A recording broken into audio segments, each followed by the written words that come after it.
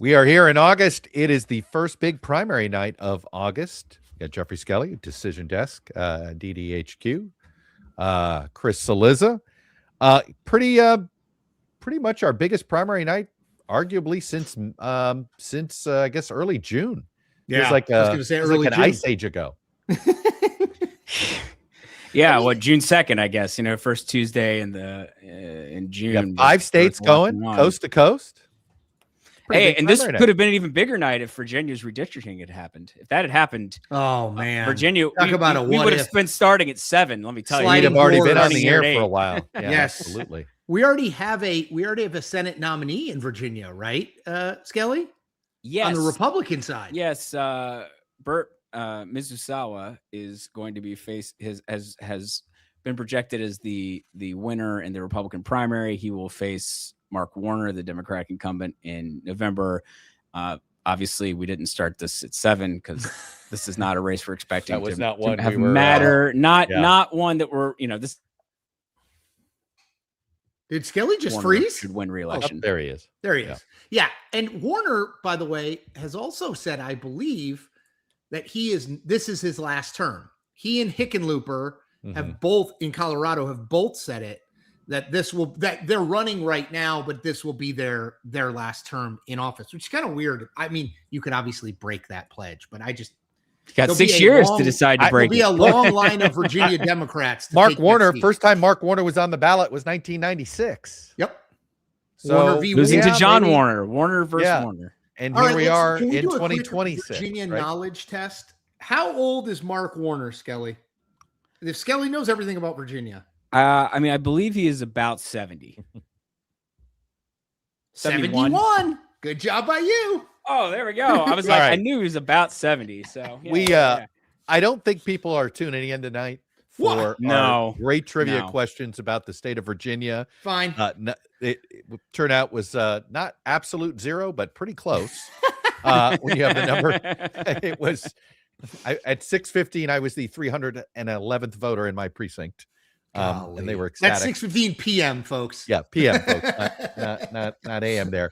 But obviously, look, to me, there's sort of we've got 2 pretty good appetizer courses. I think we got Kansas primaries and Missouri primaries, but the main dish is the state of Michigan, which obviously a huge night in the battle for call it what you want, battle for the soul of the Democratic Party, Chris Cillizza. But it feels like this is going to be it would be a shock if this is close. No? Yeah.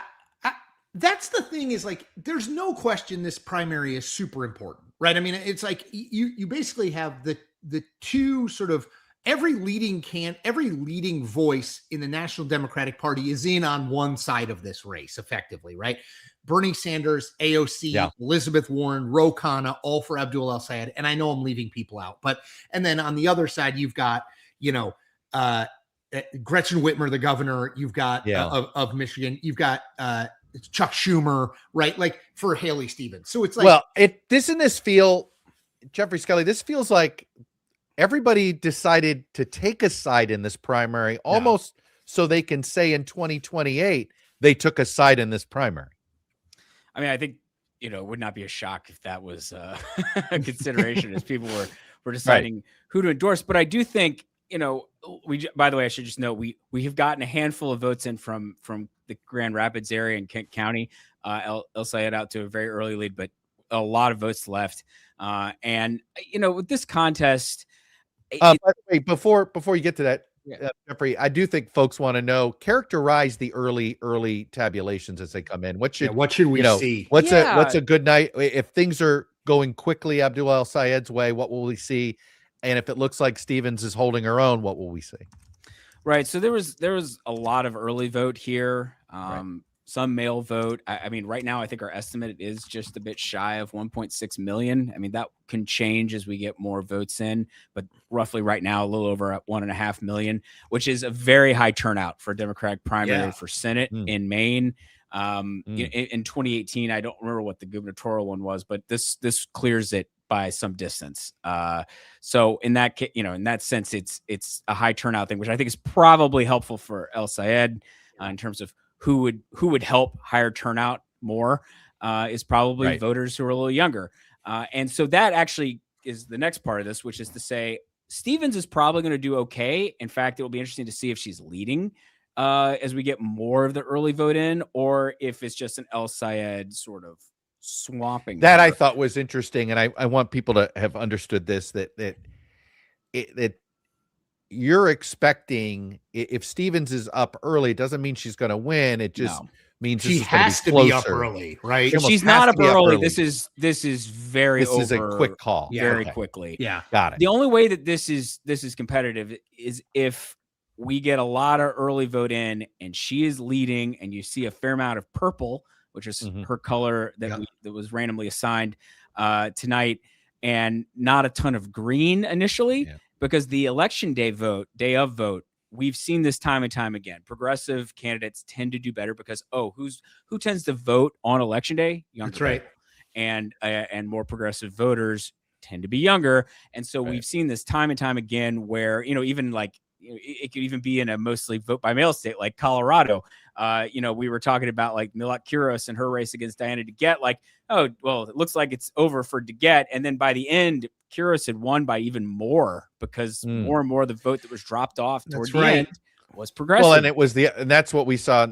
You may have brought it up, right? In Illinois when Kat Abu-Ghazaleh, she came way back. She got close because she got much closer as the vote. The vote. So we've seen this over and over again. So that's the reason why the only way that this is interesting, like truly like, maybe this is going to be closer than we think. Because you may have seen earlier, I had the polling average up. I'll bring it back up here. 53-40. Yeah. 53-40. El Sayed, in the lead here at the end. It's a pretty good lead. Probably, makes him a pretty clear favorite. I will say it's primary polling, and I don't want to say that it's an absolute lock or something. Right. But obviously, it would be a surprise if he lost at this point. But I think it's only interesting if he is not leading here in the next, first hour. I just want to note here, and Chuck, we should talk about this too, because I mean, I knew that Stevens and the APAC Super PAC had spent a ton of money on Stevens. Oh yeah, they did. But it's like $32 million, and she, and by she I mean sort of all her Super PAC world, has outspent him like 15-1. Oh, Crushing him. Thank you, Skelly. And even this is only as of July 31st, so there may have been some final spending in here that. And yet, I'd love to see a measurement. He's way ahead. But I'd love to see a measurement on social media or even YouTube. I think. Yeah, I know. Things are changing. That's why all of this money is on legacy media. Yes. And it's like if you were in other information, pipes. Yep. You saw more Abdul El Sayed content than you did her. So I've seen these. I think this is he's outrunning her on Instagram, on YouTube, on TikTok, right? Like. I think it shows you, look, and he had, and by the way, it's not like he raised nothing, right? He raised a tremendous amount of money. She's had an enormous pile of money for a non-incumbent. We've not seen a non-incumbent. We've seen some incumbent insurgent primaries where the incumbents got money like this, but this is a non-incumbent. And obviously it is, I think we got to go back 2 months when there was a serious conversation of if there is the panic, the freak out about Abdul El Sayed began arguably Memorial Day, right? Yep. Well, because it became clear he was ahead. That's right. And then the question was, well, if you're going to consolidate do you consolidate behind Stevens or McMorrow? Yep. And McMorrow's the blue line on screen for folks looking here because she dropped out. But Schumer was already in for Stevens at that point. Yeah, he was in for Stevens. He was already in for Stevens. And APAC was really in for Stevens, which is that's an important thing. She is one of the more pro-Israel members of the U.S. House of Representatives. They will have spent more money on her than they have spent on any other candidate. And this is the most expensive primary, Skelly? Yeah, they went all in early, and I don't know if they fully appreciate. they picked the wrong horse. I mean, Yes, McMorrow, I think Yeah, that's they right. did. Yeah. McMorrow it's sort of like, look, don't give you an insider, right? You better go find your acceptable outsider in that case. And Yeah, they would have so, been smarter to get behind Chris, you asked McMorrow. this question. It is basically the most expensive Democratic Senate primary. Democratic. Yeah. That's right. With about, and this was as of July 31st. This is from Ad Impact, which always has great data. So Love highly their stuff. recommend. Yeah. The Texas Senate race earlier this cycle was more expensive. But yeah, it's basically the most expensive Democratic primary for Senate we've ever seen. So and this is just, I just want to make this point. It's like now things can change, right? We don't know, but like if it's not close, I mean, it's just that's a massive. If I'm just Chuck talk about Schumer, lighting on fire, you know. if I'm Chuck Schumer, it's like, man, this doesn't make me feel good about 2028, No, right? Like, I mean, it's certainly. But look, Do you mean for Schumer himself, or for do you mean Schumer for the party? himself, Yeah, I'm talking Schumer himself. Schumer's. This is Schumer. very hard. There's no way. I don't think he's leader. I really don't. It's not a money extremely question, skeptical. right? Like if I it was do a not money think he question, becomes leader. she would win. Yeah. She would win the primary if it was money, and it's clearly not. Because you now see, I mean, I don't, what's Mary Patello going to say? What's Sherrod Brown going to say? If I know. I don't know. It's just, Skelly, can I ask a question via our amazing executive producer, John Reese? Because we're talking about Abdul El Sayed as, and we just note again, all polls don't close until 9. DDHQ hasn't called it, but everything suggests he's going to win. Maybe Look, we know easily. but let's, the latest news out of the boiler room there is the absentee vote drop in Kent County, which is Grand Rapids, suggests that Stevens is going to be in for a very bad night. So how much does that change DDHQ forecasting on Michigan? Because I feel like it's all over the map, right? It's like the Stevens people are like, it's all about electability. It's all about electability. But the polling, it's not like Stevens is up on Mike Rogers by 30 and El Sayed's down 30. It's like 2 points, 1 point. Like, is there any actual evidence beyond spin that he is a weak general election candidate right now? I don't think specifically. I actually looked at this a little bit in terms of, what do general election polls say right now? Let's see if I can successfully bring this up. Instead of, I saw this in your write-up. By the way, follow Substack, Decision Desk HQ on Substack. You would have seen this, and it's great. So on average, in the polls, general election polls taken in June and July, they work out to about the same. I think it's technically Stevens by like 4/10, and El Sayed is losing by 4/10. But, for all intents and purposes, they both are running basically in the same range. The thing is, though, like some of these polls show pretty similar, and then other ones show really drastic differences. And I would find the smaller differences to be more credible for a federal election in our environment. So super polarized. People voting for the back of the front of the jersey, not the back. Right. If let's say El Sayed proves to be 2-3 points weaker, that could be the difference. I mean, look, Michigan in recent times when Debbie Stabenow won re-election in 2018, I believe she only won by like 6.5, 7 over John James. So, not a like massive victory even in a blue wave year. Yeah. That's right. Well, it's just a very narrowly divided state. But there's another aspect to this that we can't measure yet. No, exactly. You're right. You're 100% right. And that is the amount of money that's going to go to Mike Rogers if Abdul El Sayed is the nominee, is his opponent, versus the amount of money he would not be able to raise if Stevens were his opponent. And the national Republicans would probably not be able to spend on him because they're spending it in Texas, but he's going to now be able to raise whatever he needs. They are going, well, forget that. They are going to prioritize this, right? You've got, this map is terrible. Map's getting worse for Republicans overall. There's another primary tonight in Kansas that may put another Senate race in play for Republicans, right? So the point is, by the way, Chuck, did you see the Democrat dropped out in South Dakota tonight? Yes, we got another independent. Now you have an independent. You have an independent versus a Republican in South Dakota. Now it's South Dakota and it's Kansas. We get it, but there's more races on the map. Right. The point, and these are not super expensive states. No. Brian Bangs he's been on my podcast. Me too. This is a very this is a very high-end candidate, so in a year where no political party is popular, I mean, like I said, if I were ever experimenting running as an I in a light red state or medium, I don't know what we call South Dakota. It's only Medium so red. recently dark red, right? You never know. Anyway, the point is the map in general is, so I just think that you're going to see a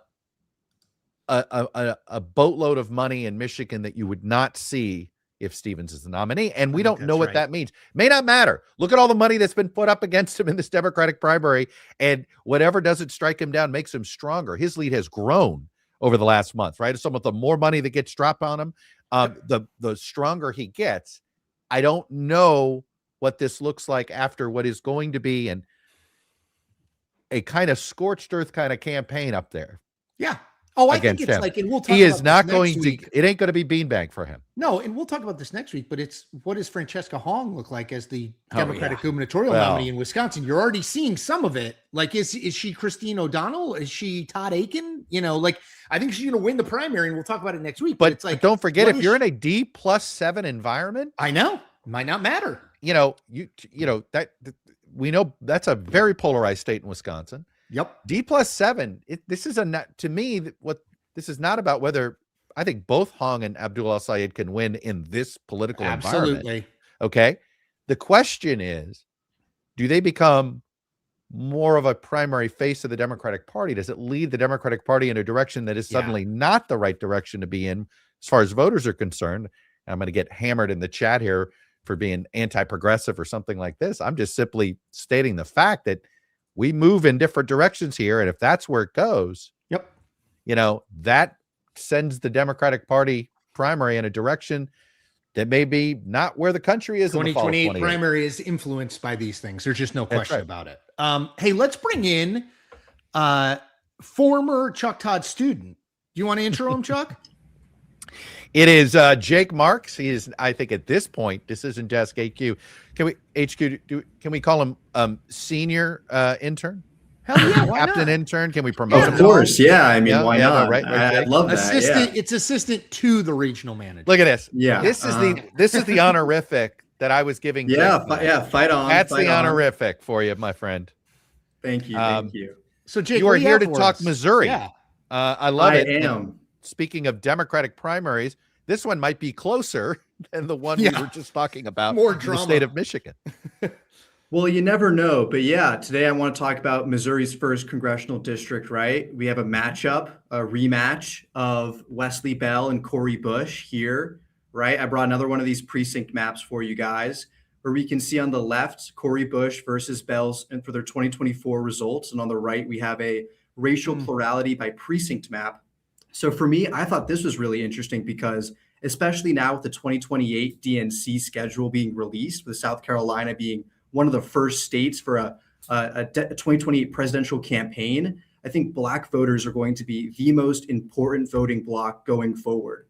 And if DSA candidates and progressive candidates broadly cannot win over Black voters, especially in Missouri-1, one of the very few majority or plurality Black districts in the country, I think that's going to pose a very, very pressing problem for AOC or Ro Khanna or whoever wants to run in the 2028 nomination. Who taught this kid? This kid knows what he's doing. Hey, Jake, can I ask a question? So the borders, we know for people who don't know, Missouri got redrawn by Republicans. They got rid of effectively got rid of Emmanuel Cleaver's sort of Kansas City area district. I see this red line that you've got on the map on the left. Yeah. Where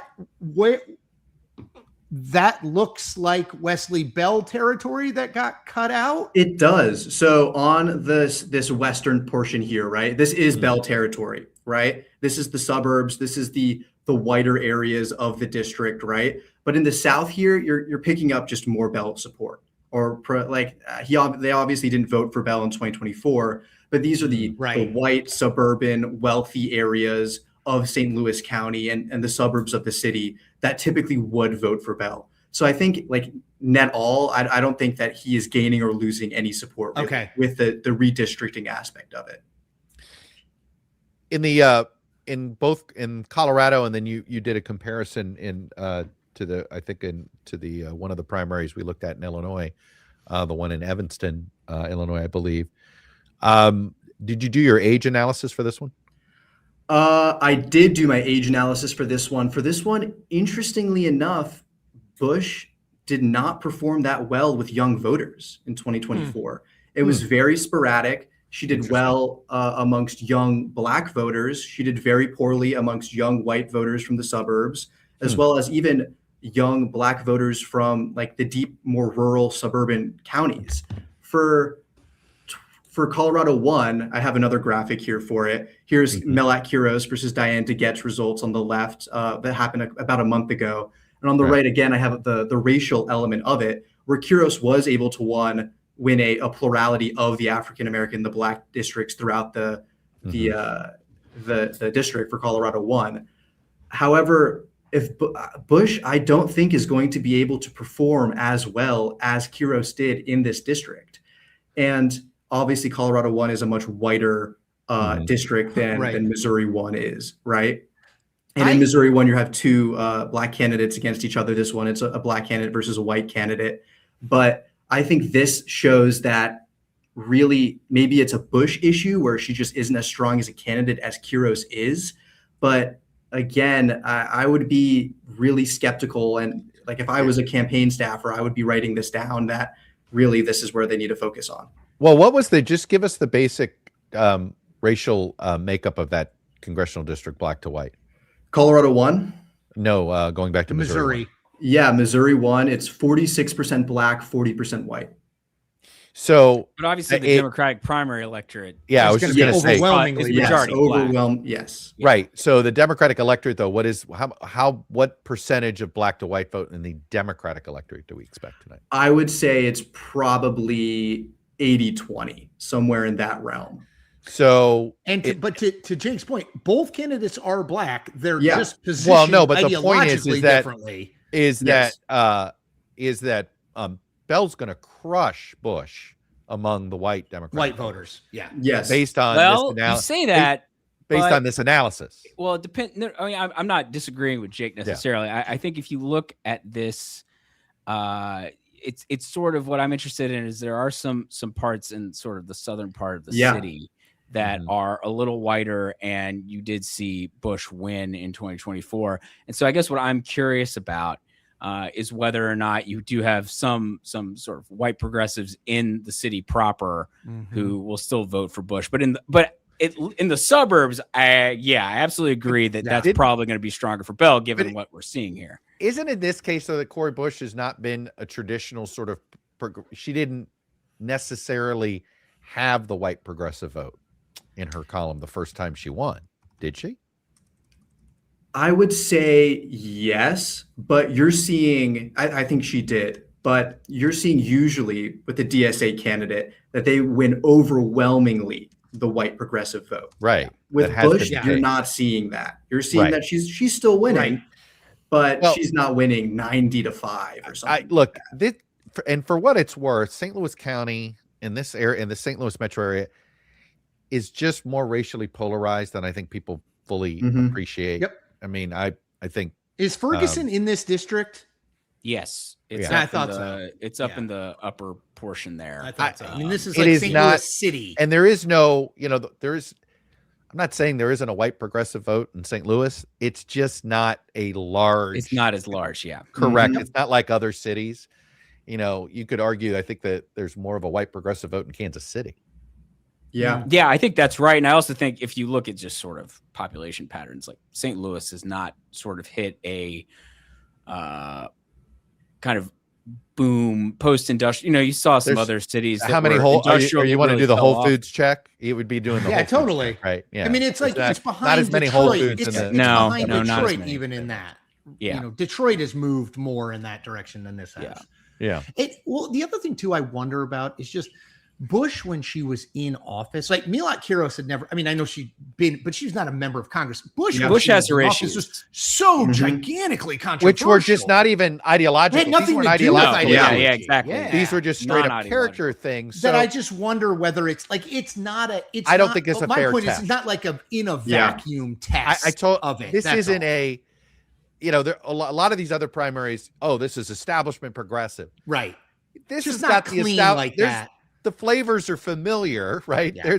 They're kind of there, but there are other factors here that go to her time in office and Yeah. how the campaign was run last time. So it's in some ways this is more personal. I mean, Right? go Yeah. look at what she said after she lost the race in 2024 to Mhm. Wesley Oh, Bell. yeah. I mean, she basically says like, "I'm coming after you, Jewish people." I mean, not in exactly those words, but like, it's if you go just type in Cori Bush concession 2024. I mean, and I will note obviously AIPAC. What is it? United Democracy Front, Skelly? Is that the United Democracy super- Project is the project? super PAC, yeah. They have It's the spent super PAC, heavily. They have spent heavily for Bell again, as they did 2 years ago. It's not as Yeah. heavily as they spent for Haley Stevens, but Bush Well, just I can brings tell- her own baggage. That's all I would say. Yeah. Look, yes. Yeah. Yeah. Sorry, no, I also was gonna- I didn't wanna always- change subjects I from was Missouri, looking so. beforehand to see like what's the success rate for House politicians, right? Who won originally, were incumbents, lost their primaries, and then tried to win a primary again. And that Okay, Jake, rarely hold has that ever thought. happened. Hold Yeah, that hold that thought. thought. We have trivia on that.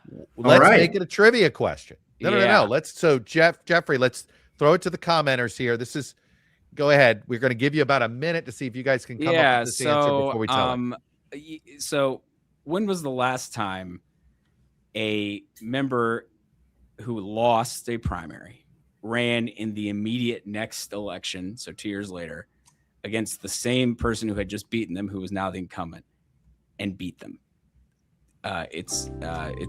So yes. You don't what have year, to say what who year, is- what yeah. year, what state. You don't need more than that. All you need, you only have to say the year and the state. You don't have to say the candidates. I mean, I'm going to be impressed if anybody gets this. Jake, did you actually find this? Because I went looking and found it, so that's why I was curious what For you were me, about.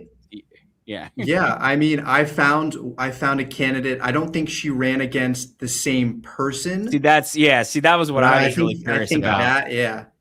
That was a little bit more in yeah. the weeds. I have guesses of never, which I do like because like, Good guess. it's never against voting never Yeah. or none of the above.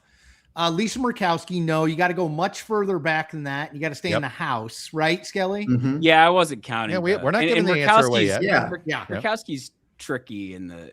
It's so complicated.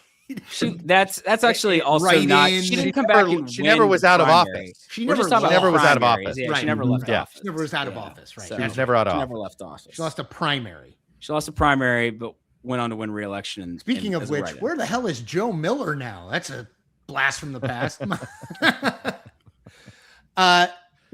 I ask Jake, what do you think? Bell? For me, my Bell answer. or Bush? Oh, I think Bell.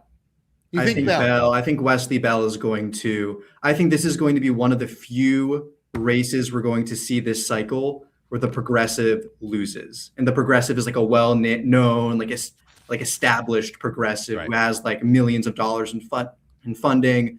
Bush is endorsed by Bernie. Like I think that this will be one of those few races. So this Bell cycle. won 51-46 in Yeah. 2024. Similar, you think? Bigger, smaller? I think it'll be smaller than that, Okay. but Yeah. I We'll still hold you think, to it. yeah. All right, Mr. Okay, Job's yeah. on the line. Let's give the answer. Yeah, so maybe I should have been clearer about it. We're just talking primaries. So Primaries. Could have there been were a some people Democratic throwing out primary Murkowski, or- throwing out some gender. I see a or Grover Republican Cleveland primary. and William. Yeah. I Not think a general they meant election. Benjamin Yeah. Harrison. No, not a general election. Though I was only interested in case where someone went on to win the general election. But I found 1950 in South Carolina, which at the time was obviously Southern Democratic, all white. We also had the whole party switch by the Dixiecrats. And in 48.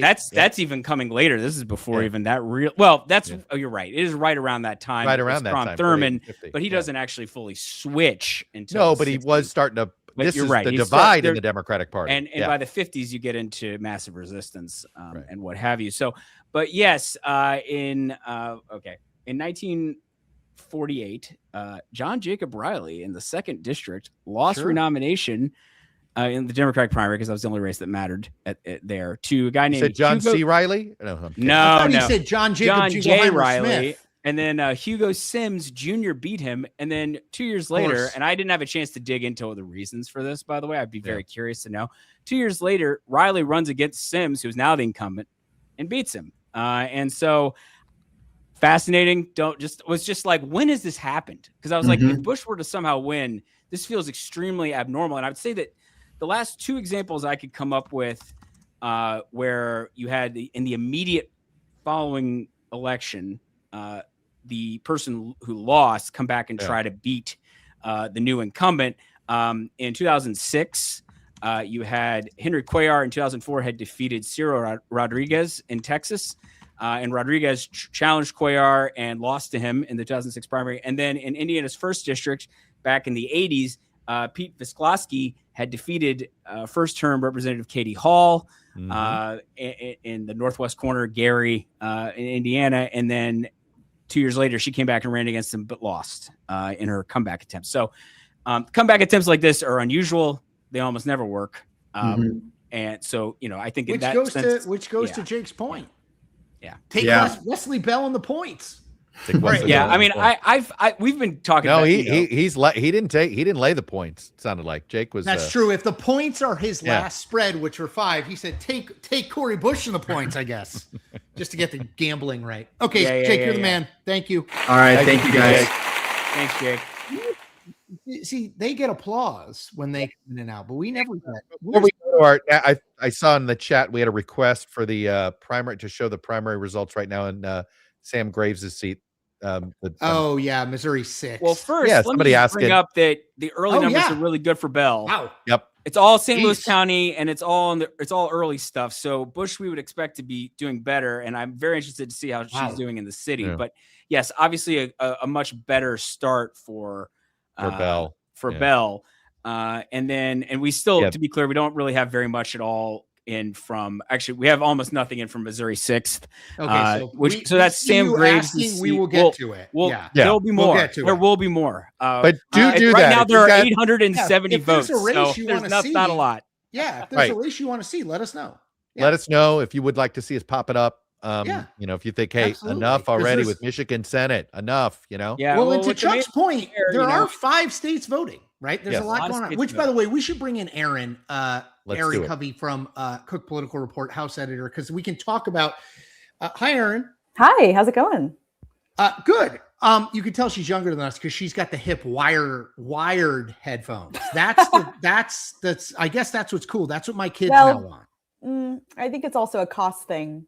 Not for my kids. I lost my AirPods and I haven't found them in months, and I just don't want to buy them again. So this is what we're using. So we're talking Michigan, but go ahead, Chuck. No. We were lamenting earlier that it, had a certain state Supreme Court ruled another way. We might have you on for an entire hour just to talk Virginia primaries tonight. Oh my goodness. Yeah. What a roller coaster. I've blocked so much of that out. I was on vacation in the middle of the Virginia situation. That's the right thing to do. That was what a great call. Very disoriented. I remember when it happened, I was like, did no one check that this was a possibility? I know. Like they all raised all this money. I know. And you had like Terry McAuliffe and Dorothy McAuliffe and you had all that business. And I know. What a journey. I say that because was there anything in Virginia that you were watching tonight? I believe the answer is no, right? No, not really. I mean, Luria won her primary by a landslide. She's running, of course, in Virginia too against Kiggins in that rematch. And then Shannon Taylor also won very easily the Democratic primary in the first district, which is held by Rob Whitman. And, is kind of a new potential swing seat that has entered the battleground. One of the few seats in the country that moved to the left. One of the few, 2024. Right. Richmond suburbs. I mean, it extends over to Henrico. That little leg right there. I've just pulled it up on screen here. You call it the Richmond suburbs. I just call it Northern Virginia South. That's right. That's her. That's her. Now, Kelly. I'm sure Richmond loves that. This is her. I mean, this right here is Taylor's home base. She's Commonwealth's attorney. That's state's attorney in most states for Henrico County, and so she's right here. And then you have this part of Chesterfield. So the Richmond area does pack a punch in this district. And, while much of the rest of it is red, you have some bluer areas, Williamsburg, parts of James City County has been shifting to the left here. That's a confusing one. James Well, City County. You should Google that one. I don't have time to explain it. But anyway, it's an interesting, it's a very interesting district. I'm from Virginia, so I'm biased as can be. Aaron, in a D+5 environment, that becomes truly a swing district, right? Very much so. Yeah, this is a Trump +5 seat. Whitman overperformed last cycle and has a history of overperforming by a decent margin. He certainly doesn't present as MAGA at all. And the polling I've seen, I think still shows him with a little bit of an edge, but this is going to be a highly competitive race. And this is going to be the strongest person he's probably had to face. Oh, for sure. By some distance, candidate-wise. Taylor, we could note that she very barely lost the 2025 AG primary to Jay Jones. Yeah. Yes, it was a very close race. AG. I know. Hey, can we just for people who are asking? I see a couple people asking in the chat. Yes, Virginia's polls have this race has been called. Virginia's polls closed. There was nothing particularly. It wasn't dramatic, but it has been called. Right. There were no contested primaries in Virginia that were worth starting at 7 p.m. for. Right. That's not to say that there weren't contests that aren't interesting in their own way. But we have to make programming decisions. Got to make some programming decisions. Yeah. We can't stay all night. Can we? Michigan closes fully at 9. Most of the states already closed. Upper Peninsula closes at 9. We've obviously, Aaron, before you came on, we were talking obviously about sort of the marquee Abdul El Sayed, Haley Stevens, but there's at least one. There's one district that we're going to be talking about in the fall, and there's one Democratic primary. Can we start in the 7th in Michigan and then maybe talk about Shree? Yeah. So the 7th district, this is mid-Michigan, right in the center of the state, includes the state capital, Lansing. It's kind of your quintessential swing seat, voted for Biden, narrowly voted for Trump in 2024. So very similar to the state as a whole politically. The Republican member there is Tom Barrett. He's a freshman. He should be one of the Democrats' top pickup opportunities in the country. This was Alyssa Slotkin's district. This was Alyssa Slotkin's district. Obviously, she ran for Senate in 2024, and subsequently Barrett flipped the seat. But he's in real trouble this cycle. However, complicating things for Democrats is this primary that we have, which is essentially a 3-way race between William Lawrence, one of the co-founders of the Sunrise Movement, who's quite progressive, Bridget Brink, former ambassador to Ukraine, and then Matt Mosdem, a retired Navy SEAL. And Mosdem and Brink are both pretty moderate, and they have been hammering each other for months. They have the most money. I think Democrats went into this race thinking that, discounting the fact that Lawrence could pick up steam, and saw it initially as kind of a 2-way race between Brink and Mosdem. In the meantime, though, Lawrence was gaining momentum, picking up endorsements from Bernie, from the Congressional Progressive Caucus. And he is now, very clearly the favorite. I'd be surprised if he didn't win at this point. But as, any progressive activist has, he has a long history of comments that could be quite problematic for a lot of these districts' more moderate voters. And Republicans are going to use that against him. I think it's going to be a competitive race regardless. The question for me is, and I really haven't seen any general election polling, to be honest. I don't know if this means that Barrett now has a slight edge or if this is still a toss-up given the national political environment here. And can we Is this another one? Sorry, Chris. No, go. We were talking earlier that one of the things is hard to gauge in some of these, the impact of, if this person wins a primary versus that person, is there is a difference in how much money is going to come in on the Republican side based on who wins these Democratic primaries.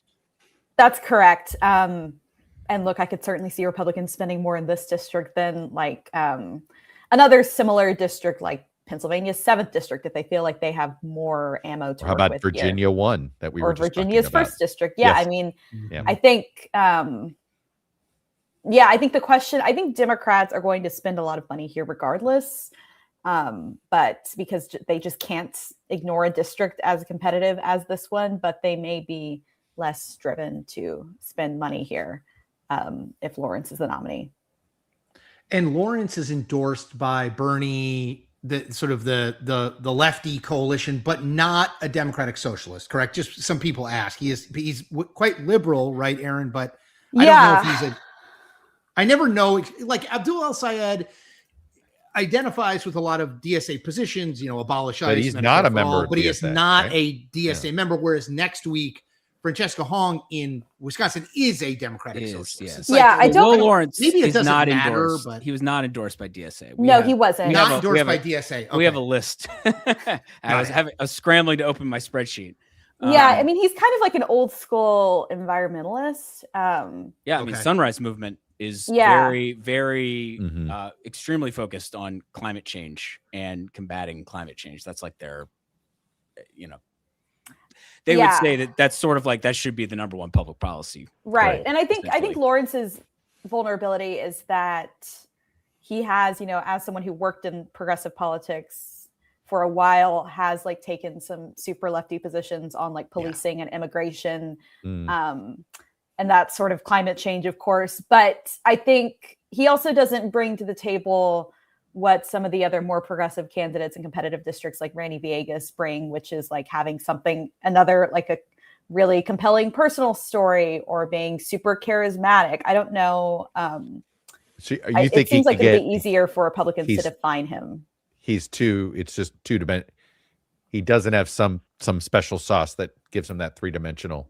Yeah, I mean, feel he's to like it. a standard progressive activist. Mhm.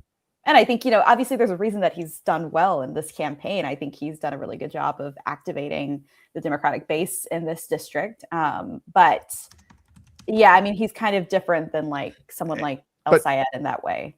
And given, I mean, and is Skelly, how much should we read into this division in this primary here? Go back and show.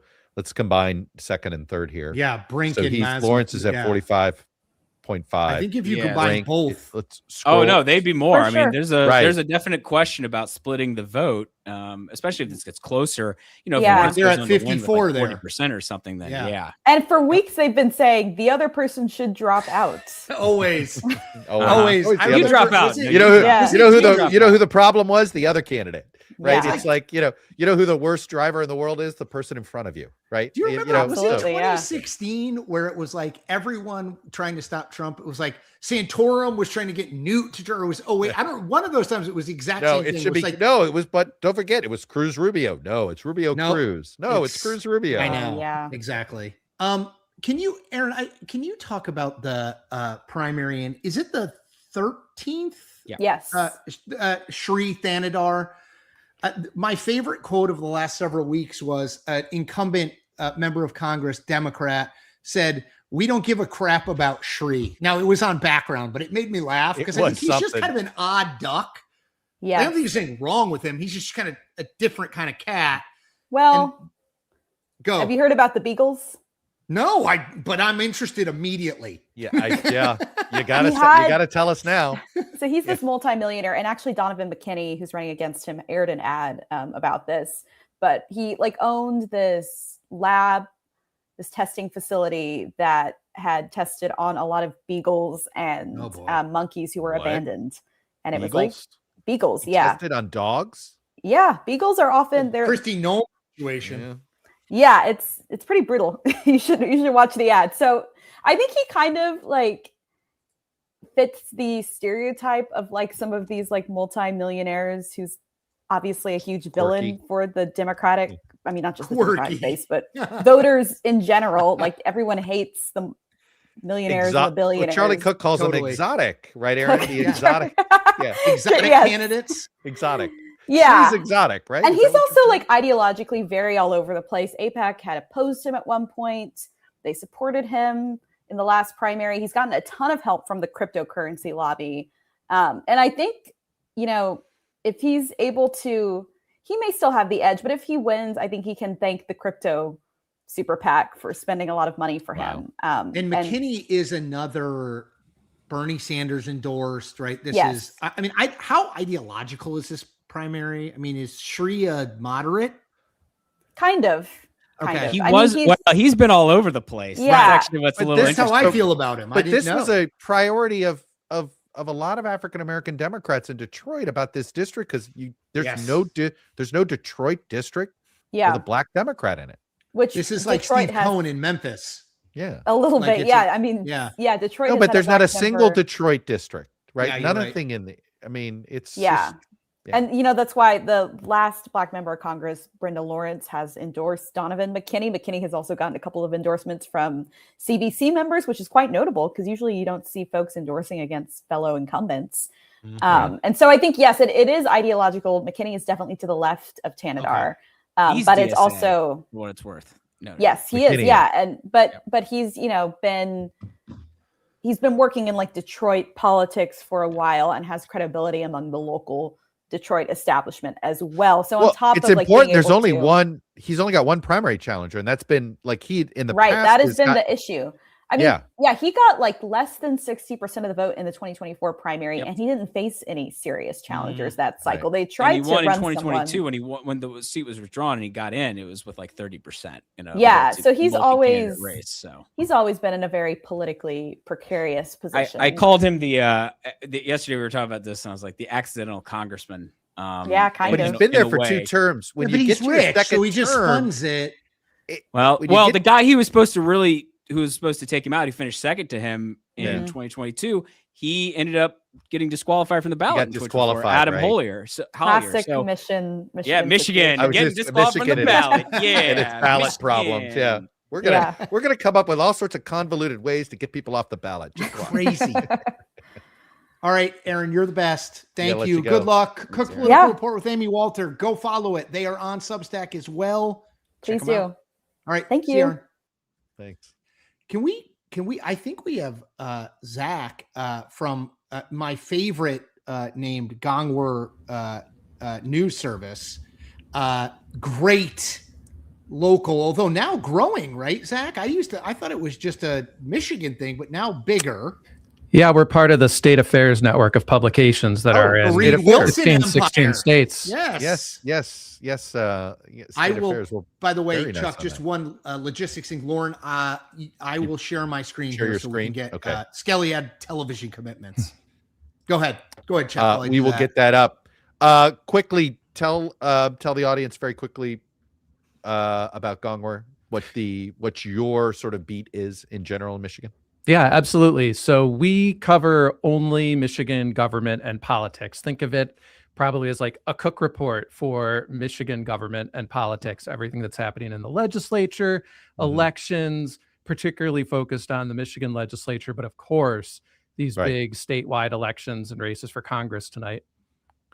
And I've got the results here, obviously 5% in, but Jeffrey was pointing out that, for Haley Stevens to have a fighting chance, the early vote had to be good for her. And currently, it does not look, you need a lot more dark purple on that than we see currently. Zach, what do you make of, Chuck and I were just talking about this, like you have a 15-1. She and her people and her spend like 60 plus million. He spends, 5 or whatever. And every establishment figure, maybe this is the answer, but Gretchen Whitmer, Chuck Schumer, they're all for her. And it looks like, if the polling is right, he's going to run away. I mean, we're 12 minutes away, I should say, from polls closing. So stay tuned. Sure. But And what do remember, you make Michigan is a 2-time zone state. That's right. People right, seem to Michigan's forget hit 2 that. times today. Now, Thanks the to UP the, up here. Thanks to the UP. That's right. What do you make of that, Zach? Is it candidate quality? Is it environment? Is it like what it explains it? I think it's all the above, but I really think Abdul El-Sayed, right person, right place, right message, right time. I mean, and he's so compelling. This is a guy with a significant charisma advantage over Haley Stevens. No one's going to say that Haley Stevens is a better orator than Abdul El-Sayed, even Haley Stevens supporters. And in today's day and age, people, I think we've heard this around the country. People want somebody who really speaks to the anger they're feeling, the willingness to flip a table and going to Washington. And with Haley Stevens, her message was great in 2018 when she first ran for Congress. And she's running it back. She's, running it back on the auto rescue for the Obama administration. I've got receipts on how to get things done. I've got receipts on how to win these tough elections. And it just seems like Democrats have tuned that out and said, I want the disruptor. Boy, I really like what Abdul has to say. And all this money it's just had no effect. And I don't want It's to amazing. it is. I don't want to pre-mortem this because we're waiting on some other results. But just imagine. But hang on a minute. Abdul Yeah, Al go Sayed ahead. is carrying Kent County. Okay. And that is like Let So- me zoom in. Go This ahead, is Chuck. kind Keep of going. wild, but I would say that's not surprising. Kent County has shifted hard left. Now, I know for all of us, we grew up with this was a Gerald Ford's Republican home, right? bulwark. Totally. I mean, Joe Ford. Yeah. even in 2014, Rick Snyder, the Republican governor, won Kent County by over 20 points. But I would say starting with the Trump and then Whitmer era, Yeah. it has flipped on its head. And I want to say Grand Rapids proper is a very liberal, progressive city. It is just a total night and day difference from 20 Interesting. years ago. These are some of the most left-wing voters in the state are in the city of Grand Rapids proper. So we only expect she should win. You think she wins Oakland or not? I mean, boy, right. She should. Goodness, Right. she represents half the county in Congress. And I think she'll do very well in parts of Oakland County. But, there are parts of Oakland County, in that southeast corner, you talk about like Ferndale, Berkeley, Huntington Woods. These are very liberal, progressive communities, maybe less so Huntington Woods, but certainly Ferndale, Hazel Park, that are going to be maybe tough for her, where Abdul is going to have some resonance there. The question I have is just how many purple counties even show up on this map. I think she'll hold Wayne. I don't know that she's going to get much of a margin out of there. But after that, boy, Abdul just, he's been all around the state. And we were talking about the candidate to candidate. I think Haley ran a pretty solid campaign after Mallory McMorrow dropped out on July 5th. Was But that the in right candidate to get? That's what we were. That's the question we're debate we were wondering having. about. So Like, the is one there thing- buyer's remorse here? I just think Mallory McMorrow was just not going to succeed in this era where you have to pick a lane. And once it was known that AIPAC was going to be in this for Stevens, and it was known from the beginning because they supported her for Congress, I never saw a lane for McMorrow because there was going to be tens of millions of dollars for Stevens. And my goodness, McMorrow's from Royal Oak, Stevens is from Birmingham. They're both essentially ideologically the same. They're stylistically different, but that you could, if one of them were to throw a stone from the other's house, they could probably hit it. So, they were always in the same path. And McMorrow just was never going to be able to compete with Stevens' resources. Now, certainly had Stevens never run and this been a McMorrow versus else, I had heard some whispers, maybe more interesting. When this first the consolidation chatter started to heat up, it felt like Memorial Day. Like to another level, a decibel level, right? It was always sort of out there, but it felt bigger. Some of the first chatter was a debate. Well, should they push Stevens out? And I even had somebody who I was trusted pretty well that said that there was going to be a heart to heart with her. And then all of a sudden a poll came out showing McMorrow collapsing.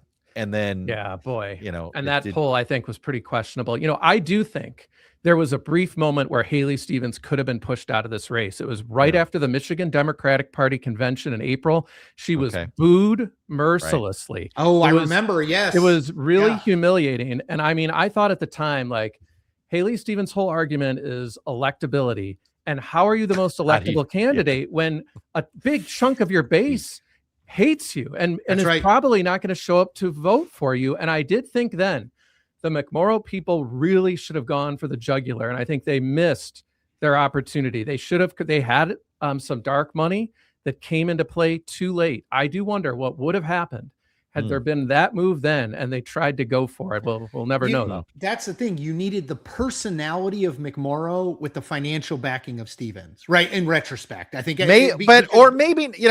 or not. I mean, my old friend Ron Fournier has been telling me about Abdul Al Sayed. He's really a talented for guy. 2 years. He was like, when he was polling at a 12%, and he was saying, Ron wrote a great piece on Substack about this. Ron is a very Michigan recently, guy. but he has been touting.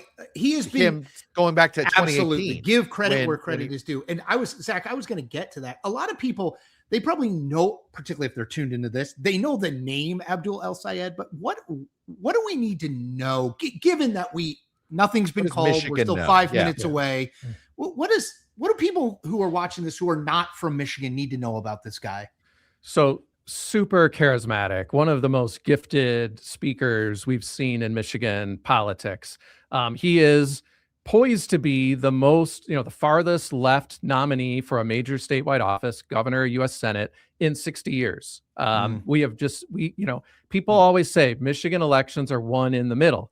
And so traditionally, the political parties put forward candidates that are in the middle. Abdul El-Sayed is not in the middle, but he's going to make this gamble that this is what people want right now, that they don't want somebody who's going to try to triangulate, who's going to be able to say Medicare for all. That's his big theme. He's not apologizing for it.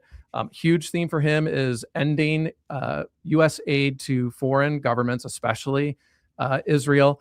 And, he is somebody who has connections around the country. Even when he ran for governor 8 years ago and lost that primary to Gretchen Whitmer, he was able to raise money from around the country, from both the Arab American community, the physician community, and that was impressive then. And he's only added to that dynamic now.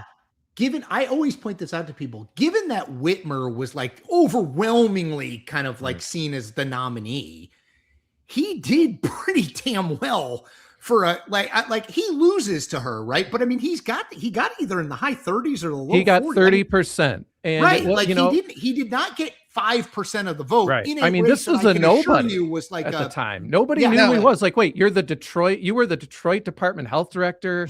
He was maybe in his early 30s. Nobody had ever heard of him. Who are you? Why are you running for governor? And he acquitted himself pretty well. The other thing I would say in terms of what people need to know, boy, this guy can throw a punch. He's definitely a bro. I mean, this is somebody who likes to post workout videos.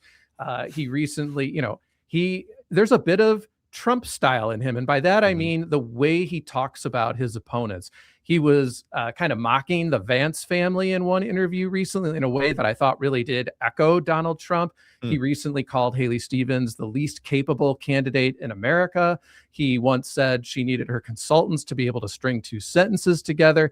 I mean, this is what I'm talking about. Like there's a harsh edge. His team has really tried to soften that with some of the, there's these videos of him like dancing to Taylor Swift, doing stuff to Bluey, because he's a normal person. Right. Yes. I know, like, with one of the things people talked about, and I don't pretend to be an expert on New York City politics, but that now Mayor Mamdani was a very warm, uplifting campaign. Abdul El-Sayed has that warm, uplifting side, but he also has a much darker, harder edge to him that Mamdani, to my knowledge, is not a feature of his politics. Zach, I get the impression he's not running to be a senator that acquires seniority. No. And he himself, I think I don't think he's been shy about it. A senator, Abdul El-Sayed, is he there to worry about how many federal dollars come back to Michigan, or is he trying to build a larger national movement? And is he likely, are we going to see him in South Carolina in 2028? Well, I certainly wouldn't rule anything out. Like I said, this is somebody who ran for governor as a total unknown. Yep. Certainly wasn't a surprise that he jumped into the U.S. Senate race. But again, this isn't somebody who followed the usual path. I mean, think of Debbie Stabenow, county commissioner, state representative. I was thinking of senator, U.S. House and U.S. establishment. Senate. Yes. Right. Or and even now here we have Abdul. Right. Even Alyssa Slotkin. Same kind of thing. Right. There's no progression. It's shooting straight for the moon. Sure. So I wouldn't rule anything out with him, but I do think he is going, I think a big part of the reason why he is likely to win is Haley's argument that, like, I know how to work the system doesn't resonate. People think Congress doesn't work. Why would I send somebody like that there? Boy, Abdul is going to go over there and break some eggs. And I think that's the idea, is get somebody in there who is going to speak truth to power. And I would also say, there seems to be, I think, one potential outcome of a lot of elections in Michigan tonight could be people are sick of the money.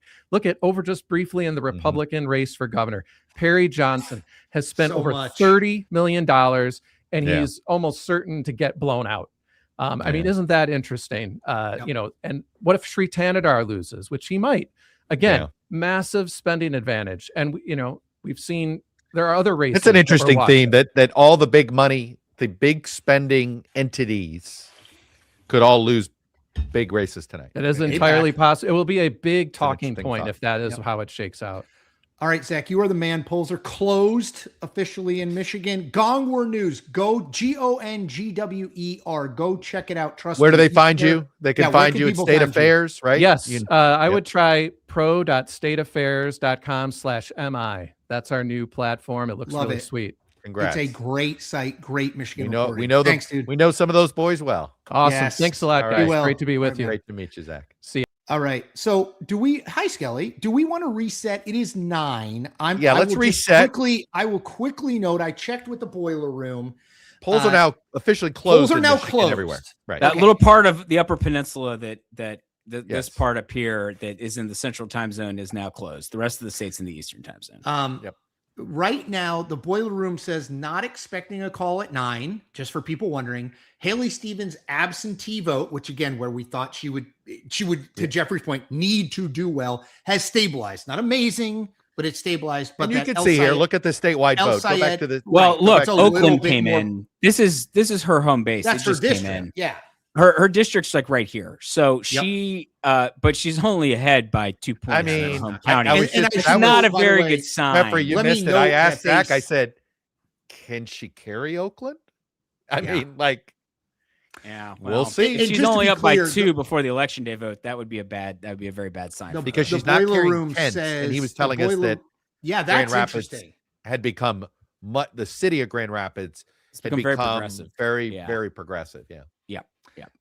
Abdul Sayed still favored here, though. I mean, you'd rather be him than her. Oh, 100%. And again, to Jeffrey's point, she needs to be doing very well in the absentee, and she's doing okay. Is that a fair assessment, Skelly? Oh, I think that's absolutely fair. And Okay. I think the fact that she's up. I mean, look, we actually have a lot of vote in from Oakland, which is very significant in terms of, We'll make a it easier major to make population place. decisions tonight, correct? Yes, Yeah. but if she's only up by 2 there, She needs to be up way more there. she right? needs to be Yeah. up by more than that. Yeah. Yeah. Hey, let's bring in our friend Logan Dobson from Targeted Victory, Republican consultant. Because hi Logan. Hey, friends. Hey, Logan. Chuck and I were talking about this, but just the Haley Stevens argument of we're going to lose this seat. Democrats are going to lose the seat if they nominate Abdul El Sayed does not appear likely to have carried the day. But Logan, what do you make of this? Because the polling is a little bit, Jeffrey showed this earlier, it's a little bit all over the place. It's like maybe you could, if you squint, Stevens looks like a little bit stronger nominee, but Chuck makes the point that the defining of Abdul El Sayed to the general electorate has not yet begun, and there's going to be a bunch of money. As a Republican, you look at the state, you don't have a lot of pickups on the map overall nationally.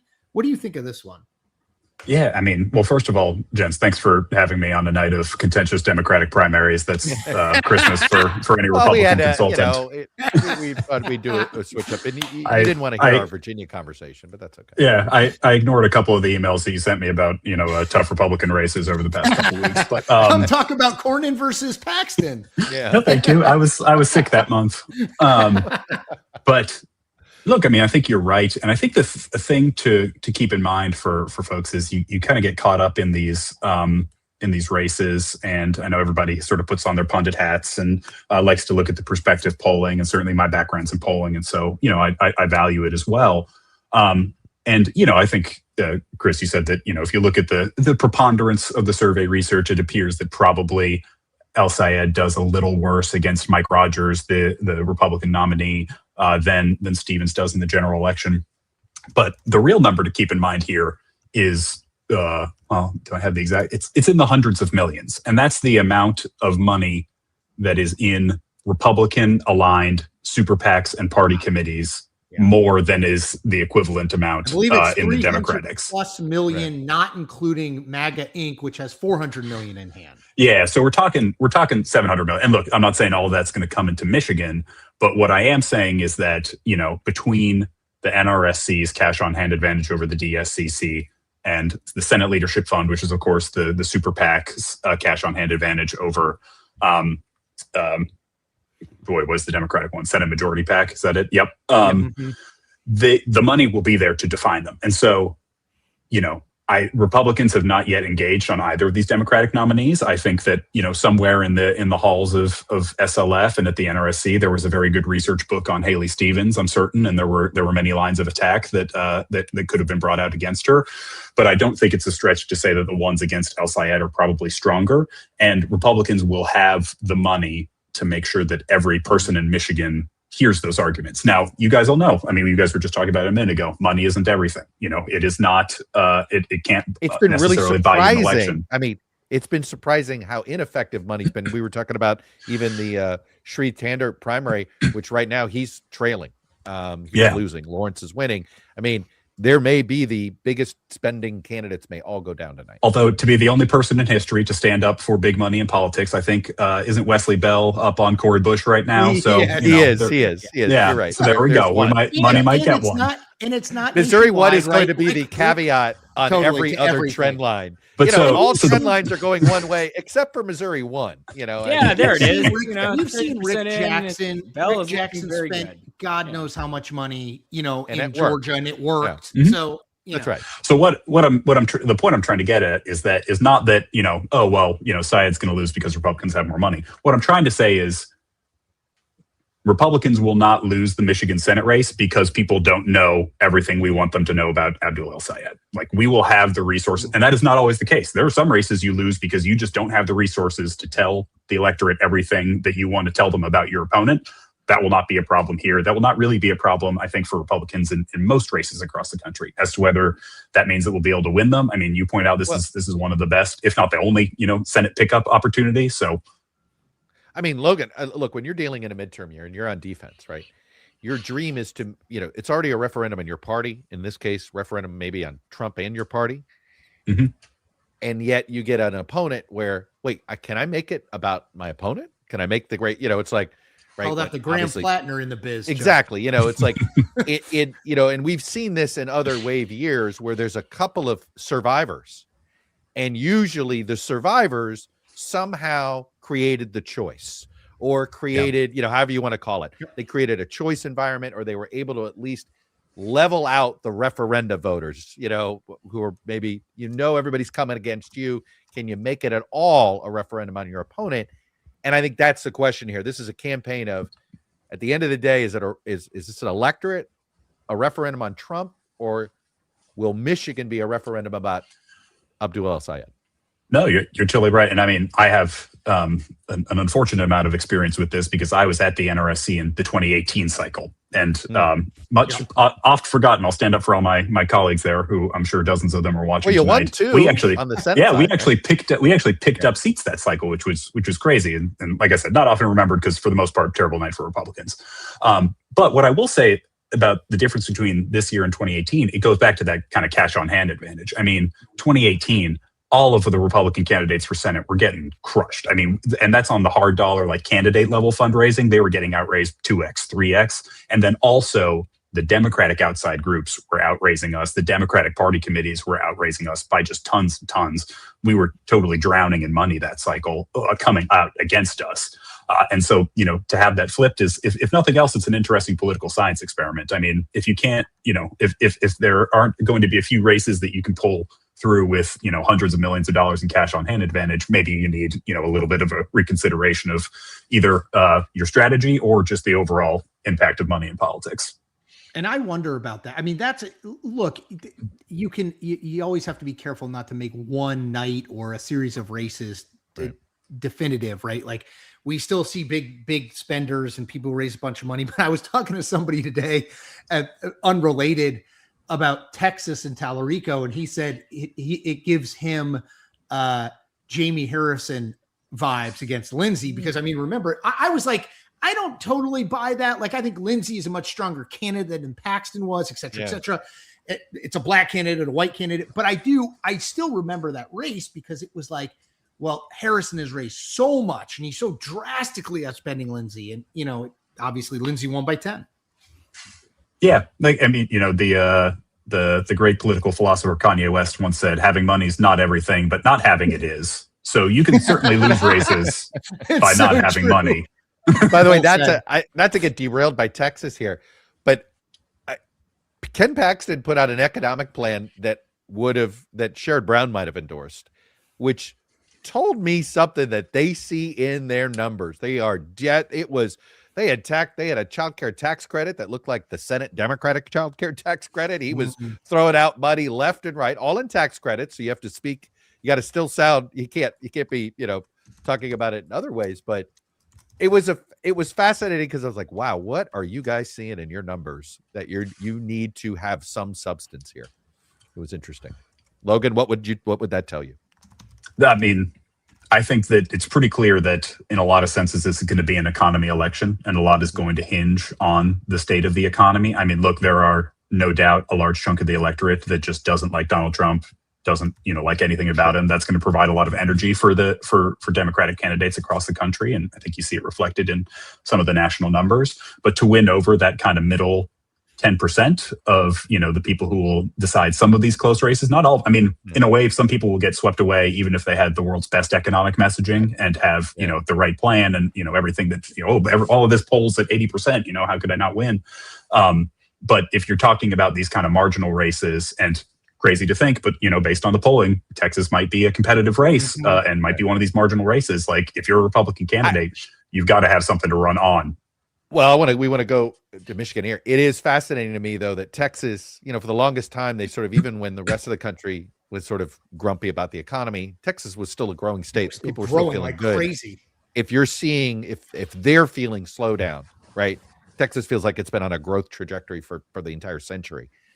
That's you could see that stopping some Republicans. Oh, Skelly has news in Michigan. Yeah, we have a projection. There's nothing surprising here, but in the Democratic governor's race, I'm not even sure we had this one prepped, Lauren. I don't know if there's a graphic for this one or not, because there wasn't really much doubt. Jocelyn Benson, the Secretary of State in Michigan, crushing Genesee County Sheriff Chris Swanson. That's 85-15. So we've projected that one.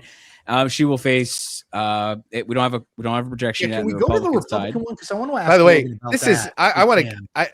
Jocelyn Benson deserves double shout out, because I would argue this is her second primary win of this campaign cycle. Her first win was driving Mike Duggan out of the race in the three-way race, and essentially making former it Detroit impossible, mayor, proving to him that he can't win, that he was only going to be a spoiler. That was victory number one for her, because look, she just outworked him. She outraised him, that you got to give her credit. And then she cleared this primary. I mean, I really think, Gretchen Weber, I think Jocelyn Benson's a very underrated politician. And let's talk about the Republican side, Logan, because look, Michigan is a state that has, we've had Republican governors. We had a Rick Snyder mention earlier in the stream, which I was not expecting. Yeah, not many Michigan Republicans say the word Rick Snyder these days. One tough nerd. One tough nerd. Yes. Yes. That was a great bit. It was a great bit until the Flint water crisis. So yes. Then it's kind of, then less good bit. Less good. John James is ahead. Race has not been called. My favorite thing about John James is how he basically said Trump endorsed him because Trump kind of did, but then Trump said, well, we may need him because his House district might be competitive. So I don't know if he should run, but John James kind of ran with that anyway. We mentioned Perry Johnson. He spent like $30 million. James is your stronger option here, right, Logan? Oh, yeah, absolutely. I mean, look, he's run statewide before, obviously hasn't won, or he would currently be in that office, but, won a decently tough House election a couple times. He'll have the resources. He's got, the backing of a lot of the. Michigan is an interesting state. I don't purport to be like the most, specifically Michigan expert, but there are, a lot of sort of powerful families of Michigan that have a lot of influence. Your DeVosses, your Myers, your, folks like that. Yeah. And I think a lot of them are generally speaking, John James fans. And so, he has that sort of support of the Michigan State Party. And I think, he'll put up, he'll give us our sort of best chance of winning there, and may benefit. There's always this question of like who's riding whose coattails. I think that it's probably perceived nationally that Mike Rogers has a little bit of a better chance of winning the Senate race than Republicans have of winning the governor's race. But I mean, we all know 90 to 95% of voters vote for the same party for those offices, and so the strength of one of those candidates can certainly help the other. And I think you saw that you could see something like and this is very different states but not a terribly different political environment. Something like 2018 in the state of Florida, where Rick Scott wins an extremely contentious Senate race, and Ron DeSantis at the same time wins an extremely contentious governor's race. Both of them help by the very other small margins. Yeah, Totally. And hey, we have a projection. Very timely. Talking about Michigan Republicans, we have a projection that John James will indeed be the Republican nominee for governor in Michigan. Currently, he's up about 51-35, but the election day vote that we were starting to see come in some places was looking better for him, or looking good enough to be in a position where we could project it, even though we only have 13% of the estimated vote in. So yes, Jocelyn Benson versus John James, which was the expected matchup, but there were some twists and turns along the way. Yes, there were. I think Perry Johnson's entry was one of the more strange. Well, hey, if you've got $30 million, call me. you can I will just do figure it. out better ways for you to spend it. Hey, I than joke running that he canceled quixotic campaign for governor. Is he the Republican Party's Jeffrey Feiger here? Is that Jeffrey what we're gonna... Feiger? Yeah. Yes. So he canceled some ad buys right at the end. And I joked he's just saving them for 2028 because people may not remember, but he did very briefly ran for president in 2024. Yes, Yes, he did. Yes. I believe he got 1%. And he may have actually He may have gotten a delegate in Iowa. I'd like to see somebody write a book. I'm curious about the maybe it wouldn't be a book, just an article about the debate qualification for the first debate, because he thought he made it. And he may have had That's right. That's right. I do remember that. And he was real mad when he didn't get included, and it was entertaining. Is he the Michigan Jim Oberweis, the Illinois guy who ran 6,000 times? I'm gonna go older than all of you guys. Logan, I'll give you one. You'll remember. You might remember this. I'm aging you. It's not fair. Maury Taylor. You guys remember him? Maury Taylor? I know who that from is, Miami. He was he ran for president, and he was sort of a 96. He owned a tire company, and he sent 96, every newsroom in Washington a tire and said Maury Taylor for president. Of course, we had it in the hotline newsroom. Like an actual full-size tire? An actual tire. It was a tire. So For somebody in the the chat, Maury Taylor. Maury Taylor, not Maury, M-A-U. Maury, O-M-O-O-R-E. M-O-R-R. Maury. Well, anyway, I do just have to jump in. Wait, give me one. I was just going to say, there was a Jim Oberweis mention, the perennial Illinois candidate, and don't look now, he is running for Congress in Florida. And the double fun fact is that he is not even the only carpetbagger in the race. He's running against Chris Collins, former New York Congressman. And Madison the New York guy. And Madison Cawthorn. And Madison Cawthorn. There's two ex-rep. Madison Cawthorn is also in that race? Yes, there's a pardon. And Catalina Lauf, who ran in Illinois. There's an ethics violation. Just for the record, this is Florida's armpit of America, Chuck. Not in that district. That's one of the rich districts. It's super rich. Southwest Florida. Byron Donalds district. It's the old it's Byron Donalds district. Anyway. That is, so you have two former I don't get in the way of this. Skelly? Keep them coming. Oh, we are projecting that Wesley Bell has won in the 1st Congressional District over Cori Bush. So the Cori Bush comeback did not come to pass. Holy Still moly. 1950. We still got no. I mean, look, I do clubbed. now. To be clear, She's I do getting think killed. it will narrow as we get more election day vote, because we've seen this time and time again. But obviously, Bell is up by so much that it does not matter one iota to the outcome. So. Yeah, this is, if it's like 60-38 in the end or something, because there are. And again, he only won by 5 last time. Now he had she was the incumbent, but he only won by 5. Right. Logan, we got to get Kirk Bader. Logan, we got to let you go. Follow Logan on Twitter. Logan, thank you so much. He's an amazing follow. Logan Dobson, Targeted Victory. Good to see you, Logan. Hey, Logan. Thank you. Is Kirkpatrick Beto on the line? Yes. There he is. Oh, hey, everybody. Hey, he was screaming in the chat. Jim is running in Florida. I mean, that race. Should we do like a full blow it out on Florida on August 18th for that primary? Just for that one. None of the other important things. That's only what the stream is. Yeah, it's a good one. That's all the whole stream.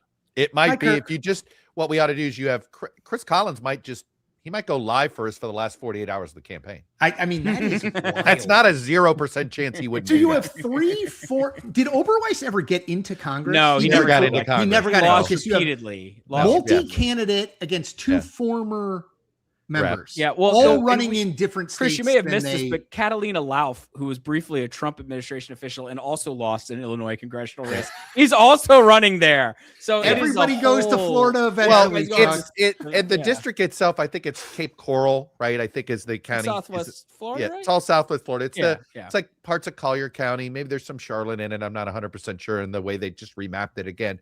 But this is where the richest retirees go. They all go. You pile into Southwest Florida. So in some ways, they are representing their peers, right? It's a bunch of it's wealthier New Yorkers and wealthier Midwesterners. It's both of them show up down there. Hey, Kirk, I don't want to delay talking to you about this, about all the things happening, but we've got a lot of questions about constitutional amendments. And I just wanted to run over a couple of them real quick. Good. Yeah, I saw that. I answered a few in chat. Yeah. But I felt like just there like were questions. just like my mother always wanted to be. I'm a constitutional lawyer, so I'm definitely. Yeah, there you go. Perfect. Yeah, there you go. Yeah. Well, we've gotten a lot of questions about the Missouri constitutional amendments, and the one that has clearly failed is the one that basically was going to require a majority support for any constitutional amendment to pass. You had to have a majority in every congressional district, which of course is very unlikely. Is actually, well, it could happen on occasion, but most you of have the to time, put up a SOD numbers there to make that. Yeah, pass. exactly. That would be To achieve that, SOD numbers. Yeah, because you'd have to carry both St. Louis County, Jackson. I mean, it's never going to happen. Not happening. Yeah. So anyway, this is failing overwhelmingly. Voters not really cool with the idea of it being harder for them to amend the Constitution. Yeah, you know what voters hate? When they lose power. Yeah, right. Not and you know what they won't do? Give up power. But interestingly, in Kansas, they decided they didn't want that power because they it came to electing Supreme Court justice. Oh, thank goodness. I'm sorry. I don't like would have to been come out. terrible. But electing judges anywhere in this country is turned into a nightmare. It's a partisan nightmare. Nobody trusts the rule. The fact that every Supreme Court case in Wisconsin people know in advance is ridiculous to me because of all the red blueness that's happened there.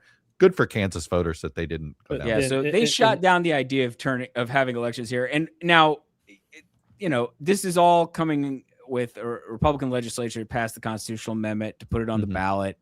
A lot of that has been about abortion because obviously there was a ballot measure that failed a few years ago, and isn't a majority of this current Kansas Supreme Court they voted they ruled Democratic in 2019 that the state constitution protected abortion rights, and so all this is coming back to this. So in a way, really, you're saying a Supreme Court justice race somewhere in America is about abortion? I know, shocked, right? Yeah. First, I'm hearing these about are sort of the two big ones. I think. Yeah, but the fact is, this is a blowout. I mean, it's fascinating. Yeah. It's, I mean, I really didn't think, Kansas vote, if the legislature's for something, a majority of Kansas voters usually aren't, right? Like I don't think the legislature is in tune with sort of the majority of the state. No, when you agree with that, really? No, I would agree with that. I born and raised in Pittsburgh, but I went to high school in Kansas in Johnson County in the old Kevin Yoder district, currently the Sharice Davids district. It's been fascinating to watch Kansas's evolution here. And, this kind of blowback to what was going on with the Republican supermajority really started in the Brownback administration, and it's not, and it's continued now. Laura Kelly has been a 2-term Democratic governor there. She won primarily on running on voter anger at Sam Brownback and the failed Brownback tax plan. But the Republicans still dominate the legislature there, and they are really at odds with the folks in Kansas. And, to Jeffrey's point, these 2 ballot amendments that we saw that are going to go down today are both linked to Republican efforts to roll back abortion access in both those states. And I'll be really interested when the dust finally settles in Kansas, if it is the same 18-point margin from that 2022 abortion ballot referendum that protected. You think this might almost be an identical margin I'm going to be year. curious when the Yeah. dust finally settles here if it's That's close to that interesting. 18-point margin. Yeah. Well, hey, And this is Yeah, let's I run was through gonna say, We Kansas should talk Gov. about this. And let's run through Kansas Senate Democrats In fact, because we can talk about Kansas a little bit yeah, here. let's stick it. In the governor's race on the Republican side, we have a projection. I'm sorry, Lauren, I didn't give him a lot of heads up on this, but on the Republican side, we do have a projection for Ty Masterson, Yes. Who was the is- Trump endorsed candidate, yes, right? who State Yes. Senate president, correct? Yes. And Yeah. so he has got the Republican nomination wrapped up here. There were a number of other, Vicky Schmidt and Scott Schwab are both statewide electeds, Secretary of State A little more, Schwab. little more in the moderate. Schmidt lane. was Yeah. viewed as a bit more moderate, Yeah. but she's in third. Sarnecki is a Wealthy business guy. He's like he's a businessman, finance guy, who he and Masterson had some choice words for each other. Kirk, I don't know if you saw that, but It was pretty bitter. Like this was not the same level of spending as what we saw up in Michigan, where Perry Johnson's putting $30 million in. Yeah. But Sarnecki did put a lot of money in, but he also they were going at each other pretty brutally here. And I think the key for Democrats as they look toward November here, it's going to be a really tough call to keep the governor's mansion in their hands. Kansas is a little more windshield wiper 8-8-8, right? They've done this a couple times now. Yeah. Yeah. And Yeah, do we I have think the Democratic side yet, Skelly? Because I know it's Yes. two. We don't have a call it's yet, I It's don't think, two right? state senators, right? yes. Have you guys talked about the dynamics of this race yet? Because We it's have not on the yet. Democratic side, No. Go Yes. ahead. It's stadium politics. It is the politics. This is of over moving the Chiefs. luring Over the the Chiefs, Chiefs? to Kansas. Yeah. Yeah. Yes, Laura Putting the Kelly's Kansas in big, Kansas City. Yeah. yes, it's Laura Kelly's big legacy project was moving the Kansas City Chiefs from their home stadium on the Missouri side over to the Kansas side, over to where Sporting KC and the racetrack are. Let's put the let's get that Dem primary up. If somebody it's right here, She right here. gave him He's this got it, he's really got it. sweetheart deal here, and she endorsed Ethan Corson, who's a Johnson County state senator. And a lot of the dividing line here has been over voter anger at this incredible sweetheart deal to give the Chiefs all these billions of dollars in tax breaks to relocate to Kansas. And voters are really, really angry about this. And voters don't in like the data whole- centers, and they don't like publicly funded That's stadiums it. either. You know, Correct. Millionaires getting publicly funded stadiums. No, voters don't like that, especially this year. Correct. And that Holscher, backlash. Holscher is where is she from in the state? Kirk, I don't put you Also on the spot. Johnson County. So they're both Okay. from Johnson County. Okay, Yes. got it. So I believe, for people who Corson's don't know, from Fairway. way in the eastern part of the state, Yeah, where it's right Skelly here. is, right there. Yeah, It's the Kansas City, Kansas City suburbs. suburbs. This of is the big Kansas. burb. And it's basically the heart of the Democratic Party now, is it not, Kirk? Would you call me, John? Absolutely, and it's one of Yeah. those places that flipped in 2018, and it was it's kind of never going back. and it was one of those real. It typified that blue wave there, where it was the suburbs, the highly educated suburbs, flipping completely to Democrats. It's the anti-Trump Republicans that are no longer Republican. Correct. Yeah, That's it's like right. Northern Virginia. I mean, they ran one for Senate, Barbara Bollier in 2020. Right. She was literally right. that. Former That That's was Republican, right, was. right? Yeah. A former Republican, Hey, right? can we Yeah, do yeah. Senate, Kansas Dem Senate? Because Yes. Adam Hamilton is interesting, and I will note. Look, the last time I believe you guys will fact check me on this, but I think it was 1932. The last time Yeah, Democrats it's won a Kansas basically the Senate FDR seat. landslide. Yeah, That's Right. the famous So stat. we understand that it's not, but there is some chatter in DC about this guy Adam Hamilton. He is the pastor of the largest church in Kansas. Mhm. There's a primary, but we know some DC types who are kind of aligned with him. Yep. Just again, it's not a first tier, it's not a second tier. Well, maybe he it's a was the third guy tier, but when he first got in, he did not declare a party, and that's he right. was starting to run as an independent. I can tell you, I know that my friends over at the Forward Party were very interested and intrigued, and it sounds like my understanding is some people. He did a tour. He said, I believe a listening tour, and he said voters told him they'd rather see him run, that he'd have a better chance at winning if he ran as a Democrat. That's the way he messaged that. I wonder if others messaged that, hey, we would love to see you run, and we have all this money here to support you. I do think this is going to be a targeted race by the fall.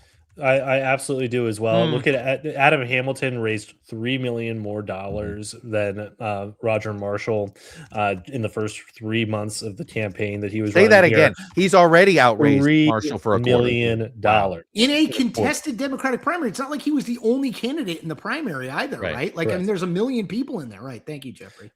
Correct. And I would put this one, if we're doing the power rankings here, this one is one that I think is going to get more online at the closer we get to November. Oh, interesting. It's very similar issue set to Iowa, which everybody's going to be watching. This is a place where the tariffs have hit really hard, where the price of diesel, price of fuel is really hitting hard, where the farming community, especially everything west of Wichita, is really suffering. And Adam Hamilton can put up resources. I have heard this kind of compared to the Deb Fisher race of Dan Osborne. Yeah, and the Dan Osborne race. By the way, we're starting to get, I love a little geographic connectivity, right? Yep. So we just had the Brian Bangs news earlier now. So now you got South Dakota, which borders Iowa, which borders Nebraska, which borders Kansas here. But in all seriousness, these are 4 states hit hard by Trump's policies, right? And it's not just on tariffs, but immigration and these deportations have really been harmful to these farm county economies in all 4 states. I mean, Kirk, in those 4, if I told you, you go into the campaign coma and you wake up and I said, hey, Democrats have picked up 5, they netted 5 Senate seats. How many of those 4 those basically that middle of the country, these plain states, Midwestern and plain states, those 4, all they're connected there vertically. How many of them do you think the non-Republicans win there? Since 2 of them I would say 2 of those 4, and I would probably go Iowa in the open race, and I would probably go Kansas behind that, just because I think Roger over Marshall's Nebraska. Interesting. Roger I Marshall think Roger is Marshall's weak. got some serious issues. Yeah, he is weak. He is not. He's not. He's not. He has Deb Fisher vibes for sure. He's just a little bit really different. paying attention. Well, I've seen him in Washington. He doesn't really. For a politician, he doesn't really schmooze. No, and Jerry Moran, I think, is the other senator from there. Is in the House. I think knows his way around a little bit more. Is more the traditional. It's sort of there like used to be this old. There was this old joke in Massachusetts that if you needed every 6 years, if you needed something, John Kerry's office was the one to call. Every 6 months, if you needed something, Ted Kennedy's office was the one to call. Right. And like Jerry Moran, you hear this again. Totally. Like you call Jerry Moran's office first. That's always what's known. All right, Kirk, I learned something tonight. I did not know you went to high school in Kansas. So there we go. Proud graduate of Shawnee Mission Northwest High School. And Chuck, I'll be looking for that tire in the hotline offices when we get back there. I'm telling you, man, we didn't let us, as you can imagine, when Mr. Bradley bought the hotline, we didn't bring the tire with us from Alexandria. That was you definitely couldn't put it like on a car or something, Chuck? Is it a usable tire? I think it was. In theory, it could have been a usable tire. Yeah. All right, Kirk, you're the man. Editor-in-chief of the hotline. Good to see you, Kirk. Hey, see you, gentlemen. All right. Before we bring Nathaniel in, I know most people are still interested in Michigan. So, Skelly, can you just bring that up? I just want to update people. Boiler room. Nice fast vote count we got going on here, Michigan. Come on, man. 20%. Come on. Yeah, I mean, this is not, guys. So Michigan, this is pretty standard for Michigan. I know you're right. They've always been a little bit on the slower side. A lot of times we don't know. I mean, if it's close on a presidential election night, we sometimes don't know the result till very true. Well, midnight, that kind of thing. Let's walk through this 20%. How much of this is today? How much of this is early? Well, most of this is early. Okay. And so that's why at the end of the day, I think the thinking for the boiler room, as you guys often call it. Oh, yeah, we like that. I like the image of them all sweating in there. My colleagues on the decision desk HQ projection team are, they're thinking it's going that El Sayed is in a position where, barring something very surprising, he will end up winning. But you might be looking at a margin in the mid-teens, low double digits. And right now, a lot of it is we don't have. Double digits. He outspent 15-1. Yeah, double digits is a real. Oh, that's the question is. Well, let's bring in Nathaniel. Bring Nathaniel. Let's bring it. Let's see what his hat Nathaniel says. Rickich here. Let's go to the hat from VoteBeat. And by the way, Chris Cillizza, Jeffrey Skelly, remind people what VoteBeat is, because I know this is a former colleague of yours. Tigers, love it. There he is. Skelly, Yeah, go he was ahead. ready. I'm ready. You're ready It'll tonight. always be 538 to me. He didn't have the snake's hat the last time. He let us down. It's got an honorable. He's got it. It's got an honorary. Look at that. It's in the back there. He traveled without the hats, which is a classic mistake. It's the fact that you care. We make it and a little the corrections. Chuck. You know, that's right. That's right. Thank you, Nathaniel. All right, Skelly, this is your 538, brother. So you want to take it? Yeah. So VoteBeat is a publication that's focused on how the mechanics of our elections actually work, and how various federal, state, local policies can play into that, the pressures and you know how all these processes actually come together for millions of people to vote in a November election, and obviously in many primary elections along the way. So Nathaniel, I guess with that, any initial thoughts here on what's going on in Michigan? Obviously, that's the big story of the night, but we can talk about other stuff too. Yeah, no. Michigan is one of the places where we at VoteBeat have a reporter. We have a reporter in 5 states, 5 key swing states. And our reporter, Haley Harding, is currently at Huntington Place in Detroit, where they are counting the votes slowly but surely. We are optimistic that they will be done, perhaps even before, while it is still August 4th, perhaps a little optimistic. But yeah.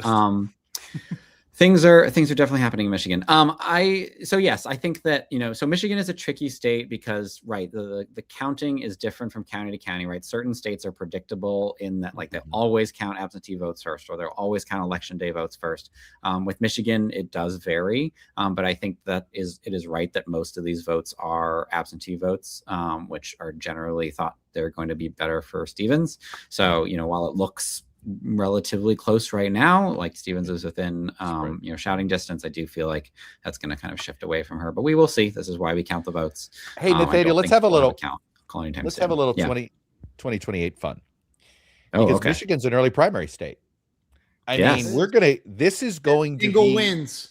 This is going to be a map and an electorate that a lot of Democratic primary campaigns are going to want to study, are going to want to get to know. Every county is going to be identified by, whether they were, single digit Abdul El Sayed counties, double digit, right? Like, I mean, tonight is, if you want to start doing your prep work for presidential primary season in 2028 and that entire campaign, I mean, we're sort of getting a real time. I guess we're going to get the table set for us to sort of how to handicap Michigan in 2028 using this map, right?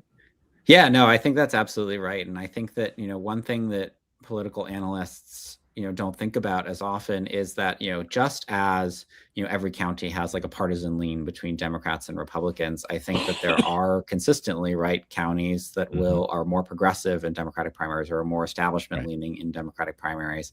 And I've actually kind of like one of my like bucket list things is that I wish that, this is something that we would have done at 538 if we were still around, but I would love for somebody to go out there and do like a, like progressive voting index, the way that Cook has its partisan voting index, right? Like you could do it the other way, right, with a MAGA voting or a conservative voting. Yes, index. exactly. That would be fascinating, especially with how much the parties have sort of changed. Well, all I know is Mr. Skelly. I'm just watching his brain work there, and Mr. Tranter, who's probably listening right now. We're just writing these things down here, Nathaniel. Please, I would love for you guys to do that. Yes, but yeah, love that so idea. like I think that a map like this is obviously like a classic setup for something like this, like it'll be it's going to be really clean, isn't it? Like this exactly, is going to be got your establishment so candidate, your progressive candidate. It's so the fact that McMorrow clean. got out of the race makes it. Yeah, makes Mallory it McMorrow just getting 3% right now, and that'll drop as we get more election days. So right.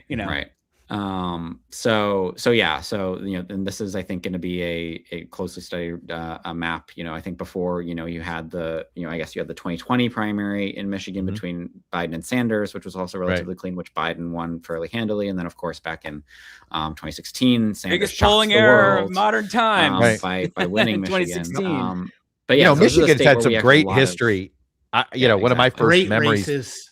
One of my first memories following presidential politics was Jesse Jackson winning the Michigan primary and totally blowing up sort of a conventional wisdom there. It was one of those just it was another polling miss at the time. Like no one saw that. It was, whoa, wait a minute, what? And then it was McCain 'cause he going had never to won Michigan a after northern South state. Carolina. He'd won southern there's- states. He had Yeah. never won a northern state, if I remember at the time. Are you, interesting. Nathaniel?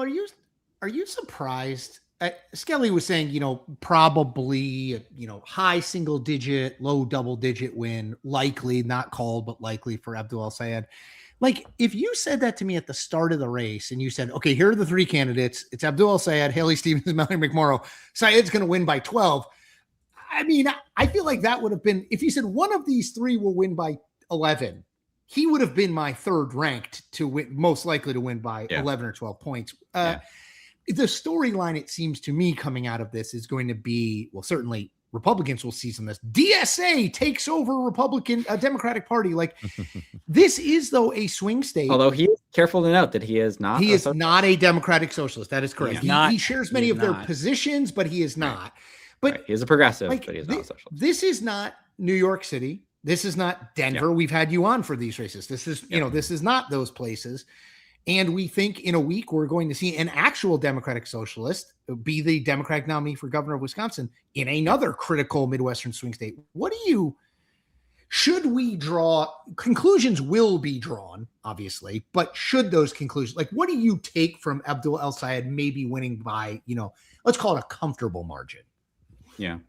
I mean, I think that, clearly what we've seen is a lot of energy on the progressive side of the party throughout these primaries. So there is kind of in addition to the kind of the blue wave, again, in the general election, you have almost like a progressive wave in these Democratic primaries. And I think that that's probably not something that some of us anticipated at the beginning of the cycle. I think that obviously McMorrow dropping out, I think that she represented a comfortable middle ground for people for whom, Stevens was too moderate or, she was too pro-Israel or anything like that. But, it wasn't how big's that electorate in the Democratic Party these days? Right. But she just couldn't, she was kind of found herself squeezed out. So I think there was the third, she was looking for the third lane in the middle between, we all forget, remember who, didn't work. Remember who Chuck Schumer wanted? He wanted Gretchen Whitmer won, but after I was going to say Whitmer, his next choice was Pete. Well, he wanted McDonald Rivet, right? Oh, Pete Buttigieg. They tried. Maybe. That's right. He wanted Pete. That would have been interesting. Abdul El-Sayed was running no matter what, and I think we talked about this earlier, Chuck. You floated it, but look, Abdul El-Sayed is not. Let's say he makes it to the Senate. It ain't a 0% chance. Senate leader. Right. Yeah. It ain't he's not running to be the banking committee chair. No. Yeah. A few more years and I'll be head of ag. Yeah. That's, he said not once in any one of his workout videos. He has, and the other thing too is, and this is why I love politics, is like, maybe if Buttigieg runs, there isn't an El-Sayed, like maybe Buttigieg wins that or Whitmer wins that Senate primary, who knows? But Sayed is now like he will be in the Zoran Mamdani kind of conversation, at least in the near term. He's a talented guy. Whether he's got to win the general. He has to win the general election. I'm saying in the near term, though, that this guy is going to be a hot. Okay, he wins the general election. Now I think you have to talk about him as a national candidate. I mean, which is fascinating because 2 years ago we wouldn't have. Yeah. Go ahead. And then I think to the conversation about, Buttigieg too, like, I agree that like maybe El-Sayed wouldn't have, dropped out against, or he wouldn't have ceded to Buttigieg, but I think Buttigieg would have been a stronger candidate than Haley Stevens. Right. And I think that's a very important part of this is that Haley Stevens she was not the candidate for the moment. She is, charismatically challenged. Right? Like the fact that she was so pro-Israel in a year when that was so toxic in the Democratic primary. It was just bad. She's a terrible fit for the moment, and he's a really good fit for the moment, right? I mean, candidates do matter even in big states, right? Especially in primaries. Yeah, in a primary, right? Hey, Nathaniel, before we let you go, I'm always fascinated. You always have like a race here or there that you're looking at that not everybody is looking at. Is there one tonight that you're like a ballot amendment or constitution? Like we went over a few of the Kansas. Yeah, you guys talked about Kansas and Missouri. I mean, if you'll give me my 90-second soapbox, not to, talk about it. It's not this a is race why we have you on today, but to switch hats a little bit. Oh, here we go. In Missouri, today was also the deadline for the Secretary of State to certify the veto referendum over redistricting for the November ballot. And he got up and he had a press conference to say that actually he's not going to say whether they collected enough signatures because the whole thing is unconstitutional, which apparently it takes 7 months to figure out that something is unconstitutional. But clearly it's just another example of Republicans delaying this, because what happens in Missouri is that if a law goes up for a veto referendum, that law is on hold. So it is no longer the law of the land. So basically it would have required them to go back to the old congressional map, which has 2 Democratic seats. Would not get rid of the Is there any relief left if he won't put it on the ballot? What's the relief? Democratic groups court, have already said that they're going to sue over this, and they're basically like, hey, like, this is, BS. We are like, it's not unconstitutional, A, and then B, like, we should be using these old congressional districts. The issue is that, of course, we're holding the primary under the new congressional districts tonight, right? The Missouri 5th, the Republican nominee is getting chosen there, right? The likely new member of Congress. And so it's basically impossible at this point for the state to revert to its old map. But Republicans they just dragged it out. They dragged it out so that would happen. Yeah, but if it was completely intentional, I'm sure, and like but if they lose savvy political move, but really very frankly, like disregarding of the rules and procedures of how these things are supposed to go. If let's assume the courts agree with that take, right? I mean, it's not. There's no remedy out of the question. They wouldn't order new elections. No, they could try to order new primaries, but the timing, like how you have to, like, there's no time to hold. Like the last primaries are in like early. No, September, I mean that you would have special elections in the spring. No, they could vacate in the spring of next year. Like, you just have to that would be the extreme scenario, but most like extreme version of this. Sure. I think it feels to me probably more likely is that then they just force the referendum to be held, and it would get held sometime in 2027.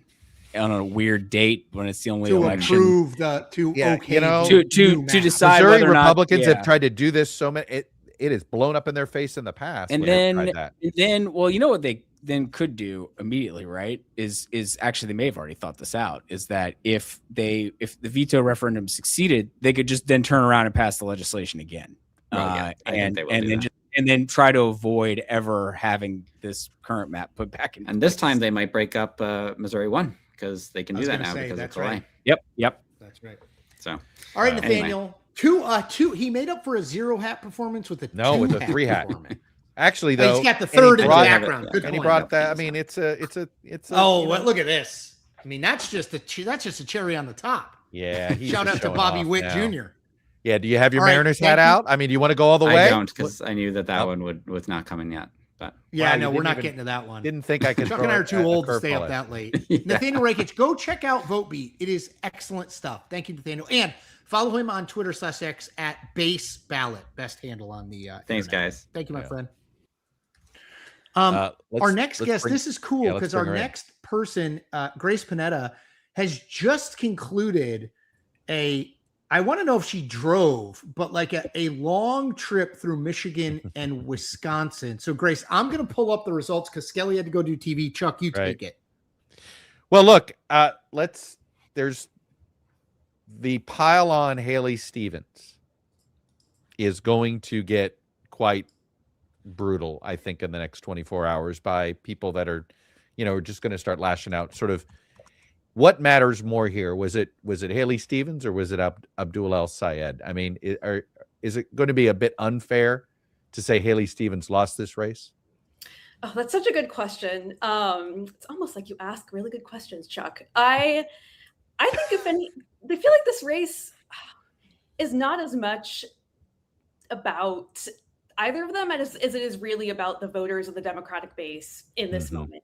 And I do think that Haley Stevens had some really, unique vulnerabilities, as you all were just saying, particularly at this time where so much of the Democratic base is, opposed to Israel and the Israel lobby. And also, a lot just her message of saying, I'm a workhorse, I get results, I, have this record.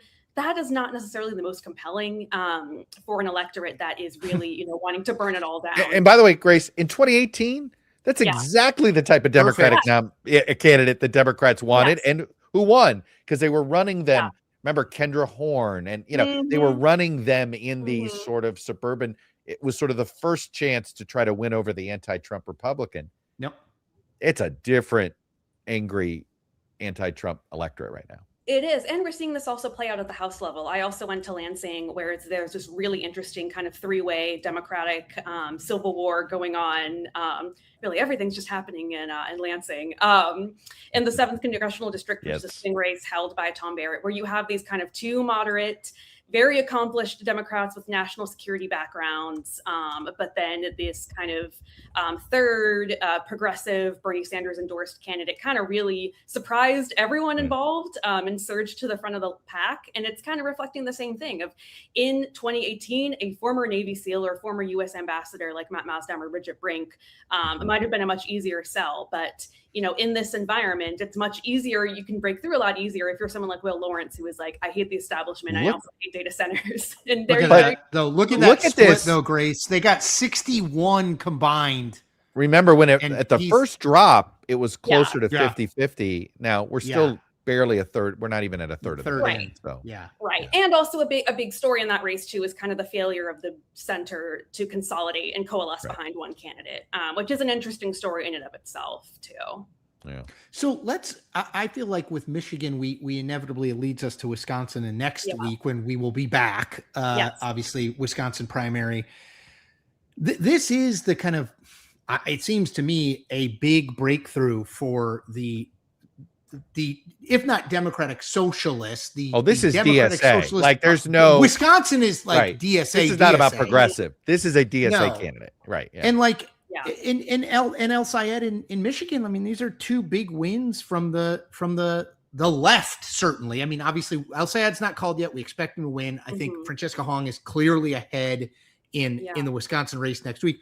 I mean, this is not New York City. This is not Denver. Right. And these candidates on the left are doing well. You've just been there. I'm sure you're talking to voters. What are they saying?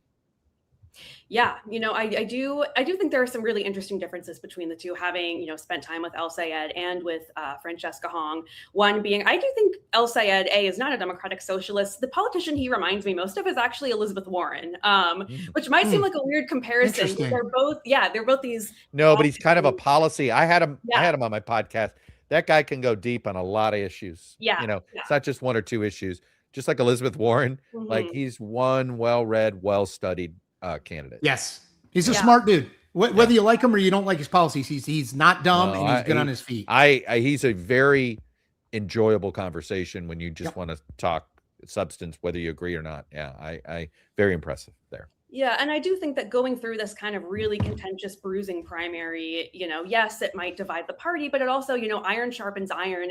And going into a general election contest where he's going to be up against Mike Rogers, El Sayed has been out there talking to voters, talking to the media, doing all of this, campaigning and messaging in the primary for months and months, where Rogers has been really kind of absent from the conversation until now.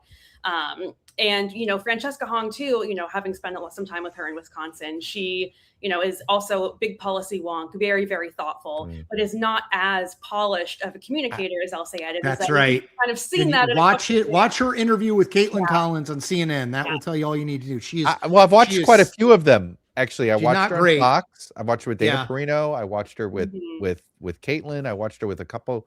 There was she was on one other interview I saw recently too. No, she does not she makes here's what a consultant would tell her: don't explain.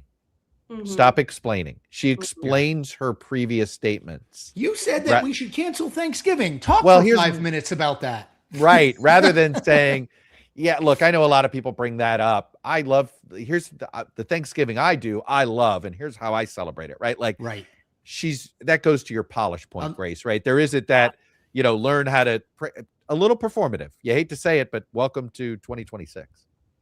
Yeah, and I do think, thinking of these two matchups, Abdul Sayed versus Mike Rogers, and then Francesca Hong versus Tom Tiffany, I feel like from the kind of candidate quality standpoint, it probably is the case that, like, Yeah, as we've been saying, El Sayed is like a little bit more maybe A little A polished. team, right? We have an campaign A team trail ready. matchup, little B team But, matchup is what you're yeah, saying. yeah, and it's kind of the same thing on the Republican side too, where Tom Tiffany also Yeah. has a lot of vulnerabilities.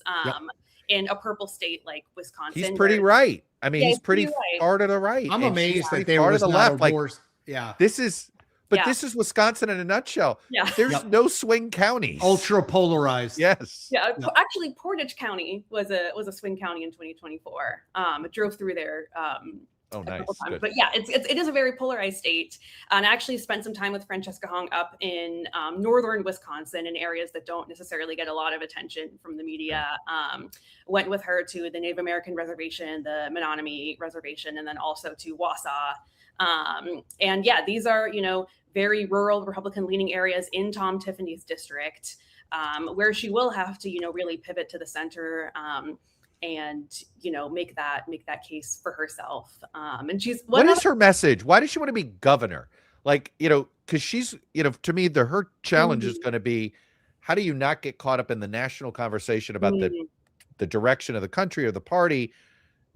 People want their governors to worry about roads, bridges, property taxes, schools, etc. Yeah, and I will say she is, running a very, very Wisconsin-focused campaign. Her side of her campaign message, their sort of slogan tagline is "Make Better Possible." And she, when she is asked about, sort of national issues or even the dynamics of her own race, she always pivots it back to, these are the issues and the things I really want to get done. So she, is running a very Wisconsin-focused campaign, but because she is a Democratic socialist and because she has kind of these old tweets that people latch onto and that she's not so easily to bat down, that gets drowned out a little bit. But yeah, she does have a lot of, really, really interesting things to say and is, very well versed. I just think it's kind of getting drowned out a little bit right now. Grace, I have one more Haley Stevens question, and you're uniquely positioned to answer this. Grace works for the 19th, a wonderful site. Former colleague of mine at the Washington Post, Terry Rupar, is there. It's a great place. Is the criticism of Haley Stevens as a candidate, how much or how little does it have to do with her being a woman? It's like, oh, she's awkward. She has a weird accent. I mean, I feel like in some ways it's like the replay of all the criticism of Hillary Clinton. Like, she's changing her accent and she's awkward. And like, I always struggle with that because I look at it and I watch her clips and I'm like, oh, like she's not great. But then it's like, did you pick up on any of that? And what's your read on it? Yeah, it's a great question. And actually, it's interesting. You bring up Hillary Clinton. I actually think the politician Haley Stevens is most analogous to is actually Joe Biden, in the sense that they're both like, yeah. And you compared Abdul. I love what you did here. Abdul El Sayed to Elizabeth Warren. I love that. Yes, and Haley Stevens to Joe Biden. Okay, explain. Yeah, just, in the sense that, when Biden was running for president in 2020, it was a very domestic manufacturing, jobs. Look at what I've done. His, strong ties. Here's how I pass bills and I get it through committee and da. Yeah, and he's also, he was a gaffe is a gaffe machine. He did not always phrase things the most eloquent way. People had a lot of fun sort of making fun of his Bidenisms, and he, would always dismiss that of, oh, well, I talk like a real person and real people get me. And that, turned out to be true in the presidential primary. And Haley Stevens has been kind of making that similar argument of, the Beltway, the coastal elites and the Beltway, media, they just don't get it. This is how real people talk. But having spent some time there, I'm not really sure how convincing that really is. And, I do think women candidates are held to higher standards and do face more mockery than men. But it's not all sexist, right? Like, yes, there's sexism and also candidate quality and communication skills. Right. And just being the Both moment. things That is can be also true. a real thing. Yeah. When she turned to that messaging kind of in the last week, like they're making fun of my accent and she's doing all the weird stuff, and it goes viral, and then TMZ approaches her. I was like, I know she's getting attention for this, but it feels like vaguely like they're out of ideas kind of on her side to try, you know what I mean? It was like, we have to try to sell her somehow and it's not working. Yeah. And it's also not a message. Like Abdul El Sayed, whether you like him or not, he has a very clear he had a message. Yeah, he had a message. He had a platform. Well said. I don't know. I mean, look, and this is where I think, like I said, I think there's going to be almost too much of a pile on Stevens when sometimes there's just a really good candidate running a really good campaign, and it doesn't matter. You could have had Pete Buttigieg over there running a better version of the Haley Stevens campaign without so much of and yet I don't think somebody who was a Biden cabinet secretary is winning in a Democratic primary in this environment tonight. Do you, Grace? It's such a great question. Right? Yeah. I mean, certainly with where the electorate is right now. I mean, look at the Michael Bennett. The Michael Bennett primary is very informative to me, and why I would put, if Michael Bennett was going to get punished for being, then Pete Buttigieg was going to be. I mean, I think this is something Pete's got to be thinking about. Note to Kamala Harris and Pete Buttigieg. 100%. Yeah. I will say Deb Haaland did very easily sail through her Democratic primary for governor of New Mexico. But she wasn't, in a weird way, she was selling something out. She was still a first. She was breaking a barrier. She was doing, she wasn't running as Congress Biden cabinet secretary. That wasn't her identity. Yeah. I take your point. It is I've had the Deb Haaland. That's a good point. And you could throw Becerra at me too. Yeah, that's right? But my God, Becerra was Becerra was Joe Biden after everybody else 85th choice. And they they went ahead and went with Becerra, right? Yeah, no, I think it's true. In 2020, it's going to be a change election, and I think running on look at all these great transit projects I did is not going to be a winning. Look at all this money I brought home from Washington, which used to be the way that you got elected to things. Yeah. All right, go check out Grace's work. The 19th, great website. I love this road trip that you did. I mean, dude, I love it. By the way, get some sleep in your own bed. No. A tremendous time. I mean, you obviously check the weather. Tremendous time of year to be doing the northern tier like that. And it's way better than doing the fantastic. North Carolina, Florida trip. You were Tennessee. there. You were there literally for like the 3 weeks. It's awesome to be in northern Wisconsin, right? Yeah, I did. She's going to Maine next. You got to get to Maine before the end of August, and then you'll be going. I was there in July too. I was there for like 10 days. Oh, you really must be popular with your great boss. Job by you. Timed this stuff wonderfully. Great job by you and your editors for being supportive. Thanks, Grace. My editors. Yes, thank you, Terry, who is on vacation in Montana right now and is not. Living the dream. Oh, all right. Thanks, Grace. Interesting politics. Yo, my gosh. Seth Bodnar, we haven't even talked about him. All right, Grace, you rock. Take care. Thanks. Appreciate it, guys. Sure. So, I just want to, before we bring our next guest in, Skelly will be back in a minute. He's got TV obligations, but I just want to make this point here, which is we're talking about this as a fait accompli that eventually Abdul El-Sayed, and look, it's pretty close right now. It has, if you ask me which race would be called first, Missouri 1, Wesley Bell against Cori Bush, or this one, this morning, I would have said this one. But now, part of that's because they're counting slow. I was just going to say, because something has been a lengthened time, we're still not at 25% reporting. Right. So polls have been closed for it's over actually an hour. Still early. Yeah. Yes. We're still on the early vote side. And this is why we think Haley Stevens continues to do okay, but is unlikely to win. Let's go deep into numbers and data dive, because John is going to love JMC Analytics. Mr. JMC Analytics himself, John Kuvulyan, is here. And John, you're probably like me tonight. The thing that I'm most excited about this Abdul El-Sayed Stevens primary map is that we're going to have this like incredibly clean map to use to handicap the 2028 Democratic primary in the early window for Michigan, right? Well, the very interesting analogy with this race is, I would argue, the Bernie Sanders-Hillary Clinton race of a decade ago. We were talking about it earlier, Because you basically had this really interesting Detroit versus the rest of the state kind of split, where Hillary carried the 3 counties in Metro Detroit by 13 points, whereas the remaining 80 counties voted for Bernie Sanders 56-42. What's happening tonight is that, yes, Haley Stevens is up in the 3-county area, but she's not getting the numbers she should. No. Certainly not in Oakland County. Yeah. Right. Oh my goodness. When we talk about it, I'll click on it here, John, but that's her district is basically here. Mm-hmm. And she's winning by less, 2 points. 2 points. 2 points. Yeah. And my understanding was she got a big boost from the mail-in vote, whereas El-Sayed is doing better with the election day vote in Oakland. Right. And that's still coming in. And so, Oakland counting fast, right, Skelly? That was thanks to Oakland, at least.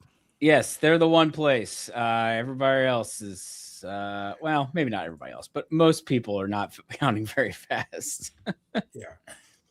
And see, what's kind of interesting is, you do have this crazy checkered board going on outstate, but when I see these overlarge margins in places like in Washtenaw County, in Kent County, and with the little bit that's come in so far, Ingham County, which of course is Lansing / East Lansing, Right. numerically that runs up the score for El Sayed as opposed to miscellaneous rural counties where 300 people voted the Democratic primary. So That's right, right. she may carry a bunch of primaries, but it's not enough vote, is what you're saying. Correct. Yeah. So the thing that's going to be interesting to me is, Wayne County always likes to come in late at the night, but I don't think that Haley Stevens is going to get the numbers she needs out of there, unlike what happened with Hillary Clinton in 2016 when she ran up a pretty healthy margin against Bernie in Wayne County. Right. Yeah, up 10, 3% in. Yeah. 3%. Yeah, I mean, it helps. I mean, it that's helps. still- It helps. It helps. El Sayed is from there. He is familiar. He's from the to region. He's people well known there. in Wayne County. Right. Yeah. Yeah. Just So- noting here, this is Ingham where John was talking about. I mean, again, not a ton of vote, but still worth noting. But there's also a second overlay here, and I'm getting even bigger picture than just what's going on in Michigan, and that is my favorite topic of following partisan primary turnout. And so thus far, with 23 states before any votes were cast tonight, Democratic turnout numerically was up 44%, while Republican turnout is down 2% compared to the 22 primaries. Tonight, there's going to be 3 states I'm interested in: Michigan, Kansas, and Washington State, which unfortunately I will not have the opportunity of being able to talk Washington with y'all tonight. Yeah. But I don't think we're going to be talking. Neither will we. Yeah, we won't either, John. We're not that You're tough. not alone because they'll finish counting their ballots sometime next week. Yes. Right? Yeah. Right. Although I will say they're faster than California. Yes, you're right. That's They're not about impressive. But I'm so glad you brought up Kansas. But let's finish your point on this on what we're seeing in the primaries. So what was interesting when we get to Michigan and Washington, well, really Michigan's the big kahuna, because in 2018, you had more people voting in the Democratic primary than the Republican, and it was, of course, was a landslide year. 2022, probably because Whitmer was unopposed and you had the crowded Republican primary, you had a Republican majority electorate. Thus far, what I'm seeing tonight is 2-1 Democratic. Although, to be fair, as those outstate counties come in, I'm thinking it probably ends up more like 55-45 Democratic by the time the night's over. In other words, go ahead. No, finish. No, finish that thought. So where I was going with this is that Michigan's kind of an interesting barometer when I look in terms of partisan primary turnout, which party cast more votes in the August primary. And I think this year it's going to be the Democrats, while the Republicans had the advantage of 22 and 14. What is your, I was a couple weeks ago, I did an interview with Doug Jones. I was in Dothan, Alabama. And his campaign was talking about the primary turnout in Alabama and how it was the best Democratic performance. And they had shown me this chart that whenever they overperform by that, there is a point where it becomes correlation with general election success and or turnout. How do you calculate it? What is there a general guidepost, or is it really differ state to state? I don't get so precise as to say, well, it's going to be X number of congressional seats will flip. Right. Mine is more big picture, which is I'm looking mainly at not just the previous midterm, but 1 or 2 midterms before that to see if there's a pattern. Yep. And there is a fairly tight correlation with, how people are voting in the primary is the mood that people will be in the November. Now, 22 was an interesting case, though, because by the time the Dobbs ruling had come down, the vast majority of states had already had primaries. But I did see a softening of the Republican vote in those few remaining primaries that did occur post-Dobbs. Hey, let's talk Kansas, because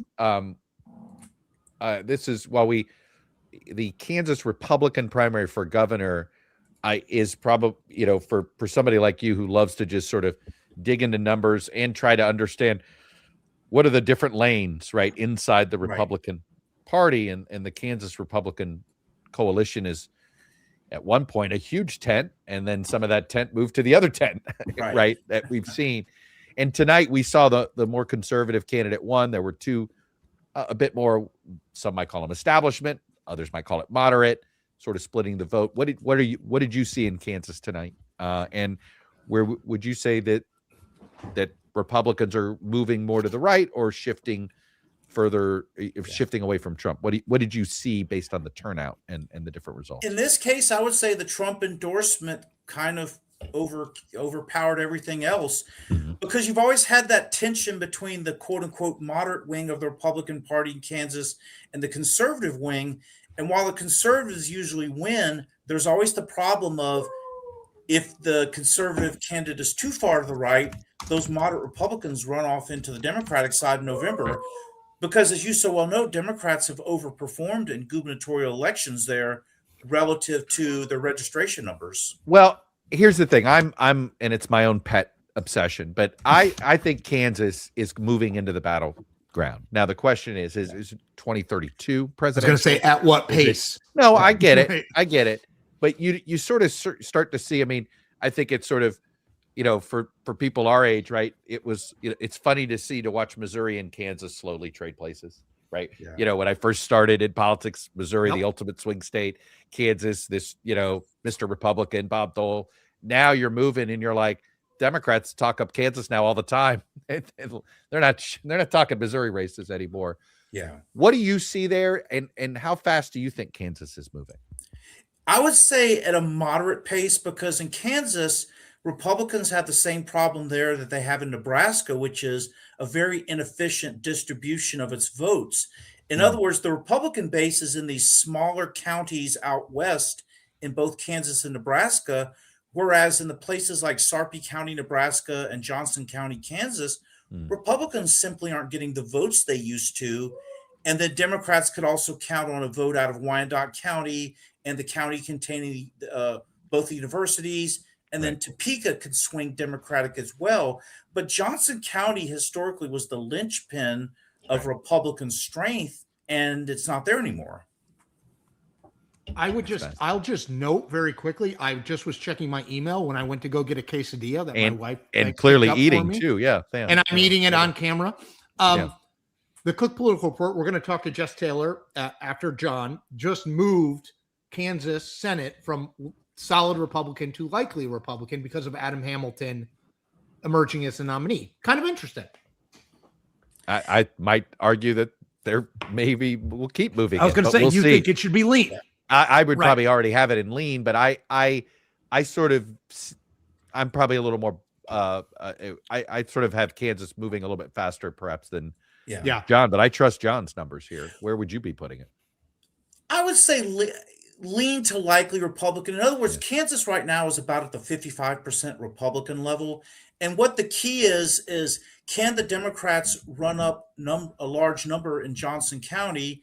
Or if the Republican could split at 50-50, the rural counties will carry that Republican candidate through. In other words, it's interesting because it's been so long. I think we just discount it because it's literally, I mean, I think it's John, you might know this, but is this, or Jeffrey might know, it is the state that a Democrat has not won in the state since the 30s. I believe it's FDR's first term. Yeah. Right. I mean, it's like, and so you just assume, Kansas, but I think people don't look.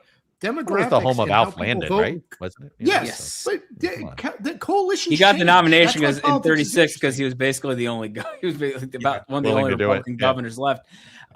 Yes. Well, Bob Dole nearly lost in 74, and that was basically the closest that, and that obviously that it's come Watergate midterm. Right. That was basically the closest that a Democrat has come to winning in Kansas in the Senate race. Now, obviously, Laura Kelly is governor, her second term as governor. They've had more success, but we usually do see that where you will see states sometimes break from their sort of federal partisanship to back someone from the other party.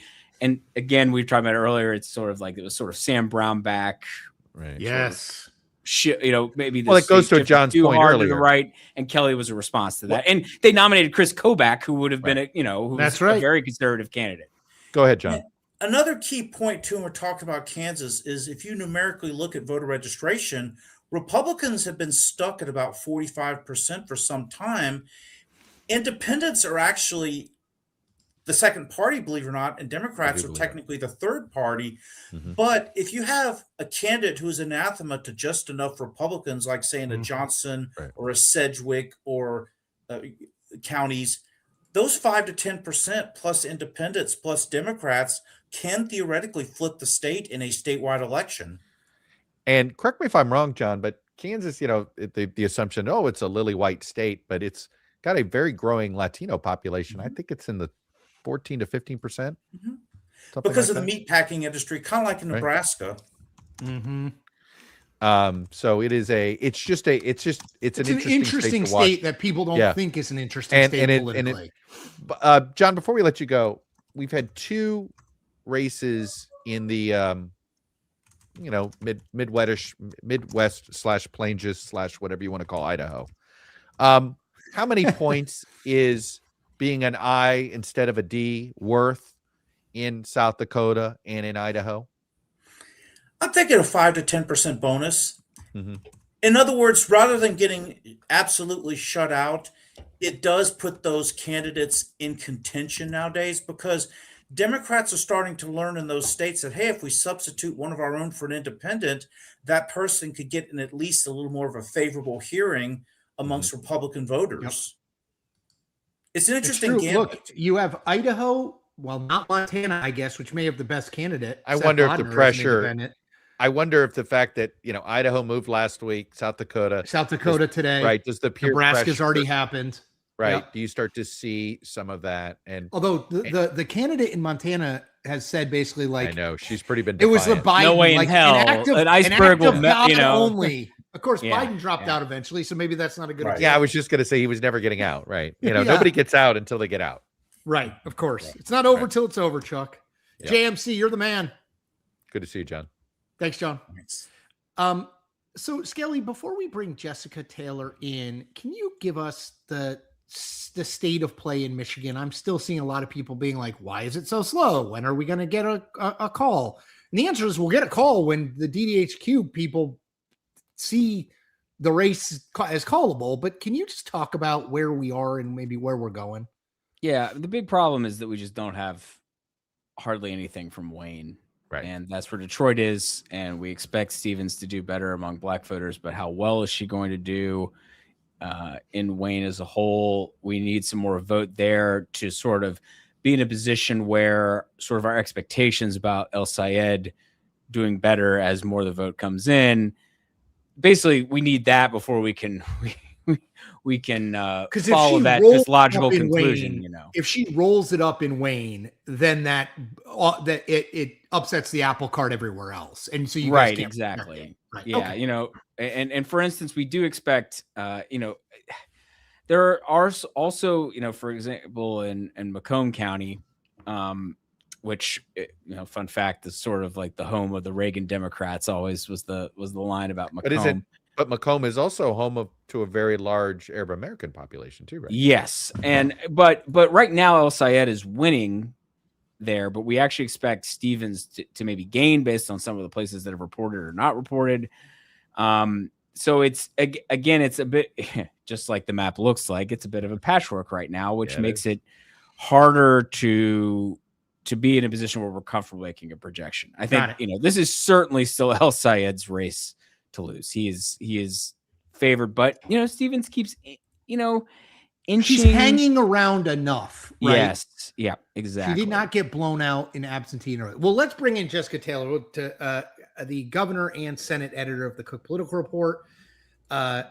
Really, this is just a preview for Jess because Thursday night is her real Super Bowl, the Tennessee primary. Let's be honest. An open seat race for governor. Yeah. Why does Tennessee hold a primary? Whether my county executive loses back home. So tell us. Give us the Thursday. Give us the Tennessee Thursday on Thursday in Tennessee. And it's been for years. What's it about? I don't know why actually, but I think that we should all adopt it because it's Tuesday night. We're all tired already, know, and you're man. going to be dragging the rest of the week. And when No you one rather knows. it be Actually, there was a whole almost- thing about this. Like I saw an article about this a few years ago. It's It's- not really it's the clear. only one, right? Yeah. I mean, it's the Yeah. only. There's a couple Saturdays. yeah, Hawaii. We're gonna have a Wednesday, Louisiana's but we're on gonna have a Saturday. Wednesday primary this year, just like we're gonna have like Wednesday NFL games. Correct me, don't we? Isn't the Massachusetts primary on a Wednesday this year? Oh, it's on the September 1st. 1st. Isn't Is it? I Oh, think. there's I some think state that is. There's some state I swear there's some weird. Well, Wednesday. sometimes what happens is Was was it it the Rosh holiday? Hashanah. There's Yeah. sometimes there's a Jewish Oh, holiday there may in have been a Jewish September holiday. that leads the state to shift it to a Wednesday. Anyway, I could go down a real bad rabbit hole in this, guys, because one of the reasons why the Oh, we're Iowa waiting for a lot of caucuses- vote to be counted in Michigan, so you got time. Iowa caucuses are usually on a Monday. The presidential caucuses, There you people go, don't that's use true. it. But if you look back at Iowa's primary history, they used to hold their primaries on Mondays, and I think Yeah. there may be a connection there Yeah. in terms of. Fascinating. Anyway, they shifted to Tuesdays in like the 70s, but it was But 60. no It one was knows Mondays why- before that. why No, it's still Tennessee been is Mondays. It was a Monday. No. Is it- I'm sorry. I'm saying sorry. Oh, I'm you saying mean that the Iowa's regular state's primaries? caucuses, or sorry, Yeah. the state's actual elections were held on Mondays. Oh wow. Like the primary elections. were held on Ballotpedia Mondays. Oh, says this interesting. Thursday business goes back to like 1796.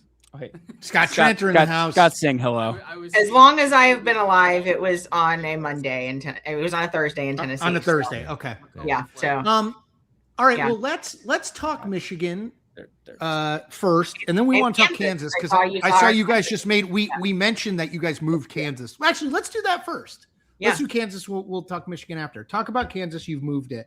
Chuck Yeah, I thinks mean- it should be lean. Oh, no, but more importantly, always what I want, what always we make Jessica do, but it is explain to people what a likely means and what you're trying, the message you're Yeah. sending. It means we're watching it now. I think that it's on the periphery, but I think there is a higher threshold for us to move it into lean. I mean, right now, listen, I think you're going to see some more moves in the coming weeks and things from us, and so you'll see some stuff coming up.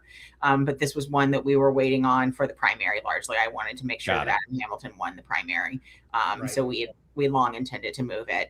If that, I think he's a really impressive candidate. Right. I think he has name recognition in the state. I have family that are United Methodist and a cousin that is a United Methodist minister. And I know that they use, when I told him that we'd met with him and stuff, it was like, I use his books and we teach from them and stuff. So he's very widely read. So I think but I mean, Republicans are going to attack him. Like Raphael Warnock and like James Tallarico, he has a lot of sermons out there. So there's a lot of things for Right. Republicans to mine. And I still think Sure. as you were talking about is 1932. Yeah. That, it's just, it's hard to overcome that in the state. I definitely agree with you all and what John was saying too, that the state is moving. And it's certainly when we're watching, I think there's some of the same unique things that are happening in Iowa and happening in Nebraska, I think are happening in Kansas when it comes with agriculture and tariffs. Well, I want to add, we did this earlier. I'm going to add, because I love the geographic connectivity here, right? With Kansas, Nebraska, Iowa, and now South Dakota. Okay. Does dropping of the candidate and that semi-viable to viable, however you want to, certainly a very, what appears to be a potentially competitive independent candidate. If Democrats are netting 4 or 5 seats on election night, is your assumption that 2 of those 4 sort of ag states come in, sort of essentially, maybe it's due to tariffs or the immigration and how that's hurt workers, is that why those 4 states are even on the map this cycle? I think some of them have unique characteristics. I mean, I think you've got to have credible candidates, which I think you have in Nebraska, though I still think with Nebraska, it's sort of hard to play.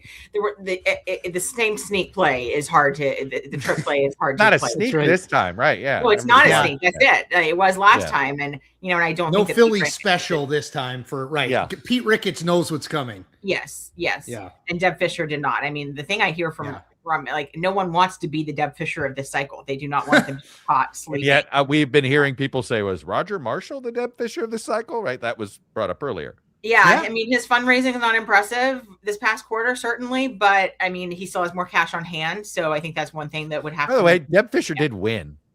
And she won by 6. 7. Okay. I mean, it's always like, 7. you know what you don't want to be? How about you don't want to be like Oh. somebody who actually loses, right? Hey, Dick guys, Lugar against Richard guys. Murdoch. Yes, go. Not Skelly. to interrupt the Kansas conversation, but we got some absentee votes in from Wayne County, and so Haley Stevens is taking the lead. Now, you see, this is why we were waiting, is because we just got a lot of absentee votes in from Wayne County. We knew that group of votes, broadly speaking, we expected to be good for Stevens, and two, we do expect Wayne to be one of her better places in the grand scheme of things. And so this is interesting. Now, of course, it put her ahead by a 0.5 percentage point, which I don't still think speaks to the fact that El Sayed is in a better position here. But, these are the kind of numbers. I mean, she needed big numbers. I don't know if this is big enough, because I do think that will ebb as we get more election day vote in. You expect her lead to shrink in Wayne County. Yeah. Yes. Also because El Sayed's from there. And so that's the question, by how much? So, this vote is coming in so slowly that it's like, look, he's already back ahead, by the way. Yeah, now he's ahead. Yep, there you go. Yeah. She needed to win Oakland by more. That's her base. Yes, 100%. I think that's the best sign of where this race is headed, is that Stevens needed to have a bigger lead in her home base than she does. And we've got more vote there than pretty much anywhere else. Yeah. And that's, I think, a telling sign about the general trends here, even if she is keeping it closer than I think some may have expected. I never believed it was going to be like 15, 20 points. I actually thought some of these black voters were going to come out and things. And so I'm not surprised that it's narrowed and things, but I think the trajectory has been pretty clear here for a while, and which candidate there was the energy on. And, certainly this is going to be a very interesting general election to watch and to test whether a candidate like El Sayed can win in a place like Michigan. I mean, I will say I have heard from my Republican sources today that they are wanting Mike Rogers. It's sort of like the pressure is on you now. Like, you have an opportunity here. You need to step up your fundraising. You need to have a better, you need to have a lower burn rate. So I think there's going to be a lot of focus put on the type of campaign now that Mike Rogers is going to run. Can he sort of take advantage of what Republicans see as an opportunity with a weaker candidate? Abdul El Sayed is such an intention, like he feels made for this era, right? Yeah. Forget just you're just like, he knows how to play this style. If we were talking about college football, you're like, he's not a guy that's running the wishbone, right? He is running a very modern. I was going to make a wishbone reference. Yeah, he's running a very modern offense. Mike Rogers has he's been out there, but he hasn't been out there. Yeah, and I don't know. I mean, you're it's interesting. You said are you detecting some hints of nervousness that he might not have it? I think that he was not a strong fundraiser last time. That was always the criticism that I heard. I mean, he's certainly a Bush era Republican, and this is also not a Bush era Republican Party. That's exactly right. He's a little bit of a weird fit. He's a former member of Congress. It's not an obvious fit for this moment. Hey, Jessica, one quick question. We've talked a lot about electability in this race. Haley Stevens has talked a lot about electability in this race. I assume this is a toss-up either way, Abdul El Sayed or Stevens. I mean, we expect Abdul El Sayed, but let's say if Stevens shifting, we are not shifting this race. Yeah, I didn't think. I saw somebody in the comments. They said, so is Abdul El Sayed now a long shot in Michigan? I said, no, I mean, I don't think so. I mean, it's like every poll I see is within 3 or 4 points. It's like, maybe go ahead, Skelly. Not to just, I'm interested to hear Jessica's thoughts on this as just sort of a follow-up to that, Chris. I think I've seen some conversation. Would Abdul El Sayed just fundamentally be stronger in Michigan? If you sort of just ignore even candidate quality about how they present themselves, et cetera. Is he stronger fundamentally because it's a federal race versus, say, like a Francesca Hong in Wisconsin if she wins, where it's a gubernatorial contest? And the national environment matters more in Michigan. Yeah. Mm-hmm. And I think governors' races are inherently more about the candidates.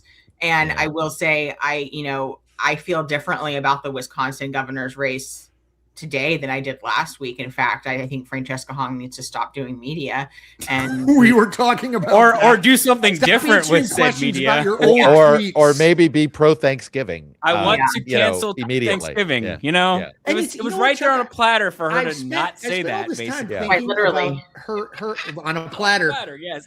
Yeah. All you have to say is, you know what? This isn't about what I said about Thanksgiving. This is about Americans being worried they're not going to be able to afford turkey on that. Like, there's such an easy. I had a Democratic source text that exact same thing to me. They were like, it's not like super complicated. But she seems to. I mean, that's where you could tell. Get out of you her go own, like, Well, as the 1619 project said, stop. You're like anything that goes down that road. She always wants to explain. Look, it sort of goes back. It's like she wants to explain why she said what she said.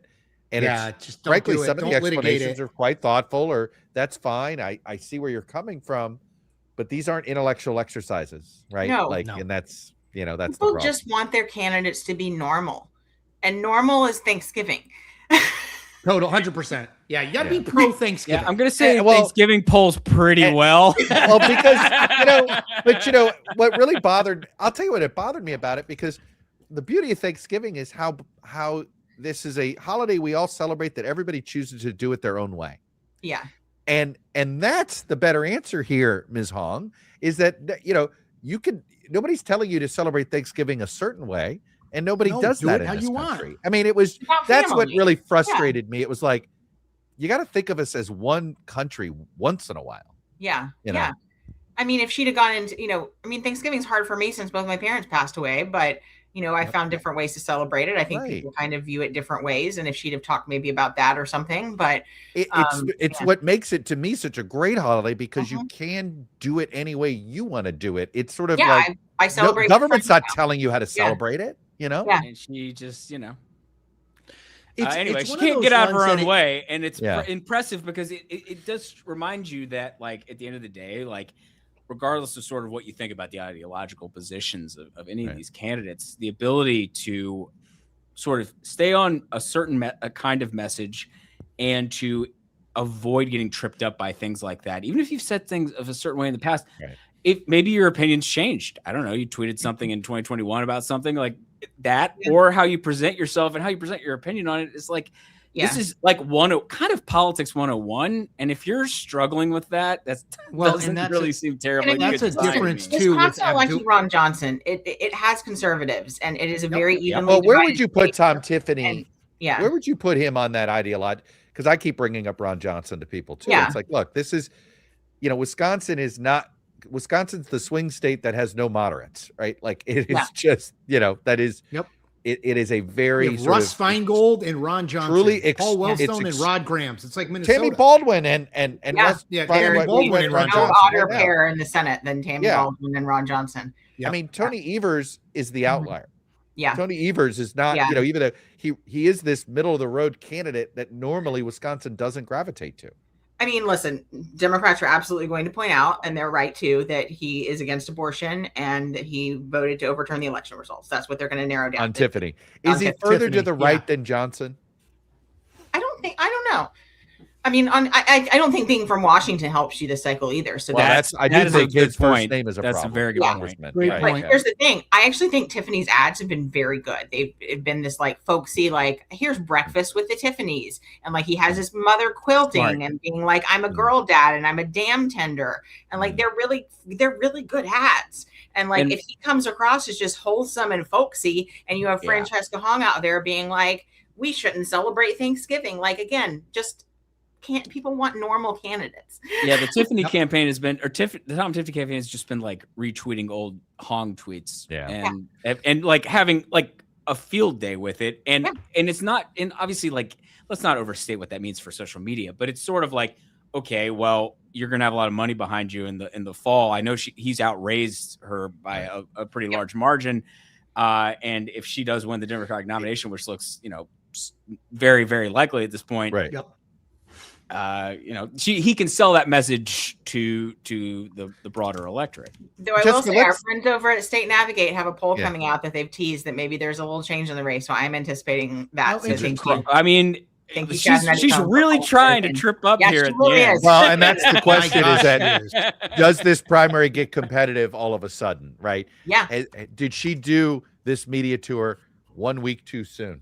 She Mhm. should have, like, you know, Well, all of a sudden. Evers just endorsed Crowley too. Yeah, so like, they're Right. clearly does Well, Crowley trying got to, back like, in the race because of that. Right. Which is Yeah. the weirdest Right. thing. Evers Oh is my now God. campaigning with him. Evers, after he endorsed Crowley, he had a Yeah. trade mission to Africa, so he was out of the country for 2 weeks. So Evers so is now now back he's, like- campaigning with Crowley.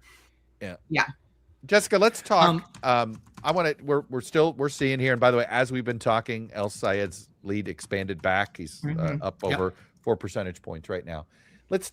I'm curious because we've been talking about these independent candidates. What do you do to South Dakota, and what do you do to Idaho, in your rankings, in your ratings? TBD. I need to look into those more, frankly. So yeah, they're on my radar to look at. So I still think even with an independent beside your name, you can still make them into the functional Democrat. And Right. I just think those are two very hard states for You Democrats. need a huge wind. I think that. I mean, look, I'm curious. I'm South Dakota curious. I'm Yeah, less Banks is there. good. Unless Banks is they're a in good Idaho. candidate. Yeah. Well, I'm South Dakota curious because of just how much the ag economy has been punished by Yes. Trump, Mhm. Yes. right? Like Yep. that's why. Yep. Yeah. Yeah, there's I a mean, I case. think isn't Montana probably their best bet? Just thinking about Yes, but the guy won't get the- But not if they have a Redhead won't divided get vote. out. Yeah. Yeah. She won't get out. this baseline though of the Yes, state. It feels absolutely. like Yeah, I mean, Max yeah. Baucus, John Tester, and Bodner's a good. Well, candidate, that's but- interesting. I mean, that is a good question. A baseline Dem versus R in Montana versus baseline Dem versus R in Kansas these days. How Well, much Kansas different? actually is maybe better now. I Actually, would bet on Kansas in that Yeah. instance. Yeah. I still Right. think I think so Yeah. too, right? Yeah. the prairie That's Tester populace. is sort of Prairie Tester But That's sort of Hamilton's running over- as a Democrat. So I'm just saying the independent thing. Yeah. Right, right. You know, Yes. Yeah.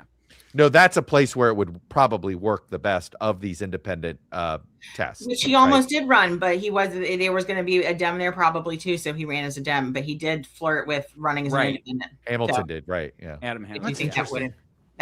that could have gotten him a couple of points, and that every point matters in a place like Kansas. But yeah, I'm really intrigued by Kansas. You know, sort of these races on the radar. I mean, Democrats are still very bullish about Mississippi, and that the fact that could go to a runoff. So we're certainly watching that one. I mean, listen, Hang on. So Mississippi has a general election runoff rule? Yes, they do now. That's what I knew they had it in the governor's. like Georgia.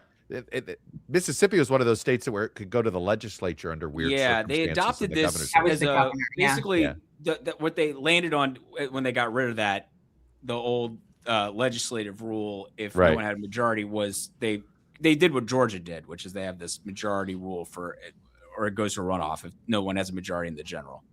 Wow, the Mississippi runoff in December. That would be You know fascinating. what? It's what we need here. It would be at, lovely there in a December. decision. I mean, right here, a decision made. yes. And yes, we I can go would to love some that. we can go to some Ole Miss football games. Oh, that would be fun. Oh, We'll have to get don't J me. Mart involved There is somehow. there is more than a 0% chance I have an opportunity to go to the LSU Ole Miss game. It ain't zero. You need to go, And of course. Trust me, I'm working on it. At Ole Miss. At Ole Miss, I've got somebody there who is Is invited it me to Trinidad something, and I'm like, Chambliss is like 72nd I year can- of eligibility at Ole Miss? exactly. I said, the best time for me to go to Oxford would be the Friday before that Ole Miss LSU game. I'm not saying but that's I'm the just saying. only time politically. That Only it time makes I can sense, get there, Chuck. right? My favorite person, Lane Kiffin. Oh my God! I can't talk Tennessee in the I can't back. talk about Tennessee. You're not even in the front of the hate line. 5%. You're not even in the front of the Lane Kiffin hate line. Like I you've know. got like you guys are in the middle of the pack now. We were the OG haters. We were Yeah, the that's OG. right. Tennessee was first. He He did left us Tennessee in the dirty middle of the before he did night. Ole Miss dirty. Yes. We Did were he leave burning you for mattresses. USC? Is that the one he left you for USC? Yes. Yeah. Okay. Yeah, you're right. Jess, you're the best. You were OG about it. I'll give you that. Yeah. See you Thursday. All right. Thanks, guys. Bye. All right. See you. All right. So here we are. How And it much? just moved up almost another percentage point. This is 1/3 this is a of the slow vote creep. in. Yeah. I mean, Let's do a Yeah, little it's bit. slow going, guys. Yeah, I'm Look, sorry about I'd that. like- but let's do like a let's run through the Michigan races. Let's run through them all here. yeah, because I've seen some people in the comments noting, there are I want to see the Okay. Michigan primaries, the House Yeah. primaries. So let's just start. We got the overview here. Abdul El-Sayed up by around 5 percentage points. You know, we got that big drop from Wayne County that put Stevens farther ahead there, but it's Already, come down look. a little bit since then. And obviously still a lot of vote left there. But if Stevens' lead isn't more in that like 60% kind of share, it's hard to see how she ends up winning, considering she's down by about 5. So obviously that's the big thing there. Now, House races in Michigan. We have the 7th and the Detroit race, right? Well, we'll go to the Detroit one first, because I have that one very handy. And Shreet Danadars is currently leading, but again, this district's entirely in Wayne County. He won the early vote. Is that what that tells us? Yeah, more or less, or at least a lot of the absentee vote, because that's what we have a lot in from Wayne at this point. But you know, I would expect that might not be enough, but it is, you know, it's head to head, and I you know, there's a reason why we haven't projected it. In the now, this seat is not going to be competitive in the fall. Right. So of the ones that will be, this one is really the huge one that I think is a big, you know, potentially of, you know, 5-alarm fire for Democrats, is because this is a seat that they need to win back. This is like top of the list kind of. They held it. Slotkin held it when she went and ran for Senate in 2024. Tom Barrett flipped it after losing to Slotkin in 2022. He flips it in 2024. And now Democrats are trying to take this seat back. Did Trump win it? Trump won it narrowly, Skelly? Yes. He won it by, it was like 5? It's like 2 or something. Left. Okay. Got it. Yeah. So this is like a seat they have to win. This is a very competitive seat, but William Lawrence has raised the least amount. He's the most left wing of the candidates here, and he is leading. We haven't projected it yet, though, but I do think it's a good sign for him that he is up in Ingham, which is where Lansing is, and East Lansing also he's important. Killing it there. I mean, yes. That's his. Now, that's his largest margin. Yeah. So I'm not sure what the makeup, because, you know, it is true, not every single one of these counties is counting their absentees and earlies first. There is some variation. So I haven't gotten a chance to check what the breakdown is here. But the point is, if he's leading in the biggest source of Democratic votes in the district, that's a good sign for him. And if you look at the other two candidates, who are both more moderate center left types, they're adding up to like 57% right now. And so I go back to what I love about tonight's Michigan primary on the Democratic side is how much it's going to be able to be used as a sort of map to sort of, you know, we know that when the Democratic presidential primary gets to Michigan, it's going to be down to 2 or 3 candidates. Yep. So we're going to have an idea, knowing how these congressional districts vote in Democratic primary. I mean, we're looking here, we see that, you know, you could argue the progressive number here can't get to 50 in this congressional district. Well, that matters when you do delegate counting and things like that. Certainly matters if it's a 3-way race versus a 2-way race. That's right. And that will matter too. Right. Yeah. Another very competitive district. This, you know, we haven't actually mentioned this one tonight, I don't think. And that's the 10th district. This is the one John James is leaving behind, mostly in Macomb County, but a little part of it's in Oakland. Christina Hines is a former prosecutor who dealt with like special victims. And she's leading. We don't have a projection here yet, though. Obviously, there's a lot of vote outstanding, but there wasn't quite as clear of a progressive. This is probably one of the reasons why I didn't get as much attention. Right, it was harder to write the narrative on this one. But Chung raised the most money. He was like a commerce department guy. Didn't fit the narrative, so we won't cover the race. Exactly. Like, come on, guys. And Tim Grimel is like a local Paul from the area. So like. Anyway, this is a race, though. This is a seat that Trump carried by about 5, but it's one of those ones that Democrats are really hoping that John James only narrowly won this seat in 2022. So they're hoping in the right environment that it can flip, and this might be that environment. So that in terms of competitive primaries, the 7th and the 10th were the 2 competitive seats that had a lot of action tonight. So that's sort of what's been going on in Michigan. Obviously, John James won the Republican nomination for governor. He'll face Jocelyn Benson, who won the Democratic nomination. Which is now a 2-way race without the mayor. Yes, no Mike Duggan. And it's you got to make Benson the, sort of. She has to. I think she starts as the favorite, but I think if you were putting this in point spread terms, you'd make her about a 3.5 to 4% I was going to say favorite. 4. I was going to say 4. Yep. Yeah. Yeah. So that's what's been going on in Michigan. In terms of other races Let's do that Missouri. Let's go through that. Yeah, Missouri let's do one. Yeah. Wesley Bell. Yeah. So we have So we've got the Wesley Bell. Sorry, I have a lot of tabs open. I'm like, where is it? Where is it? There We're we like, go. we're directing you on air. As we Nothing more said, knowing. as votes came in, more of the election day vote came in. This got a little closer, but at the end of the day, Wesley Bell did win comfortably over Cori Bush, but she did get closer to 40 here by the end. I thought it would be closer to 60-40 the way things were progressing. But Wesley Bell, I think at the end of the day, maybe Wesley Bell would have been more vulnerable if Cori Bush had never been elected before and people weren't as familiar with her. And I say that only because she lost renomination in 2024 for a reason. It wasn't just purely because she had didn't lose an ideology. It was character issues. No, she lost. Well, she lost on. Yeah, she lost on ethics things and style. He was running as I'll be a the bodyguard. How much money voice. she was. Right. The amount of money her campaign was spending on, like, I think, friends of family and stuff like that. Like, this race wasn't the clean. There was questions about campaign right. finance, using campaign money for her security team, which her husband was on. So, it's that those kinds of things that raise concerns and get people's attention. And Wesley Bell was the St. Louis County prosecutor. Like, he was very involved in like progressive prosecutor stuff. So he's not as easy to maybe pin. He's not Haley Stevens, Right. So in that not sense, a super pro-business moderate, right? Yeah. So harder to maybe position him as the the tool of the establishment kind of projection that you hear.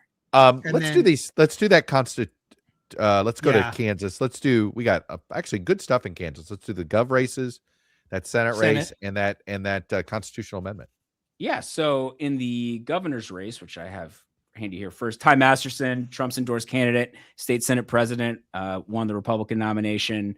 And he is going to face, we have a projection here now, Cindy Holscher, who was sort of viewed as the more anti-establishment of the two candidates. Ethan Corson, both of these are state senators. The governor endorsed the other guy.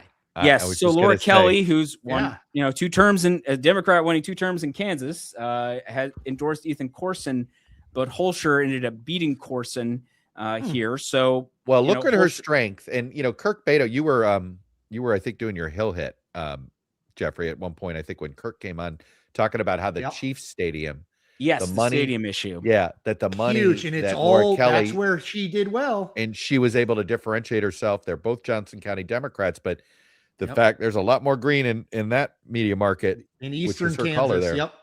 Yep. I'm just shocked that voters don't like when governments give rich people money, right? Giving handouts to billionaires isn't popular. The Hunt family is not that, they're they not don't that need popular the money. in Kansas, though. Yeah. They're doing fine. Yeah. And then let's do Senate real quick. The Senate race. And constitutional amendment. Yeah. So Adam Hamilton won the Democratic primary for Senate. We talked about him some already. He'll face Roger Marshall, the incumbent Republican there. Obviously, GOP is favored, but this is one that might get interesting. And I think Democrats feel like Hamilton's certainly an above average candidate for them. But Kansas is still a red leaning state. It's still, I think the way to look at it is if Democrats are really, really competitive in Kansas, then they've already won the Senate. Yeah.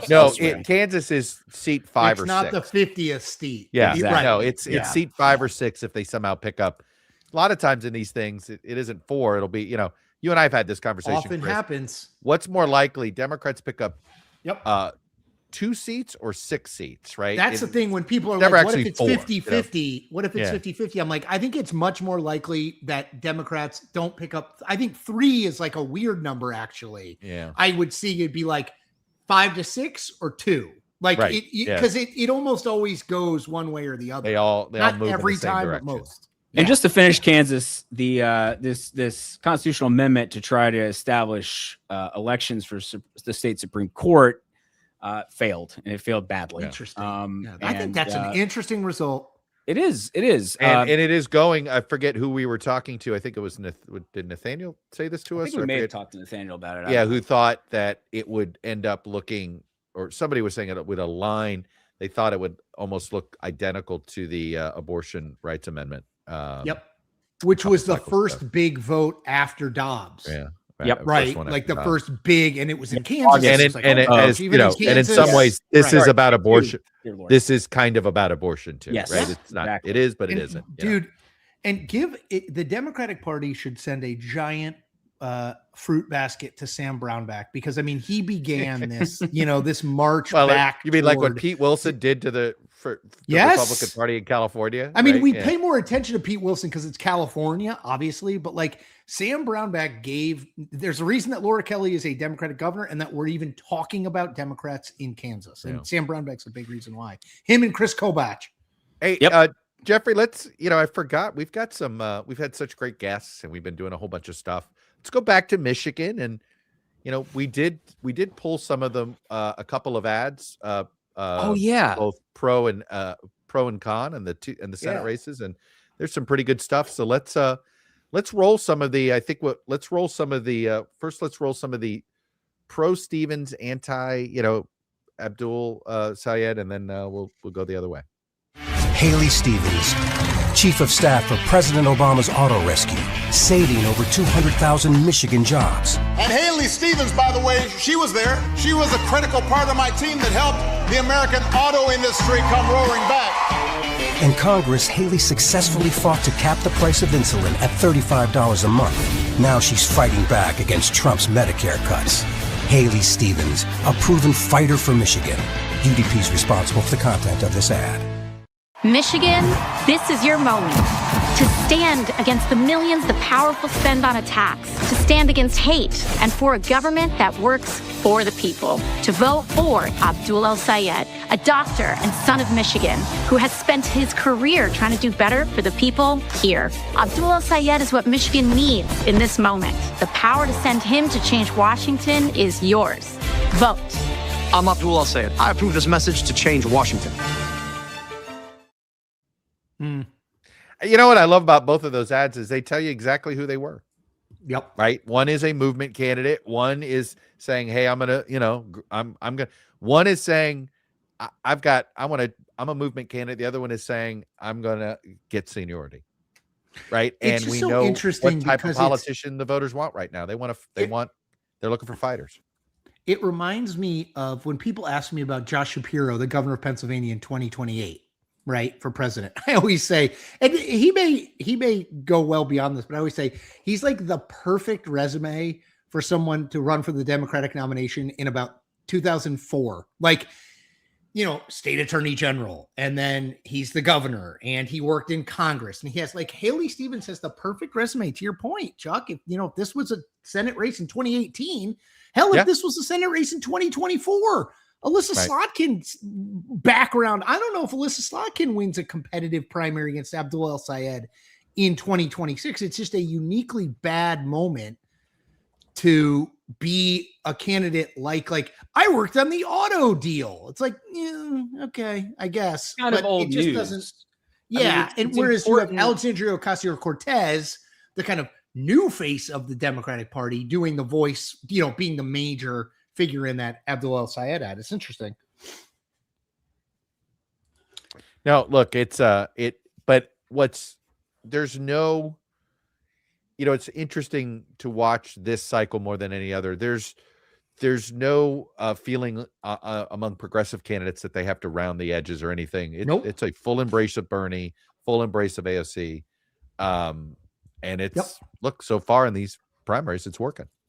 It is interesting. You're right. I mean, look, it's a Democratic primary, but like the slapping five with AOC and the hugging Bernie at the end, like I'm not sure a lefty candidate would have done that 4 years ago. Do you know what I mean? Like it's I think it's really important to your point. It's like, it's just different. It's the re-owning. Like, I'm a liberal and I'm proud of it. It's leaning in. This is not the right solution to what ails us. I mean, it's even slightly different even from where Mondani was running, right? He was sort of like, let me explain to you what I'm doing. Yeah. It's a little more, even more robust. It's very interesting. It's like unapologetic leftyism, which I think, and maybe it's not even, maybe it's just unapologetic kind of like, I'm going to fight and I'm for the populism, not leftyism. Right. I mean, those two things could be conflated, but it is interesting. I think Abdul El-Sayed's messaging, I'm fascinated. If he does wind up winning this, I am fascinated to see what the general election looks like. It's just become the biggest Senate race going. I was going to say, sorry that Grace Panetta actually has rejoined us. She's here back this night. Well, look, we could bring you behind the scenes here. Perhaps, yeah. Our programming, in our programming planning, we assumed that races would be called by 10:30 Eastern time, and so we may have only programmed through 10:30. And to put you even further behind the curtain, Chuck and I have to record our podcast tonight. Yeah. Oh goodness. After this. So we are a little bit of this, come on, Wayne County, don't you understand our taping schedules? Come on. I mean, really, exactly, Gosh, Grace, you've nailed it. I don't know why they don't consideration focus on us. Yeah. Well, Grace, waiting. Is it really about? As we're sitting here waiting, obviously I had to jump off when you came on earlier for something I was doing with the Hill for a little bit. But I know that you obviously wrote a piece recently on sort of the electability question. Mm-hmm. And I don't know how much you dug into that when you were on earlier, but I was curious if did you? I'm sorry, I don't want to seem like we can talk about it. It's fine, Skelly. We talked about it the whole night. It's fine. Yeah. Well, no, it was just I didn't want to necessarily rehash old ground, but people may not have seen it who were not watching earlier. Who do you? So I guess, from the perspective of, I found the article interesting because I think you were getting at the point that it's one of those words that we throw around a lot, but then what does it actually mean, and how does it apply in this particular race? Yeah. It was something I wanted to dig into because there's been so much said about the ideological divisions in this race, kind of also the special interests and big money, but it is a really interesting lens through which to view this kind of discussion that we keep having iterations of over and over again about, what electability even is. No one really knows what it means, but it's something that Democratic voters prize. And it, through these two candidates, you kind of have this interesting way of looking at it.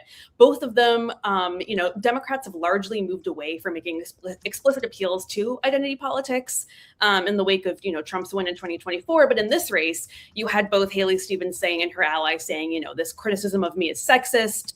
The AIPAC-affiliated United Democracy Project ran, fleeting ads accusing El Sayed of being sexist. I'll be really, really interested to see what the final margin is in, Wayne County and the Detroit area where a lot of those ads were airing. And then you also had El Sayed arguing, that he was being subject to anti-Muslim bias. He would be the first Muslim U.S. senator if elected. So you had these really interesting discussions of identity in a really diverse state that's going to be playing a central role in both the Democratic primary calendar and then, of course, the general. Well, Grace, this is my favorite part of this primary tonight is just how much fun it's going to be to be able to understand where what kind of candidates might be able to succeed in a Michigan and where the left versus center versus whatever we're going to call the divide in the party in 2027 and 28. You were saying something earlier, and since Jeffrey, you weren't here, there's a pretty big distinction between Abdul El Sayed and Mamdani. Mamdani was like happy guy all the time. Abdul El Sayed is, there's not a touchy-feely side to him. There's an edge to him. Yeah. He's not as warm. I think the edge is an asset. I think it's an asset right now. Well, he'll throw sometimes punches, the edge, right? An edge. There's some cycles that might not play as well. I think it's an asset this cycle. But what did you observe? It's a great question. Yeah, at a time when Democrats are really, really looking for a fighter and also are contending with this question of, masculinity and how that can translate on the campaign trail. El Sayed has this very kind of pugnacious, fightery, I'm the little guy going up against all these big interests. He, is good at, landing digs on his opponents. He's very quick-witted. And I actually did an interview with him and asked him about this masculinity question.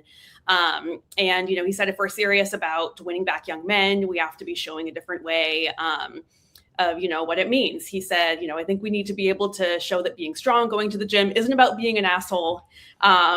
It also means being thoughtful, being engaged, being emotionally cognizant. And I think that's going to be a really, really interesting, way to think about that issue. And even in talking about an issue like data centers, he's been, landing the stig on Mike Rogers of saying, we don't need more data centers so Mike Rogers can make these gender affirming AI videos of himself looking swole. Which I think is a really, really interesting way of, criticizing the AI data centers issues, kind of making it about gender and masculinity. I did think it was funny today, like kind of telling. I saw Adam Wren, our friend who is Politico Playbook, and he said that he was with El Sayed, and he wanted, El Sayed was very keen to show Adam about like his weightlifting. Yeah. Do you know what I mean? Like he definitely has, like, I totally hear you, Grace, on the, like, the toxic masculinity stuff, and he wants to move away from that. But there is like there's an ad that we won't play. It's only 15 seconds and it's vertical, so you can't really see it. And he's talking about abolishing ICE, and he's holding these like 2 20-pound bags of ice in his. He wanted to show that he was holding up those 20. So like there definitely suns out, is, guns like, out. Totally, there is kind of like there is that vibe there with him. Like he's more complicated than I think people maybe think he is. Yeah, it is. And there are some ways in which, that can be off-putting to some. And those were some of the criticisms from Haley Stevens and her supporters.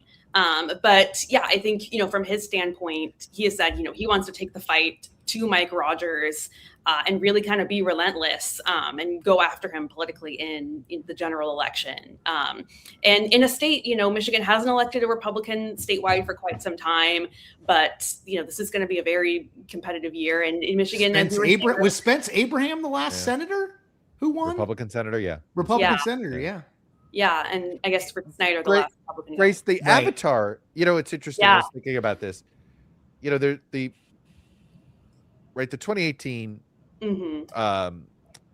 Democratic sort of primary electorate grew by adding these suburban, the suburban Republican women who couldn't take Trump and are now Democratic voters. And that feels like Haley Stevens is that avatar. And I know I'm totally overgeneralizing. Yeah. And Abdul El Sayed is, the urban frustrated, millennial or even Gen Zer who, is, and they both, I think, oddly represent the avatars well. Yeah. And perhaps that shows you why we're at where we're at right now. Yeah. And there's just slightly more angry folks in urban areas. Because if you look in all the big counties, and this is what I'd love to go through here in a minute after you react to this, Grace, is go through some of these. He does seem to be doing better in the larger population centers. Yeah, that has been super interesting because, Haley Stevens has not done, as much retail politicking, obviously with El Sayed being the kind of insurgent candidate. He ran a really grassroots campaign, but she, was not so much, she was really focused on running up her margins in Metro Detroit, which is why I'm really, really fascinated by some of these results in the more northern rural parts of the state. Yeah, I'm curious. I might go on Facebook or Meta's ad library and see what ads we're running up in those counties, or if it's just also maybe her, the message of I'm tried and true and tested and I've done all this stuff, is something that the voters in a place like Michigan specifically might be more inclined to. And she also made the point to me, I sort of asked her kind of a little tongue in cheek, but I asked her, what do the coastal elite reporters like myself, what do we not understand? And she said, you have to understand Michigan's such a unique state because of its reliance on domestic manufacturing. The manufacturing thing is just so huge. The tariffs are so huge. It's something she's really focused on in her campaign, and also made a lot of references to her work on the auto bailout, tied herself to Obama as many chances as she could. And, I think, with a lot of normie Democrats, that can go a long way. Do you think, Grace, in a general election, Republicans can make this a referendum on Abdul El Sayed over and above this just pummeling of the trade relationship with Canada? I mean, I feel like the last 6 weeks, Donald Trump has made, specifically Mike Rogers and Susan Collins, has put them in pretty much the worst possible spots you could be in for states that border Canada. It's a great question. Yeah, there was all this back and forth about the Gordie Howe Bridge. And Trump was former Hartford Whaler great Gordie Howe. Sorry, I had to get a Connecticut reference in there, Grace. Go ahead. Republicans would much rather have this be a race about Abdul al-Sayed than they certainly would about President Trump and a lot of these tariff policies. Also, farming, ag is going to be a big thing for a lot of people. I think, they're going to make it about him as much as possible. And this was kind of part of the Haley Stevens argument back to the selectability question, is her saying, his position, or his positions are, too extreme, and I'm, closer to where the voters are. It's a purple state. And it'll be, really fascinating to see that kind of play out in real time. But it's also the case that she, would have her own vulnerabilities in a general election setting, which I think was partly what made this primary so interesting. Yeah. Hey, Jeffrey, let's go through some of these big counties and what we've seen and what you're waiting for here, and what the boiler room is waiting for. So we're at 40% or 41% of the estimated vote reporting. Obviously, it's about a 4-point race right now. El Sayed up about 50 to 46. And look, at this point, the thought is that El Sayed is still favored to win. That has not really dramatically changed. However, obviously, things are closer. And maybe closer than we anticipated based on some of the earlier numbers we were getting.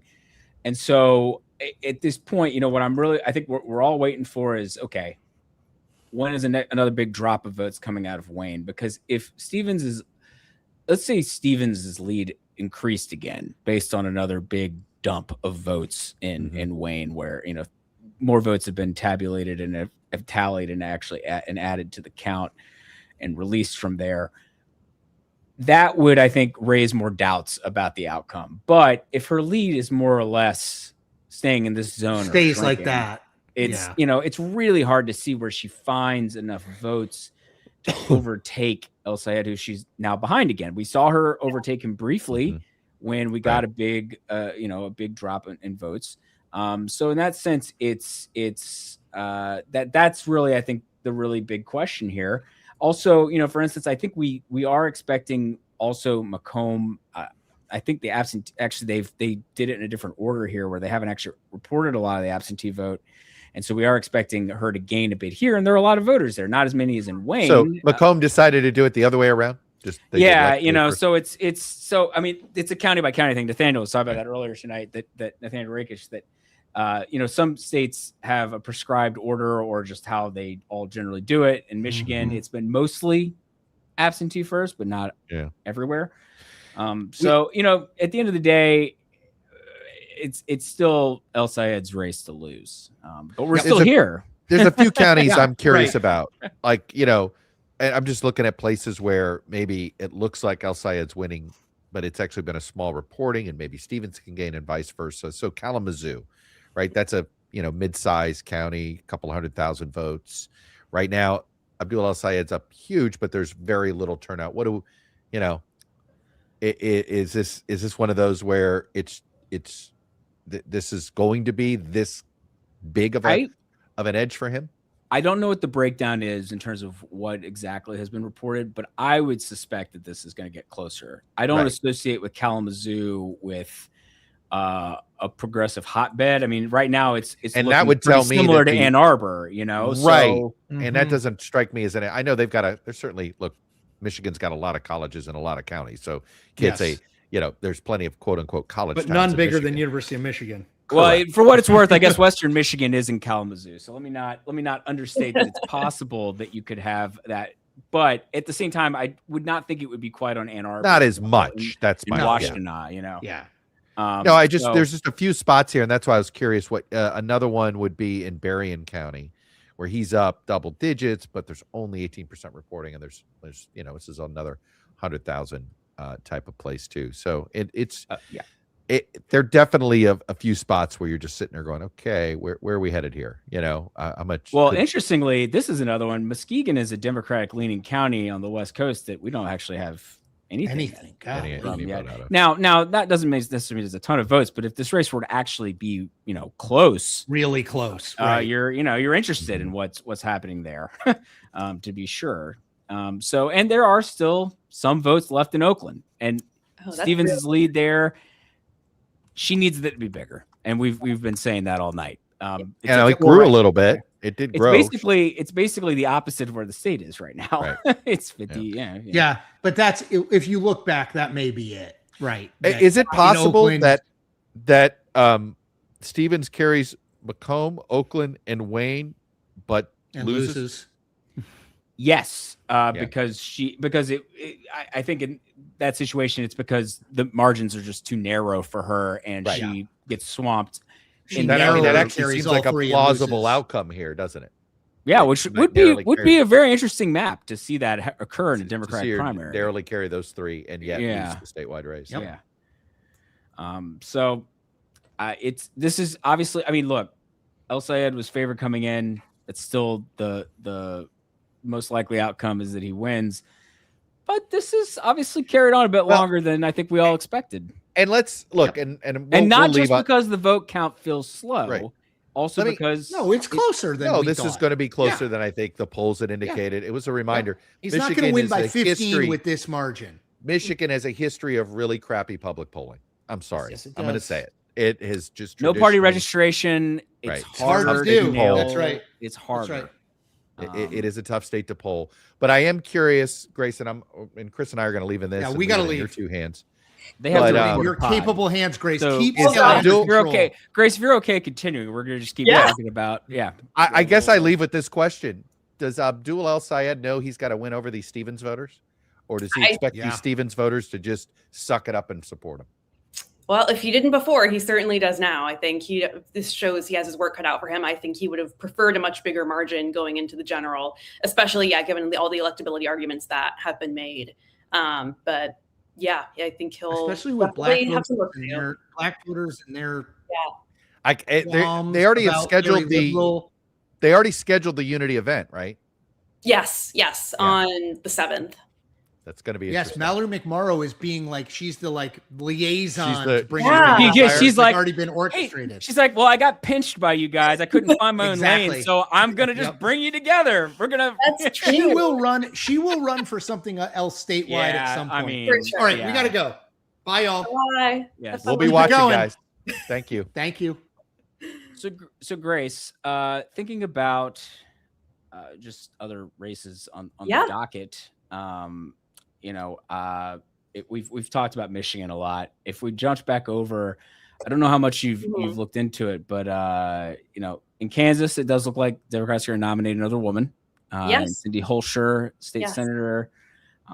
This is one of those races where this is basically the Republicans' top pickup opportunity on the governor's map, because at the end of the day, Kansas is still a red-leaning state. Yeah. But you're going to have state Senate President Ty Masterson as the Republican nominee, and I guess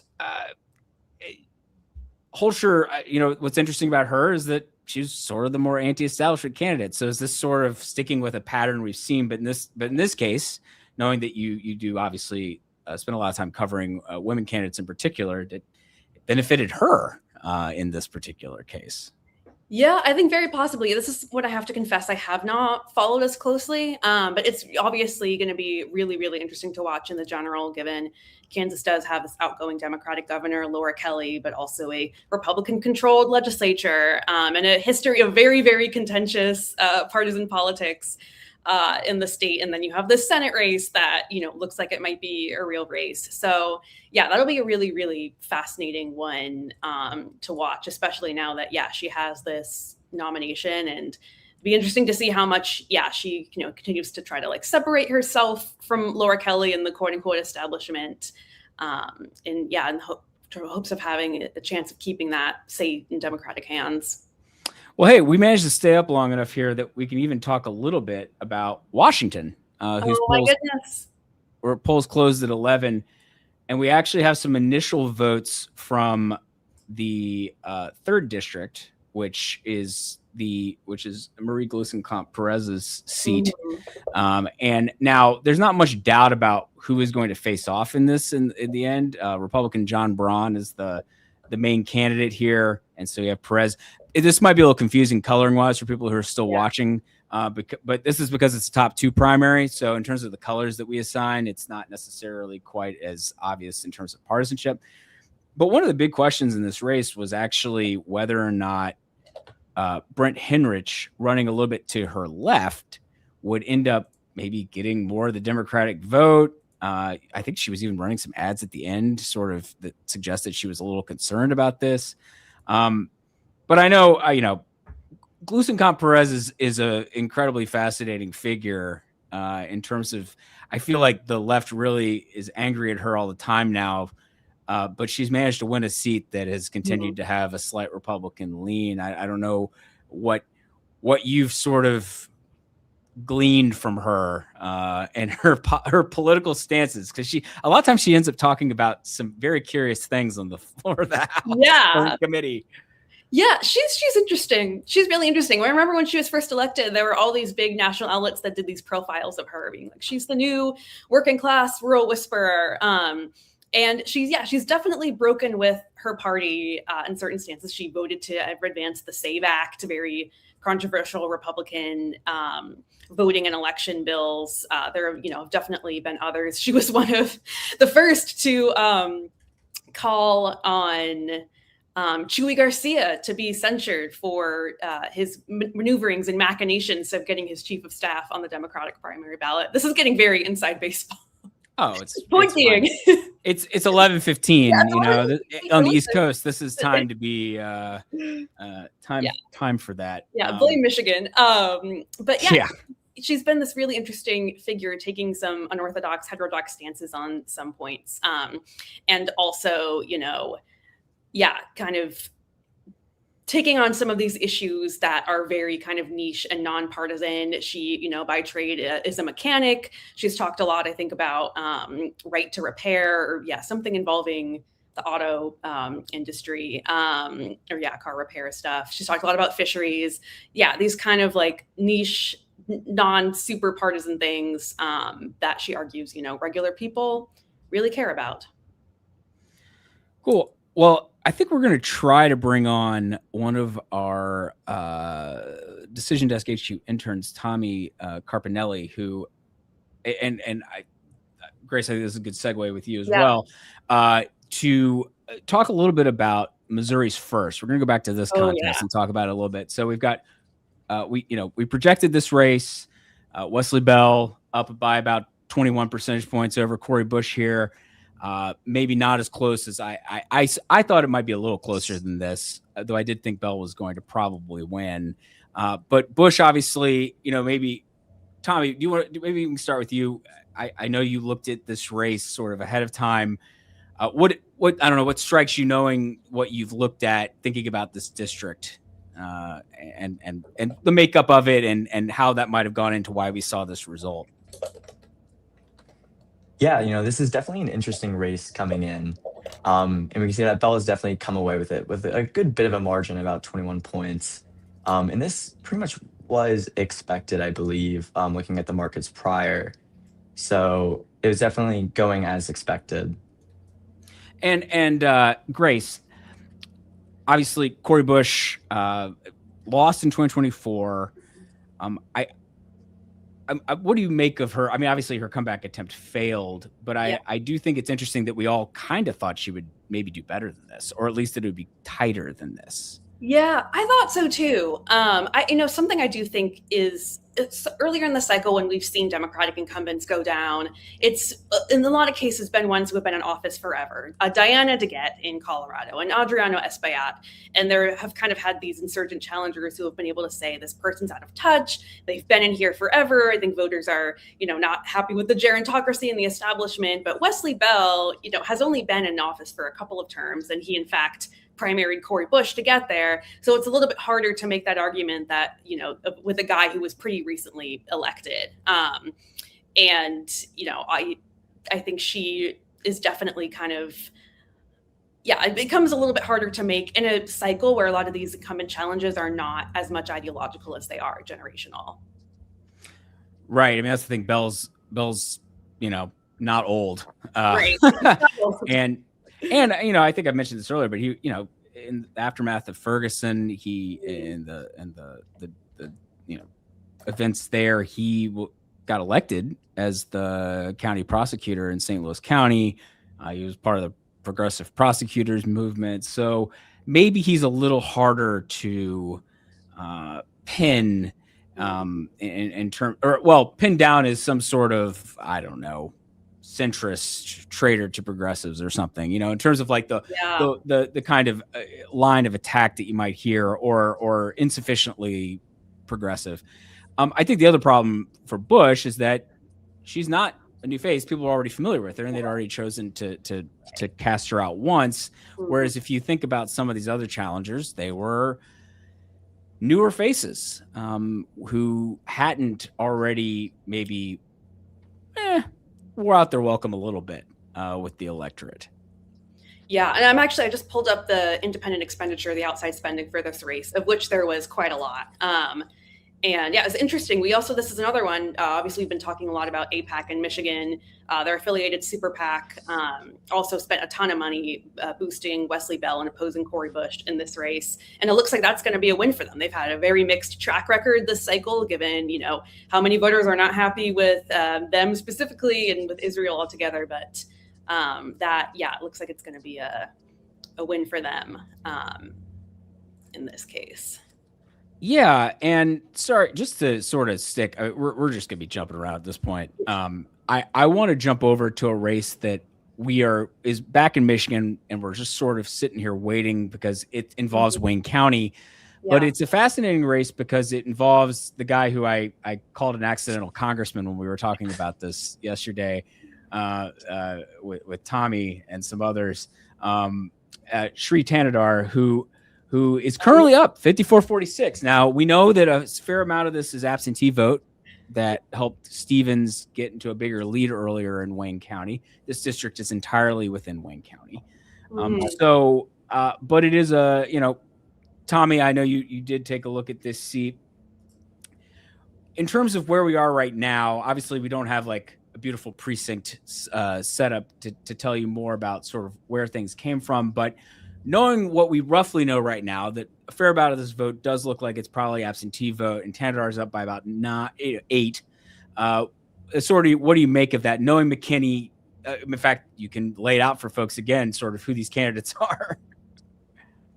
Yeah, I mean, I guess to begin, we can lay it out who those candidates are. And I thought it was funny what you said earlier about Sri Tanadar being kind of an accidental candidate because, yeah, I mean, back in 2022, he won by about 5% in a very, very, very packed primary. There was about 9 candidates.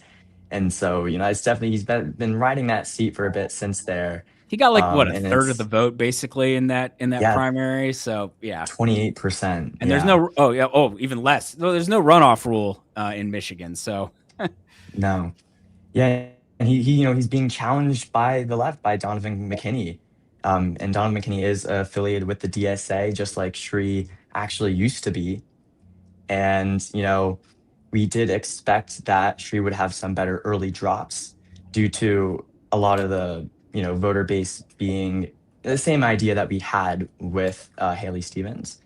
And, the markets still are showing a lot of favorability to Donovan, but it'll be interesting to see how the rest of these drops go since we know that they might be better towards McKinney in the end. Yeah, it looks like we actually got just a little bit more vote there and it shrunk very slightly, but it's, Tanadar still in the lead, or maybe I'm actually reading that backwards. Maybe Tanadar actually gained very slightly. Point is, it's still largely the same, 54-46. Grace, I don't know how much you looked into this, but obviously McKinney is sort of in the same conversation as pushing, someone from the left, but Tanadar is also, I would say, not conventional. Yeah, he is a very... Yeah, that's a great way of putting it. Definitely not conventional. Kind of an odd political figure of our time in ways that are not really ideological, but stylistic. And yeah, I was also, just pulling up what some of the outside spending in this race has looked like. A lot of it has been against him and pro McKinney from kind of the usual suspects: Indivisible, Justice Dems, Working Families Party. He did Protect Progress, which is kind of the cryptocurrency industry aligned super PAC, put almost $900,000 in supporting him, which is interesting. Yeah, they've made some like really interesting some interesting spending in this cycle. So yeah, I think maybe, we'll have to see what happens. But if he pulls it out, it could be just a bunch of wonky factors, kind of resulting in that. But one maybe just being that because he's kind of eccentric, is not as, easy to pin down as, some other incumbents might be. Yeah, and for what it's worth for folks like Sri Tanadar, who, by the way, I also learned yesterday, he's like 71 or something. Yeah. Which, what? I thought he was a bit younger than that. And he actually, maybe you looked into this too, Tommy, but I know like he made a lot of money, and then kind of showed up on the political scene. He ran for office a couple times before getting elected to the House in that kind of wild primary in 2022. But it's always been a curious fit because you are talking about a plurality Black district that takes up much of Detroit, and you have Sri Tanadar as the member from there. Yeah, Sri really doesn't feel very representative of this district. It is a plurality Black district, and Sri, he was an immigrant. He made his money all self-made, and he used that money to fully basically fund his first campaign back in 2022. But that's also pretty out of character for this district because I believe about 25% of this district is actually below the poverty line. And so we have this, multimillionaire who is representing a bunch of people who are not of that economic status. And he's, again, this is a plurality Black district, and he is also not Black. And so it is quite the interesting mix. And I think a pretty fun and interesting stat actually is that Sri is the first non-Black representative for this district in this area, basically dating back to the 1950s. And so I think that really does put a good job characterizing, how maybe unconventional Sri is for these, constituents.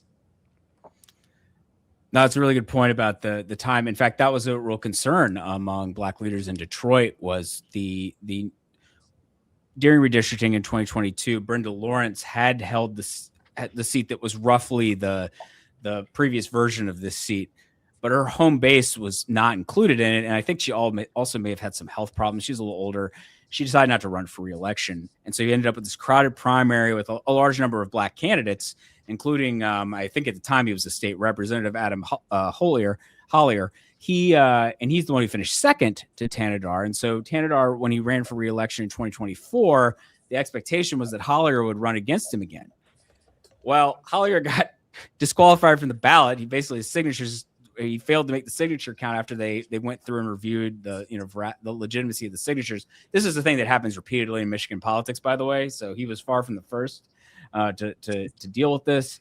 But you ended up with a couple lesser candidates in terms of the expectation that they could really give Tanadar a big run for his money, and he won in the low 50s to win renomination. But this time around, he's got a head-to-head matchup against McKinney, who is a state representative. So he is he's shown an ability to get elected to office, and so on at least in that sense, you would think that the setup would be there now for if you were going to beat Tanadar. this would be the setting for it. It definitely seems like now would be the time. And that's what we did see a little bit before, going into this race as well, before today. We did see like a Data for Progress poll, I believe it was, July 11th to July 15th, that showed Tanadar up +4 with only 13% undecided. And so even, having this perfect brew of a, demographic candidate like Donovan McKinney, there was still a largely competitive aspect to this race. And it's, that's coming in a pretty big disparity between the prediction market odds. So there's definitely a difference between what the money was saying and what the polls were saying, but it's very interesting. Yeah.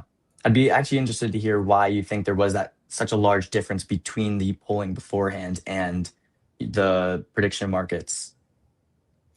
Well, I think that came out of the fact that you didn't have that much polling. And I think the thought was, okay, the makeup of this district, the fact that Tanadar had not done that well even while winning renomination in 2024, he's always been felt like a bit of an odd duck. If people want a little bit of entertainment, go check out his social media because there's some very funny posts Just curious posts. Like he has got his own style of things. And hey, while we're sitting here talking, would you look at that? We got some more votes in.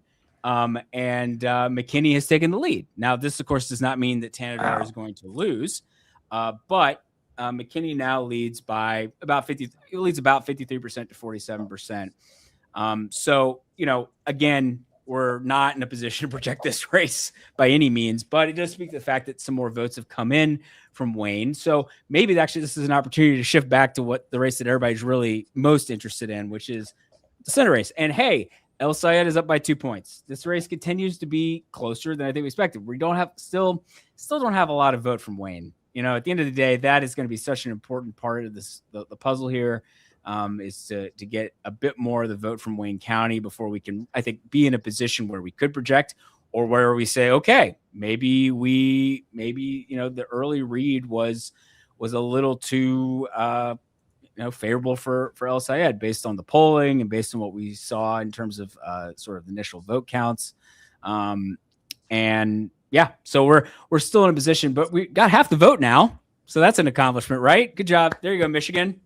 I feel like my 16-month-old is in a real I want to clap at everything kind of mode right now. So we'll be at dinner and he'll have eaten with a spoon, which is a big accomplishment at this point. I mean, sometimes it's upside down, but sometimes he does manage to do it. A baby spoon, to be clear.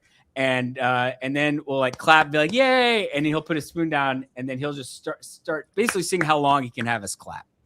My hands have gotten very red from clapping for my son, but I feel like Michigan can get the kind of clap I give my son when he does this.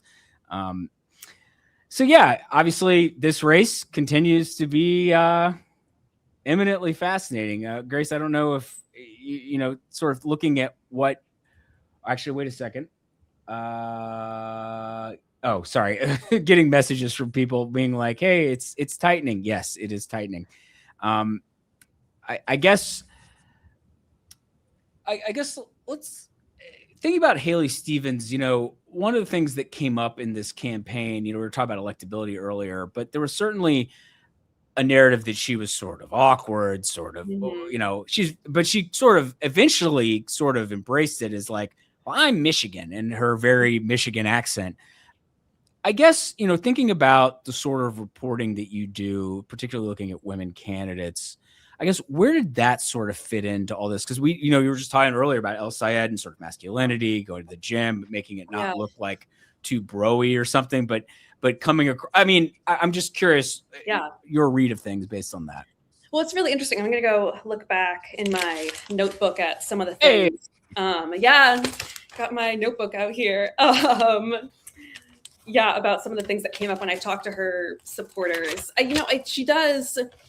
Yes, she maybe is not as, polished or as skilled of an orator as I'll say it, but those are not traits that, Michigan voters have necessarily historically prized. I don't think anyone would say that, for example, a Gary Peters or Debbie Stabenow were one of the great, oratorial messaging communicative talents of their time, but they certainly got a lot done. Were known as very pragmatic, results focused oriented senators, and I think Haley Stevens is definitely in that tradition.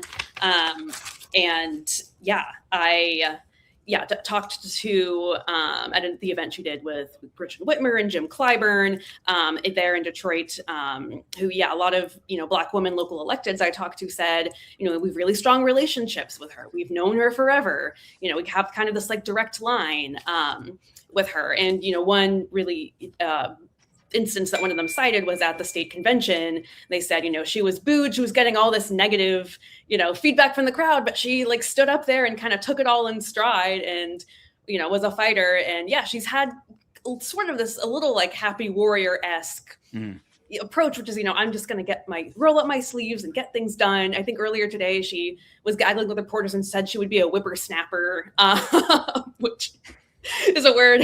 That sounds so like Haley Stevens. It really is. That's funny. It really is. Yeah. And I think there's, an aspect to that which sure, it might not be what we necessarily think is the most slick or the most polished, but, does appeal to people, is, relatable, endearing even. And I also think that her years of relationships with local elected officials can't be overstated. And El Sayed does too. He was the Wayne County Health Director for a long time. But I think maybe a little bit of the story of this primary, even if she loses, might be that the party still decides a little bit. I also do wonder if endorsements from people like Gretchen Whitmer, even though she was kind of late in the game, but like Gary Peters, Debbie Stabenow, Jennifer Granholm, if that, moved the needle as former elected officials who are pretty popular within the Democratic Party. And I also think like electability came up so much when I was talking to voters too. And especially with Stevens supporters, they just thought that she was the safer choice in a purple state. I really liked what you said about her almost embracing a little bit of her uniqueness. Yeah. Because I think a big theme for this primary cycle so far has been that, the people are really striving to see their candidates be authentic and they want to see that fight. And her, playing into some of those tropes that people might be making stabs on X or on Twitter, or on social media, and her owning that, I think, is showing the voters, I'm me, I'm who I am, and like you know what you're gonna get when you vote for me. And I think that's definitely a big factor this primary season. Yeah. Yeah. Just the note, just for folks, earlier in the evening, we still don't have a lot of vote from these places, but you're talking about sort of the Flint region, Saginaw, Genesee, up into Bay County. Bay County these are parts of like the 8th district that's very competitive, very 50-50. But this is an area where I would think that Haley Stevens would do better. And she now is leading. Earlier in the night, she wasn't leading through all these places, but now she is. Again, we still don't have, that might not be the case by the end, because we still just don't have a lot of the vote in from these places. But I just thought it was worth noting, because I think that played a role. That plus Wayne County adding a few more votes is how we've gotten this race down to 2 points now. Still a long way to go. And I think, push comes to shove, El Sayed is still in a better position.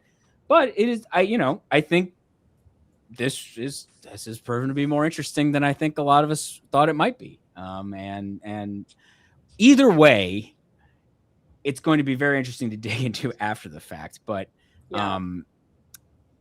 I think earlier you were talking a little bit about it, Grace, but obviously whoever wins this, more likely than not El Sayed, but there will be a lot of cleanup to do after the fact. It sounds like there's already a unity event planned in that sense. So they are talking about this, but a divisive primary, it's one of those things. There's a chicken or egg problem.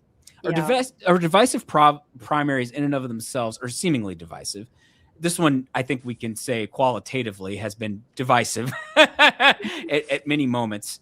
But if you look back at sort of the history of, does a close primary lead to a loss for that party in the general election, the results are mixed. And a lot of that comes down to a mix of the particular political environment you were in. And there are reasons to think this one's going to be better for Democrats. So does that help? Does President Trump at the end of the day help unify Democrats heading into the general election enough? Or do you think if Stevens were to somehow win this, do you have like progressive voters staying home or skipping this race? Does that happen? Yeah, I think first of all, there's so much that's going to happen between now and November. I mean, just the month of July. 3 months. 3 whole months. Yeah. Just July alone, since the Graham Plattner dropped out, I feel like it's been like the longest month long or decade of my life. So there's a lot that's going to happen between now and November for one. And I do think, overall, the polling shows that Democrats are more enthused, have higher enthusiasm than Republicans right now. I think, say they're more likely to vote. I do think that Trump's unpopularity is, going to be the dominant theme of the cycle, and especially in a place like Michigan, whereas Haley Stevens pointed out to me has been very, very sensitive to the impact of a lot of his policies. But it is also, I think a lot of people were expecting or maybe hoping that this primary would kind of settle this sort of ideological divide debate within the party. But if this margin stays as close as it is now, I think that's still something that Democrats are going to have to contend with. And I just think back to 2024 too, when the uncommitted movement, what really got its start in Michigan, was a little bit of a canary in the coal mine for, some of Democrats' vulnerabilities with unity and, turnout in that year. So, I don't see progressives, El-Sayed supporters staying home as so much the problem. But I do think that it's just, going to keep, this is not going to be the end of Democrats' power struggles. I'll put it that way. Yeah, let's check in and see. Let's see what else is going on in the world. We don't have any updates in the Detroit 13th, but we did have a projection earlier. We just didn't really get a chance to talk about it. But Democrats have nominated William Lawrence in the Lansing-based 7th district, a very 50-50 seat, and this we've talked about Abdul El-Sayed being a test for progressives if he wins the Democratic nomination for Senate in a swing state. Well, this is a swing seat within a swing state. And Lawrence, I think the concern for some Democrats was that he's not raising as much money. He's more progressive. He's said a lot of things. We're seeing that play out in maybe a more negative way for a candidate with Francesca Hong in the gubernatorial race in Wisconsin. But now Lawrence is going to face Tom Barrett in a seat that I would view as basically a must win for Democrats. This is exactly the kind of seat that if they're going to win back the House, that they have to win. And so I don't know what you guys make of this being a progressive victory, though maybe this was also because of a split field. I think Brink and Masdam potentially could have united if one dropped out. But of course, who would drop out in this situation? 29, 28, Yeah. So I'm really glad we're talking about this, because I went to Lansing to report on this race and just published a really long story about it today. This has been like I'm sorry I missed it. Today's no, been you're good. Yeah, today's been a little busy. No, this race has been like kind of my personal obsession. I feel like it's gotten so overlooked by the Senate race, but arguably the three-way component of it has made it even more interesting. And I actually am not surprised to see Will Lawrence won. I am surprised that it seems like he's winning by a much larger margin than El-Sayed is in the Senate race. That I did not see coming. But I think it's a microcosm of a lot of things. So to kind of back up a little bit, as you mentioned, super, super competitive district, went for Trump by 1 point, currently held by a Republican. But this kind of started out with a recruiting failure. I talked to Matt Grossman, great professor of political science over at Michigan State. And he was, pointed out the context is that Matt's a good guy. That's a great guy. Very sharp guy. Very sharp guy. Yeah. And this whole situation kind of started with Democrats not being able to recruit any, local office holders, statewide office holders in the district. So it's kind of why you had these two out of district candidates move there to run for office. Bridget Brink, who did grow up in Michigan, but moved to the district for run for office, and Matt Masdam. And I think the kind of like centrist proxy war has been really interesting, and gender has been a big part of it. I know you were just mentioning, who would have dropped out there, I think, one thing, and Matt made this point too, that, neither of them really saw coming, was that Will Lawrence would have this, big surge in momentum. He was kind of seen as a long shot candidate. Bridget Brink and Matt Masdam were, mainly focusing their attacks on each other. There was a lot of outside spending from pro-Masdam groups against Bridget Brink. But the Will Lawrence surge really, really shook this race up. And again, you kind of saw this failure of, to coalesce or consolidate, which I think says something really interesting about the moderate wing of the party. You had Alyssa Slotkin, who used to represent the district, coming in at the last minute to endorse the third place candidate, Matt Masdam. That ruffled some feathers with women's groups. And then last week, one of the pro-Masdam groups put out a poll showing Lawrence in the lead and him in second and Bridget Brink in third. And their takeaway was Bridget Brink's the spoiler and should drop out. And that also did not go over well with groups like Emily's List, who I talked to their president, Jessica Mackler. on Saturday, and she told me, it's really unfortunate. And he said, like, why does this man, the audacity of this man who's, been pulling in third for most of the race to call for her to drop out. And again, we haven't been having as many of these, sort of open squabbles and, contentious debates over gender and sexism and electability in a lot of House primaries, but it's one that's played out here. And it's just, is really, really interesting. And as far as the general election goes, Will Lawrence is really the first Democratic socialist progressive of this kind to be nominated in a swing district. We've seen candidates, Democratic socialists, win in safe blue seats, but it's going to be a really, really fascinating matchup for sure. Yeah, just to point out to folks, just the general election here, this is a seat that Trump carried by a little over 1 in 2024, while Alyssa Slotkin in the Senate race was carrying it by a little over 1. And now she represented this seat previously. And so, it's we're talking about the swingiest of swingy turf here. So again, it is a seat that I feel like that if, Democrats are going to win back the House, it's the kind of seat that they have to win. Thinking about, I don't know if Grace, I know you were interested in the 7th district. I don't know if your travels or reporting took you at all to the 10th. They did. Yeah. Hey, well, let's go over there because you have a woman in the lead there, and Christina Hines. I know she's a former sort of special victims prosecutor.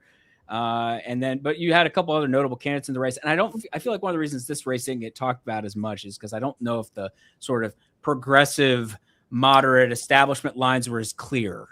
Yeah, that's true. They weren't as clear. And Christina Hines has been sort of the front runner for the campaign. She, was leading in fundraising and endorsements, also backed by Emily's List. And she has this really, really interesting background as a sex crimes prosecutor. And she's also, made a lot of local issues, affordability, domestic manufacturing jobs, really central to her campaign.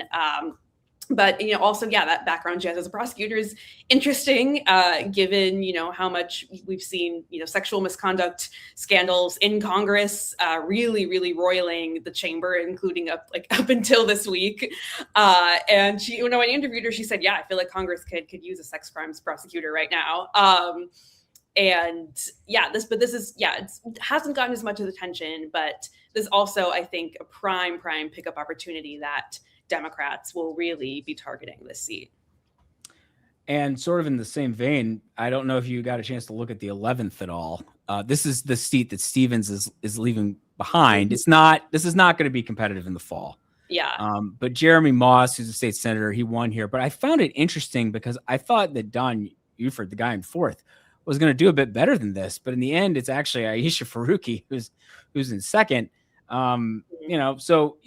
This is only notable, I think, in the sense that the winner of this primary in a seat that I forget what was off the top of my head. Harris won it by 16. It was not going to be competitive in the fall, but obviously Moss winning is who, you're deciding who the next person from this district is going to be.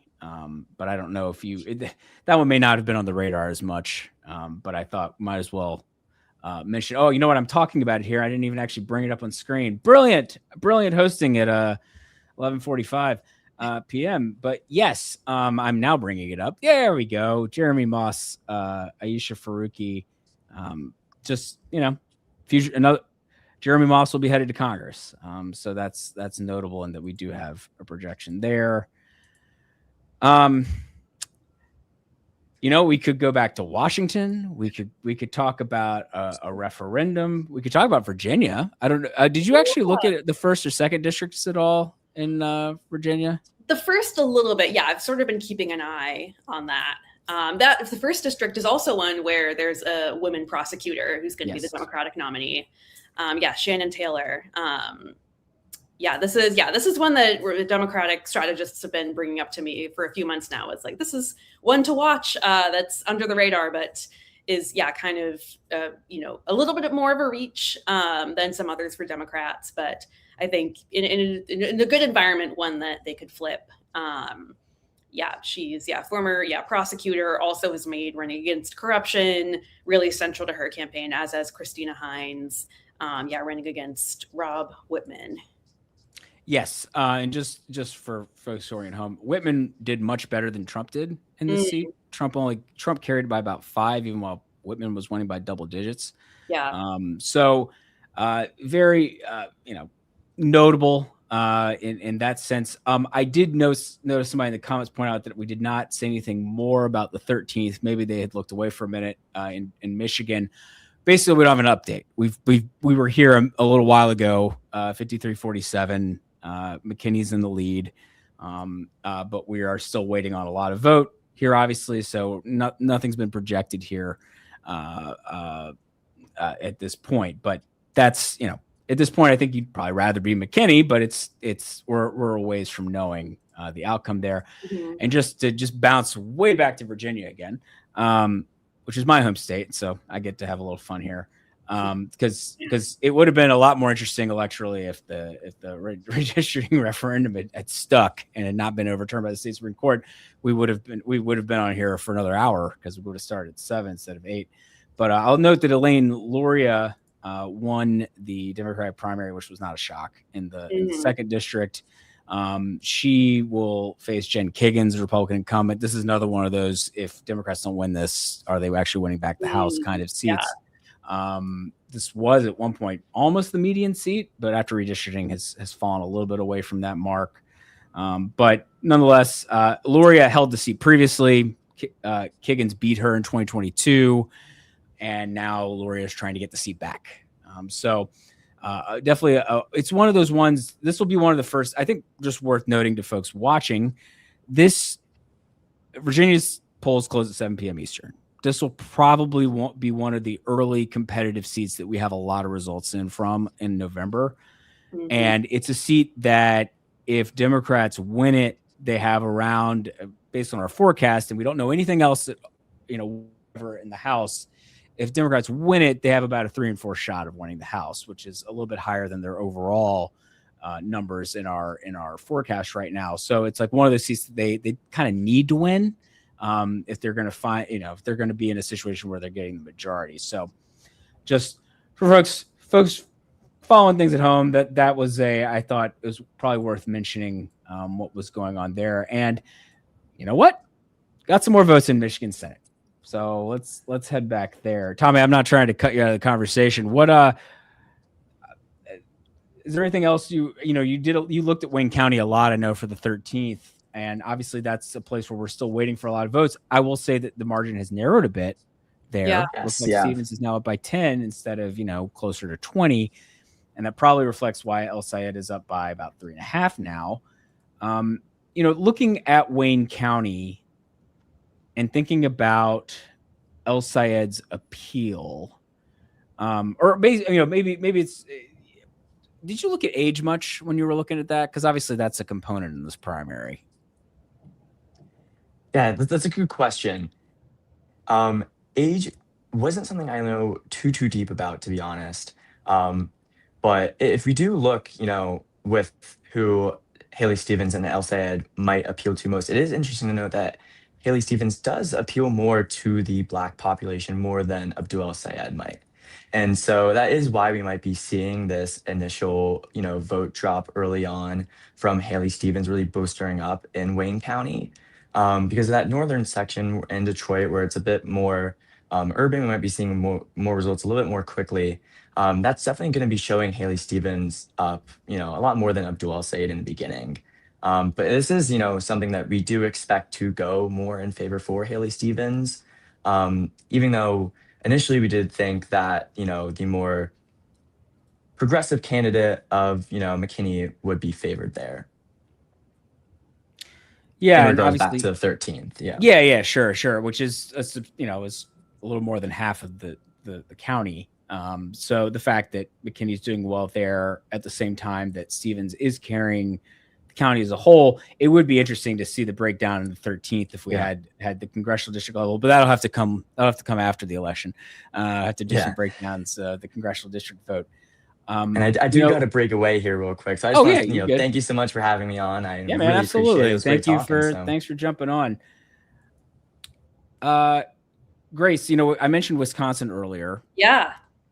And I was curious, obviously this has been this race right here we have on screen right now has been such a central focus of the conversation about sort of debates within the Democratic Party. But obviously Wisconsin is a pivotal swing state. Yeah. And honestly, Francesca Hong may have seemed like an even stronger bet to win against a divided field. Although, I don't know, we got a little hint that maybe there's a new poll coming out showing that race has gotten closer because of some of the stuff's been going on there. But obviously, DSA, is her background? I should know this, but obviously she's of Asian descent, and I'm not sure what is it Chinese? I don't honestly remember. Korean. Yeah, she's Korean. Yeah. Hong, Korean. Sorry. You're almost midnight. So obviously, she also represents like one of the most progressive places in the country, really, probably Madison. Yeah. I think she actually even represents what they call like the Isthmus district, which is like the one right. Yes. Please. Isthmus. Yes, she represents like a super People's Republic of Madison. Yeah, people of Madison. Yes. Yeah. Yes. Or whatever. Yes. Yeah. Super, super blue sea. I think she was elected in 2020, and before that, had a background in the service industry. And that's something that she's made a part of her campaign. Touting the fact that she's has that experience. Being a working person, being a single mom, and now she's taking that statewide, and it's been this sort of really head-spinning, crazy series of events, and it's actually a little bit similar to the Michigan 7 situation, where you had kind of a failure to consolidate by the anti-left. I don't know if moderate is exactly the right word, because some of the other candidates in the Wisconsin governor primary are also progressive. But of the anti-DSA, shall we say, coalition to shift the outcome. In Michigan 7, it was Alyssa Slotkin who tried to get her preferred candidate from third to first, and that didn't work out. In Wisconsin, you have Governor Evers convincing a candidate who had dropped out to get back in the race. That is truly one of the nuttiest things you will ever see, is a guy drop out and then like a week later is like, well, I'm back. I'm back. Yeah. So you have, for those keeping track at home, you had two current lieutenant governor and former lieutenant governor, neither of whom were endorsed by the current governor under whom they had served. Both dropped out of the race for different scandals. And then, the Milwaukee County Executive David Crowley getting back in. And it's kind of the subtext, the undertone is it's really, a little contentious. Evers has said he doesn't think Hong can win. He's accused her of running, an online campaign, which I actually don't think is true based on my time reporting with her. I had probably the most offline weekend I've had reporting with a candidate this past weekend with her. But all that said, it's, all of these tensions are just like really, again, like out in the open in Wisconsin. And it's like interesting too to think about how the timing of retirements for some of these statewide Midwest politicians has pushed all this out into the open. Like if Gary Peters had served another term, we would not be here at almost midnight with this map right here. If Tony Evers had decided to run again, there wouldn't be this situation. Same in, Minnesota with Tina Smith. And it's something that Democrats in these states would have had to have these fights no matter what. But it's, kind of interesting. You see the old guard stepping away and then not being able to pick their own successor, which is really, really interesting. With the exception of Minnesota, I think Tina Smith is going to get Peggy Flanagan over the line. Well, there. Hey, that's a perfect opportunity to we could mention the one of the other big races on the docket for next Tuesday is the Minnesota Senate race. The primary there between two women, Peggy Flanagan, the lieutenant governor, and Angie Craig, congresswoman from the MSP suburbs, Minneapolis, St. Paul suburbs. Obviously, it seems like Flanagan has some of that progressive left energy on her side, but Craig is formidable, quite a fundraiser. Our polling average has Flanagan up about 42-36, but that leaves a fair amount of undecided. And I think you would say Flanagan is the favorite, but not overwhelmingly. Yeah, it is actually a little bit analogous to the Michigan race. I actually think Peggy Flanagan is in some ways, a stronger, better suited maybe candidate statewide than El Sayed might be, just, you know, in terms of the fact that she is a statewide official already. Right. And same for Angie Craig and Haley Stevens. Angie Craig is also kind of a centrist, moderate House Democrat, but very, you know, prolific fundraiser, also the top Democrat on the Agriculture Committee. Ag is big in Minnesota. But that is also, you know, people talk about Minnesota nice. That has been a very, very contentious primary with both, you know, Flanagan and Craig really attacking each other from the beginning. My colleague Mel Barkley had a really good story recently for us on how immigration and Angie Craig's vote for the Lake and Riley Act is, you know, something that might imperil her given Minnesota's history with immigration this past year. And it also the fact that Minnesota is further to the left than a Wisconsin or a Michigan. But yeah, just another really, really fascinating intra-party fight playing out there. And yes, also some interesting House primaries in Minnesota too, including for Angie Craig's seat.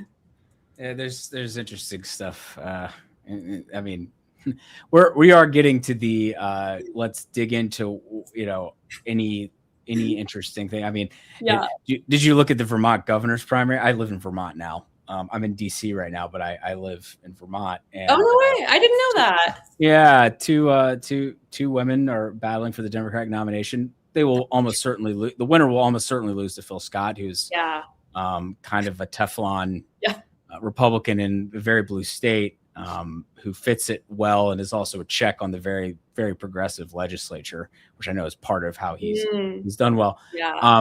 But you know, that's another contest on the docket. And you know what? We could mission South Carolina here. Darlene Graham and the special Republican primary for Senate is also next Tuesday. That's going to be, I think it's probably going to a runoff, but it's sort of who's going to advance to said runoff and how well will Graham do as the Trump candidate and obviously the sister of the late Lindsey Graham. Yeah. Yes, super interesting. I did not catch the debate tonight, but I can't imagine why. Yeah, I know. It's not poorly like scheduled, guys. Come on. Yeah, but that is like that's also a really interesting gender and politics story too. I think a lot of what we've been talking about is kind of like this intra-Democratic Party fights, but on the GOP side, it's been really, really interesting to see how she's positioned herself. You know, something that stuck out to me, she has a background working in disability services and policy. And I'm trying to think of what she said. It was something like my brother. Oh yeah. It was like my brother was an expert on the federal budget. I'm like an expert on like the household budget and like the kitchen table budget. Like he was really focused on foreign wars. I'm kind of focused on like your grocery bill. Which is like an interesting message. Obviously, South Carolina is not going to be competitive in the general, but just thinking about how. Don't tell Annie Andrews that. No, I've seen chatter. You see people mentioning South Carolina. It's like, I'm pretty dubious. I mean, maybe it's closer than usual. That's perfectly possible, but for a Democrat to win South Carolina would be kind of a shock. And Andrews also hasn't really made like an explicit pivot to the center that we've seen. No, which is curious. She's running a very like, very standard liberal progressive campaign, unlike some of the other Democratic Senate nominees in red states. But I think Darlene Graham could just play a really interesting role in the Republican conference in general. She got her brother's committee assignment. Wow. I mean, especially thinking about who the surrogates and everything might be as we think about the Republican side of the field going into 28. South Carolina has just like been another main character. Yes. Oh, a lot of main character energy. A lot of main character energy. Hey, I just want to remind folks, we are still keeping an eye on other stuff. There's no new updates on Michigan's 13th, where we don't have a projection yet. The Donovan McKinney and Sri Tanadar race. We also, I don't believe, have a projection yet in the 10th, although I have so many tabs open now that I'm not really sure. That's the Michigan 10th to clarify. Oh, no, we do. Okay, we have projected that Christina Hines has won. So I'm bringing that up now. Basically, she won, which means Christina Hines, you were mentioning earlier, prosecuted sex crimes, and I had been the front runner here, but you did have three like solid candidates, like candidates who you knew they were fundraising pretty well. They had local ties or strong fundraising. You knew that they were probably going to win a fair bit of the votes. So she came out of a tough primary in that sense. And she will almost certainly face, and I actually haven't looked at it tonight, but I assume Mike Bouchard won. Mike Bouchard Jr., I should say, who is really, really interesting in terms of, so yeah. Oh yeah. Well, oh God, it really wasn't close. So just to mention this race, Mike Bouchard Jr. Has won the Republican nomination easily, got President Trump's endorsement.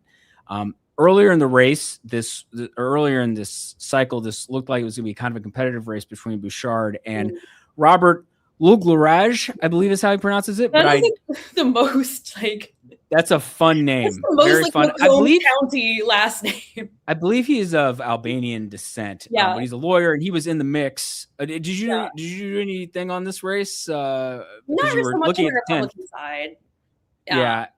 But yeah. Obviously this is going to be, both sides are going to be putting in a lot of effort to keep this one in Republican hands with no incumbent as John James embarks on another statewide campaign. Yes.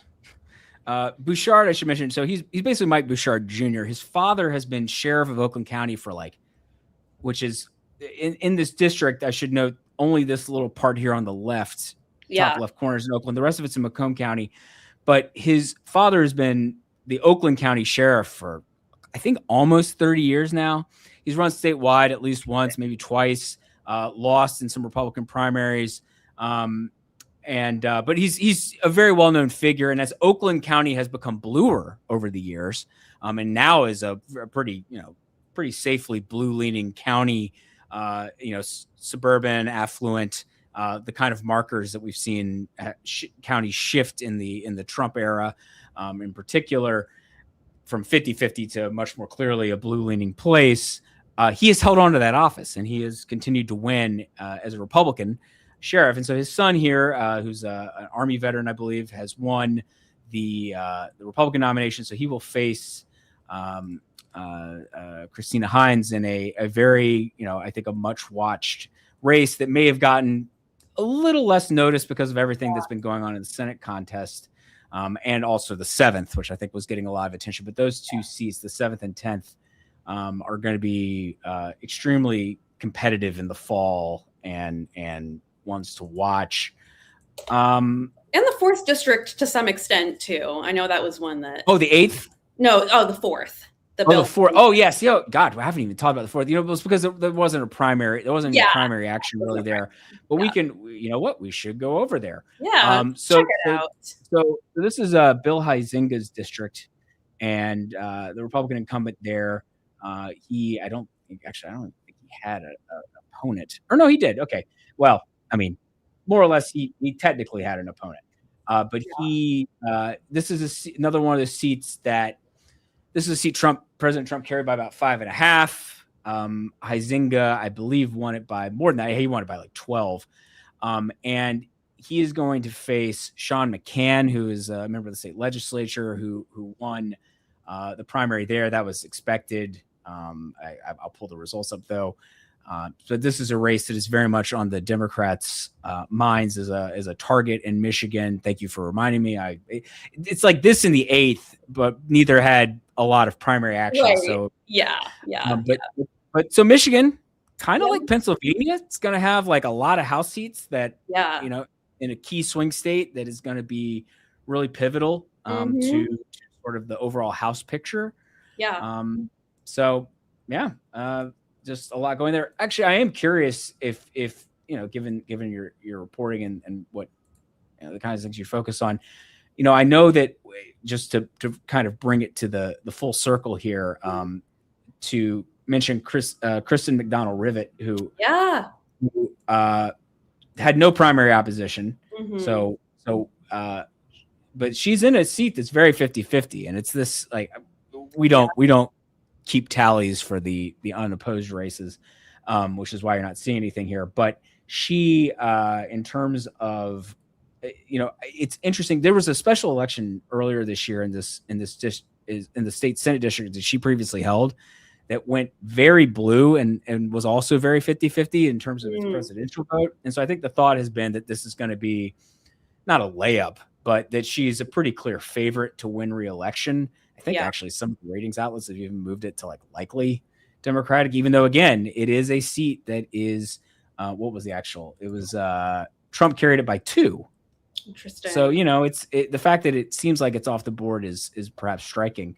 Yeah. I didn't know if you'd done any reporting on her or have run into stuff about her, given that I think she was in the conversation as a potential Senate candidate, even though she's only been there for a term. Yeah, well, this is some of the reporting about the behind the scenes of the recruitment in the Senate race. Is that first Chuck Schumer prefers candidates who have won statewide, so his first choice was Whitmer. She didn't want to do it. I think it was also reported that he looked at Hillary Scholten. She didn't want to do it, and is now a very vocal Haley Stevens supporter. And then also asked Kristen McDonald of it. She didn't want to do it. So it kind of settled on Haley Stevens there. But I spent a little bit of, not a ton of time, but a little bit of time in that district in Davison, which is a suburb of Flint, at a really beautiful house next to a field. So very, very rural Michigan for an El-Sayed event. That actually both Elizabeth Warren and Chris Van Hollen were at. So it was very funny. There were a few of us reporters there, doing little interviews with them on the porch and by the barn with chickens wandering around. But she's definitely, frontline member one to watch for sure. And district will be interesting to see how much bluer it moves this year with her as the incumbent. Yeah. And, the Republican race, I think I didn't review this because the primary stuff, but I believe there was potentially a different Republican candidate who might have run earlier, back in 2025, who was discussed, who ended up not running here. And I think that was a reflection of McDonald Rivet's strength. And at the end of the day, I know the Republican field had raised very little money here, even though this seat on paper is, certainly not off the board for Republicans. So the fact that it hasn't really gotten as much notice maybe says something about her and just where the district is right now. Kind of looking around, let's see, what do we got? Any more updates? Just bringing people back to the big race of the night. El-Sayed is up 4 points. Okay, interesting. The margin in Wayne County has shrunk. Huh. So, again, I think Stevens needs to be winning Wayne County by more if she's going to actually win this thing. Yeah. And so that's probably a good sign for El-Sayed at this point, that he has closed the gap a bit. But obviously, we're still only up to about, not quite 2/3 of the estimated vote in. So, a lot of that is still in Wayne, which is only about half the vote in from there, as well as a few of these other counties where I guess the real question is, can Haley Stevens make up enough ground in places like Saginaw and Genesee? That's really interesting. I don't know. Yeah. I'm dubious. I still think you'd much rather be El-Sayed at this point. Yeah. But it's her lead did grow a little bit late on in Oakland as they've gotten closer to being fully counted. This is her home base, which she needed to be winning as well. And earlier in the night was only winning by a couple points, but she's up by about 5 there now. So, things are shifting, but El-Sayed in the lead still. So, the fundamental sort of situation has not dramatically changed. Another race that maybe you have stumbled into a little bit, in your travels and in your work. I know that, we talked about Washington's 3rd a little bit earlier, but the one open seat in Washington State is the 4th district. And looks like we do have projections here. Hey, would you look at that? Okay, something to talk about while we wait on Michigan. So Amanda McKinney is a Yakima County commissioner, and she had Trump's backing and was seen as, clearly sort of the leading Republican. But the question was, this district has had a habit of sending two Republicans to the general election in recent times. This is Dan Newhouse's district, one of the only two Republicans left in the House who voted to impeach Trump after the events of January 6th in 2021. And Jared Sessler, who had run against him and finished second in Washington's top two primary, Sessler advanced against Newhouse in 2024, had Trump's endorsement, but narrowly lost to Newhouse in the general election, probably because Newhouse picked up some Democratic votes. And but it does look like this may be a simpler one in the fall, because instead of a two Republican race, John Dureski, the lone Democrat on the ballot, did win enough of the vote that he is going to advance. We're projecting. So McKinney should have a comfortable general election. This is a seat that will remain in Republican hands. It's not going to be competitive, but a Republican woman, which we have seen trends on that shifting a little bit in the other direction, perhaps. Maybe you can speak to that more broadly. So zooming out a little bit in terms of women's representation in the House, it's the increasing higher rates of representation have sort of leveled out overall, and a big part of that is a decline, leveling off among Republicans. Republican women have not been expanding their ranks at a super high rate, despite there being many concerted pushes led by some, including former Congresswoman Elise Stefanik, to get more women to run. And that's kind of contributed to this overall trend leveling off. But there are definitely some interesting ones making some waves in the House. Obviously, you have Ashley Hinson, who's running for Senate in Iowa and what's going to be a pretty competitive race.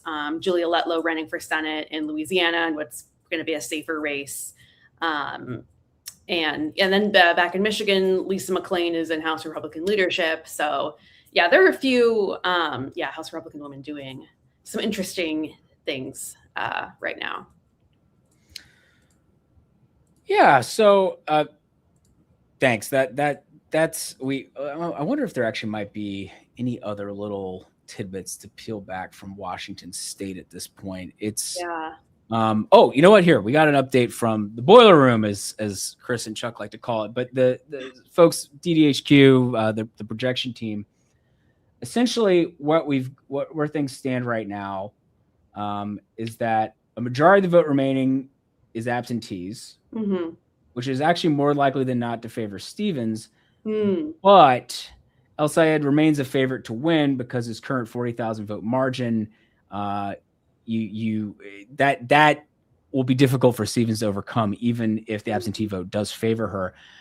But the big thing is that we're still waiting on around 150,000 votes in Wayne County. And we need to see a few more of those votes to have a feel just how realistic it is that Stevens could catch him. Because if the vote, I think, looks kind of like how it's been looking in Wayne now with this smaller margin for Stevens, that's not enough. She would need more to win. And so, or at least probably. And it's one of the things where if El Sayed cuts that margin at all, that's probably very good news for him. So a lot of vote left in Wayne. But this has certainly proven to be more competitive than I think we expected. At the end of the and you said she's expected to make up ground on remaining absentees out of Wayne County, or just in general? Just in general, that at this point, like going county by county, a lot of what's left. Because here we've got some other things that have come in. Saginaw is now up to 71% in. So that's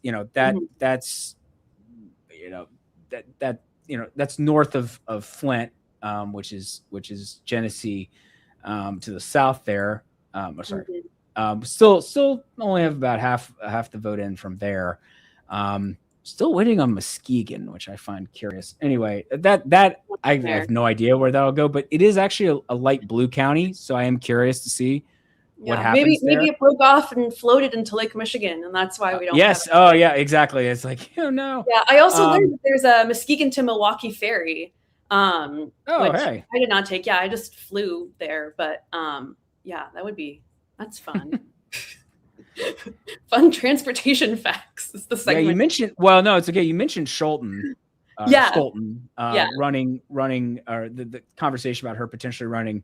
Obviously, she's seeking re-election to the House in the 3rd district, which has become more Democratic leaning. A lot of that is down to Kent County, where Grand Rapids is, more affluent, higher education levels, and it has become a more blue leaning area. And so the 3rd district, which is kind of this part, has become it's not safe, but it at least in this environment, this particular cycle, Scholten shouldn't have much trouble. But you notice El Sayed cleaning up there.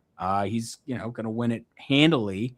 And this is a county that, at the end of the day, if El Sayed wins, which still seems like the more likely outcome, this to me, like my thought was, if El Sayed is cleaning up in a place like Grand Rapids, it says something to me about, like, beyond Stevens's home base, is she actually in places where there are a lot of Democrats? Is she actually able to win? And, Grand Rapids, no. Obviously, Ingham and Washington are a little harder because you're talking about big college communities, East Lansing, Michigan State's, and Ingham around Lansing. Washtenaw is where Ann Arbor is, College Town with University of Michigan. Kalamazoo is where Western Michigan is, though that's not as significant. But the fact that, Grand Rapids, to me, Kent County was like, if El Sayed is cleaning up there, I bet he wins. That was sort of my thought. Heading into this. Yeah.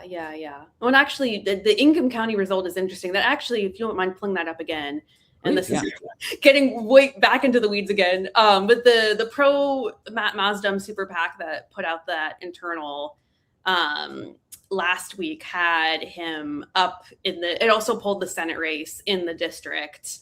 But I think it was like a very, here it is. Yeah. So in the 7th district, they had polled El Sayed 57%, Stevens 35%. That actually, there are obviously those other counties in the district, but it looks pretty dead on. There are obviously a lot of issues with the statewide polling in this Senate race, but yeah, I'm very grateful to all the pollsters out there who, when they do internals for House races, also poll statewide races in those districts and release that to us. It is very helpful.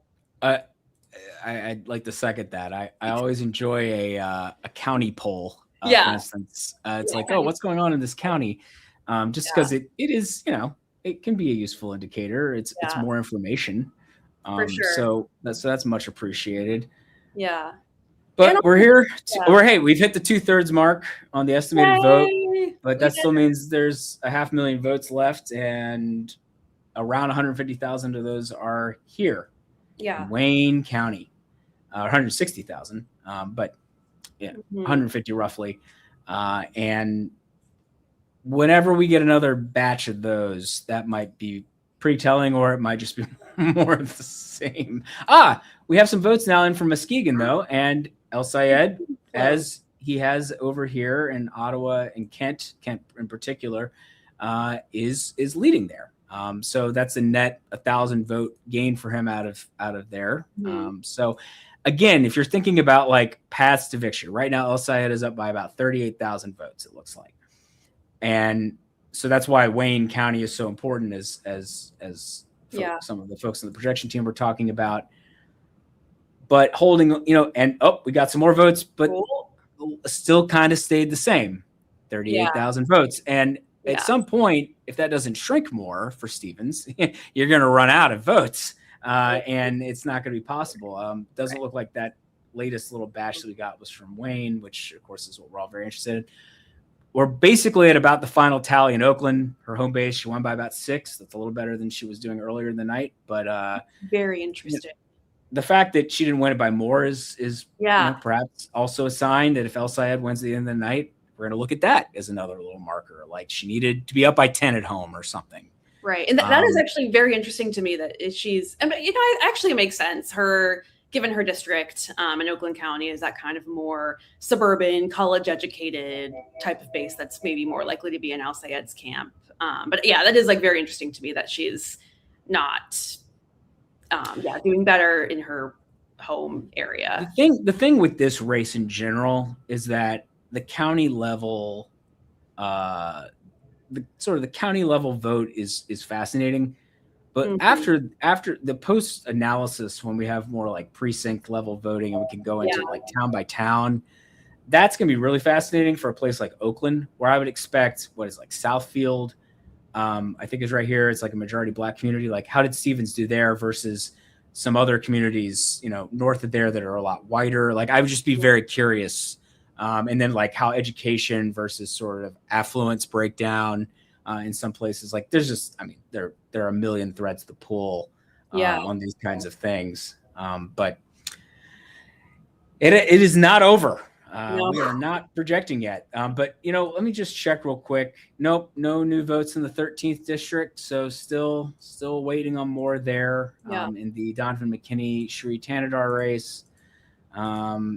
We got a lot of projections in Washington State coming in. I'm trying to think if there were some other things that were particularly, we've hit on a lot of things, obviously. I don't know. Are there any other races on as we're sitting here waiting? Look, Florida and Alaska are on the 18th. Yes. Just to keep kind of branching out the calendar here. I know you've written a lot about, I know you've looked at Mary Peltola a lot.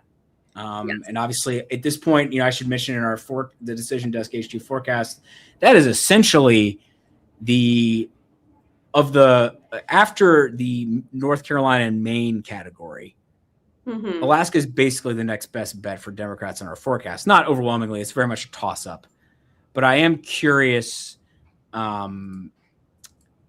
I'm just curious what you make of how that race is going. It seems like there are a lot of hijinks right now in terms of candidates with the top four system, each party trying to ensure that maybe two left-leaning candidates get in or two right-leaning candidates make it, which is not the greatest thing. It's kind of gamesmanship, but it's clearly a part of what is going on.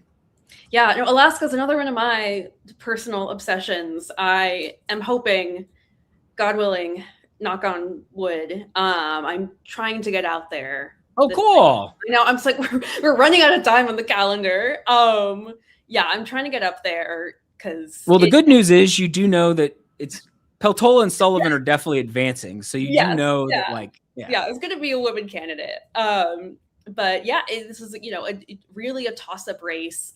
Dan Sullivan is someone who is relatively, not as controversial recently as Lisa Murkowski, but he outperformed Trump by quite a lot in 2020 when this race is up. But now, it's a midterm year. Peltola's won statewide before. Alaska just has so many really interesting, unique dynamics that are unique to it, with, for example, the role of the fisheries, its relationship with the federal government. These are all things that Peltola has really emphasized in her campaign. That's going to be a really interesting one. And as you mentioned, there are some hijinks happening with some outside groups propping up a Green Party candidate as like the real progressive, which that was also another thing I didn't even touch on in Michigan 7, but there also had some Republican meddling in that race, propping up Will Lawrence. And this is something we've seen throughout the cycle, Republican groups, propping up either, more progressives or in this case, a Green Party candidate. And that's not even to mention the saga of the many Dan Sullivans, or perhaps it's Dan's Sullivan. Yes. On the ballot. That's on the 18th. And lots of interesting stuff in Florida too. I'm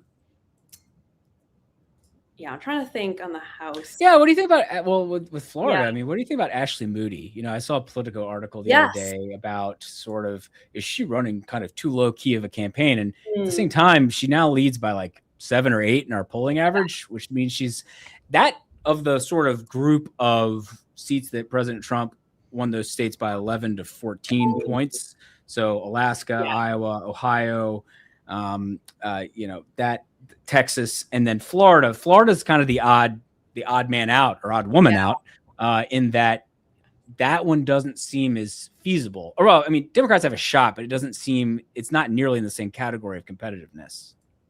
Yeah, no, I was just looking at the Cook political ratings. Yeah, they have it as solid Republican.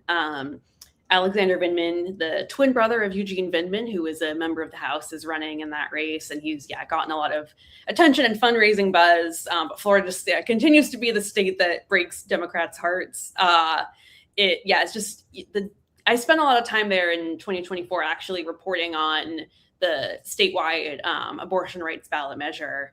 And it's just a really red state now at the statewide level. With that said, there are some interesting things that might happen in the U.S. House level. Obviously, there's just been this redistricting. There is sort of this intra-Democratic Party fight over, I think it's the 20th or 22nd. The Debbie Wasserman Schultz. Yeah, the Debbie Wasserman Schultz, right? Elijah Manley one, where Debbie Wasserman Schultz is running in a plurality or a majority. It's about 50%. I know. I've lost track a little bit. Well, I mean, obviously the numbers have shifted because of the redraw. So so she's running in the new 20th. Yes, the new 20th. That's what it is. Yeah. And I mean, obviously that's been a big kerfuffle in South Florida. Yes. For Democrats, with the Republican gerrymander there, basically Wasserman Schultz could have potentially run in a red leaning seat. I think it would have been like Trump plus 10, which maybe you win in this environment. Maybe you can. But obviously she's been in a relatively safe Democratic seat for a very long time. And so she decided, you know what, I'm going to run in this new district that's very blue. And she might get helped out by a crowded field might help her because there's no runoff in Florida. There was once a runoff rule in Florida, but there has not been one in a couple decades. Yeah. And there's some other really interesting ones. So the one that's a toss-up is also the Jared Moskowitz, Florida 25. I'm trying to remember where. Which also has the potential Oliver Larkin, the progressive challenger to him. That's another opportunity, another test of, we've been talking about Michigan, talking about the 7th district. This would be this would be a redder district by comparison, but still competitive or potentially competitive. Can Oliver Larkin win in a Democratic primary down there? But the potential is there. And then, I think at the end of the day, a lot of Democrats in DC would be like, oh my God, we would much rather have Moskowitz running in that seat. Just as in terms of fit as a candidate. But, we've seen the energy on the left here. And even if this race in Michigan is closer, at the end of the day, you saw Lawrence win in the 7th. So it's not like it's an impossibility. That's true. That's very true. I'm trying to think what else. So then the Kathy Castor seat, Florida 14. 14th. Yep. Around Tampa around Tampa. Tampa. Yeah, it might be competitive. Same with the Lois Frankel one that she's leaving. And then also in like the gender and politics side of it, Corey Mills's district, the 7th one. Yeah, it's kind of up by Daytona Beach. There's like an interesting 3-way primary to face him there. That's one that's rated likely Republican, but he's someone who's had a lot of scandals and controversies. In his time in Congress, across many areas, is under investigation by the House Ethics Committee. And I think, to remind so I do believe that D-Trip has backed someone in that race. But there's also a woman, I believe, Navy veteran running in there too. So that, I don't know, that is obviously, likely red district, but, and Alan Grayson. Oh my God! There. Blast from the past, Alan Grayson. I know. I guess Bale Dalton is the D-Trip endorsed one. Yeah, that one could get interesting. Yeah, there were going to be 3 House races with Republican men who have had some scandals involving sexual misconduct, domestic violence allegations, and or both.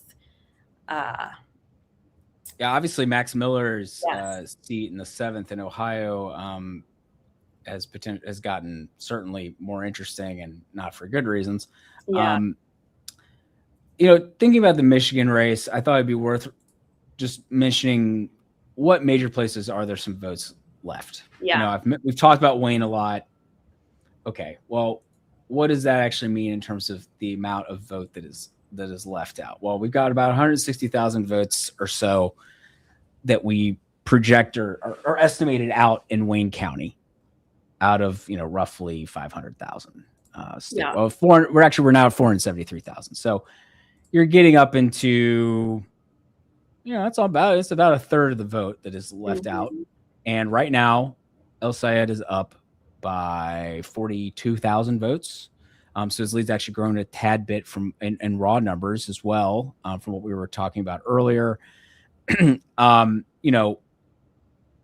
That probably means that Stevens would have to win Wayne by, I'm not going to try to do the math right now, but it's a fair amount. So then the question is, okay, another big place where there's a lot of vote left is next door in Macomb County. Now, we have been expecting basically our votes portal doesn't, but just because of the way Michigan reports votes, we don't have a good breakdown on there of sort of absentee versus not. But my understanding is that we believe that the votes that are left in Macomb will actually favor Stevens.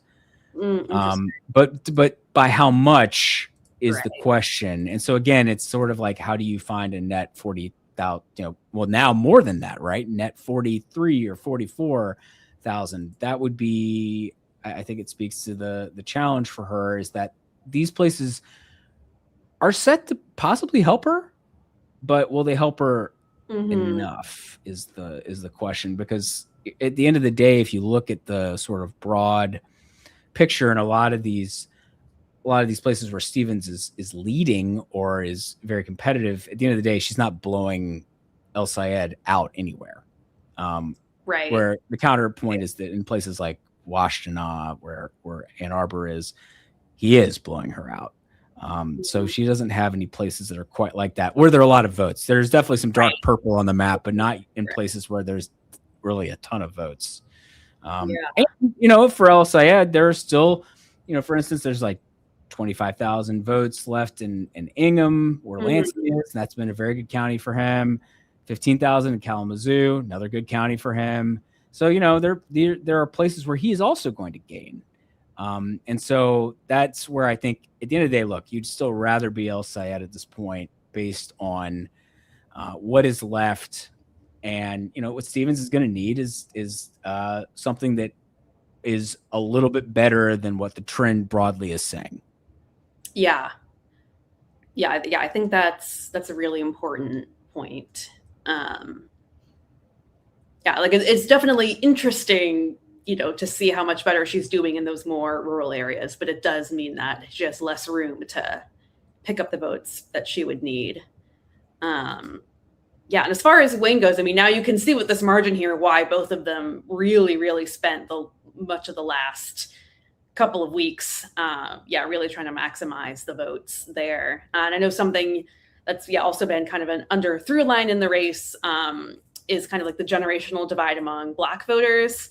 It's something that came up quite a lot on the campaign trail, with being older Black voters that being a very strong Stevens constituency, and younger Black voters maybe trending more for El Sayed. But and I also think that's just another reminder is like, yes, Wayne is very close, but Black voters are definitely a huge part of the Stevens constituency, and they're a demographic that consistently turns out quite reliably. And I think that is also what you're seeing up in Saginaw, Genesee. Oh, and there you go. Something shifted. Let's see what it was. Because now El Sayed's lead is only about 33,000 votes. So what gained? Some more votes from Wayne. Look, probably about 9,000-ish. So a substantial chunk of that was there. Her lead went up a little bit in Wayne County. So that was a contributing factor. Let's see if one of these guys, no, it wasn't Genesee, which I've been very curious to see more from. Saginaw and Genesee, how much more in terms of splits can she get out of those places?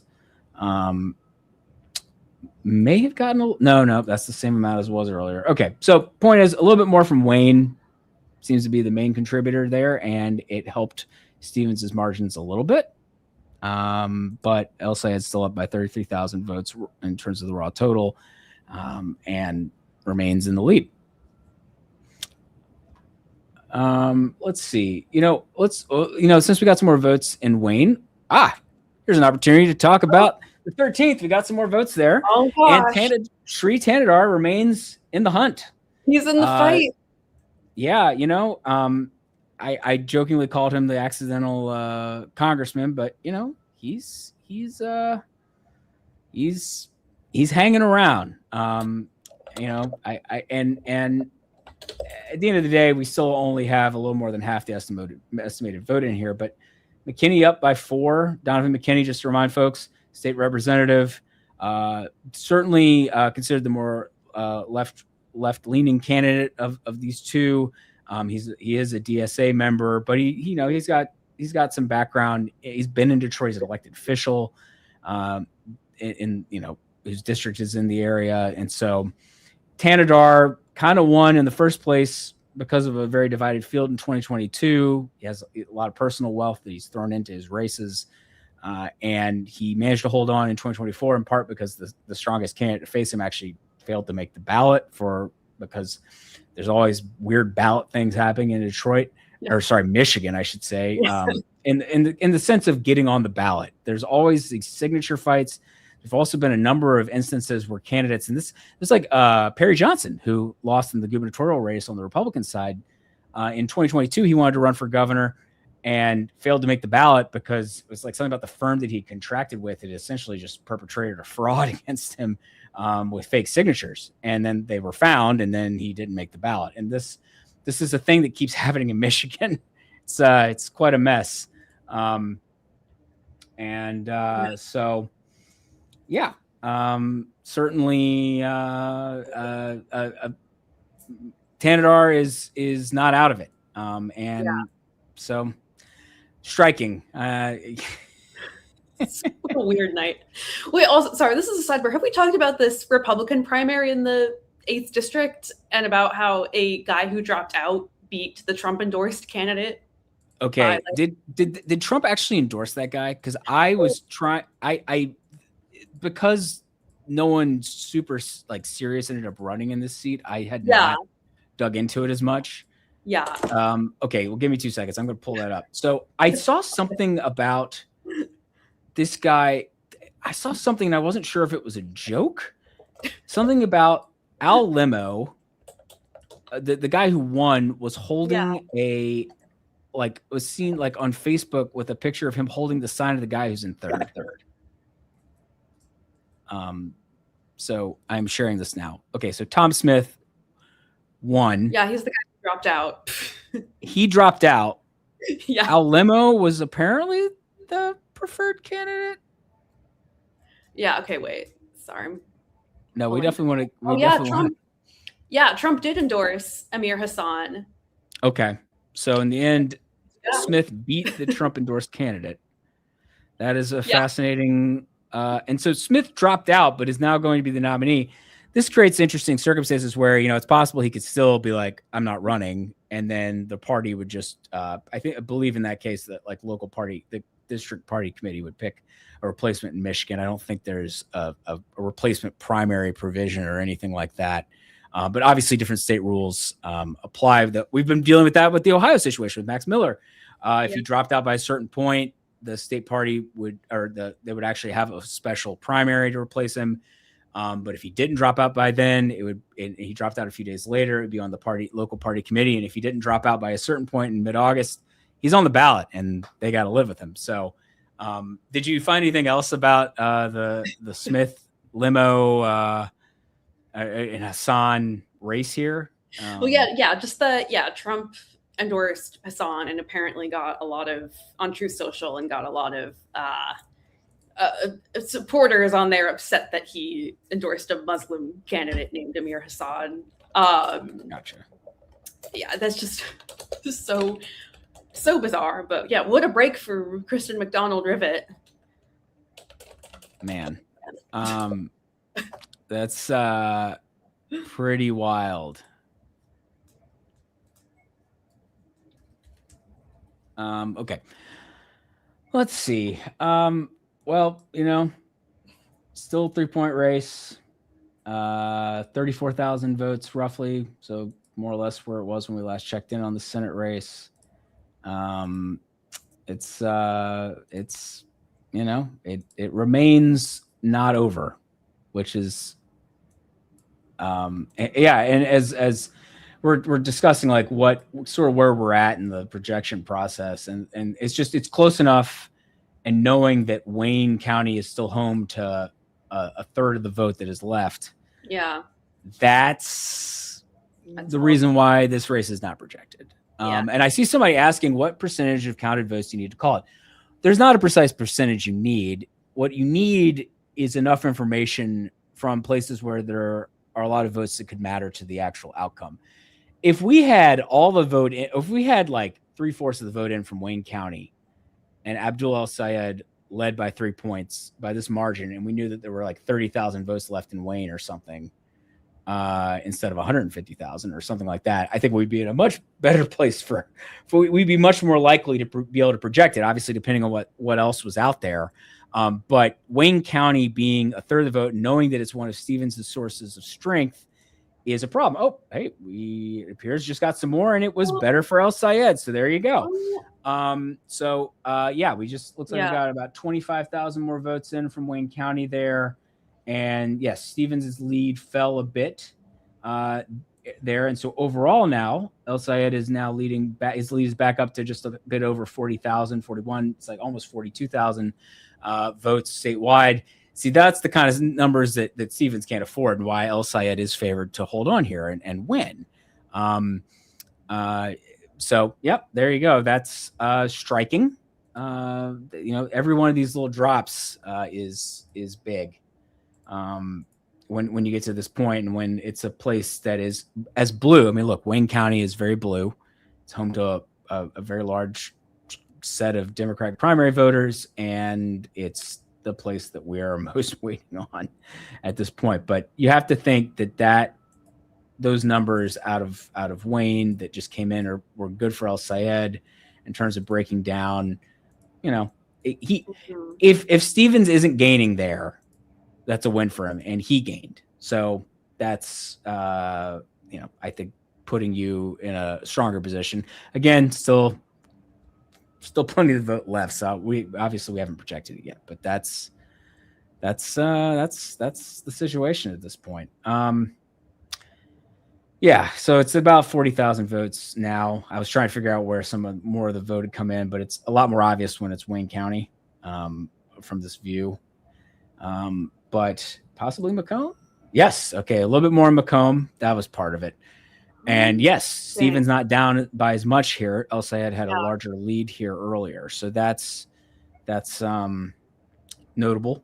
And maybe it was a little bit of a countervailing thing. But at the end of the day, El-Sayed's lead is back up to around 40,000 again after dropping into the low 30s. So we are not in a position where we can project it yet, but we get closer there every day or every minute. Quite literally every day is now this primary stretch. We're on the second day. So on the second day. Look, this is child's play for Michigan. Michigan in a general election, if it's close and very important, is a lot worse than this, as I can tell you from our 2020 experience. Oh my God, war flashbacks. So let's see if any more votes. Sorry, what, Grace? I was just going to say the discourse will continue until morale improves. Yes, 100%. Yeah. So, it looks like we don't have more votes than the 13th, even though, so clearly where we were getting more votes in from Wayne County, we're not in the part of the district that's in the 13th. So still waiting. I feel a little bit like the Cookie Monster gif with just tapping my fingers, like, yeah, what's happening. But this has certainly proved to be a more interesting race. And, I usually like to write my post-election sort of what happened last night piece in the wee hours and post it. But I don't think that may just have to wait until the late morning and into midday tomorrow. And I hope people will forgive me for it. I'm sure they will. Sure they will. I intended to be working on that right now. In fact, I thought I was going to be working on that at like 11:15, but here we are, and that's not happening. So, yeah. So, well, you know what? As the saying goes, you make plans. The Wayne County elections office laughs. They laugh at your plans. Laugh at your best laid plans. Yeah. All told, though, still about 400,000, a little over 390,000 votes left. This is maybe a good time. Actually, maybe I can bring this in. So at this juncture, based on what is left, and this speaks to Stevens' problem, is that she needs about 60% of the remaining vote. And that's while she might get a majority of it based on what is left, 60% is a lot more.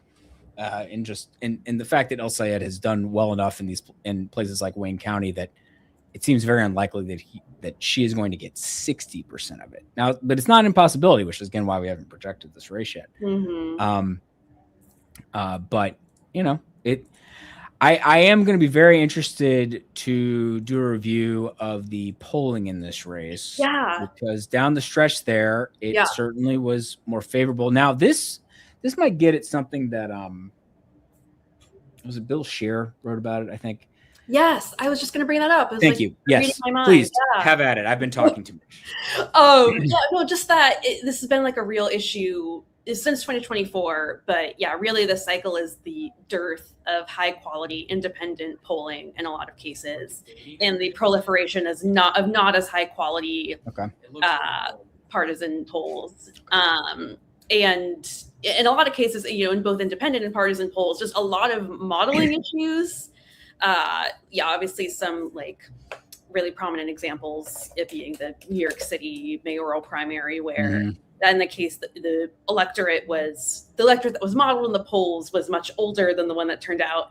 My suspicion is that it actually might be the opposite here in Michigan, where the electorate that's modeled in one of these polls was younger than the one that turned out.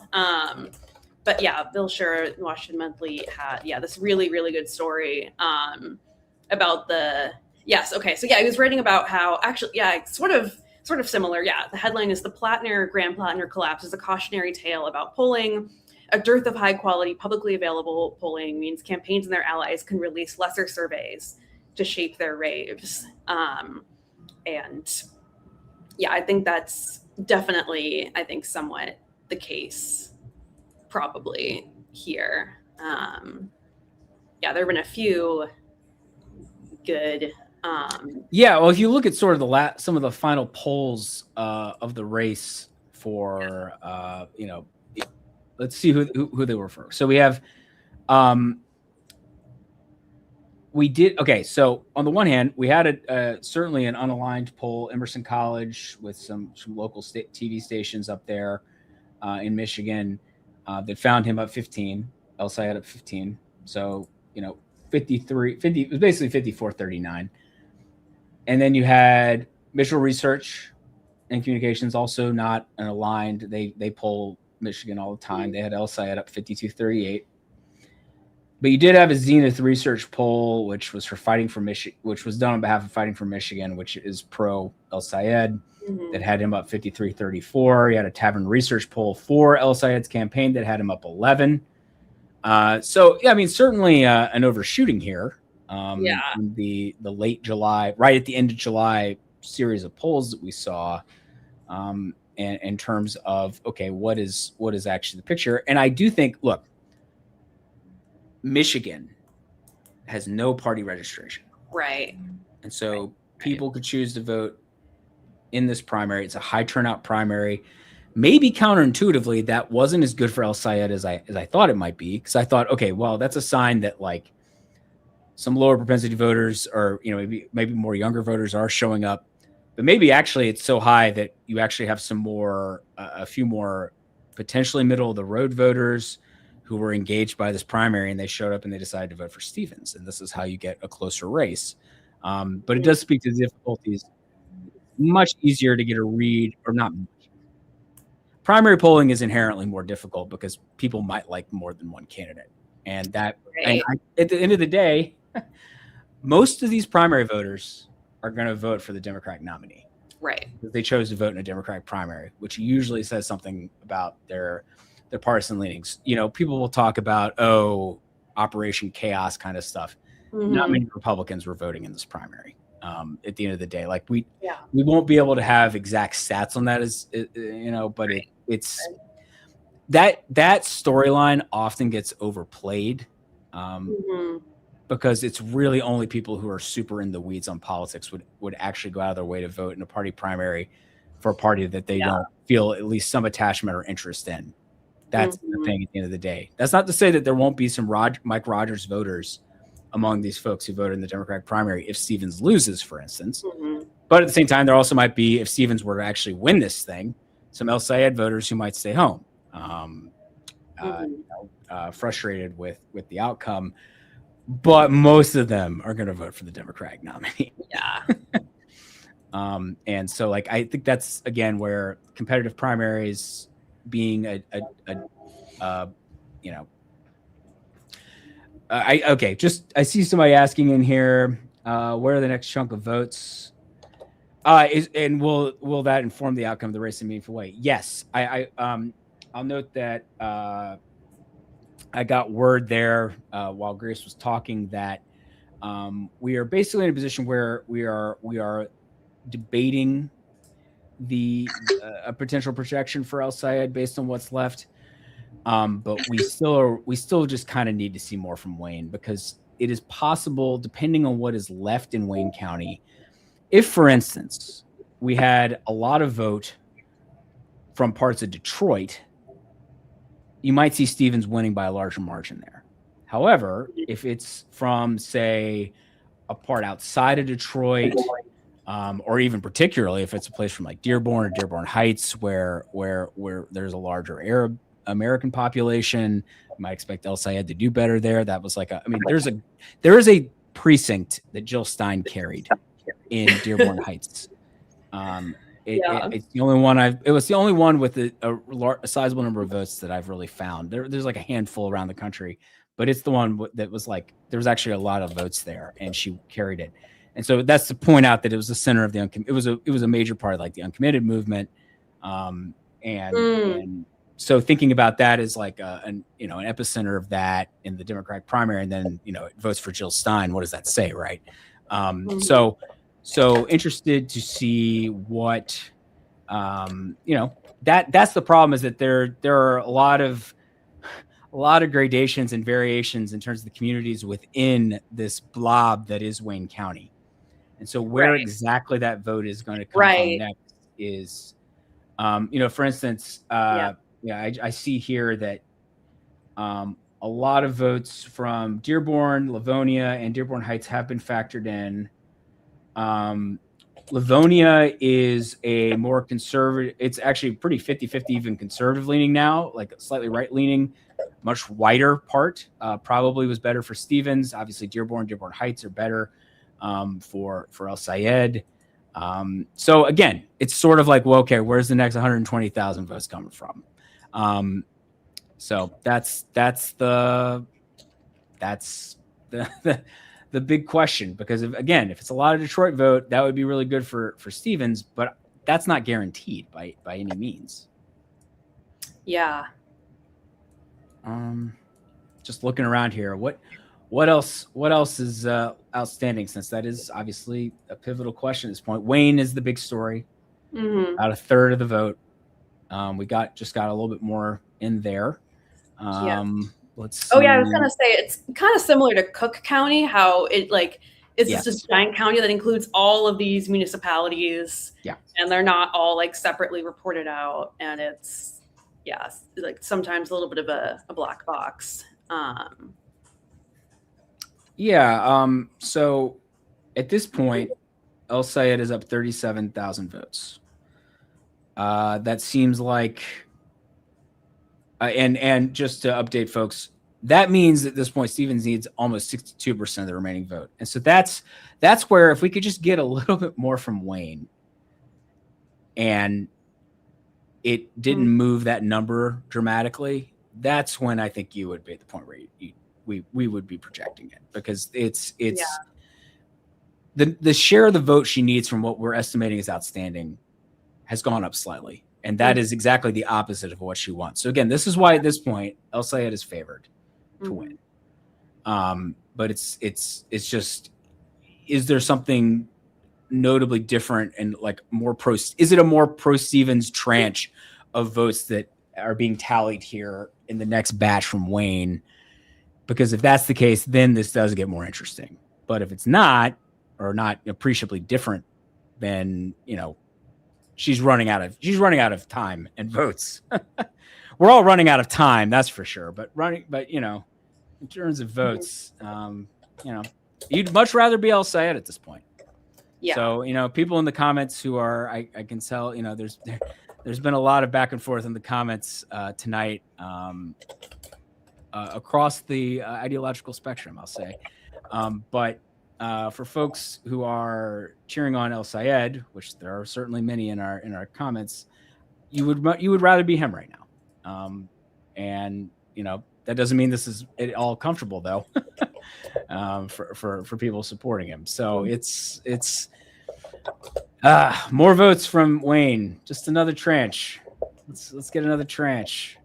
The problem is it'll be like 8,000 votes, and it won't like quite be decisive enough for something for us to know one way or the other.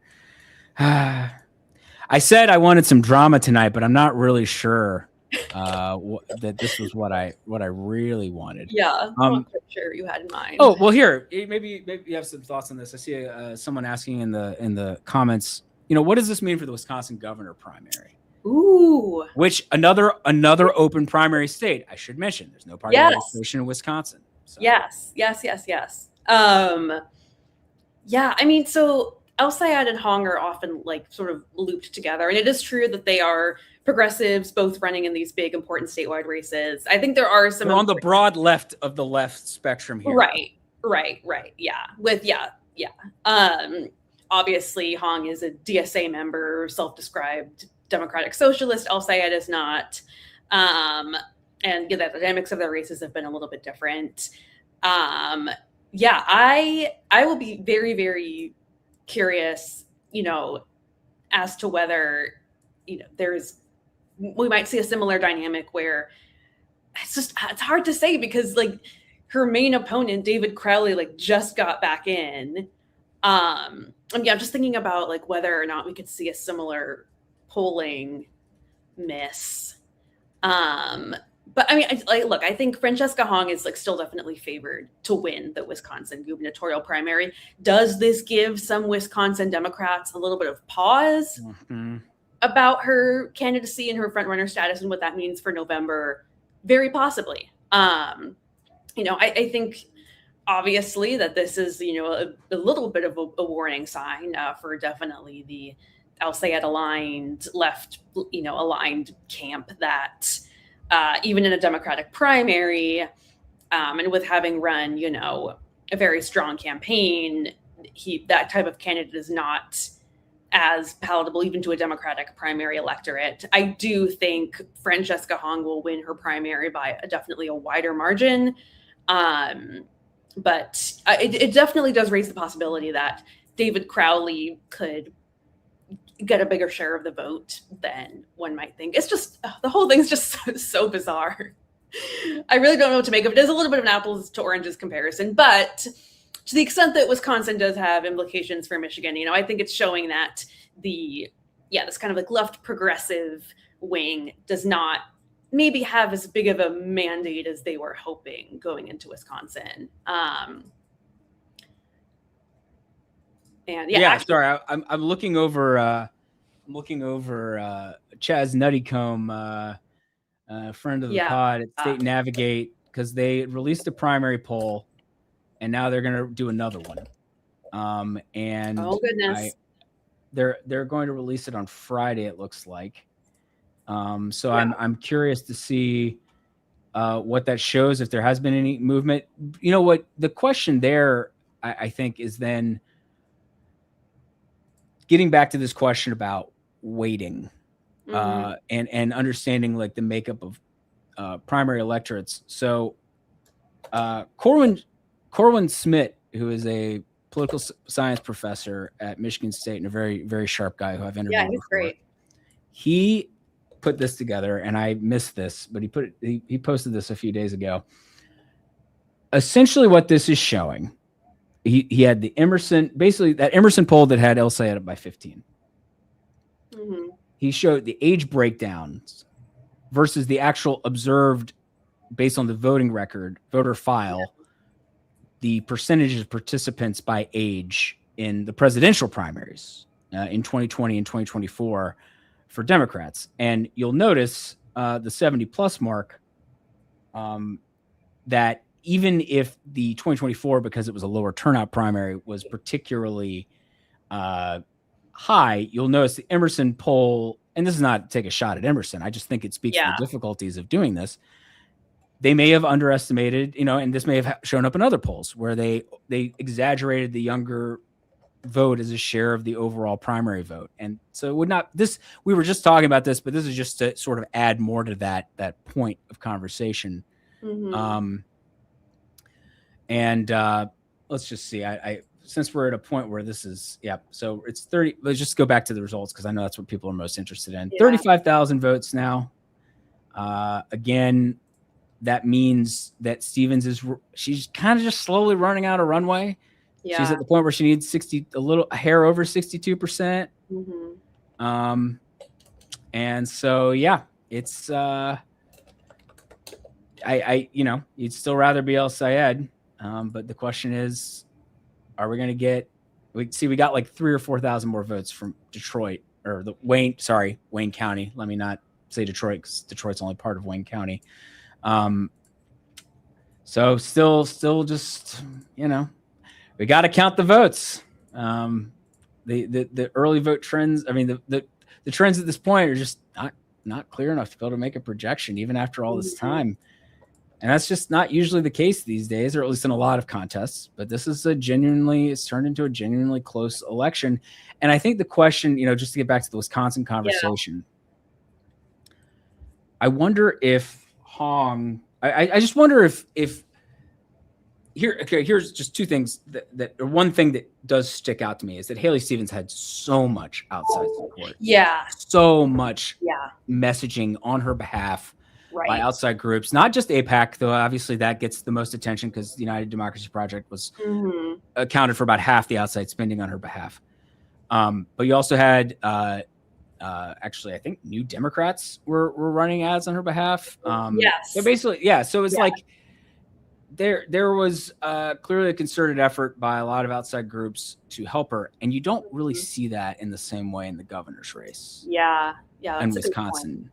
So in terms of pushing a message here in the final week, there hasn't been all this lead up of being like, you should vote for David Crowley because like he's this great candidate for X, Y, and Z. Oh, Francesca Hong is bad on this issue because, it's not like AIPAC is running ads for the gubernatorial race in Wisconsin.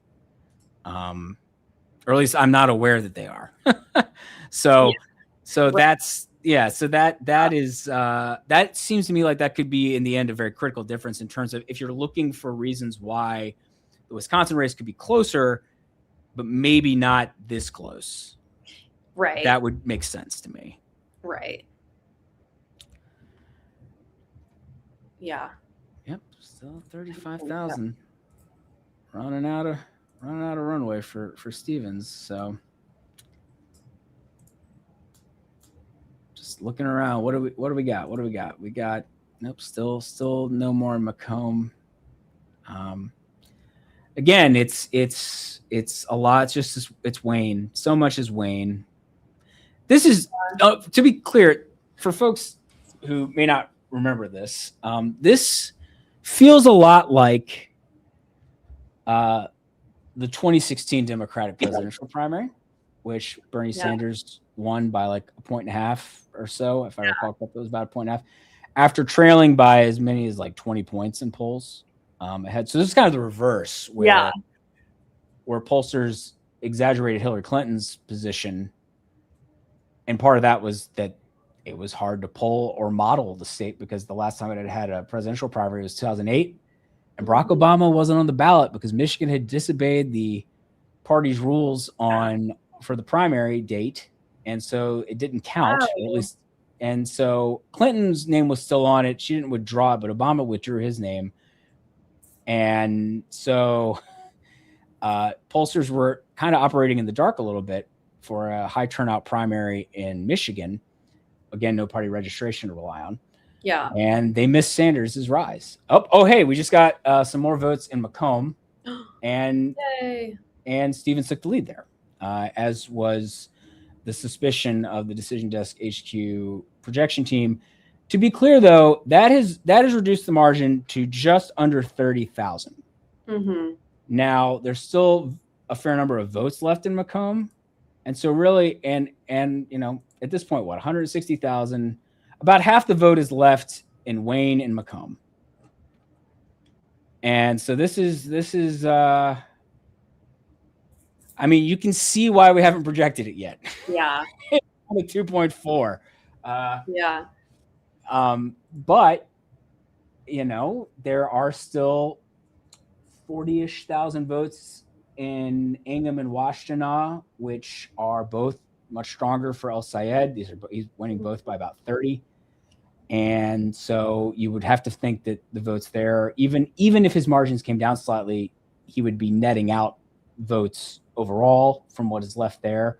And that's why it's still really tough, I think, for Stevens. She's still at 62% is what she needs to win in terms of share of the remaining vote. Mm-hmm. So, while the numbers tightened there, the general position she's in has actually not changed all that much. Right.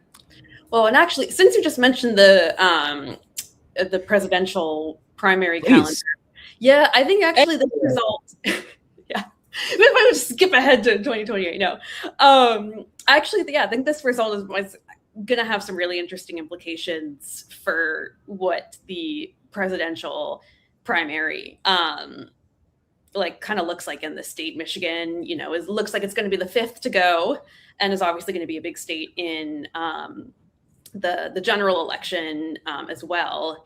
And I definitely, it was interesting, Jim Clyburn was up stumping with Haley Stevens Friday before last when I was there. And, they were both kind of asked, I'm going to pull up my audio from this gaggle. Yeah, kind of asked, they're both from, states that are going to be really important in the calendar. And I think that obviously it looks like Stevens is not super likely to win, but if the margin stays as close as it does, I think that might kind of a little bit maybe bolster the sort of like Clyburn theory of the case of like, yes, you need someone who's safe and electable. And that was obviously something like a big thing that was riding on the results of this primary is what it was going to mean for the 2028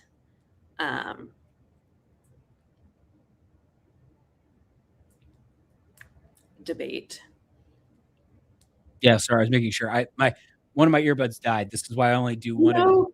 I do this intentionally. I keep one and put the other one in because I only need one to be able to hear folks. And there you go. It just went, and I'm like, all right, well, there you go. I'm glad I had the other one charging. So yes, I also think it's worth remembering that general elections in Michigan, like in 2020, for instance, felt a lot like this. Obviously, there was the COVID impact on things in terms of waiting on votes from Wayne County, but we were waiting on votes from Wayne County at like 8 a.m. to see if Gary Peters was going to surpass John James in the Senate race, and if Joe Biden was going to surpass. Obviously, people were paying more attention to Biden, but also we're looking at that. I see somebody asking about recount rules, and let's double check what the recount rules are in Michigan. Again, it's probably not going to come into play, but you asked, and I'm going to try to answer it. So, for a statewide election, the Board of Canvassers handles it, and let's see the difference. Really, the question is, what is the margin? Okay, if the difference separating them is that has to do with the amounts that you have to. Oh my God, they have to the candidates have to submit money under certain circumstances. I'm not 100% sure. That I thought that was going to help me, and then it was the entire thing, which is a lot of it was a lot of information that did not immediately give me what I wanted. Okay, they are automatically initiated. Here we go. Thank you, Verified Voting, for helping me out here. Oh, they're the best. They are very good. I should have gone there first. I should have clicked on it, but I clicked on the state site first, which was a big PDF. Oh, no. Recounts are initiated automatic. Okay, following statewide primary or general elections, recounts are initiated automatically for statewide office or ballot measures when the vote differential is 0.1% or less of the total votes cast. So that would mean, obviously, this needs to be a lot closer for that to come into play. Now, candidates for a range of offices may petition for a recount outside that close of a margin, but in terms of automatic, it has to be razor thin. So in theory, I guess if it were close enough to a certain extent, maybe Stevens or if she were trailing could ask for recount, but that's probably not going to happen. Right now we're looking at a 31,000 vote margin. Things just keep trickling in. And we've gotten a little bit more from Wayne. And so the fact that Stevens' position did not improve is probably a good sign. In fact, yes, she is up to needing 63% of the remaining vote. So again, I know the overall numbers remain close, but the whole idea of if you're taking this plane off and you're Haley Stevens and that's got to take it off to win, you're running out of runway to actually catch El Sayed here. And you're just going to need some really good numbers in these final batches of tallied votes in order to catch him. And look at Wayne County. Okay, so we're up to 2/3 of the vote in here. El Sayed actually caught up a little bit in that latest batch from Wayne County. So now he's down by actually slightly less than 5 percentage points there. And it's just for Stevens to win, she needs a larger margin in Wayne. So I see people saying, when does this get called? It gets called when we have the votes to call it. When we have the numbers. It's at the end of the day, the local clerks and the volunteers and all the people who are at the counting centers are counting votes, doing the best they can. Election administration is hard. It's very hard. Yeah, shout out to them for a job that has only gotten harder, frankly, in the last few years. So it's a credit to them and the people who are doing that work, because it is not easy. And they get a lot of scrutiny, and they really are trying to do the best they can. They should get scrutiny, but what I'm saying is that I think sometimes it's become overwrought, and to the point where people don't necessarily want to do people with a lot of expertise are not wanting to do the job anymore, and that hurts all of us. And if you want faster counts, you should want more people with expertise doing the job, very right? True. And also legislation and policies that supports more expedited counting. And funding, yeah. Yeah, and this is actually a good reminder from Craig Mauger at the Detroit News, who's been doing great work this cycle. I had a good tweet explaining this. Yeah, Detroit election officials have to pick up absentee ballots from all the drop boxes in the city after polls close and then process and count those ballots. It can take hours, and there could, as we are now seeing, possibly be thousands of ballots. So that's, some Detroit specific context as for why that count is it's I mean, it's faster than 2020. I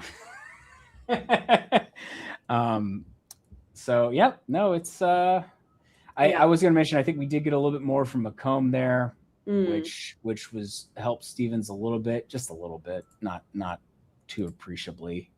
Because now at this point it actually rounds to about 64% what she needs. So again, it's getting worse for her because in terms of what our estimated vote that's remaining, she needs more and more of it. And so she at some point is going to have to either get that or it's just not going to happen. And El Sayed's going to be the projected winner. So that's where we are at this point. It's just that because Wayne County could, in theory, and a lot of it is absentee vote, be favorable for her and maybe outsized favorable. That's why we're not in a position to project this race yet for the folks watching.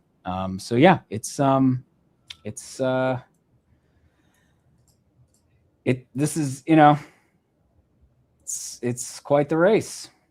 There's going to be 1,000,001 things to take away from this, which is exciting for those of us who enjoy digging into election results and understanding, where turnout was maybe up from previous primaries. I mean, it was up everywhere. This was a very high turnout primary. In fact, actually, that's worth noting. Like right now, our estimated vote total is like a bit over 1.5 million. To put that in perspective, in 2018, when Abdul El-Sayed ran for governor, who one of the other candidates was in that race? Shri Tanadar. Which gets forgotten about. Anyway, Gresham Whitmer was winning the Democratic nomination. Abdul El-Sayed was finishing second. There were 1.1 million votes in what was a pretty closely watched gubernatorial primary. So there are 1.5, nearly 1.6 million in this one. So what I'm saying here is that Michigan's population hasn't grown so much that that's a dramatic difference. And that was also in a Democratic leaning cycle with a lot of energy among Democrats. And here we are with an even higher turnout, which speaks to A, it's competitive, and B, I think does speak to the Democratic energy. So there's gonna be a lot of talk about how do you get the party coalesce behind you after a close and competitive primary. And I think the fact of the matter is you have this many people voting as a combination of both disagreements about the candidates, but a lot of these voters like both candidates and they just were struggling on what they preferred most. And that's the thing that I think is sometimes difficult to break through. At the end of the day, this country is really polarized and most voters lean one way or the other. And that means, especially among primary voters, who are usually the most committed people and most interested in politics, tend to have an opinion and they tend to line up behind. That doesn't necessarily mean that there won't be people that either of these candidates would struggle to coalesce who voted in this primary. I'm not trying to understate that, but if you told me that 92% of the Democratic primary voters voted for the eventual Democratic candidate, I would be like, okay, that makes sense. Or 94%, or something in that. Now, in a close race, losing that 6% or something could be meaningful. And speaking of margins, this isn't on a screen right now, but it's very interesting. So Mallory McMorrow, who dropped out of the race a month ago, but is still on the ballot. Oh man, there are 50,000 people who have voted for her, and 29,000 votes that separate El-Sayed and Stevens. Thank you for noting that. That is Man. So, yeah, one wonders. One wonders indeed how. Don't early vote. Don't early vote in a primary. Yeah. You know, just don't do it. Because here's the thing: things happen. If a candidate, I mean, the thing with Wisconsin is that almost all. Jinx. Yeah, please elaborate. I've been talking. Oh no, I was just gonna say, yeah, Wisconsin too. Like oh my gosh, if I were someone who would like, because I'm like the kind of person who I'm like predisposed to, or like request my absentee ballot like the first possible minute and like get my vote in early. But if I were a voter in Wisconsin, I would maybe not be super happy with all the chaos that's played out there since. But yeah, and that's where I think McMorrow, you know, she's possibly going to end up being a very, very more prominent, interesting character in kind of like what you said, kind of this, you know, effort of bringing together these two factions. And I just would love to know what she's thinking tonight. And it also, you know, brings up the question if kind of the roles had been reversed and if it were Haley Stevens who dropped out and McMorrow who got a lot of the institutional support. She wasn't going to get, obviously, the AIPAC money because she's against AIPAC. But just a McMorrow versus El Sayed head-to-head could look very, very different, potentially. I mean, there's, I mean, the what ifs with McMorrow. I noticed somebody saying, yes, well, they might have voted for McMorrow before she dropped out. And that's the challenge, is that with Wisconsin, in the primary coming up on the 11th, you've had a lot of the major candidates in that race drop out. Mandela Barnes, Sarah Rodriguez, and David Crawley, who then got back into the race because he was on the ballot still. You know, and that just speaks to the fact that, you know, in a general election, a candidate is not going to drop out unless something, you know, severe happens to them, you know, health-wise, or, you know, it's not optional. If something like they pass away or something, you know, freak thing happens. In a primary, and we've seen this happen in Wisconsin a lot, actually, in recent elections. You could have, like in Mandela Barnes' Senate primary one in 2022, a bunch of the candidates who were in that race, they dropped out. But well, there you go. He's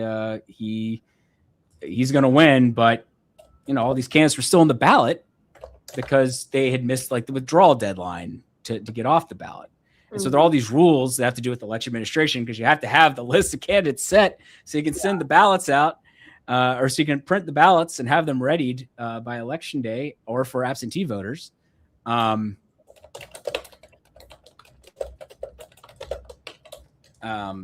yeah, that's the thing. So someone was like, who is winning, guys? I don't understand. Well, El Sayed is winning. He's up by not quite 29,000 votes right now, and is the favorite to win at this point. Haley Stevens needs 64% of the remaining vote to win. That's going to be a tough hill to climb. But the thing that we're waiting on at this point is that a lot of that vote is a little more than a third of that vote is in Wayne County. And in fact, actually about half of that vote is between Wayne and Macomb, both places that she is leading in. So depending on the makeup of those votes, it is not impossible to imagine Stevens catching El Sayed. But at this point, you would rather be Abdul El Sayed, no doubt. Yeah. I see somebody saying Wayne County keeping us all up. Yes. Yeah, we've been here before. You fooled us again, Wayne County. You did it again. Yeah. Well, Grace, I don't know if you're wondering about your next story on the aftermath of this, or maybe you're even drafting it. I don't know, but yeah.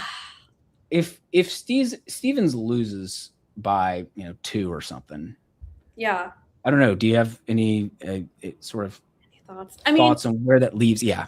I mean, it will sort of validate and confirm at least some of what her and her team's arguments were, which is that she, was underestimated and counted out, and that her, networks and base of support, especially with Black voters, really did matter, and that, whatever her personality, affect, way she comes across isn't, as potentially mockable to real voters as it is online. That was really kind of their closing argument, actually. So it wasn't really really about El Sayed or really about like a lot of their policy differences. And this actually was a race where they did have like very, significant policy differences, but it's kind of this idea that, she's being underestimated and she gets you, and therefore making fun of her and counting her out is an insult to you. And it is, kind of a very online argument in a sense, like taking on these online commenters who she calls the cool kids on the internet and the coastal elites, two categories I'm probably a part of. But it does, validate a little bit her theory of the case, and especially getting back to this idea of electability, too. But yeah, and it would be interesting to see sort of what's next for her. Obviously, she had to give up her House seat to run for Senate. But she might have, a more substantial role potentially in politics going forward than she would have if this were a route. Hey, maybe she'll be Secretary of Transportation if the Democrats win the presidency. Yes, or Commerce. She would love that. She would probably, either of those jobs. She'd probably do a really good job too. Given her background with the car industry. Yes, she's a manufacturing geek. Yep. Okay, just to shift off for just a second, we'll go back to the Senate race. Please don't worry about it. But I just want to update that we do have some more votes in the 13th district race. Donovan McKinney continues to lead, but it is close. It is 3,000 votes. And as we all know, there's still a fair number of votes left in Wayne County. And so you can't count Sri Tanadar out just yet. So just a quick aside there. I thought that was worth mentioning. I am being asked what kind of coffee would I like at 1:30 a.m. by my colleague here. And I'm going to say cold brew, please. I just started drinking coffee in the last few months. I never drank it. I was a tea drinker, black tea. Oh. But then I had a kid, and he's 16, not quite 17 months old yet, and I am now a coffee drinker. He did it to me, and I always joked that would happen, and then it actually did happen. And it actually happened. And I didn't just make it happen because it did. I was just like, I need something with more. I need more. So here we go. So I can honestly say I did not expect it to be remotely this late of a night. So this is a pretty remarkable contest we've got going here. I will say Stevens is slowly moving up. Mm-hmm. Thank you, lifesaver. Thank you, Avish. Water and coffee. He knew that I probably was dehydrated too. Yeah. At this point, Stevens is getting close to needing 65%. It's still rounding down to 64, basically 64.5%. That number keeps ticking up. And as long as that number keeps ticking up, it's good news for El Sayed. I guess, someone asked, and I think it's a good question, and maybe you have thoughts on this, Grace. Mm-hmm. What are like Democratic Party leaders saying tomorrow if El Sayed wins and he's up by like 2, which is, roughly where it's at right now? Oh yeah, the cable news circuit tomorrow is going to be. Oh boy. Well, it's going to be quite something. Yeah, I mean, I do think in a weird way that I think the more like centrist, moderate, aligned folks who have been behind Stevens are going to be taking somewhat of a victory lap, for some of the reasons that I was, stating earlier. And to be clear, I mean, this is even a narrow El Sayed win it's still a win, right? Like he still had to overcome a lot of outside spending and build up his ground game to win this primary. And this is where I do think like some of the issues we've seen with polling are just creating unrealistic expectations that in turn drive like discourse and media narratives. And I know I like play a part in this. I'm responsible as a member of the media. I mean, I brought this up on screen. Yeah. I mean, that's nuts. That's nuts. Vastly outspent. Yes, vastly outspent. had never, ran for or won elected office before, whereas Stevens was an office holder. So yeah, it's still a major victory and accomplishment for him and his team. There's no doubt about that. I think it just gets back to the phrase, victory has 1,000 fathers, defeat is an orphan. And in some ways, like, I think, like, there's some wins and some defeats, like, across the board. And I do think, like, the result in the 7th district and what happens in the 13th district too, like, it's going to feed into this, because those are also, depending on what happens in the 13th, but the 7th district, that's like a big win for progressives. Yep. And that's gonna be another big test for them. And just as El Sayed, as if he does go on to win this, will be a big test in a swing state. That's a swing seat. And a seat the Democrats really need to win, just like the Senate race. And I think it's worth noting to people we're talking a lot about, obviously, sort of disagreements, factional splits within the Democratic Party, but the larger picture here is that if Democrats lose Michigan, they almost certainly can't win the Senate. Right. Gary Peters, the incumbent, retiring, they have to hold this seat. And because in Decision Desk HQ's forecast model, right now, in scenarios where Democrats lose Michigan, so Republicans flip it, Republicans win the Senate 85% of the time. Yeah. So that's not 95%, which is like, the measure that social scientists would use is like sort of is like the most common, like, for statistical significance, but it's getting close to 90%. And that, I think, speaks to the fact that, like, you can't blow this if you're Democrats, because you got to find 5 seats somewhere else instead of just 4. And that's going to be hard. That gets tricky. That gets really tricky. Absolutely. Well, we got a few more votes, it looks like. Now we're at 26,000 is the margin. But again, Stevens needs 65% more of the vote to win of what's estimated outstanding. And that's higher than it was a minute ago. So she's gaining, but not enough right now. So she's going to need something more dramatic, as if this hasn't been dramatic enough. And so, again, you'd still much rather be El Sayed, I think. Yeah. Yeah. And to this question about party unity, I'm just catching up on what the candidates have been saying at their awesome. Yeah, I haven't watched a single thing. God. Yeah, that's true. Okay, yeah. El Sayed, I guess, said, however we might disagree with our Democratic opponent, there is so much more that unites us than divides us. Tomorrow we begin to mend fences. Whatever happens tonight, we have a responsibility to unite against Mike Rogers.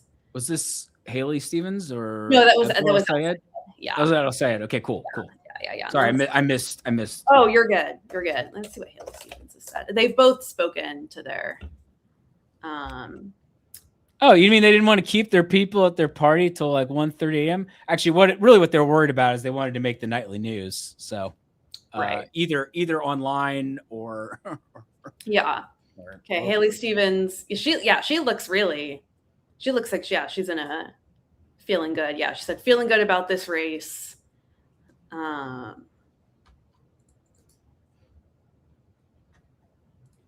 But yeah, obviously both saying it's too close to call.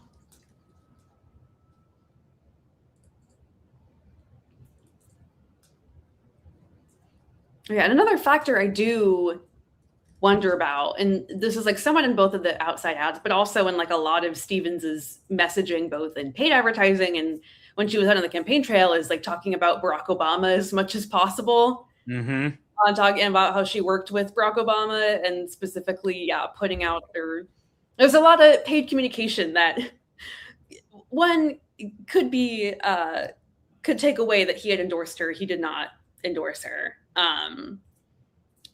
Yeah, I mean, if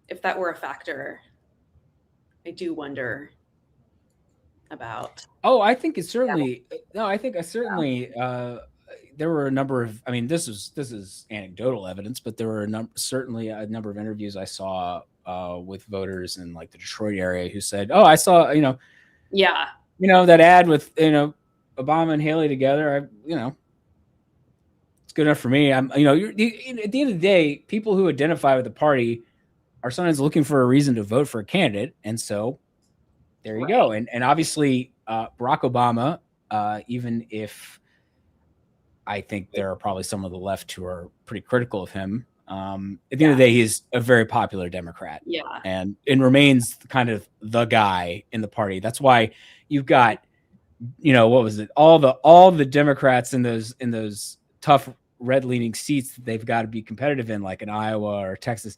They all have just recently done their ad with Obama, trying to raise more money and get attention. I really am thinking of the Josh Turk one in Iowa with him and Obama shooting basketball. Yeah. And that video clip that was making the rounds, there's a reason why they all want to appear with him, because he remains a very powerful force. Unusually for recent presidents, he left office relatively popular. And so in that sense, he remains very influential. And got a little bit more of the vote in here. And it is down to 1.8%, which is about 24,000 votes. So again, narrowing, but Stevens still needs 65% of the remaining vote. The point is that number is not improving for her. So again, runway. I'm going to just keep sticking with the metaphor. She's trying to take off, but she's, is she going to actually get up to the speed she needs to get to successfully take off? And that obviously remains to be seen. I'm trying to figure out where that vote may have come from. It looks like it was probably from Macomb, based on what I'm seeing here. And so her lead in Macomb has grown a little bit more. Man, this is just gonna take us all the way down to the end, isn't it? Yep. Grace, I want to thank you so much for joining me on this. I really appreciate it. We were like, we're gonna keep going for a while. Would you like to jump back on? Yeah. You're like, yeah. 2 hours later, Yeah. an hour and 45 minutes later, we're still here. So thank you. What a journey. Michigan. You always Michigan primaries. Michigan primaries. Michigan. Always a joy. Always a pleasure. Question mark. I'm trying to think let's see if there are some other questions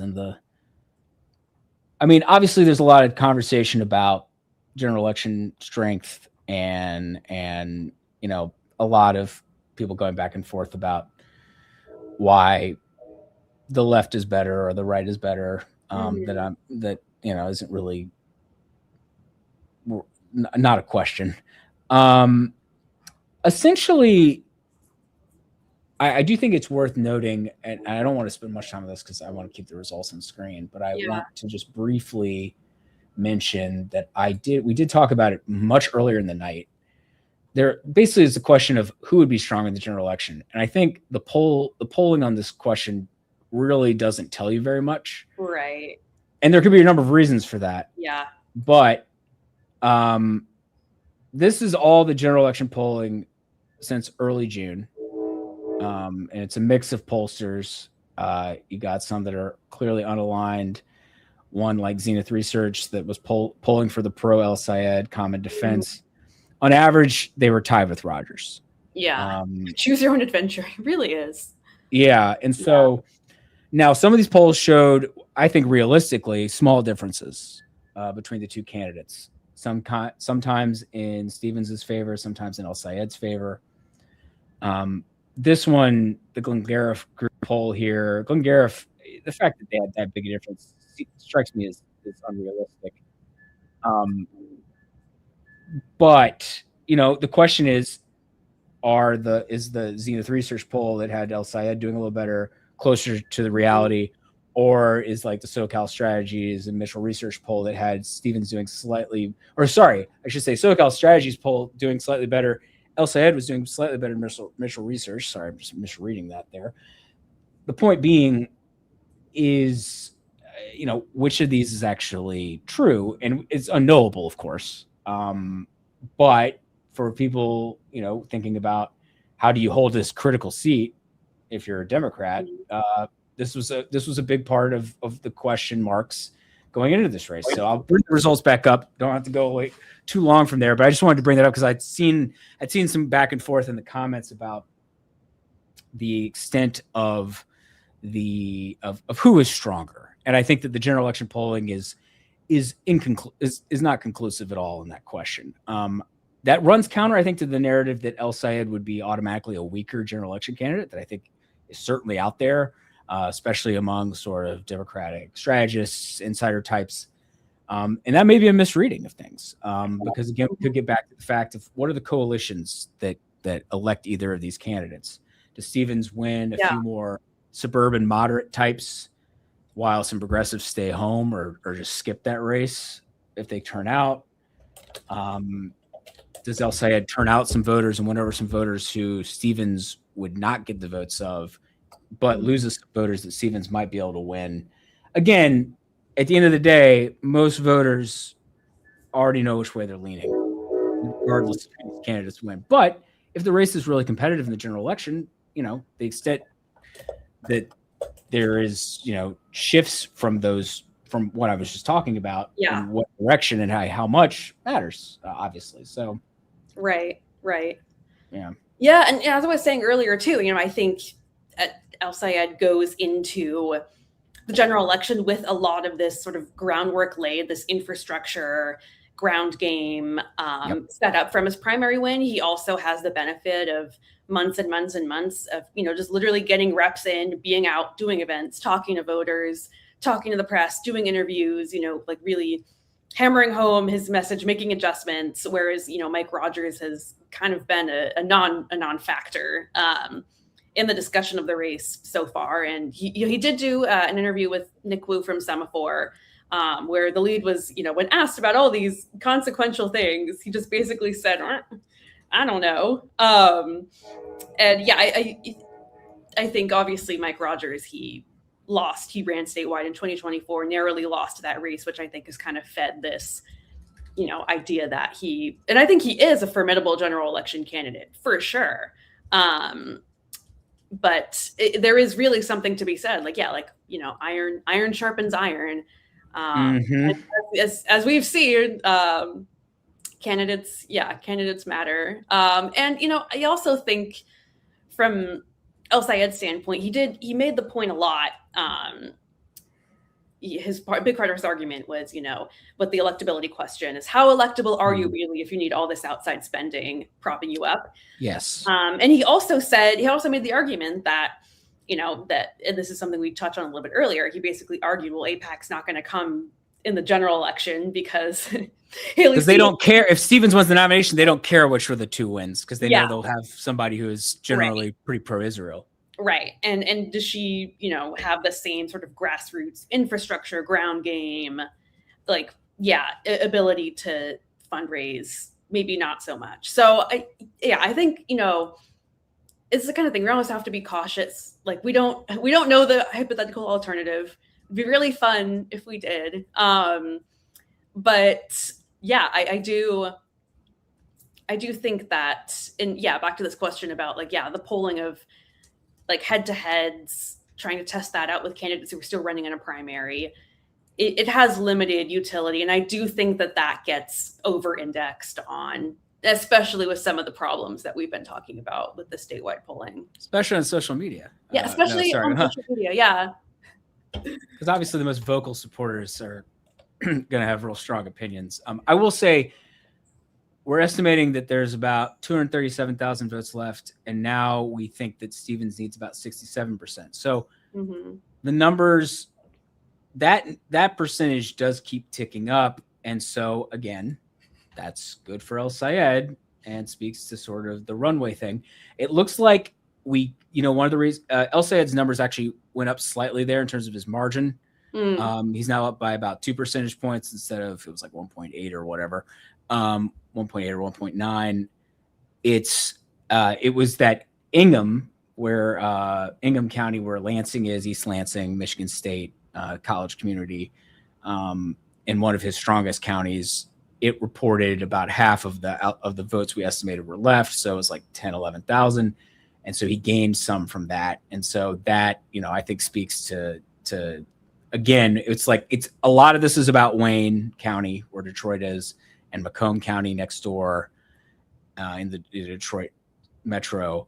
But there are these other places. There was, Washtenaw and Ingham were the two that really stood out to me. Washtenaw is where Ann Arbor is. The big green blob to the left of Detroit here, where El Sayed is getting 62% of the vote. That is, those votes count too. So it's you'd still rather be El Sayed at this point. It's just a big question of if, in fact, actually, here we go. I just was asking on an update about what we know. So,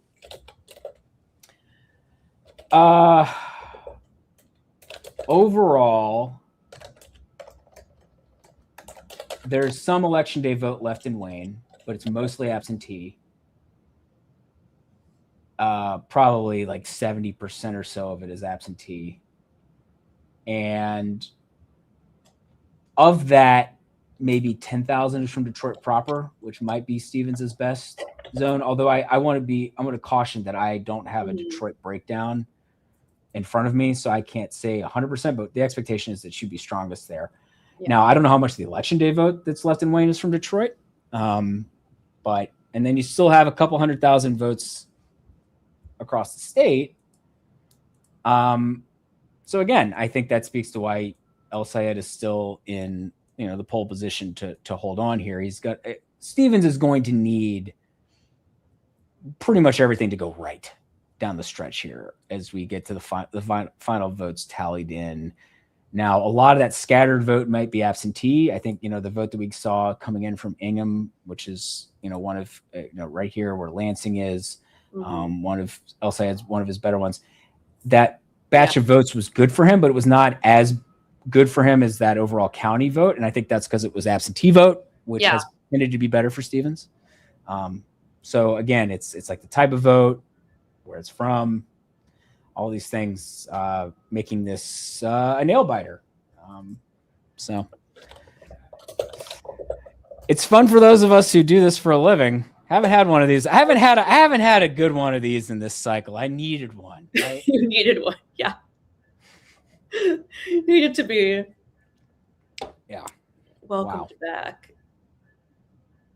Yeah, exactly. Right. It's like, well, kind of, we had Arizona, but it was kind of, July. Right. Here we go. August 4th. Yeah. And I was saying, from the perspective of having lots of fun primaries to watch, Virginia was going to be really interesting if the new map had taken effect. Yeah. In the U.S. House, but that didn't happen, and so we started at 8 p.m. instead of 7 because Virginia just didn't have much that was worth really digging into. And Michigan Senate was here to make things interesting. Looks like we got a little bit more in from Wayne. I think Stevens gained very slightly from it. Of course, we don't know if that's Detroit vote or another community, one of the many towns. I think, maybe this is, I was going to bring up Dave's redistricting app, but they have gone and actually changed some of it looks great. I just haven't figured out where they've shifted where some of the buttons go. Folks that don't know, Dave's redistricting app is a wonderful tool for sort of playing around and looking at communities, or looking and figuring out how things can be drawn. And anyway, it's great, and I like to bring it up to look at stuff. But I was gonna maybe just find the Detroit map. Or Wayne County. I think it's always a good reminder. When we look at maps of places and you see, like, county maps are like sort of the standard you see for elections, right? Yeah. But in a place like Wayne County, where there are so many municipalities here, Wikipedia to the rescue. Detroit is the main thing up here, but it is not all of Wayne County. There's so many of these other parts. Dearborn and Dearborn Heights now have pretty large Arab American communities, for instance. Livonia is pretty working class white and is now become kind of a red leaning part. even if Wayne County on the whole is still like a 65% kind of Democratic place, Livonia is a little bit more red leaning, though there's still plenty of primary voters on the Democratic side there. So, there's all this variation within the communities. And so where some of these batches of votes are coming in can differ quite a lot. Mm-hmm. Right. In terms of, so just, there are gradations here. There's detail, there's nuance. Right. Not just a block in Washington. I mean, I could look at the Washington map and you'd see there's Ann Arbor, but there are other, what I forget the name of the town right now, but Eastern Michigan is in there, the school. It's actually very close by. Oh yeah, there you go. Yeah. So, so there's another reason, another college community. 26,000 votes is the margin. And at this point, El Sayed is still in the pole position to win. Stevens needs 68% of the vote that we are estimating outstanding. But of course, the big question is, could she get that out of a block of votes in Wayne County? It's possible. It's not likely, but it is possible. But the thing is that there is a lot of vote elsewhere, which would make it difficult for her to actually achieve that. But it's too close for us to project. And so, we're somebody asked earlier, are you guys gonna have to wait until 100% of the vote is counted? Well, it's worth noting that 100% of the vote will not be counted on election night. That doesn't basically ever happen. In fact, when you are watching a vote count, it's just worth remembering that after the fact, they are reviewing those numbers. They do what's called a canvass. They look over to make sure there wasn't an input error somewhere, or that like a precinct's vote wasn't put in properly, or some other mistake. Usually these are minor things that do not change the vote count in any kind of significant way. Mm-hmm. But every now and then you have one, but it's unusual. But in a really close race, like we put 1805 and we might put, or 1405 and we meant to put 4105, and that would be a big deal. Those things generally get caught. The ones that big would get caught earlier, but it's just close races. The final numbers, and the state doesn't usually certify them until 4-5 weeks later, generally, at least for general elections. Primaries sometimes are a quicker turnaround.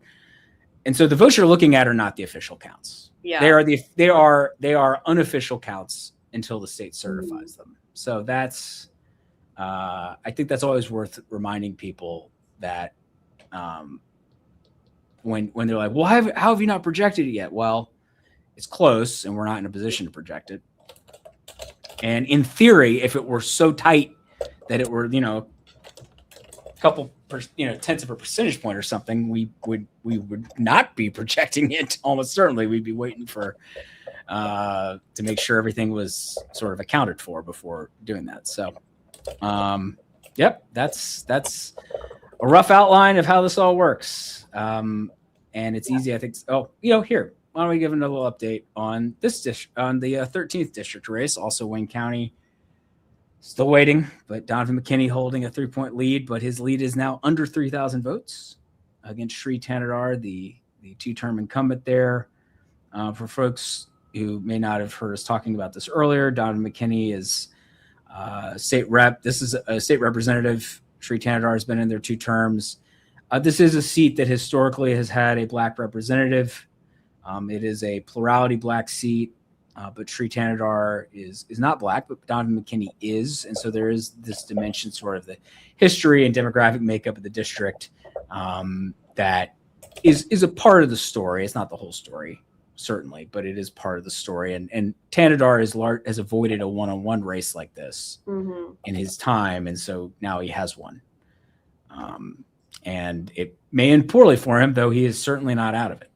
Obviously, we haven't projected there. So that at this point, those are sort of the 2 races, and obviously the Senate races are main. Oh, would you look at that? I bet you that was Washtenaw that just came in. based on the shift that just occurred.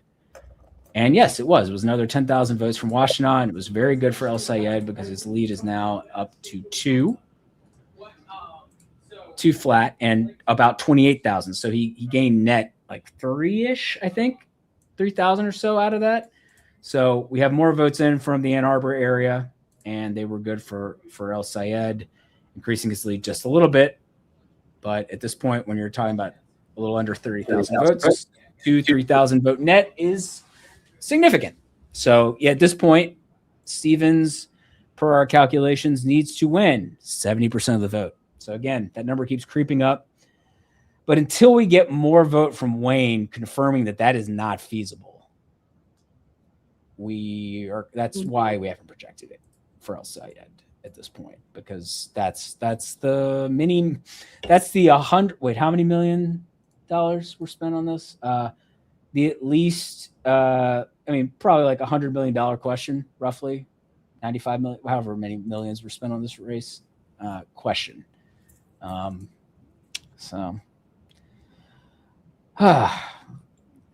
waiting game. Let's see if there are any other interesting questions in the chat. There are a lot of comments. I want to thank people for staying up. I mean, obviously, this is a super fascinating race. Yeah. Ypsilanti. Thank you. Or I think it's Ypsilanti is where Eastern Michigan is. I thought somebody in the chat might help me out. Yes. I couldn't remember the name of it. How could I not remember? In Washtenaw County, Ann Arbor is easy enough to remember, but Ypsilanti. Yeah, Ypsilanti with a Y. Great name. Somebody says they did not like the Dave redistricting app update. I think it looks really nice. I actually just hadn't played around with it because I've just been busy with stuff and didn't realize they had updated it and couldn't find what I wanted. So anyway, who is winning? Tremendous. The comments, I'm loving it. Yeah, it's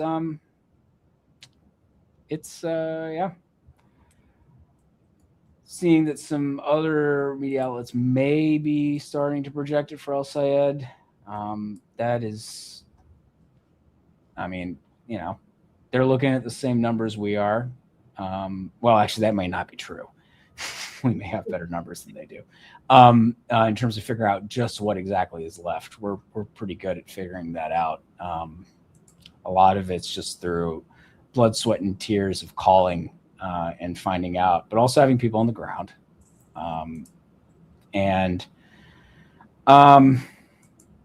At this point, it's, I do think that those last numbers from Washtenaw County were University of Michigan and Eastern Michigan, Ypsilanti, Ann Arbor, was good for El Sayed, and a reminder that some of those votes from the other parts of the state were going to help him out. So you got a couple 100,000 votes left. Stevens needs 70% of them to draw level. Sorry, that I clearly watch soccer. Draw even. You'd rather be El Sayed at this point. So we'll see if we're in a position to make a projection, or if there's still enough uncertainty about what's left. Because goodness knows, if you've waited this long to project something and it's this close, you do not want to be wrong. So yeah. I do see somebody asking about turnout. Well, turnout was very high. I mean, we're expecting about 1.6 million votes cast, roughly, in the Democratic primary. And on the Republican side, I think we're looking at, look at the governor's race, because the Senate race isn't going to help you on this question, because Mike Rogers, someone asked this earlier and I meant to respond to it. Mike Rogers was unopposed in the Republican primary. So there wasn't any action on the Republican side when it came to Senate, but they did have a competitive Republican gubernatorial contest. So right now there's about 850,000 votes on total on the Republican side, and I'm just going to ballpark this. There's probably like 60, 70,000. That might be 80,000-ish votes left in there. So you're probably talking about, I mean, maybe it's 9 2930 versus 1.6 million in the Democratic primary. I think that does speak to the energy on the Democratic side. And of course, the division between the two candidates and the amount of attention that was paid to this race, the amount of money that was spent on it, and how competitive it has proven to be. But at the same time, when you see that big a differential in a swing state in terms of the total votes cast, Yeah. That also says something about the environment, I think. Right. And to this point, I see folks in the comments noting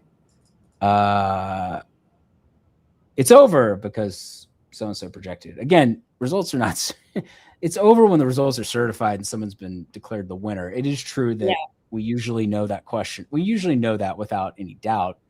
I just think it's worth there is the process of us all coming together and figuring out who is going to win, and then there's the actual like state election certification process. Those are not the same thing. But yeah, let's see. Someone also asked how are the polls off by so much. We talked about that some. Figuring out what the Democratic primary electorate would look like is not as easy as it sounds. And primary polls are also hard because it may be hard for a lot of the commentariat to believe this, but there are a lot of people who would like both of these candidates and would consider voting both of them. Right. So, you know what? Thank you. Somebody reminded me. I had forgotten to shift this back up. Yes. God, sorry. Michigan votes. The Senate votes are back up. I realized I hadn't clicked back on it to share. So yeah, 28,000 vote margin, and we're still playing a waiting game on mainly Wayne County, which is almost half the remaining vote. And between it and Macomb, it's close to, not quite 2/3 of the vote, but nearly. This was far more interesting than I had counted on. Less than a curse. Exactly. No, it's great. Like I love a close election. Exciting election. You love it. But Tomorrow is going to come too soon, as a song that came out far too long ago now.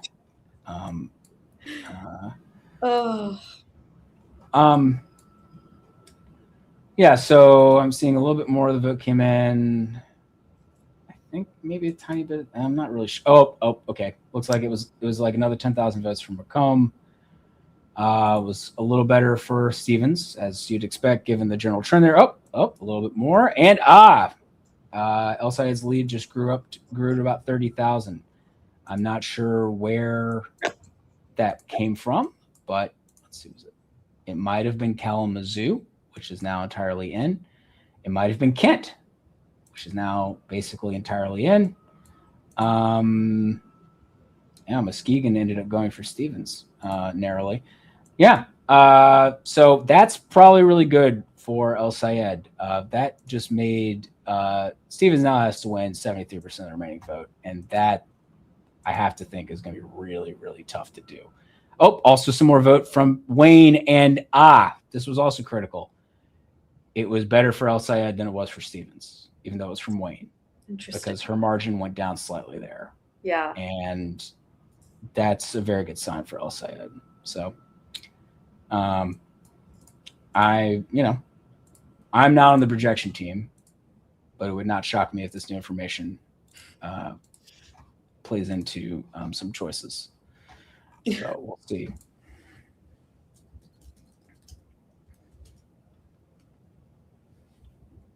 Thank you. You two are slow. You guys are trash. Thank you.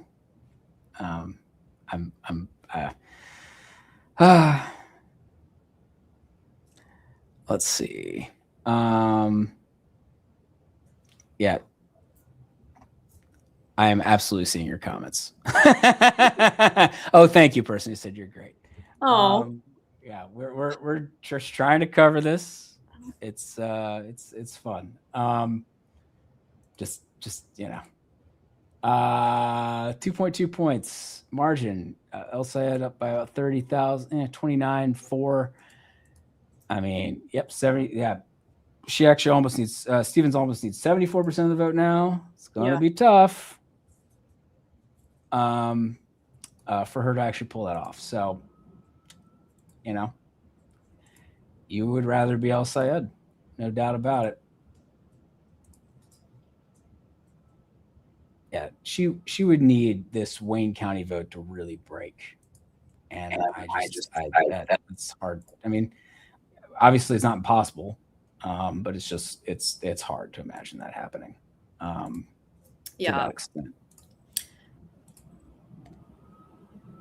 Now, actually, I'm trying to remember what the last really competitive statewide Democratic primary in Michigan. Wait, sorry, repeat it. I'm sitting here thinking about the numbers for a second. I'm trying to remember what the last really competitive statewide Democratic primary was in Michigan. So I don't remember Alyssa Slotkin having. No, she didn't. Her competition was would it have been not much. I mean, in a way, it was probably actually the 2018 gubernatorial primary. I was just gonna. Yeah, I'm actually gonna. But even then, Whitmer won by about 20. Yeah. Over El Sayed, so she won by it was a lot.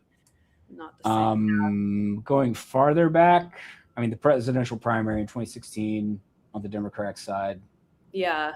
Is probably the last best close example. Actually, I'm gonna just pull up this map for fun. But yeah. Oh.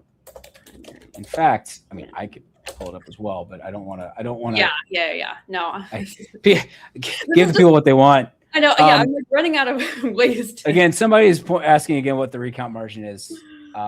It has to be extremely close for there to be an automatic recount. It's like a 1/10 of a point, which is not going to happen. Yeah.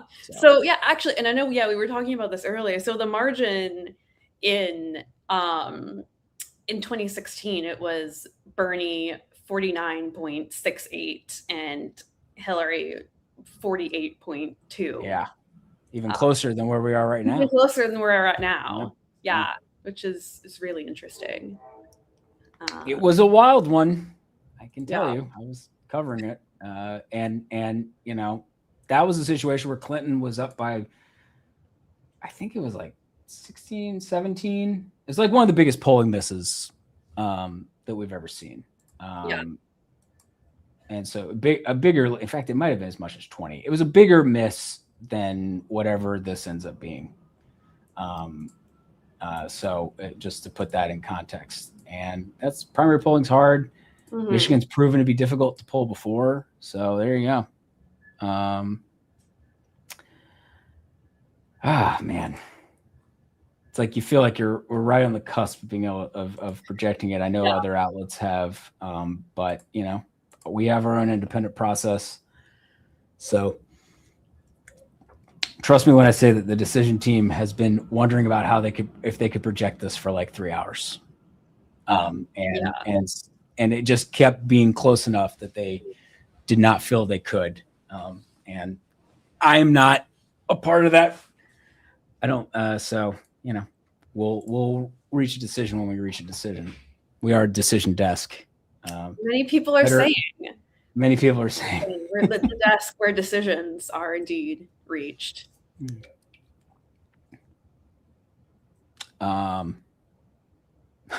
Steve Kornacki apparently cut off his feed. Well, congrats, Steve. He's so real for that, honestly. But we're still standing. Yeah, well, I don't blame him. I imagine that once we project, we'll probably wrap up pretty quickly. At this point, El Sayed is up by a little less than 30,000. And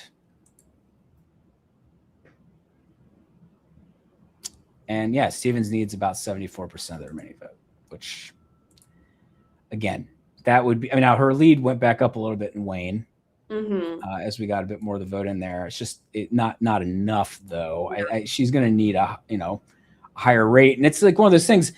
We know that there are some votes left in Detroit. If they broke really heavily for Stevens, what would that mean, right? Like that's the question, right?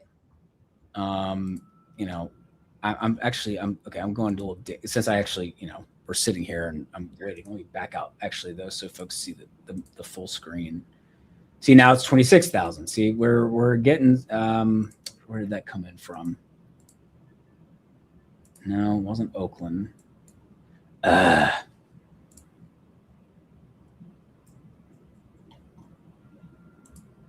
not sure where it came in from. It did not appear to be from Wayne because that was there already. So anyway, I was trying to see what is the city of Detroit saying right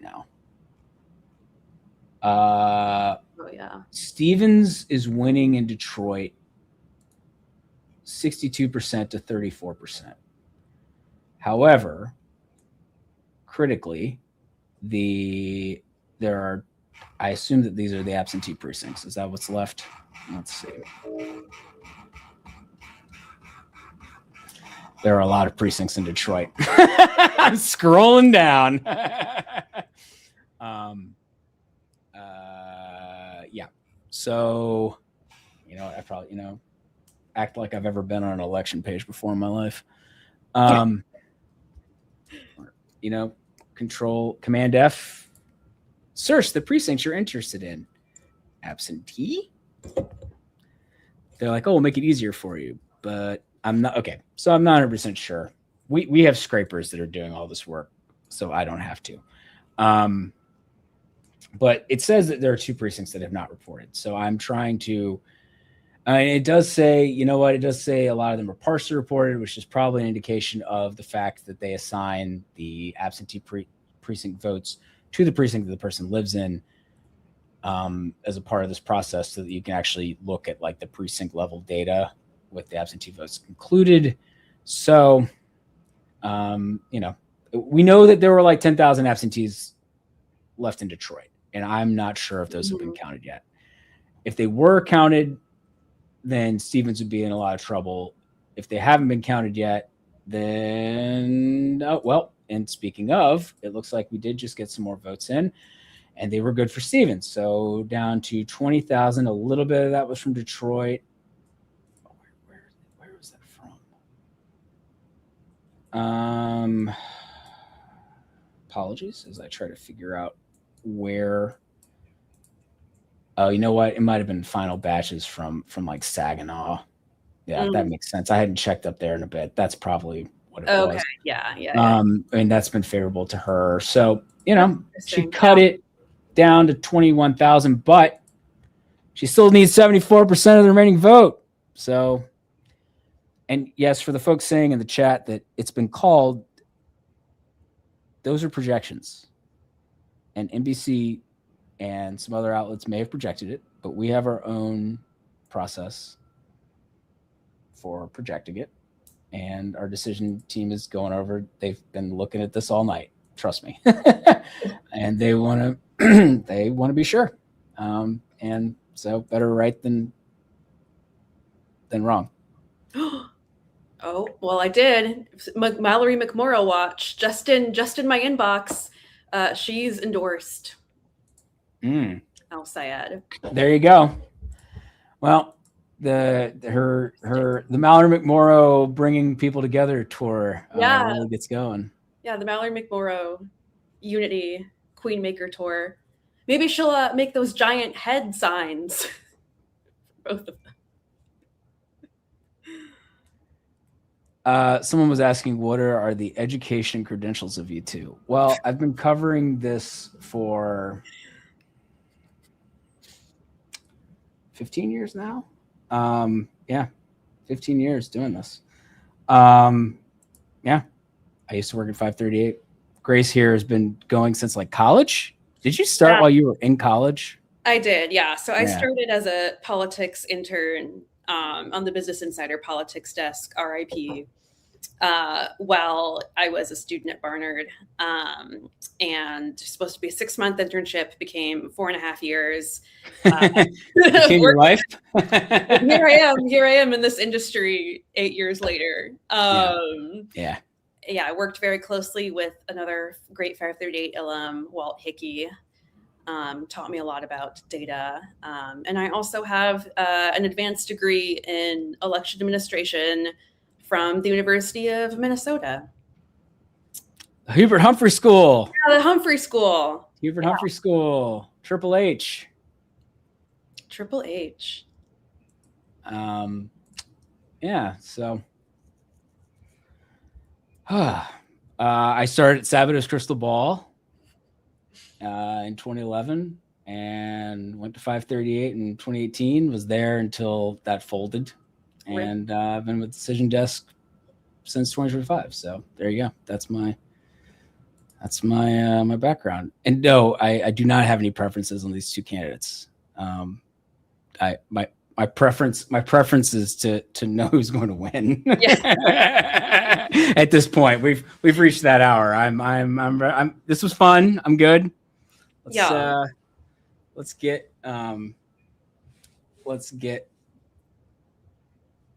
a projection. My preference is for more votes from Wayne County. Yeah, seriously, jeez.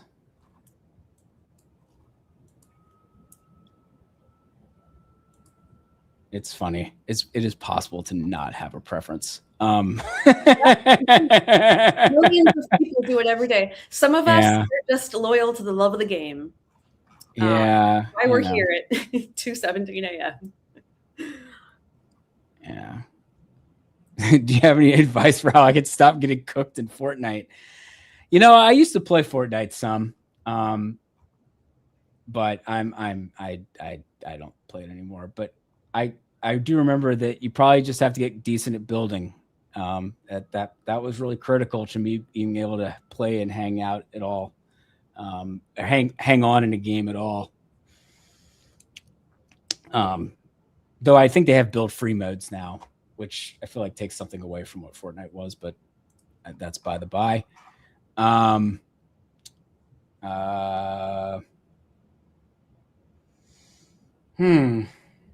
Yeah, and I got nothing for you. I got nothing on that. Oh, Grace. Well, we're sitting here. Yeah. Are you from Connecticut or Rhode Island? Neither. Oh wait, is it? Well, aren't you from the Northeast? Yeah, I'm from Massachusetts. Oh my God, I'm sorry. That's like the worst question. Wow, brilliant work by me. I was like, I knew you were from the Northeast, or I knew you're from New England. So I was like, I am from New England. Yeah, I'm a proud daughter of Massachusetts. Started my life in the 4th congressional district, and then yes, let's discuss our movements through congressional districts. Yeah, and then moved to Massachusetts 6, home of the original gerrymander. And yeah, that's where I'm from. And now I live in DC, where I have no congressional district, which is very sad for me. But you have a delegate. I do. Yeah, I have a delegate. I'm gonna get a new delegate. That's true. Eleanor Holmes Norton is retiring. That's true. Whether she wanted to or not. Whether she wanted to or not. Yeah. And my home district, Massachusetts 6, has a open Democratic primary because Seth Moulton is running for Senate. I grew up in the 6th district of Virginia, which is not competitive. Although it's very red, Shenandoah Valley.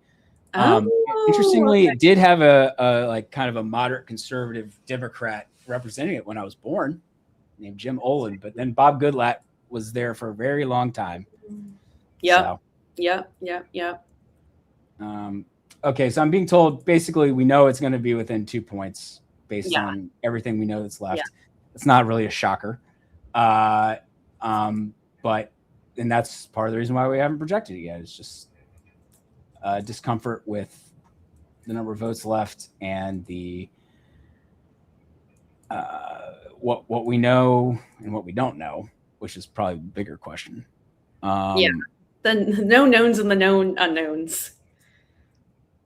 Yeah, the known unknowns. Indeed, indeed.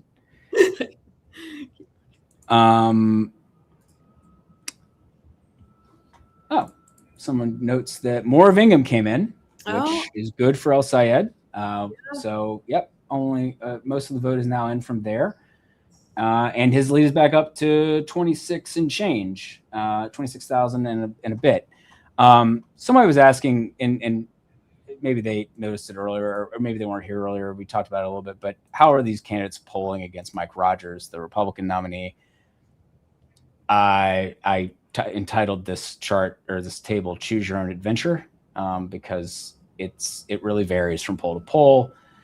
On average, all the polls, the general election conducted since mid-June, basically, since June, and it varies. There are some that show Stevens doing a little better, one that showed her doing a lot better, and then a fair number that also showed El Sayed doing slightly better, or in one case, somewhat notably better.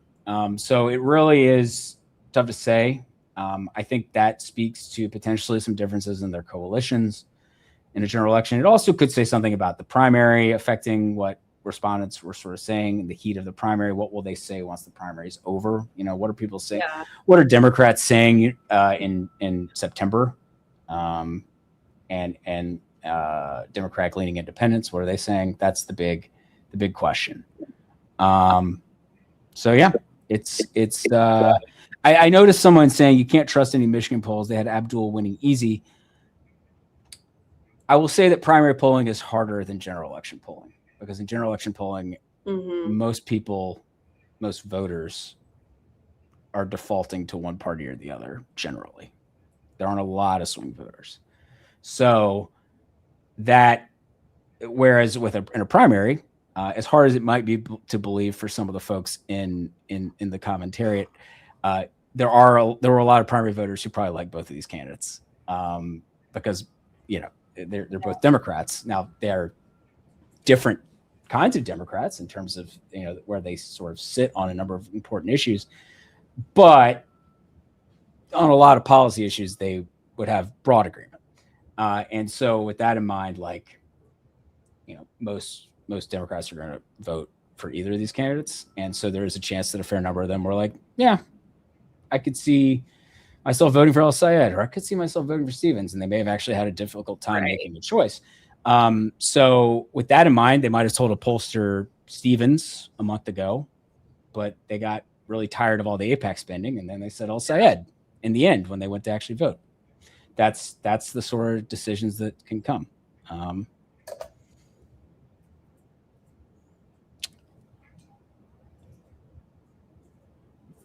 Yes, we are aware that NBC has projected the race. That does not affect our choice to project. We like to be the fastest, but sometimes we feel like we have enough information that maybe others jump the gun, or we feel like it's safer to wait based on what we've got. So. No, it's okay that I have had to repeat it, because also I think some people are jumping on this stream now and didn't hear me say it earlier. So it's really fine, and we appreciate everybody hanging out. And even if you were slamming me in the chat, it's really okay. I understand. It's the internet. It's the internet at 2:20 a.m. On the East Coast. If you're on the West Coast, it's a good place to watch elections. That's true. Because you're not even it's still the 4th there. Oh my God, it's still yesterday. It's still yesterday. Yeah. When I was young and innocent. Yeah, you don't have like a 9 a.m. or, well, I'm actually not even sure when my earliest media hit to talk about this stuff is tomorrow morning, but there'll be more of this. I'll be getting some more cold brew in my life. And we should sponsor you.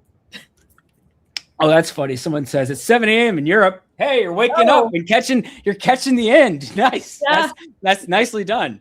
That's like actually, you know what? I guess that's kind of like the experience for me if I'm watching like a British, like an election in the UK or something. Or France. It's like nice, getting some results at like 7 p.m. Eastern. Sweet. This is great. Yeah. It's so just to update folks. we are at the point where we think that there is about 140,000 votes left. Stevens would have to win close to 80% of those. The reason that we have not projected this, despite that being a pretty steep mountain to climb, is that we are uncertain about votes from mainly here, Detroit, because you could have absentee votes, like 10,000 absentee votes from Detroit that are like 80-20 for Stevens. And then suddenly this gets a little more interesting, right? So that's the reason for the uncertainty. Because here's the thing we know.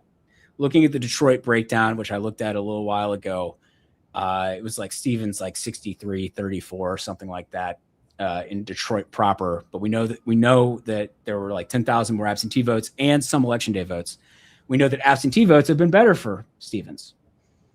So an 80-20 result out of Detroit would not be shocking. It also might not even be enough, because she has to do that in other places. But what if it's 85-15 and some of that?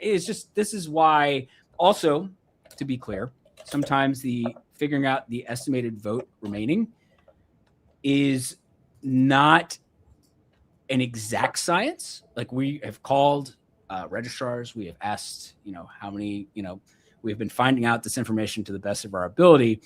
But I think it is worth noting, in our age of having it used to be just precincts reporting back in the day, but now we use estimated vote reporting because a lot more people vote via absentee vote, or they vote early, and all this stuff gets combined at the end.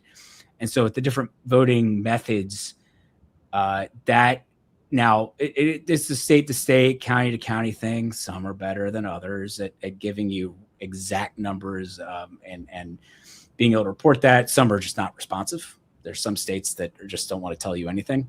But either way, it is possible that there's 150,000 votes left. It's also possible there are 135,000 votes. Like, there is a little bit of like a plus or minus around that 140,000 votes remaining number. And obviously, if it is bigger than that, that leaves a little more runway for Stevens to catch up. And if it's a little less than that, it leaves her even less. So that's why that's the situation here. Although that does feel, they say it's 112,000 votes. That's interesting. I wonder if that's actually wrong. I'm looking at we have an internal thing here on the number of votes. I think that's also based on the estimate of. I wonder if that. Oh, anyway, maybe I'm wrong on that number. The point is, Stevens needs a large chunk of the vote, and it's been going up. And I don't have a spreadsheet open. Back in the day when I wasn't doing live streams every night or every election night, I would have like spreadsheets out, calculating this stuff myself constantly. It's a little harder to do with 39 windows open. But the point being,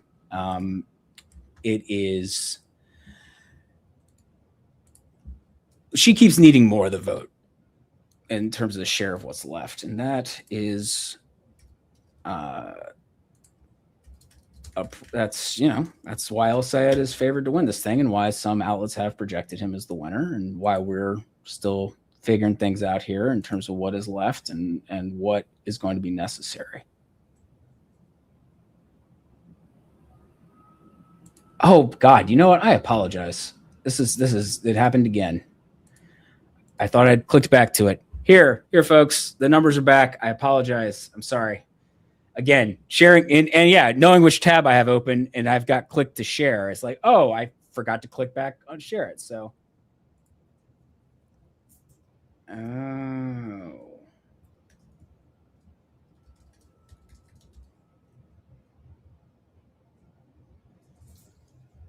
yeah. Okay. All right. Cool. Well, you learn new things every day. Point being, Abdul Sayed still in the lead, still likeliest to win this thing when push comes to shove. So, yeah, well, let's see if there's some other questions in here. No, we're not projecting it yet. Sorry, I didn't want to. Fun. This is the Stevens Denial channel. Sorry. Yeah, the comments are just really fun. Oh man. We've reached silly hours. Silly hours. Oh, the best part is that that people think we're like intentionally delaying here, as if as if we have any control over the winner of the election. I don't even work for DDHQ. I'm just. Yeah, she's just a guest. Grace works for the 19th. The 19th, which is a great publication that you should all check it out. They do a lot of great work over there. What is it? The 19th.org? Yes, 19thnews.org. News. I forgot. Sorry. Yes. Forgot the news. Yeah, forgot the news. Yeah, we're a nonprofit newsroom covering gender, politics, and policy, named for the 19th Amendment, the same name. And yeah, there's been a lot of gender and politics this summer. Yes. I don't know if you guys have heard. Seriously. In this race, obviously, hit on a lot of that. I wanted to look. What is the other? Oh, yeah, here we go. Let's see. Actually, somebody asked a really good question here, which is one that I was actually discussing earlier tonight with Chuck Todd and Chris Cillizza in A Different Life when they were also on this feed. When they were here. Any significance to El Sayed winning while losing all of the Detroit counties? Has a Democrat ever done that? I don't know the answer to that question, but I want to go find out. So once this is actually decided, I will. I will want to dig in, because I think it is probably pretty hard to win a Democratic primary in Michigan and lose Detroit, Oakland, and Macomb. So that would be a very fascinating outcome. And I'll be clear. Go ahead, Grace. Oh, yeah, I was just going to say, I think Bernie Sanders did it in 2016. Oh, did he? Was that actually the breakdown? Yeah. Okay. I think so. I'm just looking at the map. Well, you know what? Yeah. You know what? I am capable of bringing this up briefly. I'll switch back. I promise. If I switch to it, I will not forget again. I'm going to be more intense about that now. I just didn't mean to slip earlier, and I want people to see the data. That's why they're here. Michigan Press 2016. Here we go. You should all check out Decision Desk HQ Votes. It's our election portal, which is what is providing all this beautiful information you're seeing on screen here. So yes, share this tab instead. Bernie Sanders.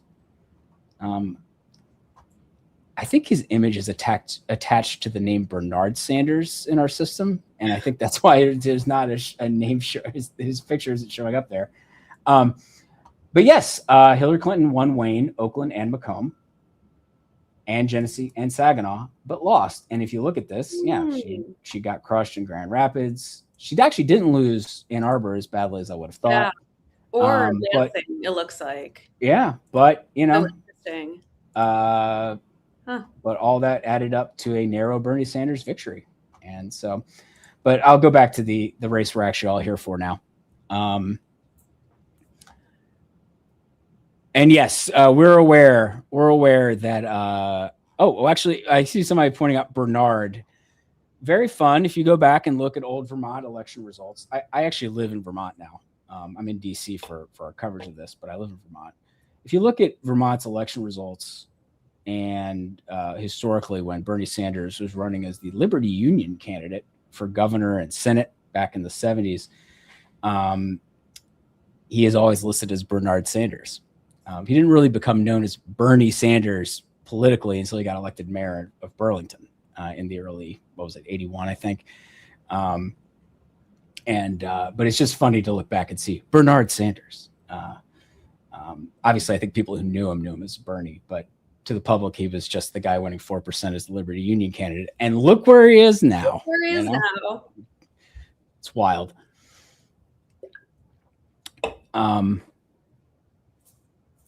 Let's see.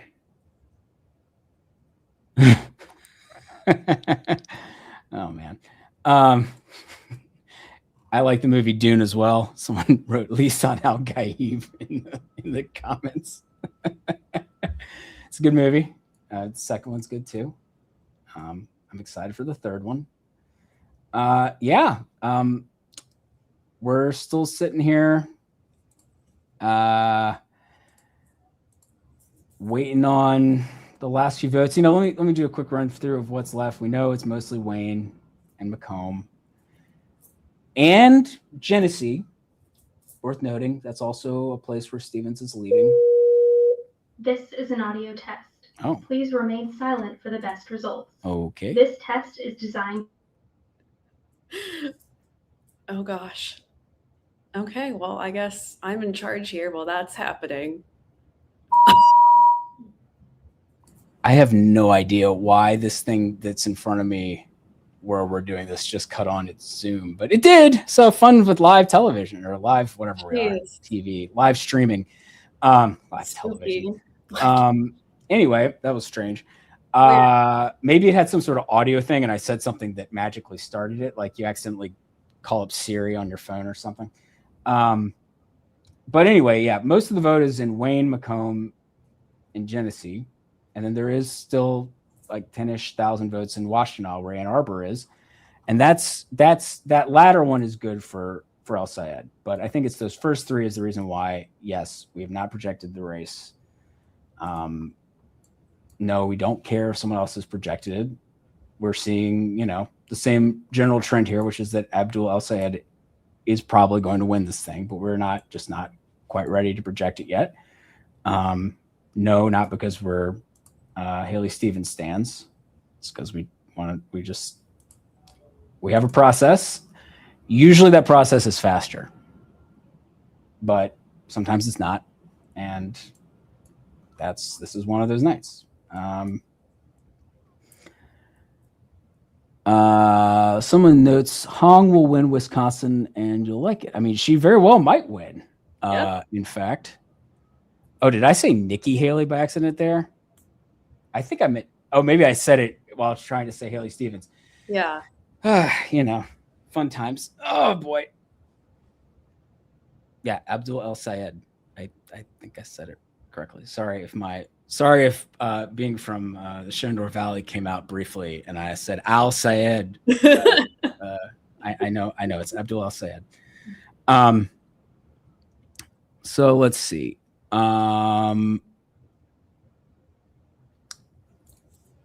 Yeah, the big thing is Wayne.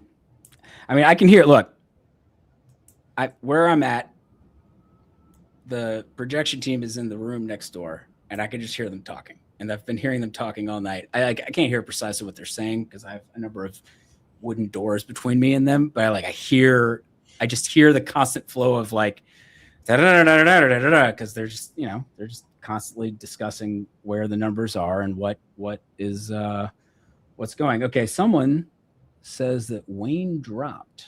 Let's see. Oh, was more Wayne? It has not popped up on my feed yet. But, let's see.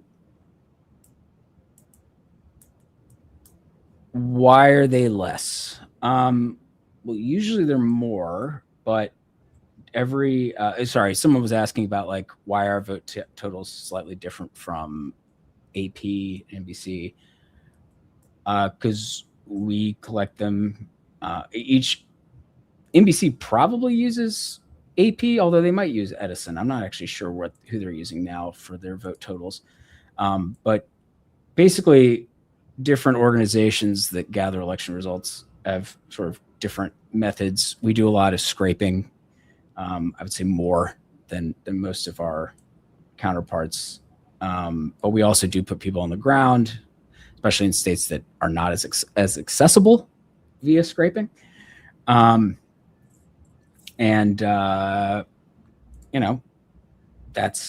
generally how it goes. And a lot of the time we have votes in quicker than our counterparts. If AP has a few more this time, congrats to them. They got us. But that's how it's not.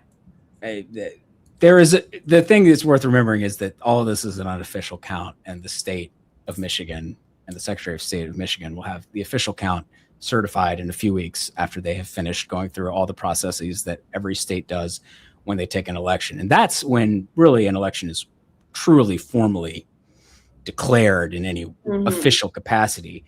But we have obviously adopted a practice in this country of the media closely following results, which is good because it gives you sort of you're not just being told the results. I think that's probably good that you're getting lots of people tracking what those results are saying. And because of our county level nature and town level nature of how things are reported, and it is possible to do that and to have third parties, in this case, media or election organizations like DDHQ, track all this data and report it. But again, the official result from the state is what is the final, certified real, whatever. If Abdul al-Sayed wins with, 720,000 votes or whatever, it's going to be whatever that number is. So,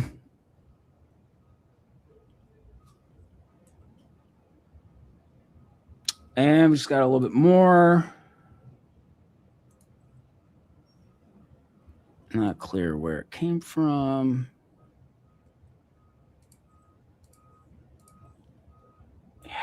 Yeah, I would love for Wayne to drop. Well, let's see. Is it up here now? No. Am I just, for some reason, a little, what's going on? Refresh DDHQ votes. We're still 81%. And Wayne, I know this is all very exciting streaming right now. I would love to see all the votes in too. It's getting late. I don't stay. I have like a 16-month-old. I don't stay up this late anymore. All right. Not even on a, no, I haven't seen this hour in a bit. So. I unfortunately have. Yeah. I have a bad habit of pulling all-nighters, including recently as I've been traveling from Wisconsin, Michigan, and doing lots of reporting, and then not having time to write the stories based on that reporting, and needing to do that at hours of the day, such as this. And it was banking on tonight being wrapped up early. Yep. But me too. Yeah. I expected to be working on my wrap-up piece about Abdul al-Sayed winning at about 11:30, maybe midnight. And then that never happened, and it's 2:45. So here we are.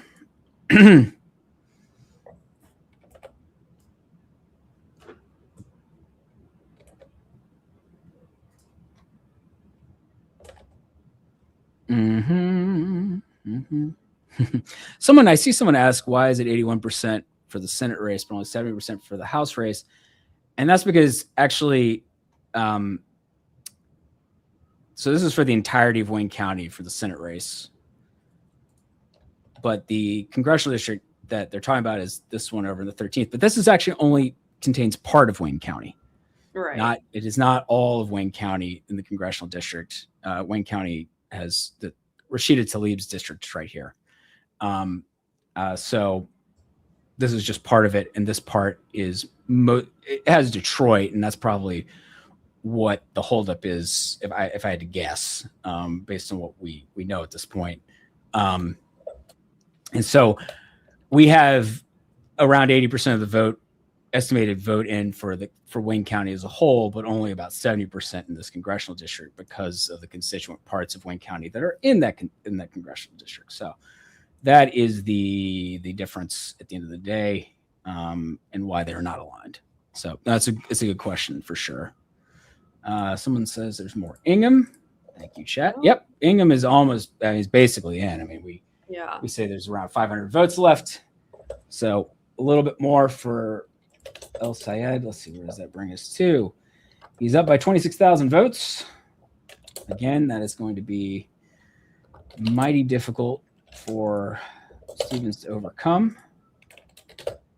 There are, at this point, around 80,000 votes left across Wayne and Macomb. And that is, if I can back out more, it's not quite 2/3 of what we're estimating is outstanding at this point. And then, we know Genesee's got some. So actually, if you add in Genesee, 12, 35, 63, 113. Yeah, it's 3/4 ish are in those three counties. So a lot left. Someone asked, what are Abdul's chances against Rogers? That's a great question. Well, I think the polling's inconclusive, but Grace, I don't know if you have any thoughts. I've been talking a lot. No, I mean, I definitely think the race is, still a toss-up. It was rated a toss-up before by most forecasters. I think it still is. And yeah, I mean, just there's really a lot that can change between now and November. Obviously, this is going to be the national environment is favorable for Democrats, and Michigan has some very unique factors to it. It's been particularly affected by policies like the tariffs and the impact on the domestic manufacturing sector. With that said, it very much is a purple state, albeit one that has not elected a Republican senator in quite some time. I think it probably, I'd say it's still a true toss-up, but a lot can change. And we also, it's still kind of, we know from the primary what kind of campaign El-Sayed runs and what some of his strengths and maybe some of his weaknesses might be. And Mike Rogers obviously ran in 2024 statewide. It was a very different election year. And he's just, now kind of moving into general election mode himself. So that's not a super helpful answer. No, it's fine. No, I mean, look, it's you don't want to make bold pronouncements that no, of course not. I mean, look, I mean, especially given the way things are going tonight, like, oh my gosh.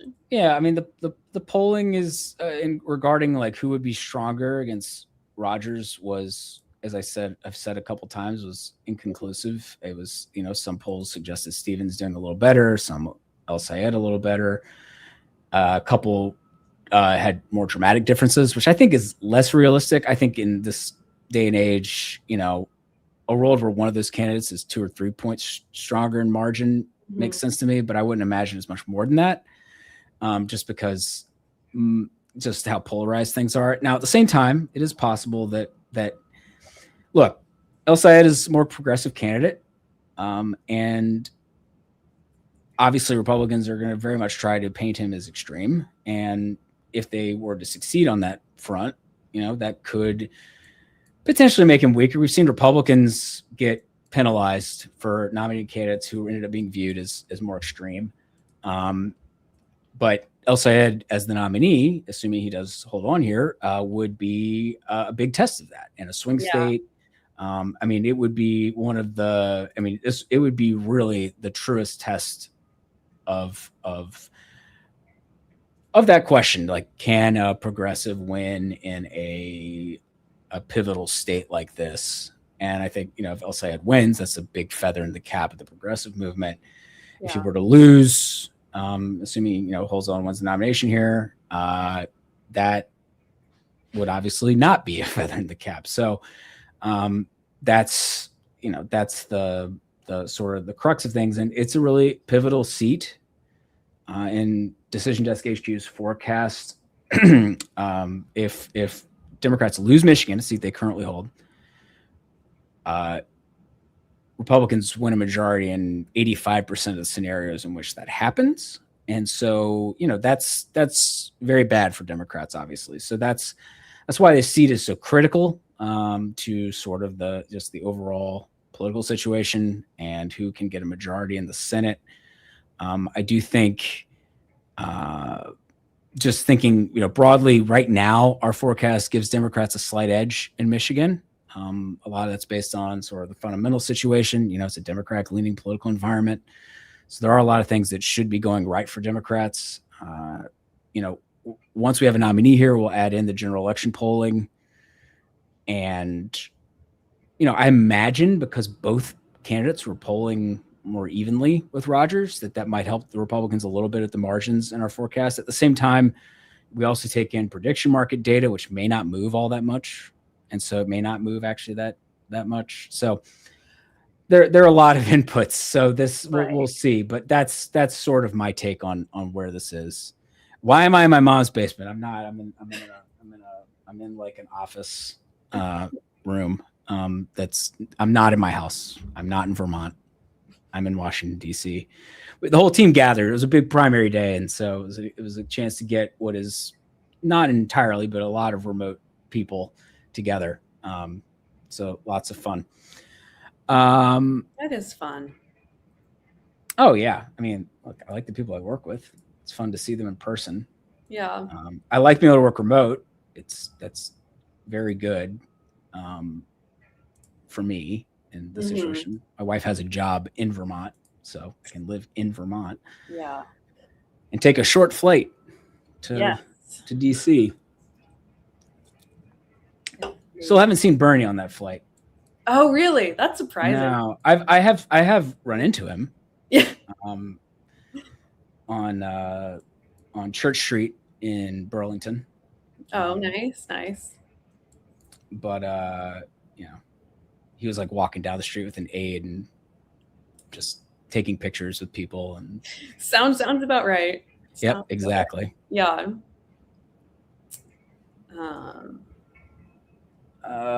Man. Well, we are at that point in the night where there is just a few more votes. And you probably know the outcome. But we have certain thresholds of certainty that we like to reach as a team. And I know that is what they are currently discussing and have been discussing for a long time. What is left? What's there?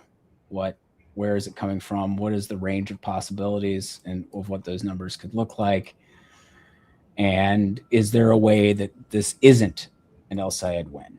And at least for now, our team clearly is viewing it as there is at least a slight enough chance that Stevens can catch him that they are not comfortable projecting, and that maybe some other people projected a little quicker than we would have, given what we know. But there's no question that El Sayed is very likely going to win this. And I know other outlets have projected it. There's some other outlets have projected it. That doesn't have any bearing on us projecting it. But yeah, clearly El Sayed's up 26,000, nearly 26,500 votes. And that is a mountain that Stevens is probably not going to be able to climb. But I think the fact that we can't entirely rule it out is the reason why we have not projected. Oh, man. And the other thing I'll just say too about the El Sayed versus Mike Rogers question is we kind of know broadly from political science and literature and all of that candidates who are, more moderate, more to the center tend to do better in general elections than candidates who have held elected office before, which Mike Rogers has and El Sayed has not, tend to do better. That said, that's not necessarily true in every single race. Like every race is different. I know it's a cliche, but it's really true. So there are kind of these like broader trends and broader fundamentals. But like if this primary season has been any indication, there's all the electorates in a real, at least the Democratic primary electorate's in a very, very fluid, really, really interesting transitional time. And yeah, a lot of the old rules and assumptions and fundamentals have gone out the window. That's 100% it. And that's the thing, right? Is that there is a lot of, as you said, there's a ton of political science research on, I think particularly people who've previously held office being stronger candidates. And there's reason why that makes sense, that they're more practiced at campaigning. They've spent more time trying to appeal to voters. However, obviously right now in our political environment, an outsider, someone who is not associated with a political situation where people are just really fed up and angry about it, is potentially a plus for you as a candidate. And there's interesting, oh gosh, what were their names? Sarah Truell and Rachel something. She's at Notre Dame. They've had some interesting research on the growth in the success of outsider candidates in party primaries. Republicans, we saw it sort of first with them, but now we're seeing increasingly with Democrats, and so that's an interesting.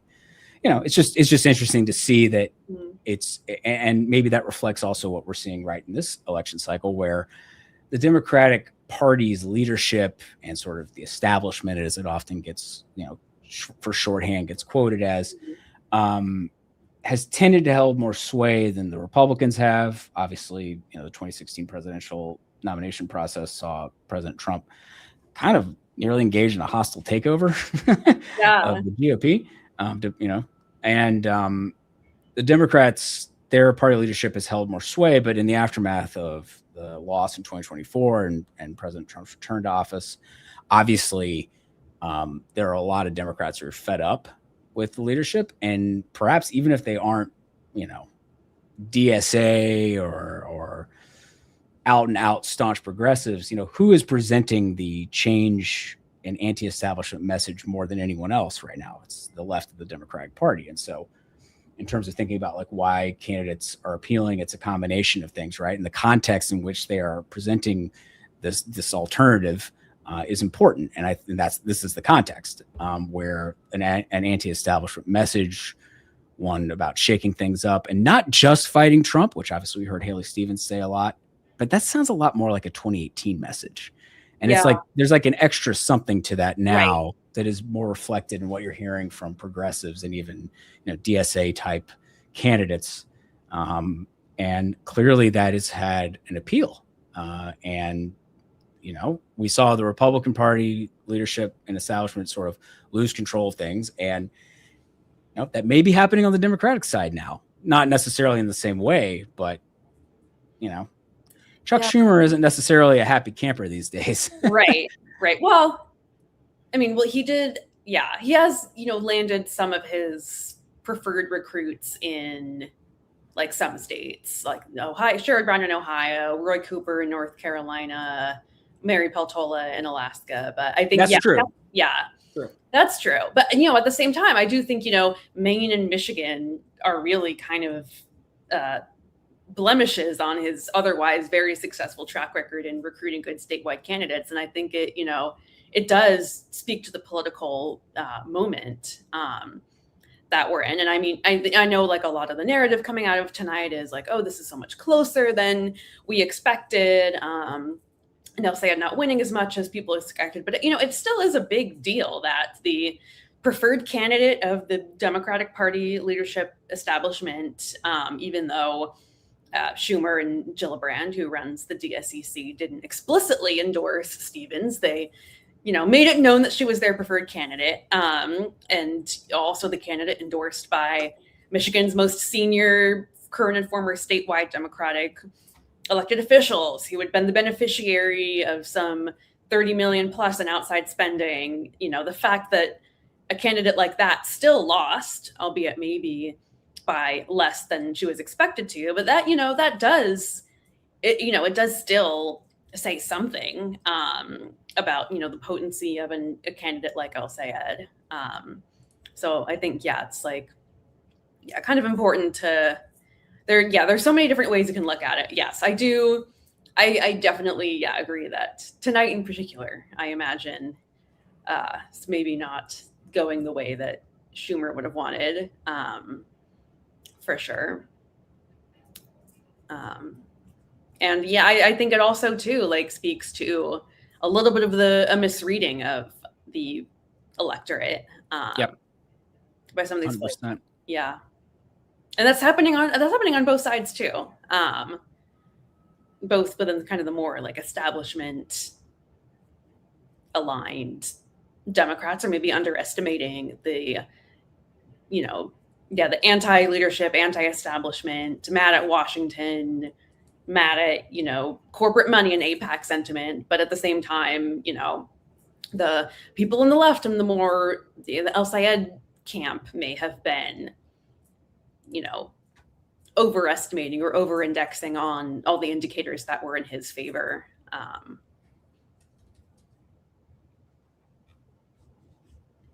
Oh man. So my friends have a running text thread watching me on this that I can see. That's very funny. Thanks for staying up with me, guys. Nice. Yeah. Well, it's 3 a.m. and we don't formally have a projection, but Abdul Al-Sayed is most likely going to win. And this is where the state of things are. We are slowly chipping away at the votes remaining. There are 77-ish thousand in Macomb and Wayne.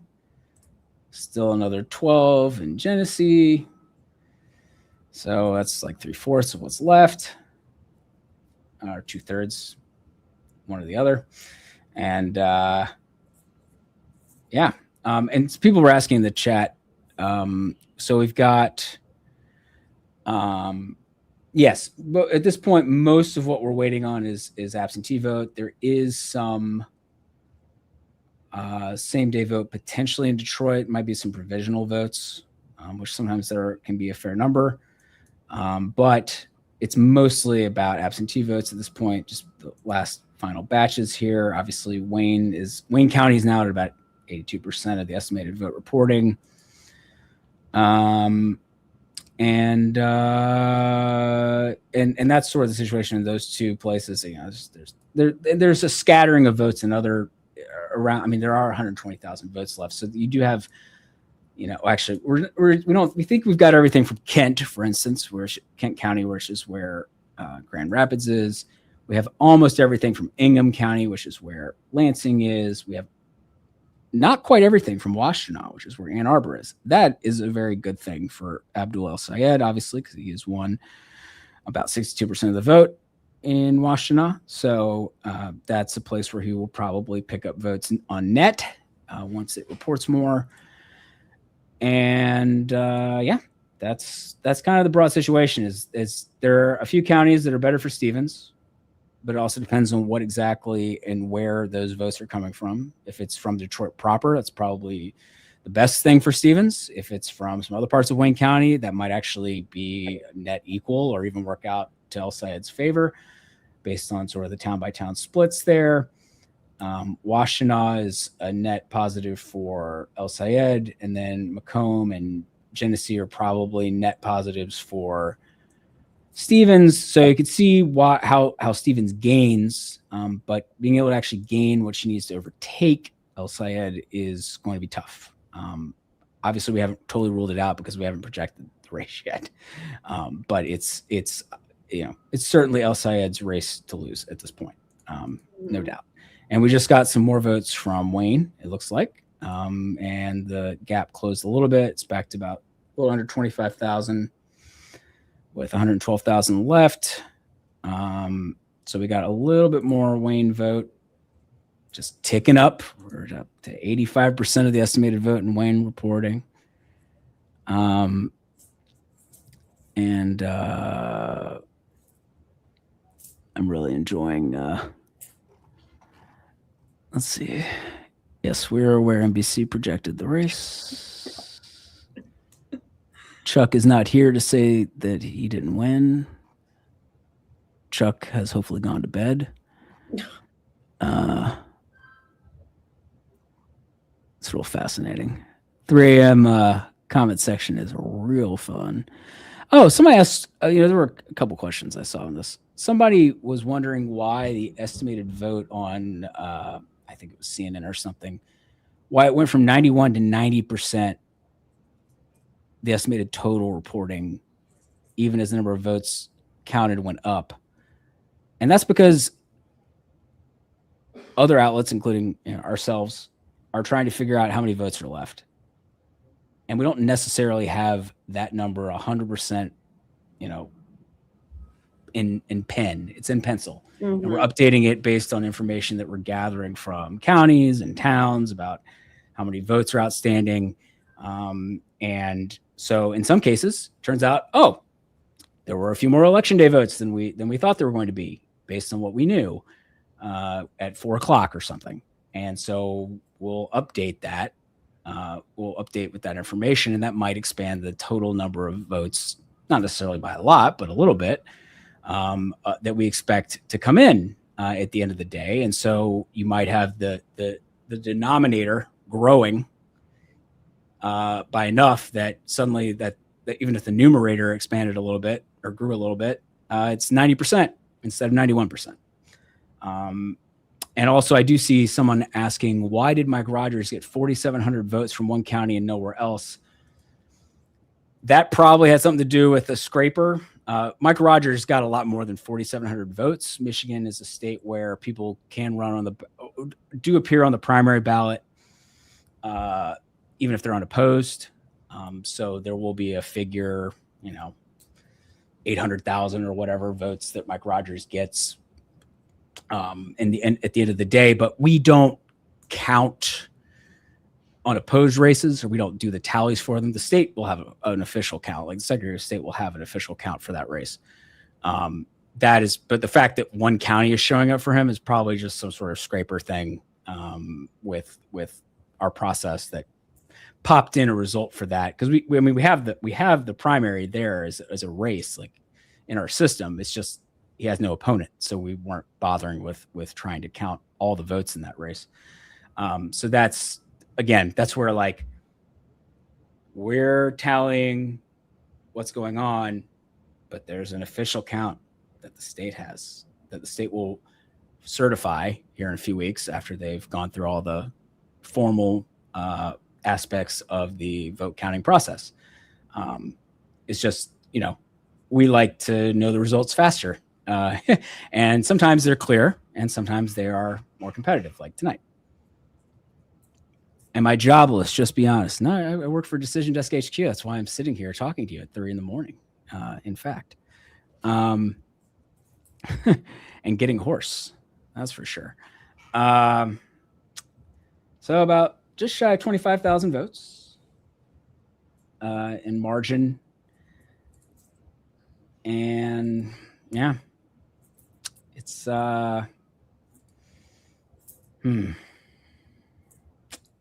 let's see if I can get an update.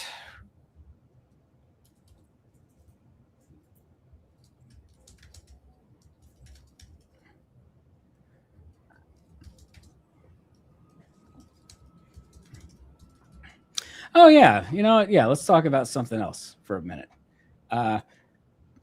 How is Michigan 13 looking? Well, we are getting more votes there because Wayne County has been tallying more votes, and the part of Wayne County that this district takes in, we have more votes. And Donovan McKinney is up still by about the same margin he was up before, but we are up to almost 80% of the vote in.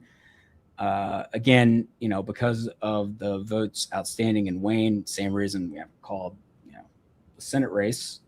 This is even more acute because all the votes in this district are in Wayne County. But McKinney's up.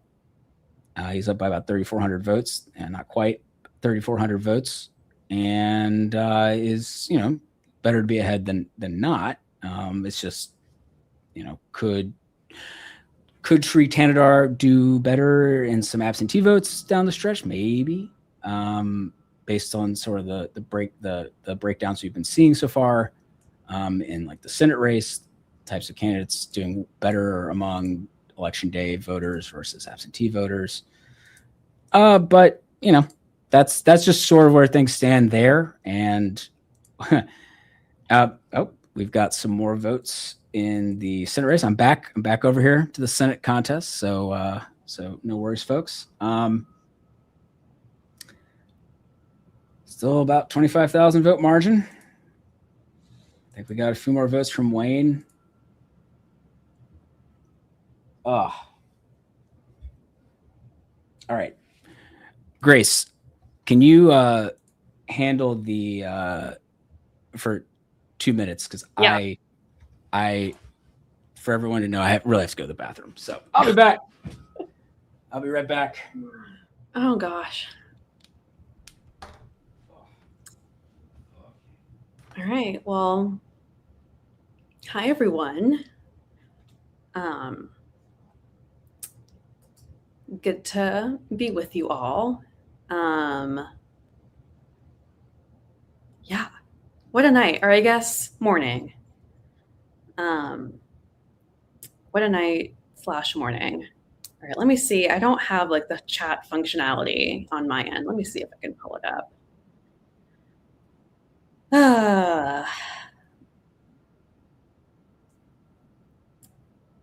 This is certainly quite something. I saw a third almost all-nighter. Oh God, am I frozen? Okay, yeah. So I said I wasn't going to pull an almost third all-nighter in a row, but here I am. Yeah, I also live in DC, but I have been like way out of town for election stuff for much of the past month. I was going to be in Maine with my family for a little trip with my parents in July, and then was also going to do some reporting on the Senate race there and how abortion was playing into it.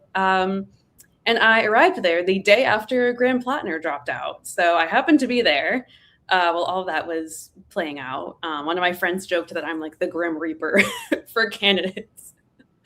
Because I was in Maine for that. I was in Down East Maine, like kind of actually near Bar Harbor and Sedgwick. I was in Sedgwick. That's where I was.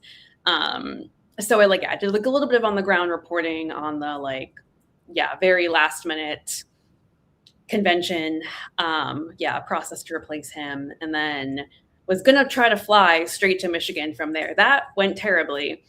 If you ever want to try to fly from Maine, especially out of the Bangor airport, to like the Midwest on a summer Saturday, don't do it. We had crazy weather. My connecting flight to Chicago was like delayed for hours and then canceled. And I was like still coming up with backup plans. That's like one of the main skills I've learned from being a campaign reporter is like, you just have to be really resilient and like take challenges like that in stride. So point being, I was like stranded in Bangor, Maine. I was just telling my story about how I tried to go straight from Maine to Michigan to report on this primary the weekend that AOC and Bernie were rallying with El-Sayed and Will Lawrence in Lansing. But I ended up getting stranded in Bangor for 3 days and made it back to DC and then like turned myself around, got to Michigan, and then went straight to Wisconsin and have just got back from Michigan from Wisconsin on Monday. So I've either been working or in travel hell since July 12th. July 11th was my last actual day off. Nice. I do it for the love of the game. Do it for the love of the game. It's been one hell of a time to be a political reporter. No doubt. Let's see. All right, I'm back. Let's see. So there's about 69,000 votes in Macomb and Wayne. And all told, we think there's now a little bit less than 100,000. So El-Sayed is up by 24,000 votes. And most of the vote is from here. So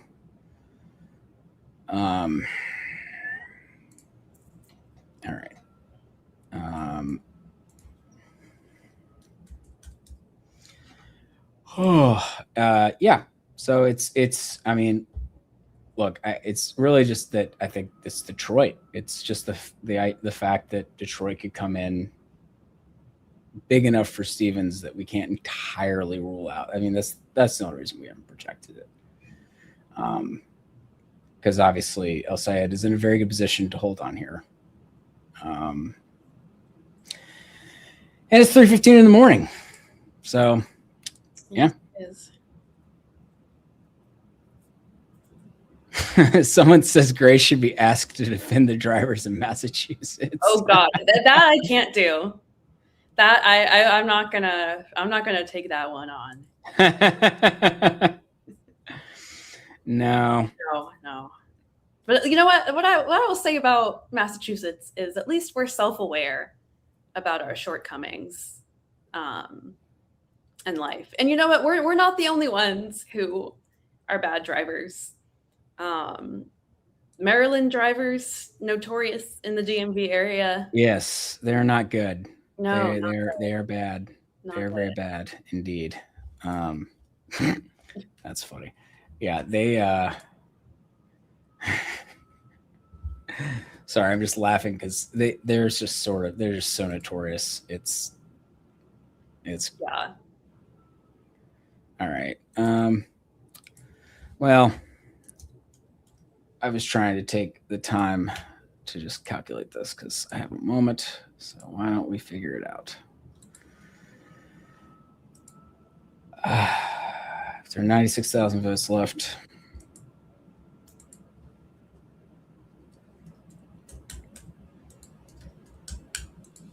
And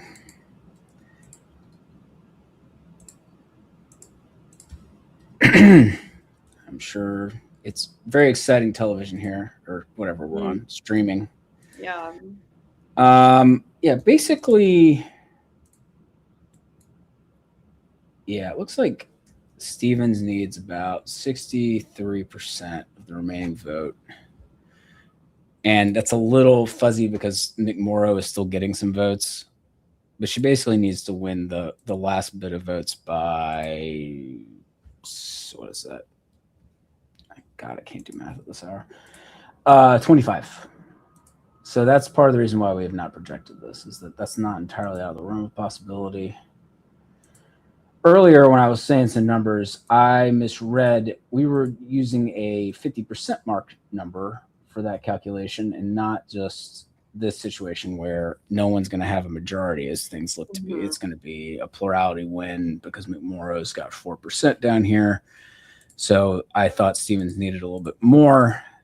And then I had it clarified to me what that actually was calculating, because it didn't actually say 50%. And so I thought it was just for the lead. So now that I've done this, yeah, 63%, which is not outside of the possibility. Someone says, I assume 99% of the McMorrow vote is early mail-in. Most of it, yes. And the fact that we've been getting absentee vote here at the end, I think it's actually possible that her number, that she's increased. Let me take a look at that actually in our vote drop history on the Decision Desk HQ votes portal, which you should all check out. It's free to sign up.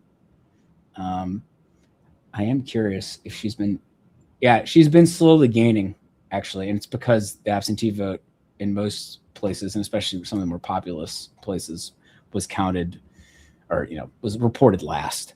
And so, yeah, she's actually gone up slightly over the night, which is kind of a funny little thing.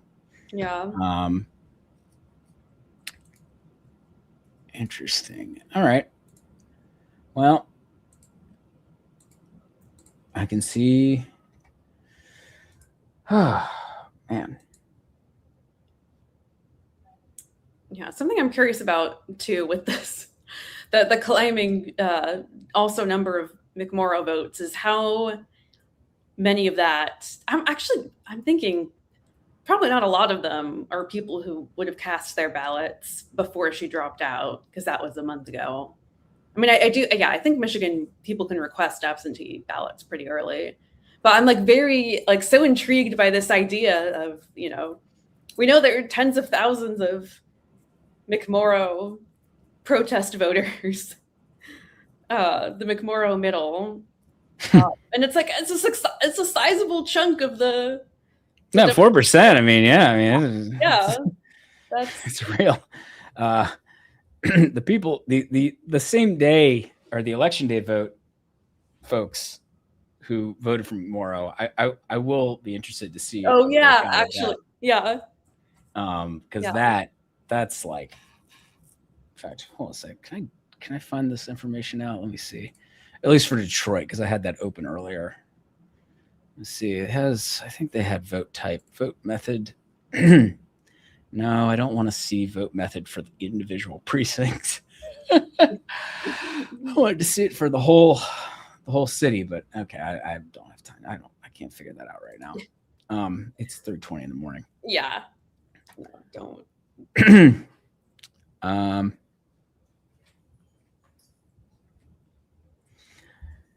Folks are heading out who are not on who are not me and are not on the projection team.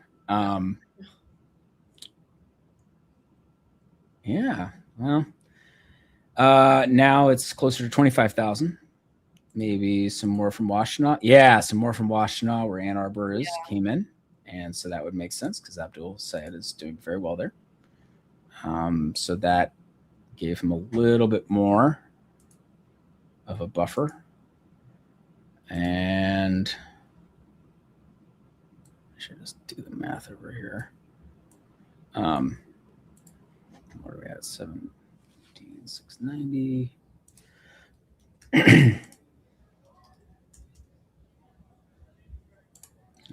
No.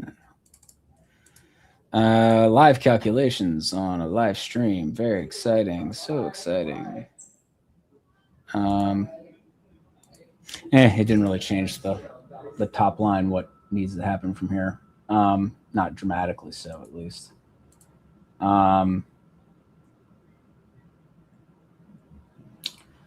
Yeah. Well, you did it again, Detroit and Wayne County. You kept me up all night. Got us there.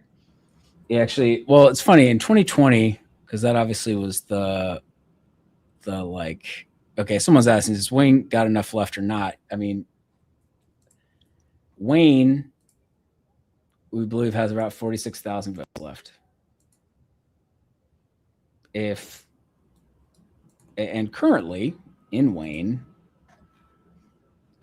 she's got 62% of the vote, which, oh, by the way, is about what she needs in theory to catch El Sayed. But here's the thing is that not all the vote is left in Wayne County. So that's why she would need something bigger than that in Wayne County and good performances among the remaining stuff in places like Macomb, where she is leading, but not by as much. A little bit more came in from Genesee, apparently, which is where Flint is. And so it's possible, but pretty unlikely is basically the situation for is there enough left for Stevens to catch? Like, you want to be El Sayed. Yes, lots of dead air. Yes, it's hard to. Yep. It wasn't even close. Anyway, looking at.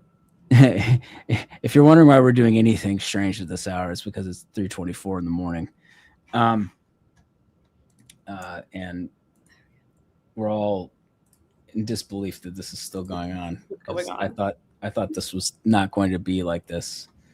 I thought it was going to be a bit more straightforward. But hey, if life were always that, if it were always that way, what would we wouldn't. If we knew the vote beforehand, we wouldn't count the votes, and that's people true. actually have to vote. Yeah, all things considered, I would rather live in a country where we count the votes. Yeah, indeed. Yeah. Indeed. Seconded. Oh man. I was going to say that in 2020, which obviously was a pretty nutty election. It was a nutty year. It's a very weird year. Did something happen? Yeah, it's just something. Yeah. my editor ordered me to go to sleep at like 3:15 so that I could take over at like 6:30. And Nathaniel Rakic, my colleague, stayed up. Of course, I didn't really go to bed at 3:15. I saw the Wisconsin drop out of Milwaukee that put Biden ahead there. And then I went to sleep for like 2 hours. It was a very fitful 2 hours. Yeah. And then woke up and went back to it. And I wasn't drinking coffee yet, and I made it through that. Right. Yeah, I wasn't drinking coffee. Wow. Yeah, so pretty wild. Wow. Why is Kent voting like Washtenaw? Well, Grand Rapids has become pretty. The city proper has become pretty progressive in terms of a kind of progressive hotbed culturally, and so in that sense, while it's not a college town in the same way that Ann Arbor is, I think that's why it's looking somewhat similar, at least countywide. Now, it is worth noting that the outskirts, so this is Kent County, Grand Rapids is right here. The outskirts of it are certainly much redder, and so not as many primary voters. Most of them are in here, and that has turned into a place that progressives do pretty well in. Yeah, man. Well, you guys there's been no projection. What do you want from me? What do you want from me? Well, projection, I guess. I would like a projection. That's precisely what I would like. This is Brandon Finnegan. This is Michigan. Hi, Brandon. Grace Panetta says thank you. Yeah. Oh, Grace is on? Yeah, she's on with me. Hi. Hi. Yeah. Oh, well, you're not on camera. Now you are. Why? That's one of the founders of Decision Desk HQ. And there's. It's gonna be a few minutes, Brandon. You should just, I know. Yeah. A little antsy. Anyway, yeah, I don't mind barging in here. we're just waiting on Wayne, right? I mean, is that really where we're Wayne's at? pretty much. I mean, it's always like, oh, what's left with Wayne? Oh, tell it to 3 different people to get 3 different answers. So that's the fun of dealing with Michigan. It's like dealing with Milwaukee with Wisconsin. No, Milwaukee's a little better. Philadelphia is much better. I rank it Philly, then Milwaukee, then Wayne in terms of getting a clear, concise answer from things late into the night. So nice. Oh, there we go. Yeah, I couldn't see. I'm still wearing my you're still wearing ridiculous yellow sunglasses. I think people can probably hear you. Probably can. They probably imagine I look exactly as I sound, as a crazy person wearing yellow glasses at 3:30 in the morning.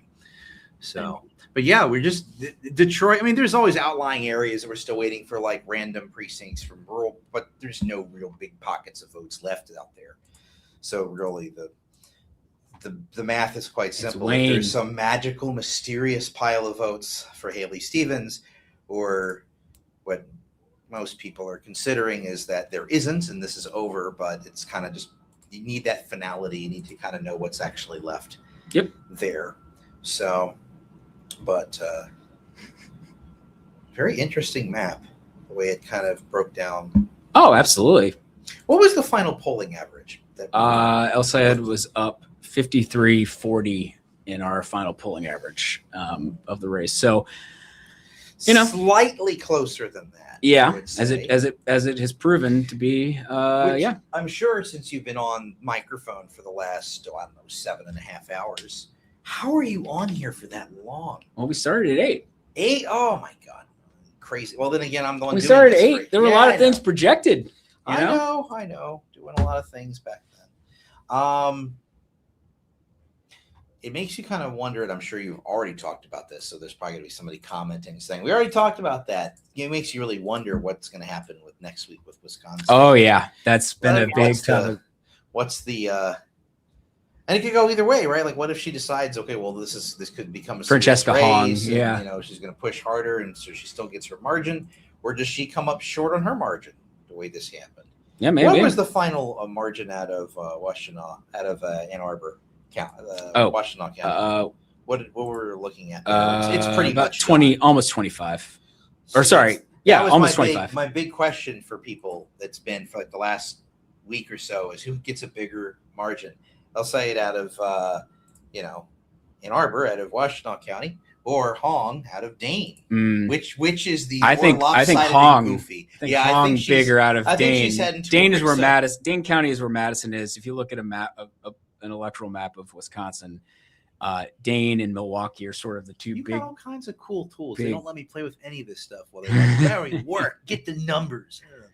Whatever. We'll get all the numbers. But Yeah, there is a lot of fun stuff. We were actually earlier. We were looking at a comparison with the presidential race in 2016, which looks a little bit kind of ish. At least the Detroit area looks similar. That kind of fell kind of a similar-ish pattern. The rest of it not as much, but that I mean, Stevens has a few more spots outside of it, but that's a similarity. Yeah, because Bernie Sanders was winning all of these counties in the periphery that don't have a lot of votes. Of course, there were probably more Democratic primary votes in some of those places in 2016 than there be now. Oh yeah, way more.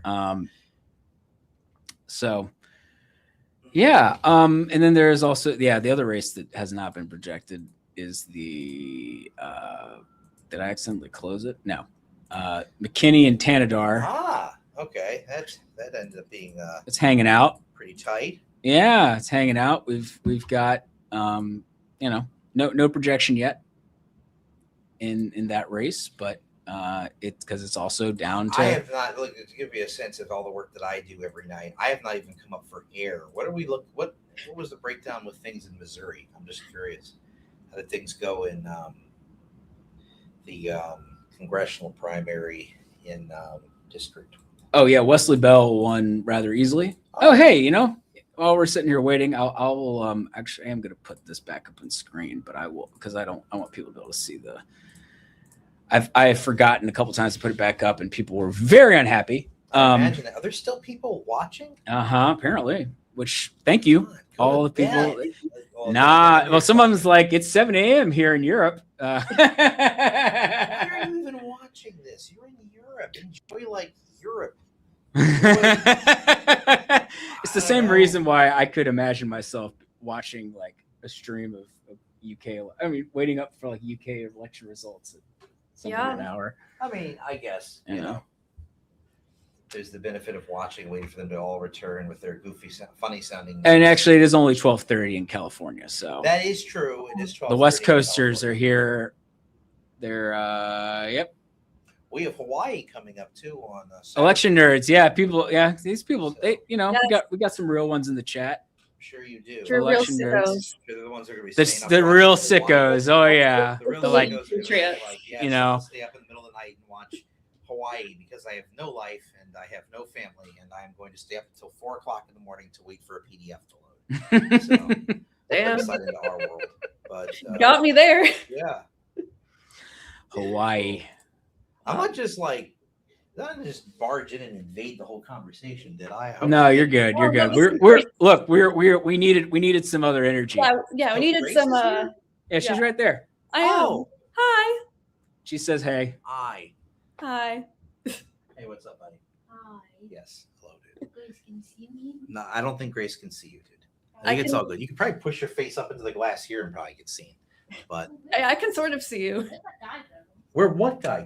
Anyway, before this, before the silly goes off the rails. I'll go find more votes. Where's Wayne County? Talk to me, Wayne County. Okay. Obviously we're all getting a little silly here because it's absurdly late or early, depending on how you look at it. I feel like there was something I was going to bring up that was pertinent to all this, that I thought would be helpful for folks, but there's not a stop the steal going on commenter. It's just, we're tracking the votes. I appreciate the very international audience though. Thanks everybody. That's great. We got some Thanks, guys. Someone from South Africa, someone from Edinburgh. Oh, that's so cool. I love Edinburgh. Yeah. Never been. It looks cool. Highly recommend. Can take a hike up Arthur's Seat and look Yeah. out over the city.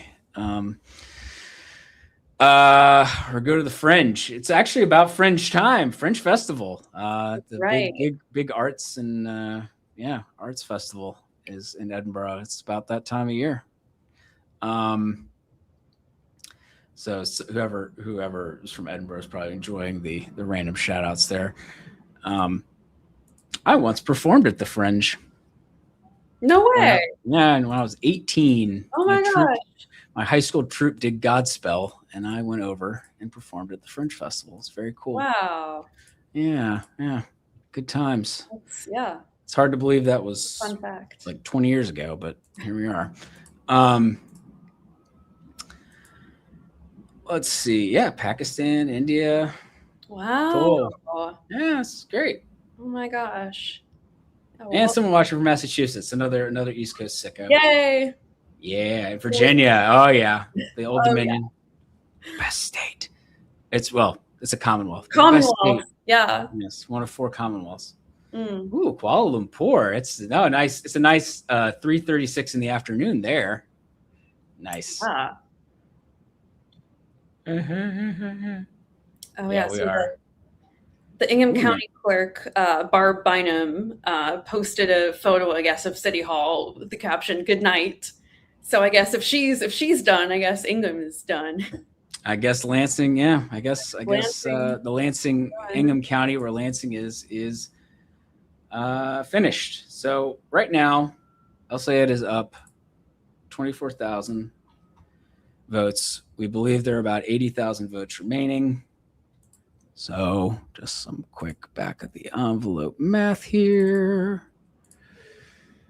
720, 696, and what do you get? Basically the same thing. No, that's not quite. Yeah, no, she would need more.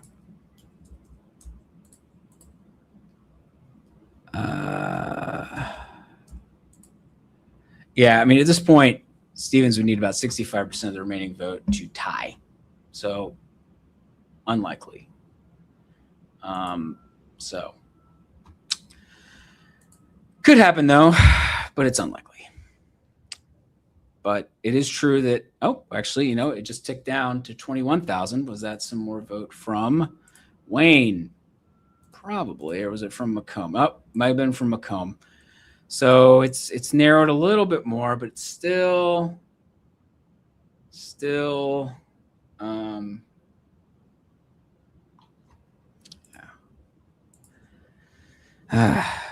some people are very fun in the comments. Very fun.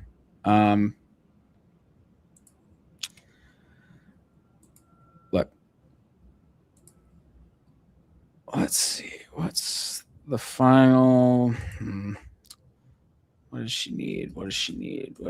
So just as an update, she would probably need, at this point, based with about 68,000 votes left, she would need 67% of the remaining vote. So it is ticking up as, I've said it a lot tonight. She's lost. She's been running out of runway. It's just that we're really deciding to take this all the way to the edge of the runway before we find out just where the edge is, apparently, to just extend that metaphor a bit more. But clearly the runway is there. The end of it is near. Yeah, somebody. Yeah, I'm not in a position to ban that person spamming the chat. Sorry about that. 4 a.m. My wife's going to be like, that is absurd. I'll be like, it is. It was absurd. I see somebody notes NBC shares the same number. So the candidates, but says 115,000 remaining. This is where the fact that differing methods of estimating what's left, having been, I'm just going to say that I trust our number a little bit more, but it's one of those things where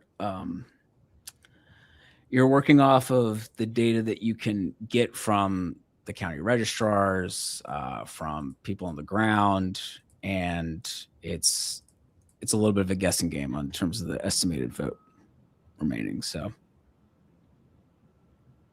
someone asks, could she win that much of the vote? Unlikely, but she has been winning 62% in Detroit. So depending on if some of that vote is still the Detroit vote, and it's not necessarily all from Detroit, but if she were to win, if it was absentee votes in Detroit and she was winning like 75% of them because she's been doing better in absentee votes, you can like squint and see maybe how it happens. But somebody just wrote APAC funded stream. I would, if APAC is gonna like possibly waste 70 million or whatever on this race, if they want to write me a check, so I can pay off the rest of my house or something, and and they don't ask anything of me, then that's great. But I don't think that's gonna happen. So no. No, I do not necessarily disagree with NBC. It's just down to for what it's worth, paying off my house might end up being a better use of that money than what APAC was doing in the Michigan Senate race, but we'll see.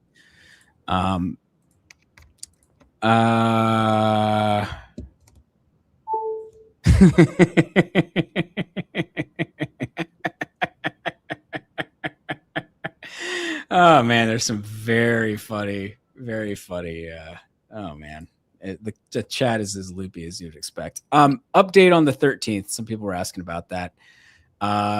It's still, this suggests that it probably is some vote in Detroit, because this half of the district is basically mostly Detroit. And Donovan McKinney is still leading, but we're still only at around 80% of the estimated vote reporting. So we are still waiting for much the same block of votes that we are waiting for here.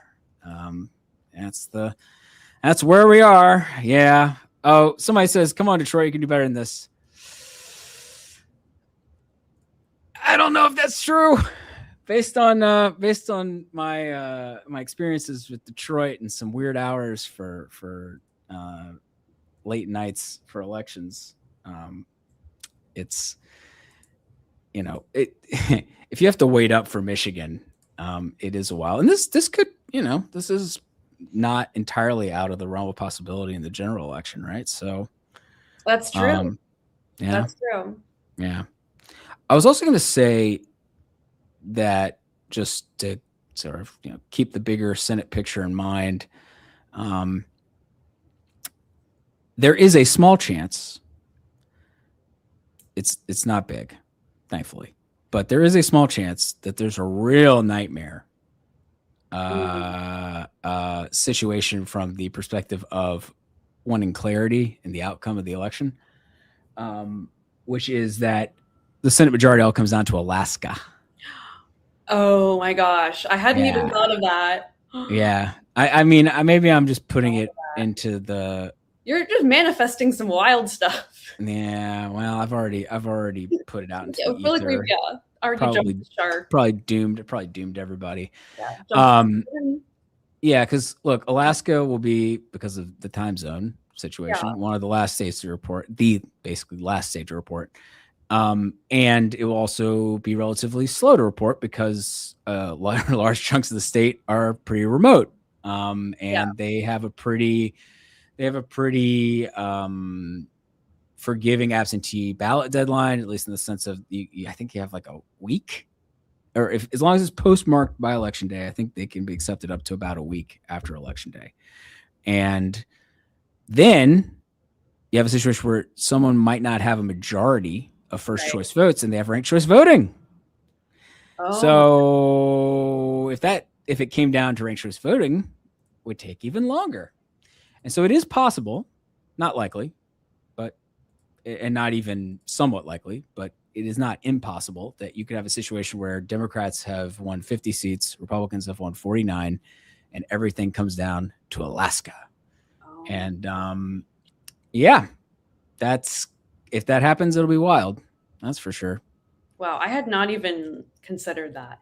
Yeah, and they're also, not only do they, well, I mean, a big part of the reason why they accept absentee ballots until so far after election day is because there are a lot of places in the state, in fact, geographically, most of it that is not even accessible by car.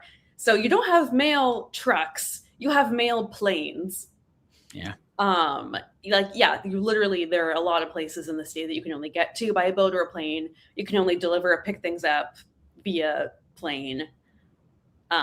That's also part of the reason, a big reason why Lisa Murkowski has opposed the SAVE Act in the Senate and opposed other measures to limit mail voting because of their impact on Alaska. But yeah, a situation where we might not know the Senate majority for a week. That's fun. I hadn't thought of that.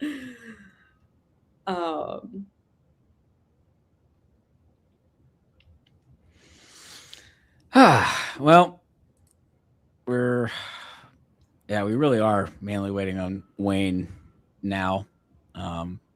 Wayne is responsible for about 2/3 of the vote that we estimate outstanding. Here we are again. Sorry, this is like some 2020 flashback stuff. Although, to be clear, that was like, I don't know, 8 a.m. or something. So it was a little later. Of course, yeah, we'd all had to deal with COVID and even more mail ballots and a larger number of ballots because it was the general election. So not quite the same. Oh my gosh. So fun times. Yeah, that was good stuff. 21,000 votes margin. And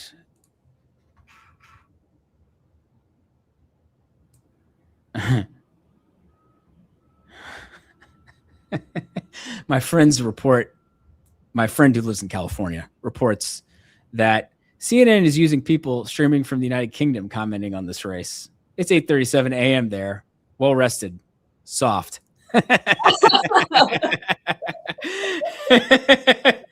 That's funny.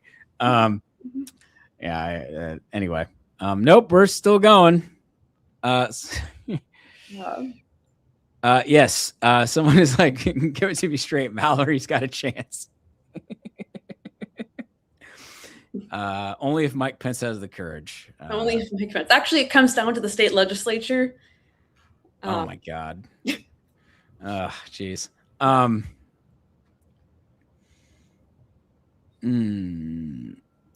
Anyway, it's we're just waiting on Wayne. Waiting in Wayne. Our sanity is waning. Yeah, our sanity is waning in Wayne. Yes. We are wilting in Wayne. Yeah, it's we haven't had one of these in this election cycle, so yeah, I guess it was about time. It was, yeah, right on time. Yeah, this is giving me 2020 vibes. That week, I have not been that delirious, both delirious and sleep deprived, but also so locked in since that. Mm-hmm. Yeah, we were also sleeping in shifts, like in very, very close contact with everyone at DDHQ. And I just remember that Friday morning when DDHQ was the first to call it for Pennsylvania and therefore the presidential race for Biden. And there were lots of doubters, but all the doubters and the naysayers later are proven wrong. And I slept for probably like 12 hours. And then I woke up, as I lived in New York City at the time. So I woke up on the Saturday morning to the sound of all these cars honking and people banging pots and pans outside my window. And my first thought before I even opened my eyes, I thought, oh, the networks and the AP must have called it. And that's what's happening. And that was indeed the case. So yeah, it's a wild time. I'm not quite. Jack thinks I'm falling asleep. Not quite, but we're getting there, my guys. Someone asked a pertinent question, as this race is obviously close, which is, what is the recount margin? Well, an automatic recount in Michigan is for a statewide race involves an extremely close race. Like, it was.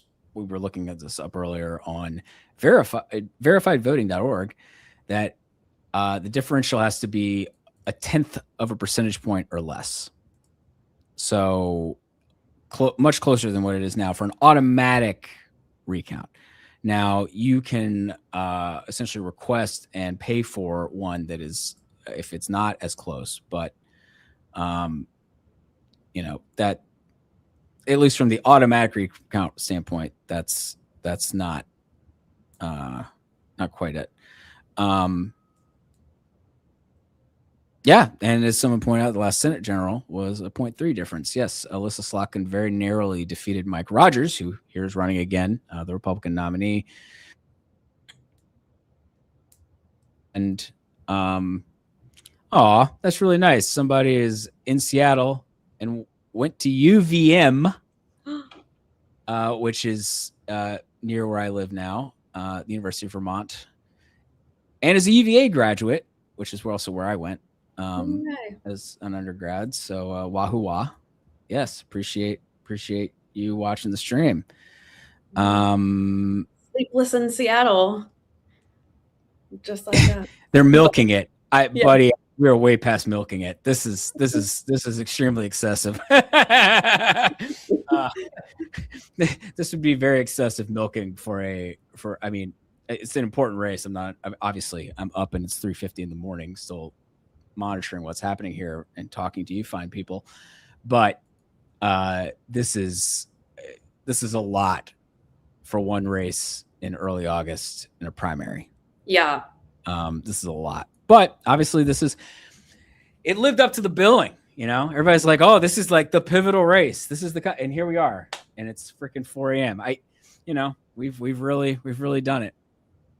Someone asked, what's our criteria for calling it? We project, I think it's simply this, the simplest way to put it is that we want to essentially know that based on the voting patterns, that there's just simply not enough vote that could change the outcome. And because Stevens has done pretty well in the city of Detroit, and it looks like that's where, at least a fair number of these votes are, we need to make sure that she's not having a particularly strong showing out of what are probably a fair number of absentee ballots there. Thus making it more possible for her to catch Abdul El-Sayed. Like right now, she's unlikely to catch him. She needs like 2/3 of the vote that's outstanding, that based on our estimate of what's remaining. And that's not likely. El-Sayed is favored to hold on. But we can't absolutely rule it out, or we're not comfortable. We haven't reached the statistical certainty that we can rule that out. So we have not projected it. And that's why we are still here. Yes, someone is asking what was the final spending. Yes, it was overwhelmingly in favor of Haley Stevens. This is just ad support, so you could add on more for other not ad-related things, but the bulk of spending is on ads. And yes, Haley Stevens, pro Haley Stevens ads. This is as of July 31st. So actually the final number will be a little bit larger. This is from Ad Impact, which does great, they do great work. About 64 million on behalf of Stevens and only about 7 million on behalf of El-Sayed. And the rest of that was basically McMorrow, pro McMorrow stuff. So yeah, overwhelmingly, Stevens had a lot of outside support. About half of that was from the United Democracy Project, which is the affiliated super PAC for AIPAC. So yeah, that obviously is clearly has played at least some role in this race, right? I mean, you can't. That is so much money and such a lopsided advantage. Now, I think we were talking about this some yesterday, that there's got to be, El-Sayed has almost certainly done better in some of the more organic ways of reaching people through like social media, things like Instagram Twitter or X, things like that. Surely has been, and in fact, I have seen stats on it, but I don't remember off the top of my head. But he did better on that front. So in terms of engaging people in a more organic fashion, I think there's no doubt that he was superior on that front. So, yeah, I do enjoy someone trying to say these are obviously rigged elections. No, the whole world is pro Abdul. That is not true. Clearly not. No. Clearly, at least. Yeah, I mean, look, it was a contentious primary, and here we are in a very close race. The candidate colors, I believe it is usually ABC order, or it's random. I should probably ask about that. It's not my responsibility. So it is not chosen at will. It's not like, oh, we'll make Al Sayed green. No, there's just it gets assigned like automatically in our system. So what's yeah. And one thing I'll say too about like the campaign's different strategies and how we kind of see that on the map is, I think El Sayed had a very a lot of his strategy was the ground game in obviously like Wayne County, Metro Detroit, but also in some of the other regional cities, Grand Rapids, Kent County, Lansing, Kalamazoo, Ann Arbor, and you can like really see that on the map. And I think that's more feasible to do at scale in like some of these, smaller cities. And then I suspect that part of the reason for Stevens's overperformance in the rural areas and maybe why that, might have been counted out is because if, all these groups spending millions and millions of dollars in favor of her, if you have that kind of money at your disposal, it's a lot easier and a lot cheaper to beam all this messaging into, voters' homes via their TV screens or laptop screens or their iPhones than it is to like do the kind of like ground game going door to door in rural areas. I think that actually might be a big part of the story. Is that paid messaging matters, especially at the kind of scale that we have seen in this race. Paid messaging matters, ground game matters. It's a really hot takes, I know.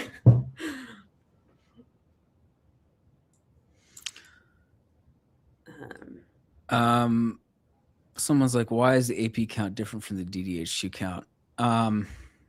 That is down to where they are gathering the data from. I mean, we gather a lot of our data scraping the official like Detroit's website, the city clerk for Detroit. It's also possible that in a handful of cases, you have ground reporters, people actually on the ground at an actual location who are getting data that hasn't even been added to that yet. And so that can create small discrepancies in the process. Now, sometimes discrepancy is the wrong word, just differences, because it's sort of like one reporting group has gotten the data a little bit before the others, or they've gotten something from a county that the other one hasn't quite gotten. And so you just end up with these small differences. Again, I think it's good to remind people for the umpteenth time, there will eventually be an official vote total certified by the state. And that is what is actually the final election result. Yes. Not what we're reporting here. These results are all unofficial. If a media outlet projects a race, a projection has no legal bearing on who won an election. Yes, that part. It has to be certified by the state. And so, and there's very well trodden process for that every state has. Whatever the election office is responsible for that process goes through. there's responsibilities for each individual county. There's responsibilities for the statewide agency or official who's in charge of that. And then they certify them. And those are the official results that go down the record books. So when you go and look up, like, if you're looking for official results, the very final results, don't go to like the New York Times page generally, or media pages in general, because a lot of times they're not updated with the absolute final results, the final certified results. And that's not like I'm not criticizing. That's like not their job. You would want to go to like, the Secretary of State's site, or eventually on our votes portal, we do put on the certified results. But in terms of, if I'm looking for the absolute full final results for a place, I go to the Secretary of State for, in this case, Michigan, and download the data from their website. So yeah, that's what the final results are. I would love to ban that guy. He's doing great. Turnout. Someone asked about turnout. Turnout. I am not actually responsible for the YouTube feed that this is connected to now, so I cannot ban him. I don't think. Well, let me click. Can I? Oh, maybe I can. Let's see. Ooh, did I just? Oh God, did I just lose everybody? Are they back? Did I get rid of him? Hey, I might have gotten rid of him. Hey, I apparently I could, and I didn't realize earlier until now that in StreamYard that I could do that. Basically, I'm seeing a combination of all the different streams, the comments from those all in the same place. So apologies for not doing that.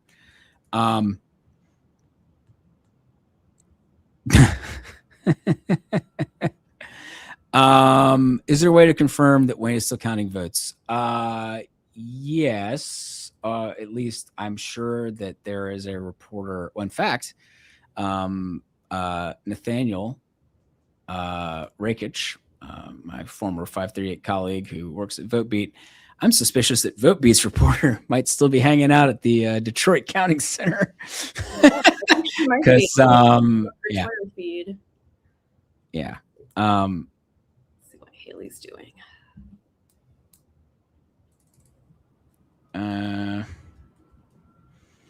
Who did you guys support? I didn't support anybody. I don't live in Michigan, and I cover this stuff for a living, so not, in terms of who won, we do not have a projection yet. Some outlets have projected that El Sayed won, and I think there's good reason to think that he will win in the end. But our team, we don't care if other outlets have projected. We have our own process. We have not formally projected the race yet. And, part of that is down to the fact that we are looking at a situation where there's about 69,000 votes left based on our estimates. And Stevens would need to win 68% of those to overtake El Sayed. That is not likely. It's unlikely, but it is not impossible because most of the vote is in Wayne County where Detroit is. Someone asked, is a Republican allowed to vote here? There's no party registration in Michigan. So anyone can, any registered voter can choose. You cannot vote in both party primaries. You can choose to vote in one party's primary. Many states, like 31, I believe, have party registration. Hey, a Red Bull. Give me a little refill here. Hey, I got a Red Bull. You can mix it up. You can throw some Twitter on. Might as well. The Twitter's getting a little spicy about the Michigan polling. Mm-hmm. Oh, there's some. Oh, yeah. There's much spice. Our comment section is really. Yeah, you should check the Twitter comment section. Oh, I'm seeing it in part. Yeah. It's it's like YouTube and Twitter all together, thrown together. I don't know when it's gonna be. Yeah. Okay. Scott Tranter, who is. County has stopped picking up our phone calls. Oh, Scott reports that Wayne County no longer wants to answer our phone calls as we inquire where the last bit of They are letting it ring twice and then purposely sending us the voicemail. oh my jeez, oh god. Apparently they are letting it ring twice and then sending it to voicemail every time. Because they're probably like, we're finishing it. But we don't want to be bothered anymore as we try to finish it. I can get that. It's 4 a.m. there too. Detroit's on Eastern time zone as well. Yes, fun fact. But yeah, we'd like the last bit. Oh man.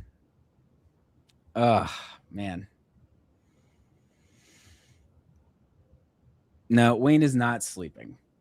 They couldn't send it to voicemail. Well, maybe, no. Wayne is not sleeping. They are counting.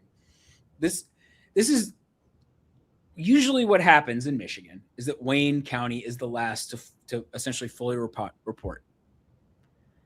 It's just usually the election is not, separated by fewer than 21,000 votes.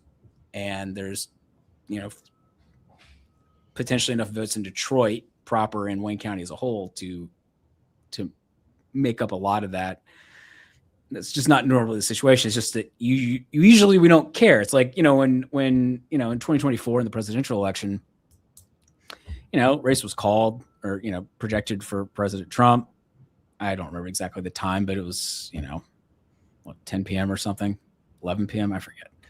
I mean, you could see the way things were trending, comparing results to 2020. And once we had a projection there, people stopped really paying attention to Wayne County's result. But Wayne County wasn't done counting yet. So it's just that it didn't matter. It mattered. Like, obviously, you want to count every vote. It's just it didn't matter for knowing how things were going to play out in terms of the zero-sum win-loss outcome. But when a race is this close, and there are a lot of votes in the last place that hasn't fully, more or less fully reported or nearly fully reported.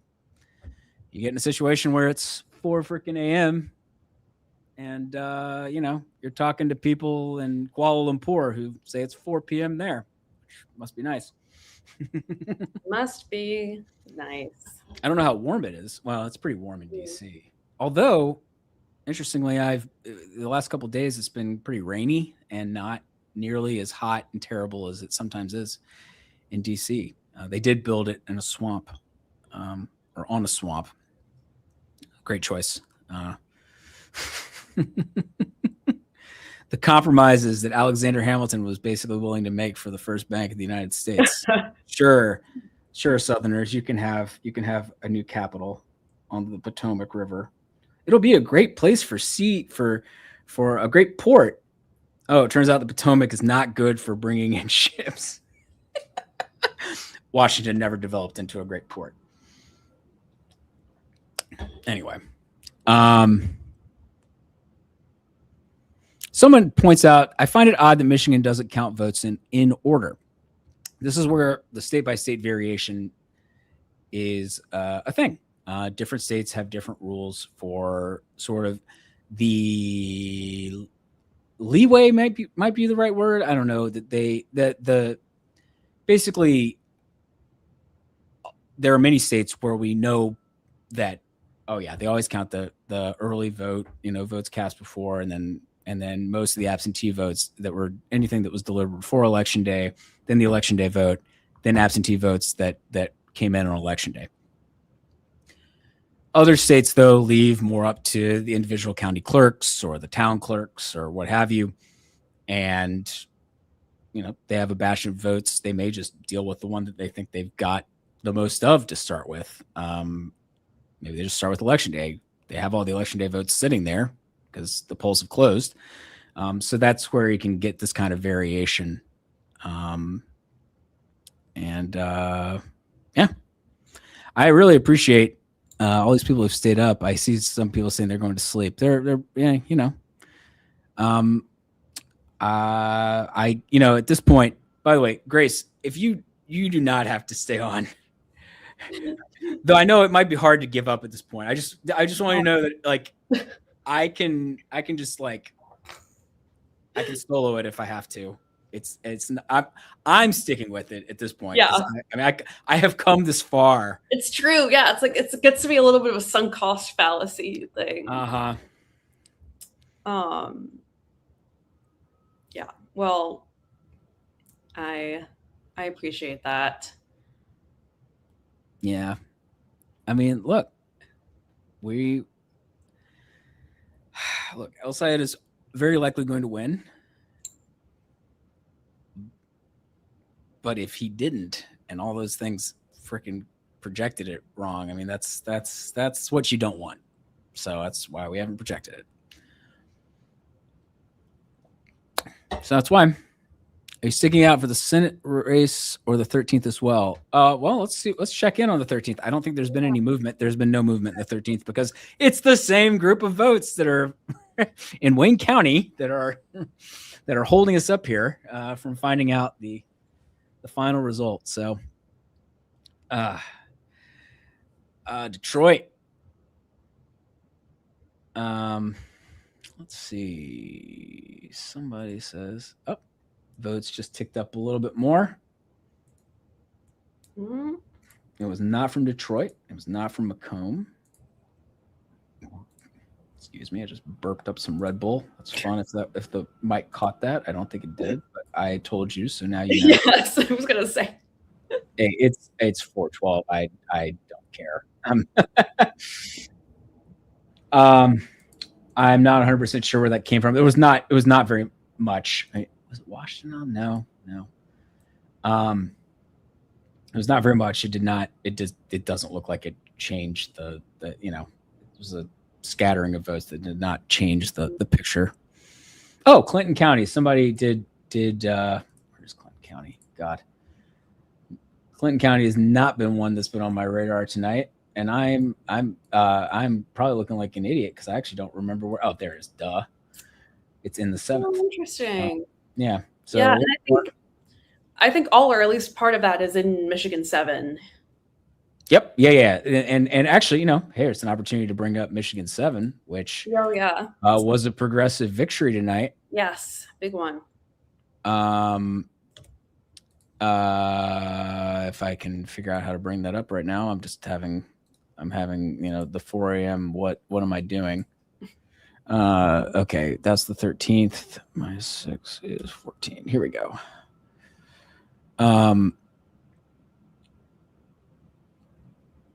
Okay. Yeah, so in the 7th congressional district, William Lawrence, who was viewed as the kind of clear progressive option in this district, in this Democratic primary, beat two more kind of establishment center-left type candidates in Bridget Brink and Matt Masdam, I think. Yeah. I should know this. I was literally there. It's okay. It's okay. It's Matt Masdam. Yeah. And this is a big deal because it's a highly competitive seat. And so we've been talking about El Sayed being if he does go on to win, as it seems most likely he will, it being a test for progressives in a swing state environment. This is a swing seat. This is a battleground seat. So, William Lawrence will be testing, how that message plays in a seat that President Trump carried by like a point and a little bit, and one that Alyssa Slotkin, who used to represent it in the same year in the Senate race, carried by a little over a point as well. So very, very, a highly, highly competitive seat. And so, that will be another test. I'm not saying that, it's possible that Lawrence is not as good a candidate as El Sayed. Maybe he's a better candidate. I don't know. I'm just saying it's in terms of the kind of message that they're bringing to the table as candidates. There's some similarities, and the fact that Democrats have not regularly nominated many progressive candidates in battleground kinds of seats. That's what this is all testing out. If these candidates are the nominees, they're going to be testing to see how that message plays to the general electorate. And it'll be, it's going to be very interesting to see how it plays out. No doubt about that. All right. So we're still stuck here with 21. Are there even enough votes to completely flip the election for Senate? There are. It just would take Stevens winning like not quite 70% of them. So it's going to be tough for her to actually do that, but not impossible, which is again why we're still sitting here. Yes. Yeah, I mean, it's definitely a view that the number required for her is not impossible, and so maybe some outlets were a little hasty projecting it for El Sayed. Although, to be clear again, for the upteenth time, he is most likely going to win. And Stevens needs a lot to go right here at the end for that to change. So, you know, I'm not saying other outlets were wrong to project it. I'm just saying we have our own process and we haven't projected it yet. So why hasn't Michigan 13 updated? Because it's the same set of votes we're waiting on in the Senate race. That's precisely what it is. We are sitting here waiting on votes from Wayne County for the most part, not all, but yeah, about 2/3 of the vote. Hey, we got a little bit more vote actually from Wayne County. And El Sayed's still up by 21,000, which is good for him and would suggest that it will be, you know, that Stevens is going to have to win an even larger share of what is left, I believe, in order to overtake him. Oh, you know, it helps to do math correctly. Yep. No, that's yeah. Basically, she needs about she needs about 70% to run even. So it's going to be Again, this is why El Sayed is likely winning. I know that our guys are just like, it's the Detroit number. That's the thing that because she's got like 62% overall in Detroit. And she's doing better among absentee voters. So if that vote that we're waiting on from Detroit is absentee vote, it is possible that she will clear 70% among that. But that's not all the vote that's left in Wayne County. So, you know, this is why El Sayed is probably going to win. You know, it's most likely going to.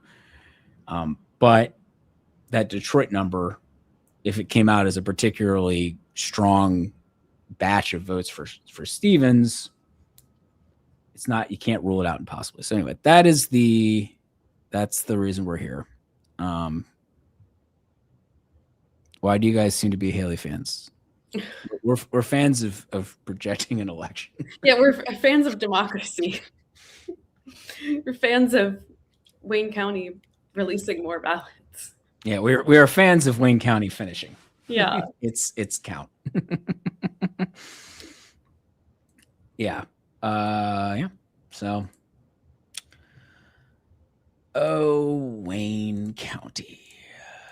Let's see any more.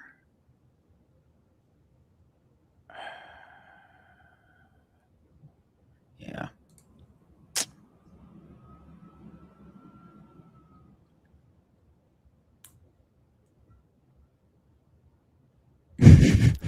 Oh, I'm so sorry. Yes, I can go back to the state map. Thank you. Sometimes I fail to do that. I'm sitting here looking at it on my screen, but I haven't actually put it back up on it. So there you go. You got it. It's coming up. It's coming up, folks. Apologies about that. Yep. Yeah, the comments I see them. Obviously, people see the stream like a few seconds delayed relative to what I'm seeing from their comments. We're good. Yeah. Apologies. I should have thrown it back up earlier. Yeah. So the big thing is 40,000 votes or so in Wayne County. Some of those are in Detroit. How many? I'm not 100% sure. We knew earlier tonight that there were at least 10,000 absentee votes in Detroit, but also potentially some same day vote. You could have provisionals and other types of votes of that nature. Macomb, which has been better for Stevens, there's 11,000 votes left. Still a handful of votes in Washtenaw, which is very strong. That's where Ann Arbor, University of Michigan is very strong for El Sayed. Seems like most of the other super strong El Sayed places are more or less done. Just because that says 0 votes remaining doesn't mean that there's not like 30 provisional votes that could be counted in Ingham County, which is where Lansing is, for instance. But this is just the estimates based on what we have right now, what we know. And usually 30 votes does not decide an election. But it will be in the final count, which again is from the state, not from Decision Desk HQ. These are unofficial results based on what is being reported by the counties and towns and the rest of that. So,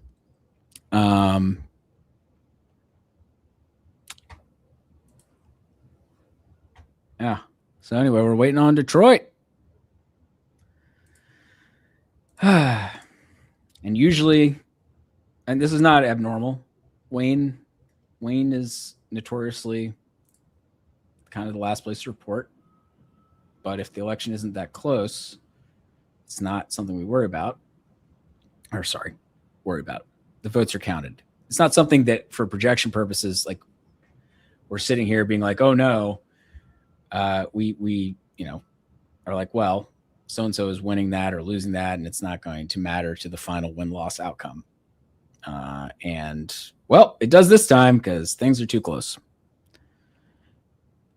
Yeah, to your point earlier, just to underscore it, there are never final results on election night because there are always provisional ballots, there are always overseas military ballots, and in some states there are states that accept absentee ballots that are postmarked after election day. But in any case, they're never the final result. Oh, absolutely. Yeah. So I'm trying to think.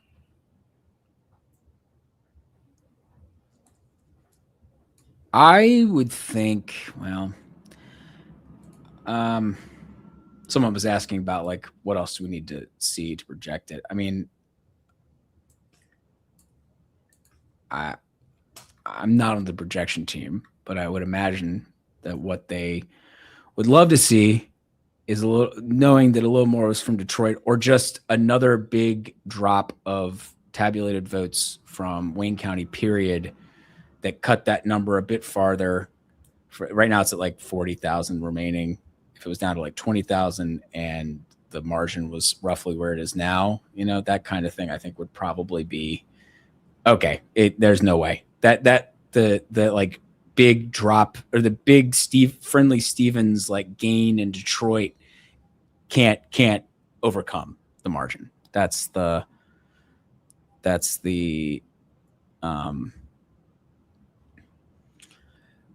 someone asks, can you have a situation where the legal battle takes so long over like a recount for a primary that it doesn't get solved before the general? Ooh, that's a good question. I've never known that to happen. Yeah, actually, I'm trying to think. For a primary, I'm not aware of that having ever happened. There's actually also,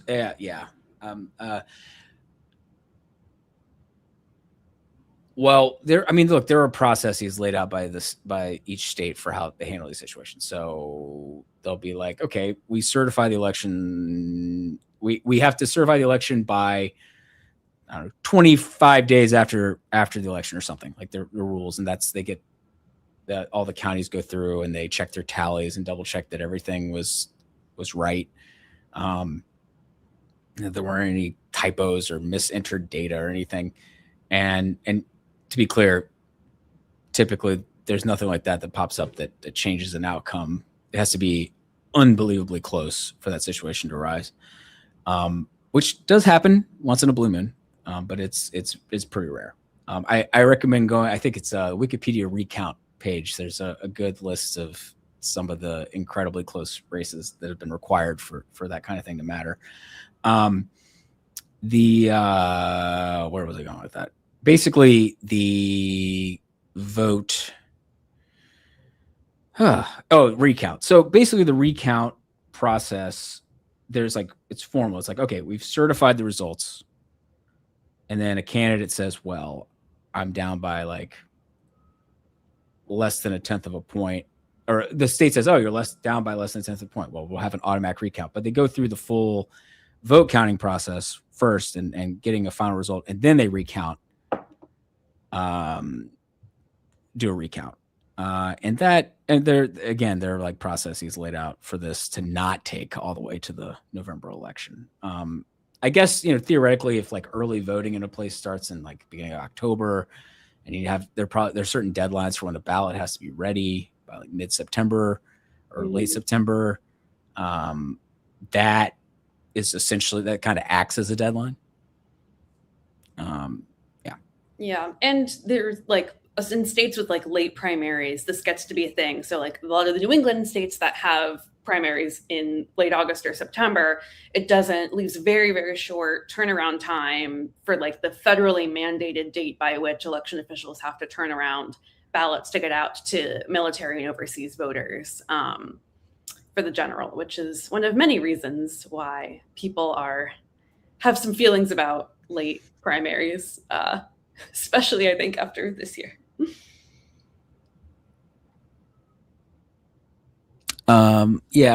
Essentially, yes, there could be battles over provisionals, but not usually in a way that's going to take 2 months to figure out, or a month and a half to figure out.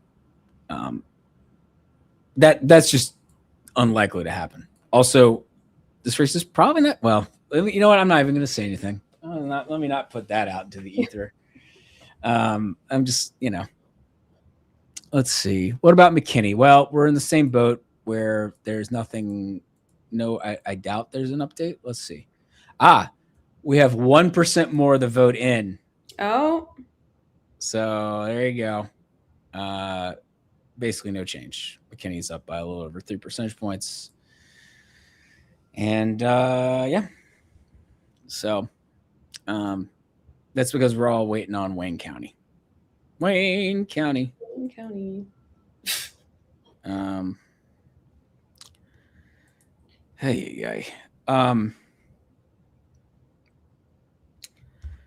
trying to think what else was, why don't we just do a quick review of what is left?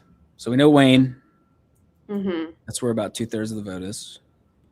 So there's a little over 60,000 votes left per our estimate. It's about 40,000 in Wayne. There are 11,000 or so in Macomb, just northeast of Wayne. A little over 3,000 in Washtenaw, which is where Ann Arbor is. And then there are a handful in Oakland, which is Stevens' base. 1,000 votes, basically. Oh man, I like it when there's a county where I'm like, wait, remind me, where is that one? Because it's not like one of the pivotal ones usually. And it is. And then I look dumb on screen. It's great. People are like, why doesn't the guy who says he's an expert know where that county is? It's like, well, it's not usually one I have to think about. There it is, Mason County. See, it's along Lake Michigan over there. There actually are a few votes left there, so that's interesting. A little unexpected. Someone notes the New York Times shows 731 to 710. The New York Times is probably using the AP's count, which, again, they may have gotten some data. Maybe they've gotten more data from Mason because they had somebody on the ground. And so that and something else they combined have gotten a couple thousand more votes. So,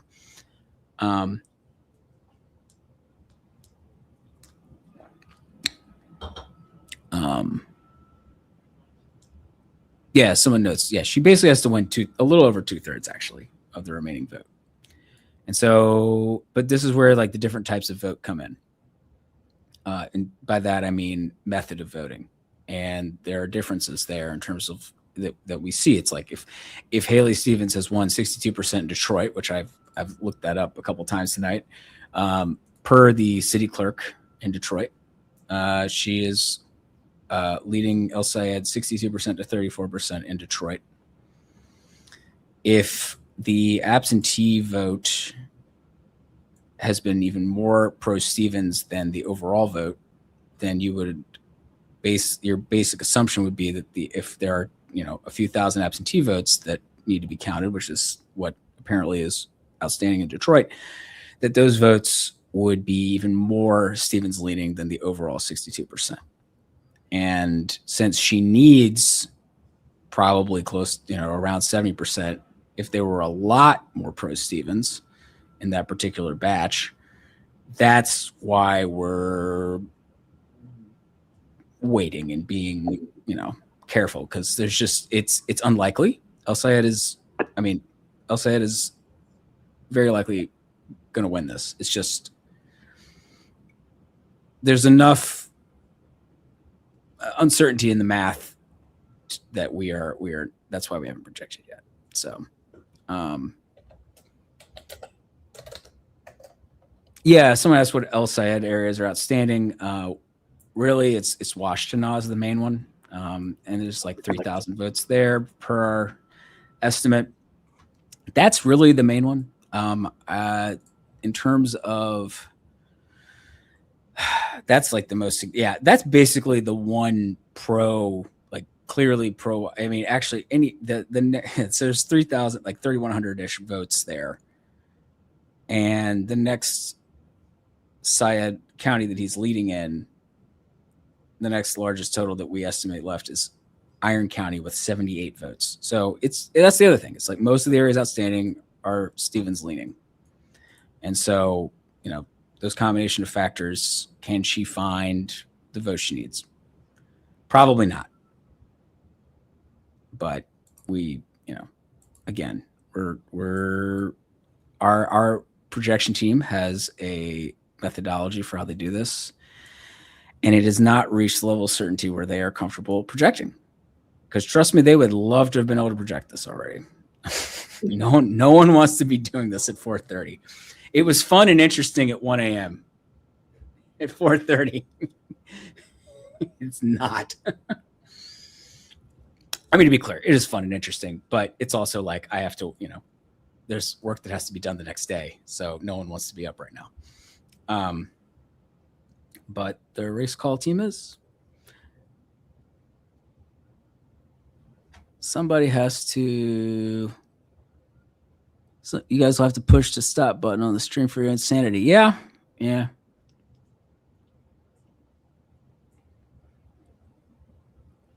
Well, Wayne County. What did Wayne County do in the 2020 Dem presidential primary? It went big for Biden. I mean, Biden won nearly every county in the state in the 2020 Democratic presidential primary. Right, because it was post Super. Was it on Super Tuesday or post Super Tuesday? Yeah, it was. I believe a week. It was a week after Super Tuesday. Okay, I'm remembering that right before COVID hit. Yeah, no, I'm literally thinking like 2 days, like 2 or 3 days before COVID hit. Yeah, that was like hit full bore, I should say. Yeah, my last ever day, pretty much normal day in the BI office was Super Tuesday night. I pulled an all-nighter and then went straight to the airport to get on my flight to go to a journalism conference. And that was, I'm pretty sure that was March 3rd. And then Biden carried every county. He narrowly got Washtenaw. Interesting. Ingham. Yeah. I mean, because it was just him and Bernie by that point. Yeah. I mean, Bloomberg was still getting a little bit. I mean, he was out of the race. He was out, but he was still on the ballot. So. Oh yeah, this actually is kind of another point, which I feel like this, kind of everything we were talking about earlier with polling and like specifically some of the statewide polling misses we've seen, and especially with how hard it is to poll like in Michigan and in partisan primaries in states with no party registration period. I feel like it definitely has some big implications potentially for the 2028 presidential primary and how we think about and talk about polling for that. I'm very interested to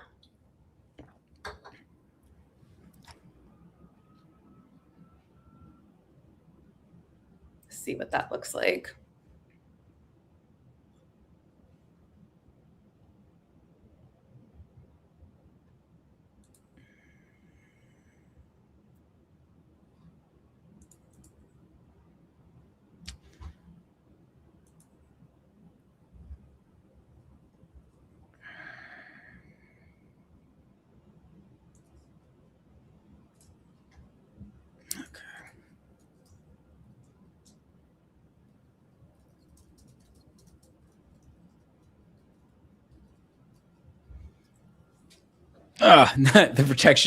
The projection team is gone. No, they're in the room next to me. Man.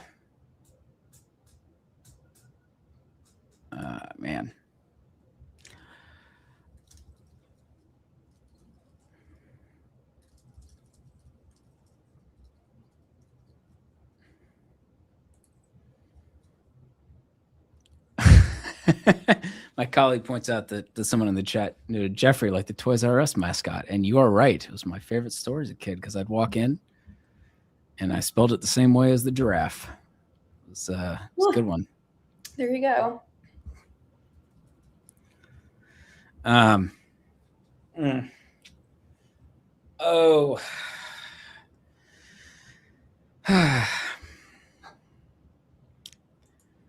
Tomorrow, I mean today, it's going to be tough. Yeah.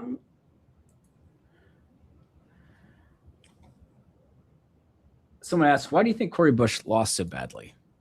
Hey, we could talk about a different that happened. That happened. That's a thing that happened. Let me pull it up. I would venture that it's, as is often the case with these sorts of things, a combination of reasons. Part of it is she just lost in 2024.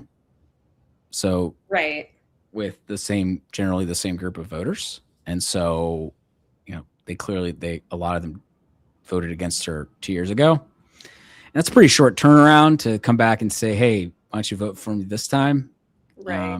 And I also think, one of the reasons why she was vulnerable in 2024 was not, it wasn't just purely because she was like a progressive or something. It was also, she had some other things that were working against her. She had this like ethics investigation into some potential misuse of campaign finance dollars, potentially to the benefit of her husband. She also, basically she was criticized for being ineffective. And so I think all that kind of together may put her on the weaker end. Her and Jamal Bowman were sort of the two weakest of the progressives. And it showed at the end of the day because they were the two that lost renomination. And they were vulnerable for reasons that went beyond just sort of ideology necessarily. And so I think the fact that Bush was coming back and trying to win made it tough. Now, Wesley Bell also had a lot of monetary support. So that clearly, played a role. He had a lot of outside support from AIPAC, for instance, and the New Democrats. But I think fundamentally, if there was a world where Cori Bush was who she is, but had not been held office before and was sort of a fresh face, like we've seen in some other races, it might have been more interesting or it might have been closer. But people were more familiar with her. And so in that sense, there's a word that gets used for like candidates who run again and lose. There's perennial candidate, there's also like retread. And so in a way she was a retread candidate. And that can be hard if an electorate's already rejected you once, in a party primary. I did think it was going to be a bit closer than this. So, I too was a little surprised that it was about 22 percentage points. I thought it'd be a little closer than that, but nope, it was not.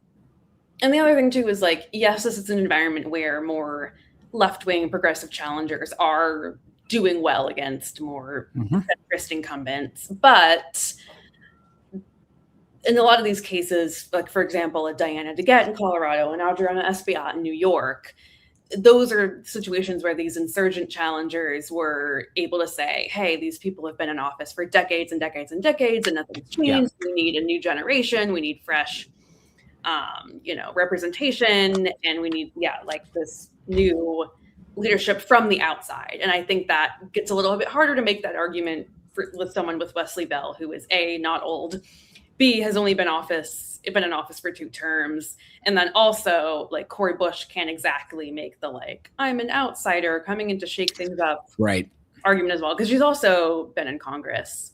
And yeah, I do think that there is like an important distinction, especially between primaries and general election. So like, for example, we were talking hours and hours ago about Virginia, where Elaine Luria is running for her old seat that she lost to Jen Kiggins in, I believe, 2022. Yep. Yeah. 22. Yeah. And that's a little different. It's like, a swing district where the environment this year is like much more favorable for Democrats. And that's also where she can clearly make the case of like, this Jen Kiggins is a Republican and Republicans are, in charge and things aren't going well. And also interestingly in that race, Jen Kiggins, like, first ad of the general election didn't really mention the fact that she's a congresswoman. It was like kind of a standard bio ad of, like, I'm a pilot, I'm a military veteran.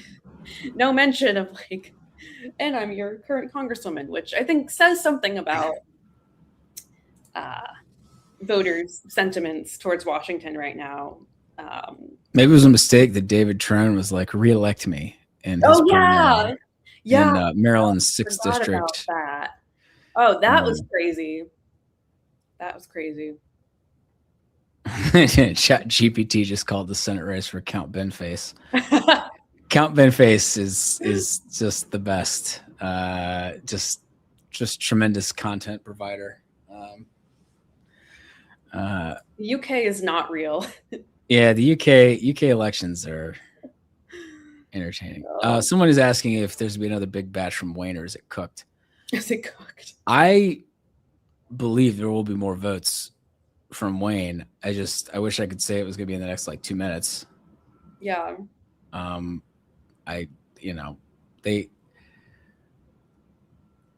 race is too close and sort of too far along for them to have stopped. Yeah. Honestly, I mean, look, I could go hunting maybe and see if there's anything on Detroit count. Let's see.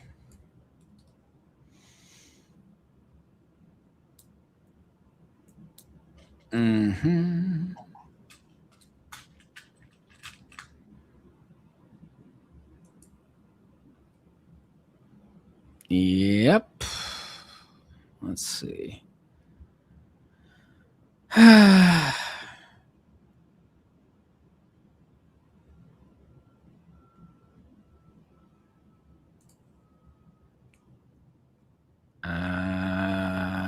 Yep. Sorry, I'm just looking through to see if there's any more.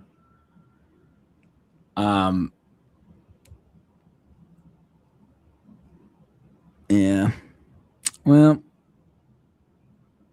no. I mean, if there is more, it's not. Oh, let's see. Is Craig Mauger still up? Because he would be good. Okay, I'm looking to see if.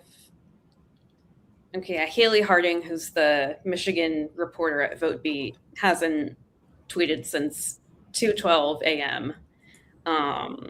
And yeah, someone asked her, sounds like we have about 7,000 absentee ballots left in Detroit to count. And she said, that might be a little high, but I'm not sure. They were calling 3,500 in this most recent batch, but I'm not sure what's outstanding at that point. And that was like 2.5 hours ago. Yikes. Well, gotta say it'd be damn disappointing to have stayed up all this time and not get the final. But that really would be the cherry on top of. Yeah, I mean, I you know. It's been fun. It's been fun. Oh yes, Certainly been memorable. Yeah, thank you, Grace, for joining in. Didn't realize you were gonna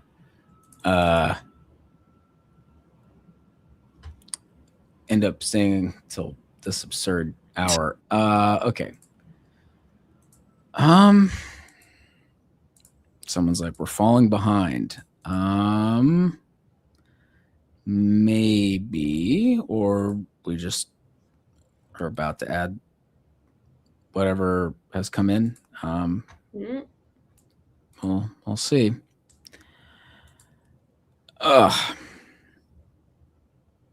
mean, Abdul, someone asked his like chances of winning. I mean, Abdul is likely to win. I don't know. Or sorry, Abdul said is likely to win. I'm not sure if you can put a probability on it, but the fact that Stevens needs basically about 70% of what's left. I mean, that's, 10% chance, 5%. I don't know. It's not high that she can get what she needs. And so, Elsa, it's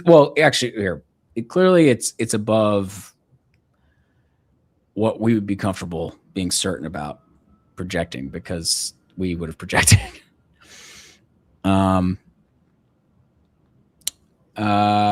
Interesting. Okay. So someone reports that AP's got all of Washtenaw. Okay. That's probably the difference in the count right now, is that we, for whatever reason, do not quite have that yet.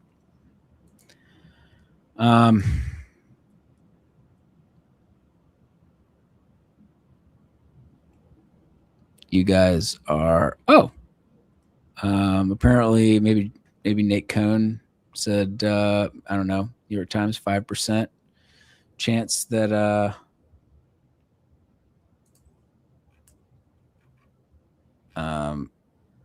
that Stevens could catch. Do they have a needle? I didn't check. Oh, that would be entertaining. Didn't either. Yes, our current best estimate is that El Sayed is likely to win. Notice that the AP has not projected it either. We are not alone here, by the way. Yeah, I hadn't opened this all night, but yep, there it is. I mean, is likely to win. I mean, that's precisely what it's precisely what we've been saying. He's likely to win. If true. But it's Bruno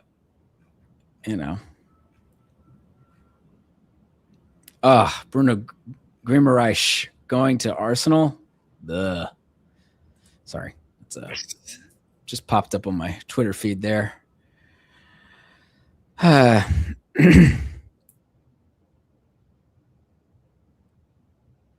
I'm just looking over. I was just trying to see if anyone that I follow is giving me some fresh numbers, but okay. No, I want recent X. Jesus.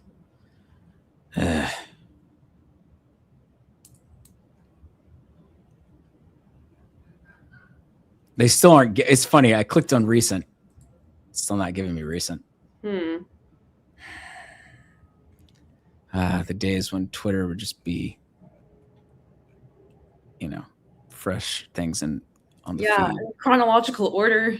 Yeah, I miss those days. System designed to be helpful for taking in information.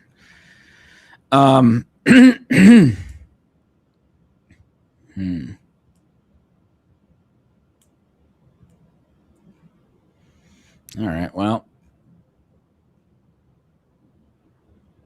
I'm not seeing any.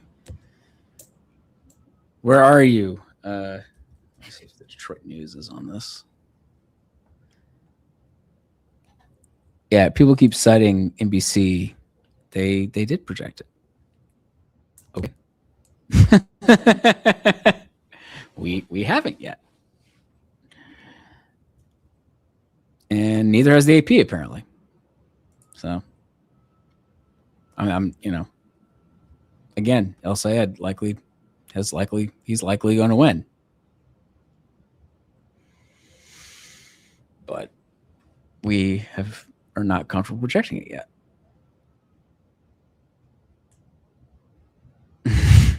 Kornacki,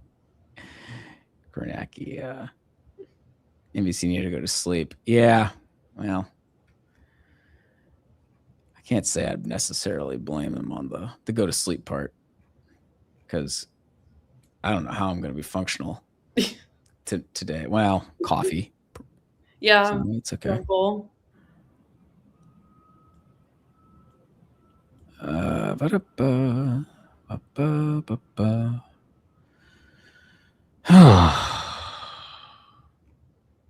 was trying to see if the Detroit News had any information. It doesn't. I mean, their last posted articles are from like 3:30, 3:05. So you guys are not.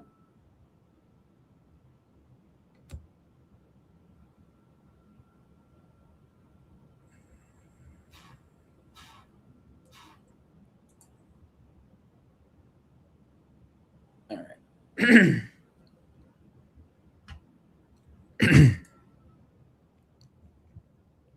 What time zone am I in? I'm in the Eastern time zone. As am I. Which is about the least is the worst time zone to be in. It really is. It's like the worst of all worlds. They're working me to the bone. I mean, yeah. I mean, I am under the impression that we're not going to get jobbed and not get any more votes. But you know what? This is a good opportunity for me to go inquire about any other any chances on a McMorrow comeback. Yeah. Yeah, that seems likely. I mean, she has been gaining. Yeah, it's because she does better in the mail vote. 60,000 people voting for Mallory McMorrow. Wow. I do have a Coca-Cola here with my name on it to keep this going, but I'll be right back. Oh gosh.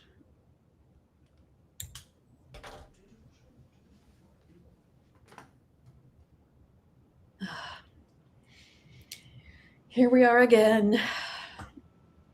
Now, this is not how I expected this night to go. You guys, I got to be honest. Oh my God, my editors, my friends, everyone told me to go to bed and go to sleep long before this night started. But I can't look away. I can't help it. Ugh. And I still, oh my gosh, I have to write my story for my reporting in Wisconsin that I did. Which actually, the results from this primary are going to be really, really interesting. Have some interesting bearings as far as Wisconsin is concerned. But yeah, I spent the past weekend there with Francesca Hong. I did some reporting first in Milwaukee, and then I drove all the way up to rural northern Wisconsin and went with her to a powwow at the Menominee Native American Reservation, which is where I got these earrings. And then the morning after, went to the Hmong Community Festival in Wausau, which is in the district represented by Tom Tiffany, who is the Republican nominee for governor. And yeah, those are places I had not been before. I go to Wisconsin like basically once a year now at this point for campaign reporting, to the point where I have an emotional support parking garage in Milwaukee. It's the one at the St. Kate Hotel. This parking garage, it's always there for me. Not my house, but I know my way around. But I had never been up to Wausau before. Neither. I had also never been to a Native American reservation before. It was a really cool experience. But I will say, driving at night in rural Wisconsin is absolutely terrifying. I don't like driving at night, period, especially not when I'm like out on a reporting trip in an unfamiliar place. But yeah, up there in rural Wisconsin, like on this reservation, there are like 0 street lights. So you have no light. You just have your high beams to guide you. There are deer that could jump out at any moment. Yeah, these are the kind of things I do for journalism. But it was really cool to get out there and see her in those kinds of environments. That's like not a campaign rally or a press conference, although I was also at the rally she did on Sunday in Milwaukee with Ilhan Omar and Hassan Piker, who I had never seen before in person. He's very tall. But yeah.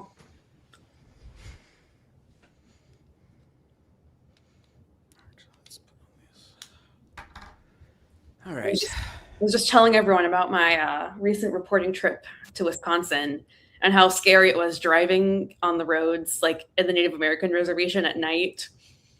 It was a real. Oh, in what's the county? Menominee. Menominee, yes. Yeah, Blue County. Menominee, yeah. That's seriously like scariest. It's terrifying things I do for journalism. Was it just kind of dark because it's very rural?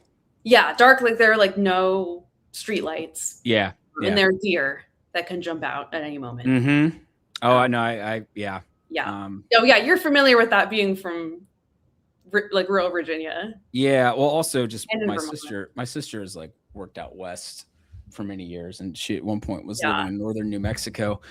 So I was driving from Colorado to go to meet her, and it was very late at night. And if you kind of got your lights, there was a slight curve or something in the road, you could see like animals just chilling on the side of the road. Yeah. In like the desert. Okay, so folks, let me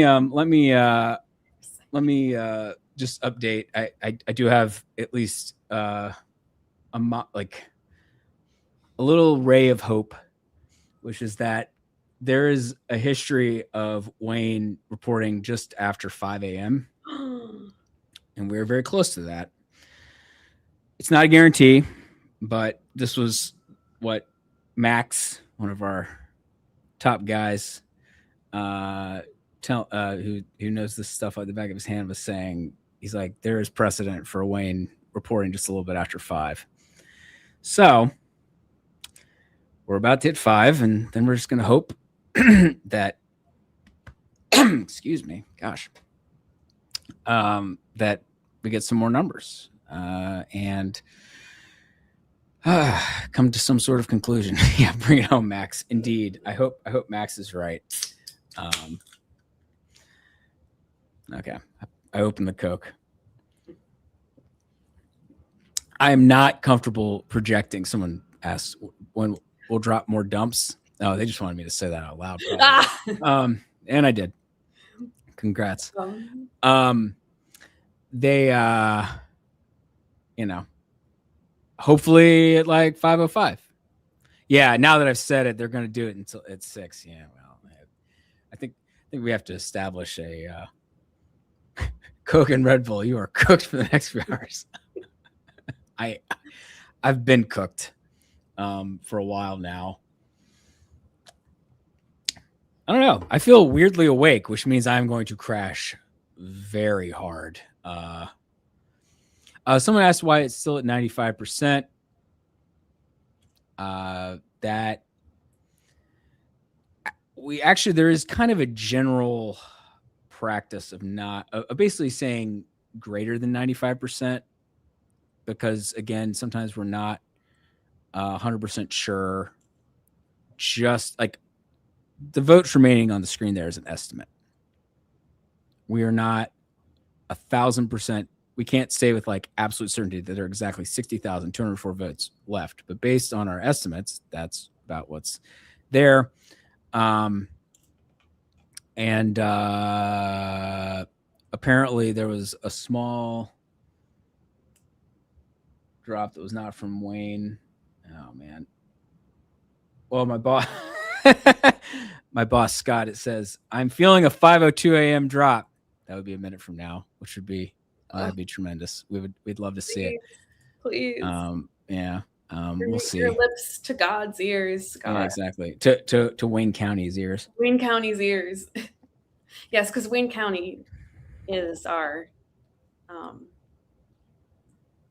guiding force. Yeah, for whatever reason, somebody there's something that the AP or somebody has gotten that we just haven't for whatever reason. I'm not sure where it's from or what's responsible for it. The slight difference why we have slightly fewer votes total, but in terms of the general state of things, it actually, if it's not from Wayne right now, it's not going to change whether we're projecting. Wayne is the problem.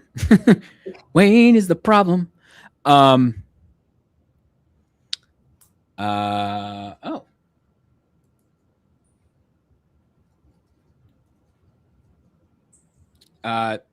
It also could be, it's also true that it could be some sort of tabulation error where something got double counted or something. And so that's, again, these are unofficial counts based on information provided by localities, the state, local officials. It's not quite like the Iowa caucuses in 2012 when Right. They were talking to the two old ladies on the phone to try to find out the caucus results in the Republican caucus, which I highly recommend if anyone ever wants to go just see like a completely ludicrous thing. Just Google that 2012 Republican caucuses.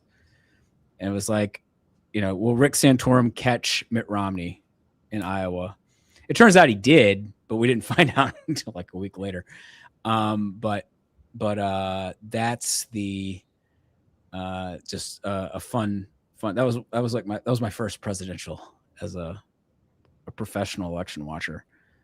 I'd been an amateur election watcher for a very long time as a younger, pre-college and into college, but professionally, yeah. Wayne County using the tally mark system.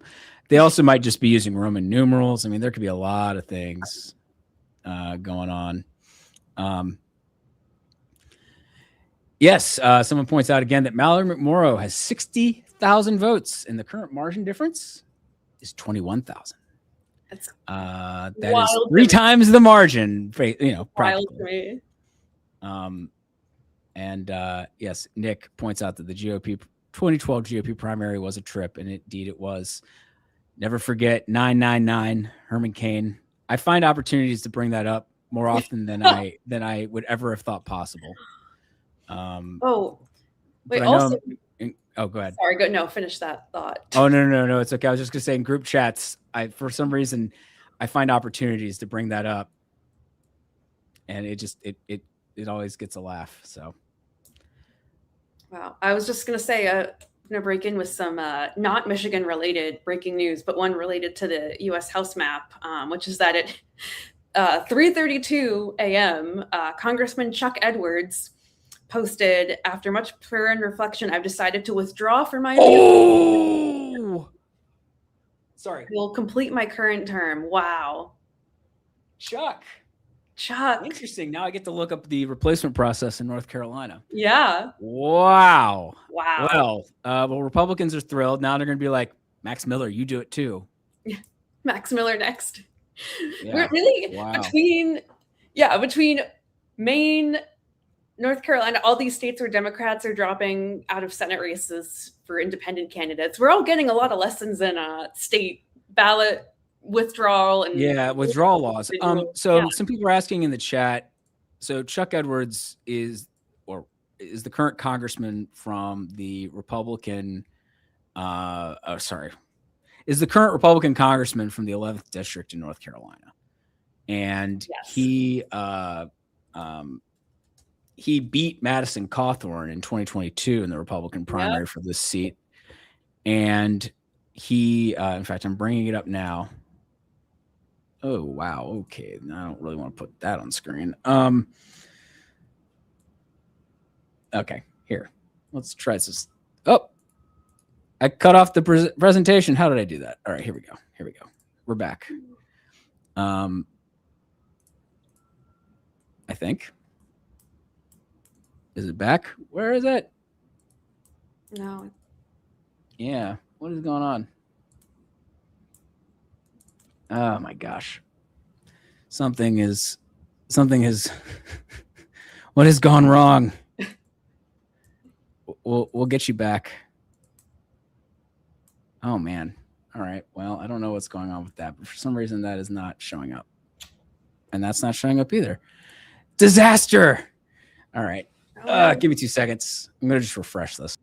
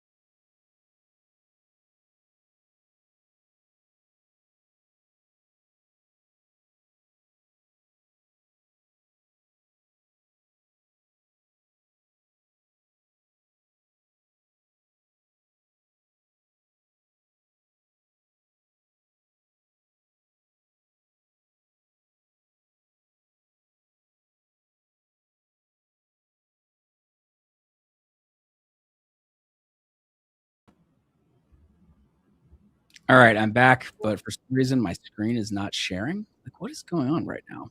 I don't understand why it's not working. But we are still here, so I'm not really sure what the issue is. I have my screen sharing, so why is it not working? Of course, this happened at this hour, right? Like, what the hell? They can see me, so that's good. So. Yay. Okay. What is going on? No, just cursed. It's 5 a.m. Whatever.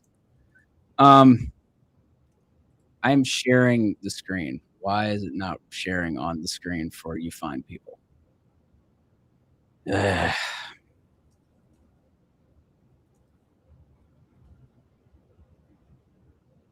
Yeah, why isn't it? Okay, apparently there are 20 more percent. Okay, look, folks. We have some more votes. In Wayne. I'm sorry that I cannot show you this on the screen right now. It's just a few more, not a ton, and I don't know why it's not allowing me to share the screen. This is like the most obnoxious thing imaginable. So I'm considering my options on what to do about this. It's like, of all the times we've been sitting here, and now my freaking thing is. Yeah, it's also pouring rain outside. Rain is like. Grace, are you able to share? By chance? Yeah. 1 second. Let me see. Yeah, see if that works. That is so weird. So weird. So strange.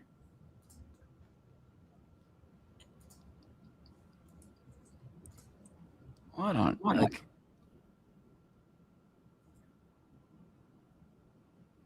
any luck? No. If I start again, I'll have technical difficulties again getting back on. It was that was why it took me a minute. Okay, is this working? I don't see. That's so weird. Why would it stop working? Yeah, it says I'm Yeah, me too. hearing it. That is so strange. Why did screen share stop working? StreamYard. I don't understand why it's not working. That's so freaking annoying.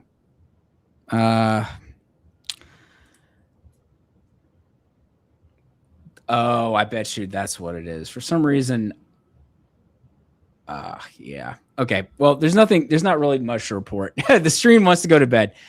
It's possible that there's just a thing going on with the person who's been running it behind the scenes was trying to go back to the hotel to go to sleep and was going to leave things open. And I think maybe something got screwed up along the process. So anyway, them's the breaks. Yeah. But just to be clear, right now, based on what is in, which is just a little bit more than when people were last able to see it. We are now at 7. Folks were wondering about the numbers. We're now at 734, 486 for Abdul El Sayed, and we are at 715, 139 for Haley Stevens, which means, and we are estimating how much of the votes left. 27,000.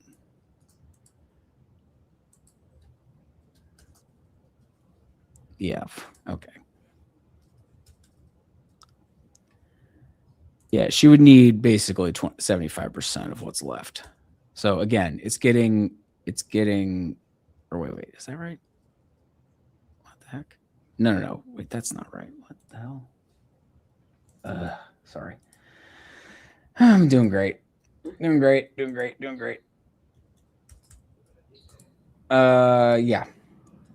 Maybe actually more like 80%. So I guess it's a question of what is the Detroit situation. That's what matters here. Again. Oh, I lost Grace. So. Oh, hey. It's working now, except I think I lost Grace. Which of course I did. Not sure what happened there, but I'll see if we get her back.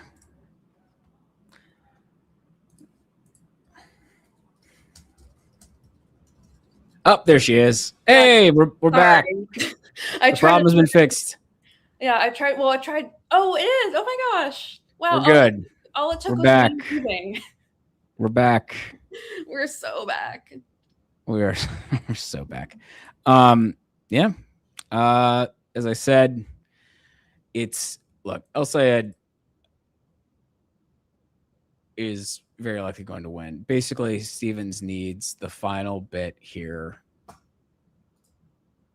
to be especially favorable for her, like very favorable. So right now there are sorry. You know what? Earlier I was doing the math wrong. I was distracted by the fact that I couldn't show you fine people what the heck is going on. Hope you'll forgive me for I was using the wrong denominator. There are 47,000 votes projected still out statewide. There are 27,000 in Wayne. The others are in, it would appear, still Macomb, most of the rest of it. And then there is still a little bit in Washtenaw, which would be good for El Sayed. So it's really Wayne and Macomb are most of it, and then there's a little bit elsewhere. And of that, at this point, if you're Stevens, what do you need? You don't need quite that much. What do you need? You need about 3/4 of the vote. Someone's asking about the recount procedure. Nothing on sorry, I'm losing my train of thought because I'm getting messages from about on Slack beeping in my ear, clicking in my ear. If you're familiar with Slack, you'll know what that's like. The recount procedure. Automatic recount only happens if the margin is at or less than 0.1%, and otherwise the candidates have to at least partially pay for it. Which means, generally they're not asking for a recount unless it's super close. Yeah, so it's can you explain to me why Detroit doesn't vote left? I think part of that is down to the fact that Black voters have tended to not be as supportive of progressive candidates, but there's an age gap. In fact, Grace, you talked about this earlier. Maybe you have some thoughts about that. Yeah, so I think a big part of it is and especially in a Democratic primary, a lot of the electorate is going to be older Black voters, Black women who are a core part of Haley Stevens's constituency. But at the same time, and I think what we're seeing in these results is, obviously it should be noted, Black voters, like all groups, not a monolith.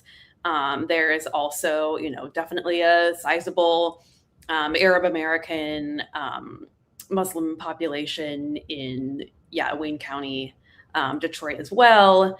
And also those groups are not also mutually exclusive, but something that has been popping up for sure is a generational divide among Black voters in this race, where you had Stevens drawing support from a lot of older Black voters and El Sayed getting support from younger Black voters. And I will be curious to see a little bit more as we get more granular data about that. But it's also something that came up, kind of anecdotally, but I think does point to a really interesting kind of divide in the Democratic Party. Now, and it's also the case that just younger voters, and within the Democratic primaries, that younger voters tend to go for more progressive candidates in general. So I think that's what you're sort of seeing in these results. And also, let us not forget, El Sayed was the Wayne County Health Director for a long time. He's, worked there for a long time, has a lot of relationships, as, does Haley Stevens. But I think they're all explanations for what's going on. And both campaigns spent a lot of time and resources in the final stretch, really, really trying to maximize turnout in Detroit, simply because in the Democratic primary, that's just where most of the votes are. As we've been talking a lot about the math for the Senate primary in Michigan. How many hours of math? How many hours of math can one do? I've never been good at math. I don't really know how I ended up being an election junkie. It's never really been my thing, but the combination of numbers and vibes.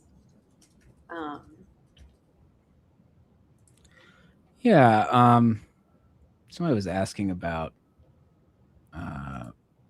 let's see, the unofficial results. Someone was curious what the breakdown of the Wayne County, some parts of Wayne County. So, okay. Actually, wait. Let me just go back to statewide in case something pops up. I don't want to miss anything. Right. So that's that. But is there a particular, can I see like by town? Is that possible? Is that not possible? Township. No, I don't want that. Geez. All right. Well, I was hoping to look at some sort of locality breakdown, but not immediately seeing how one does that, which is curious. Anyway, fun with election websites. It happens. Nope. Yeah, I think that's the only way, and so I'm not sure. So yeah, we have the rest of Wayne County outside of Detroit, but we do not have. Or no, actually, we have just all of Wayne County, but we do not have the breakdown. Let me see if Dearborn, does Dearborn have its own clerk? Oh, that's a good question. Potentially. Yes. For unofficial results, Dearborn, final unofficial.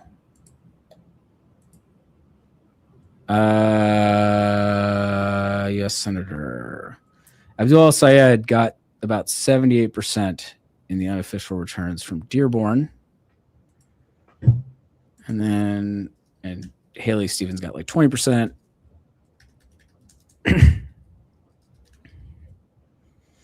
And then let's check out I'm curious about Dearborn Heights, which is where that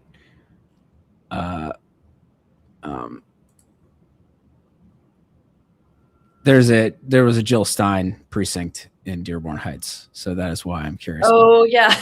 So if they have the results somewhere on this page. No, that's for 2025, which doesn't help me. They may not have it live in quite the same way. You know, it's not as big as Dearborn. Anyway, I think Dearborn gives you an idea that El-Sayed did very well in that part. Yeah. Of Wayne County. And still, what were the results in Hamtramck? Yes. Or Hamtramck. That's a fun one.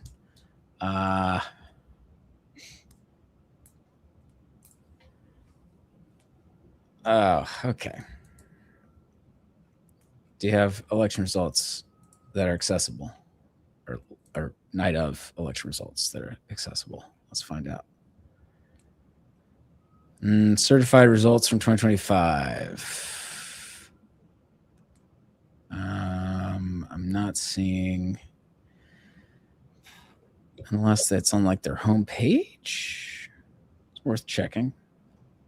Not seeing it. Again, different towns. You know, at the end of the day, all the Wayne County vote is on the Wayne County clerks thing. It's just only some towns with their individual clerks have have their own specific, here's just what happened in our town right count. I mean, they will eventually post it, but a lot of them don't post it till it's certified, a few weeks from now. Let's see. Someone was just asking, someone said something about a runoff election. There are no runoff elections in Michigan. So it's not like in a number of southern states that have a 50% requirement or 50% plus one vote requirement for a majority to win a nomination. That's not an issue here. So whomever has the most votes in the end wins. And there was another good question. How do you pronounce Ypsilanti? I think that's how you pronounce it.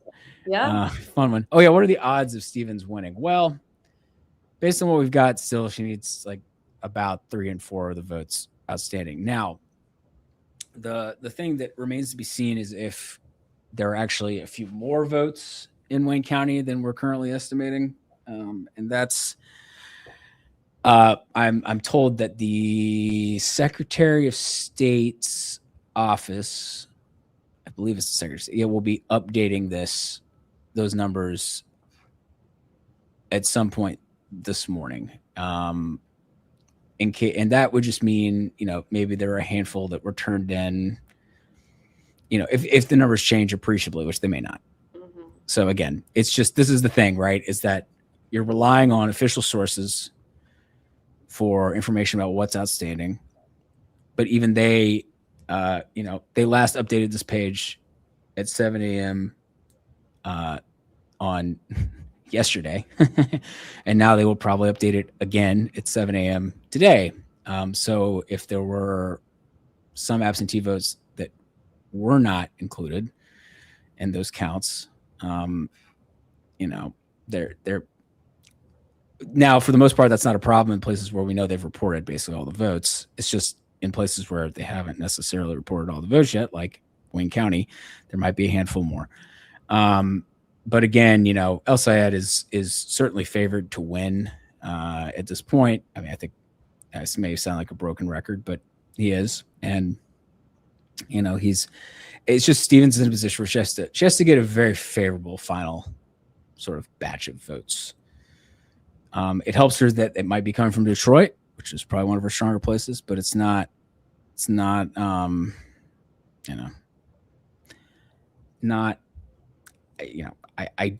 can't say it's likely. Or it's unlikely, clearly. So we're just sitting here and waiting. Yep. Yeah. Oh, did they just update? No. No, we got the same number, the Wayne County.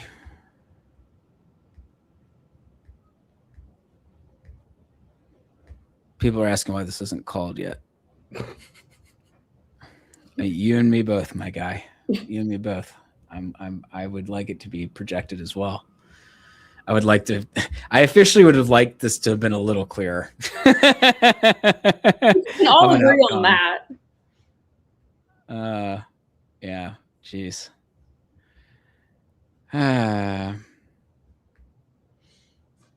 Everyone else has not called it, for what it's worth. Person who posted that in the comments. Well, let's see. Update. Nope, no projection from the AP still. So some folks have apparently projected it. Yeah, exactly. Thank you. Common days. It's not called because mathematically it's still possible. Not probable, but possible. And that's the fundamental thing is, are there enough votes where a not impossible scenario could see Stevens win enough votes to overtake El Sayed? Yeah, it is possible. It's not likely. But again, we are talking about the Detroit area, which has basically been her most favorable part. And so at the end of the day, that's kind of nuts. Yes, we are still going. I see somebody, and we're still coping. This is coping by completely destroying my Wednesday, apparently. Yeah, it's fun times. How much is she paying you? Goose egg.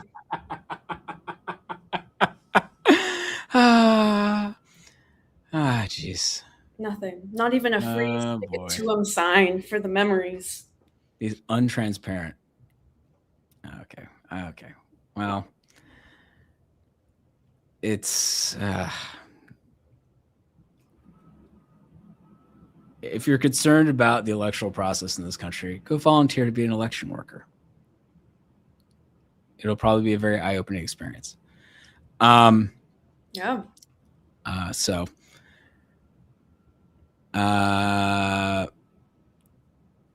Anyway, it takes time to count votes. Exactly. And you know, it's down to resources and people. Mm. And sometimes you don't have enough of either. So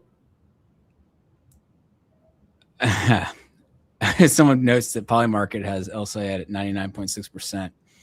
I'm not allowed to bet on Polymarket. And I don't. I never have. So it's I find the prediction markets interesting and they're useful information. Yes, I'm actually reading the chat. I'm sitting here waiting for votes, my guy. I'm gonna be I'll look at the chat.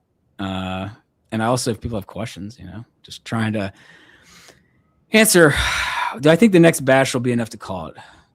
God willing. Inshallah. Inshallah.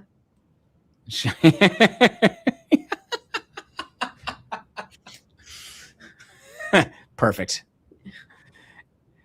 I mean, yeah. Let's see. If I just had to vamp.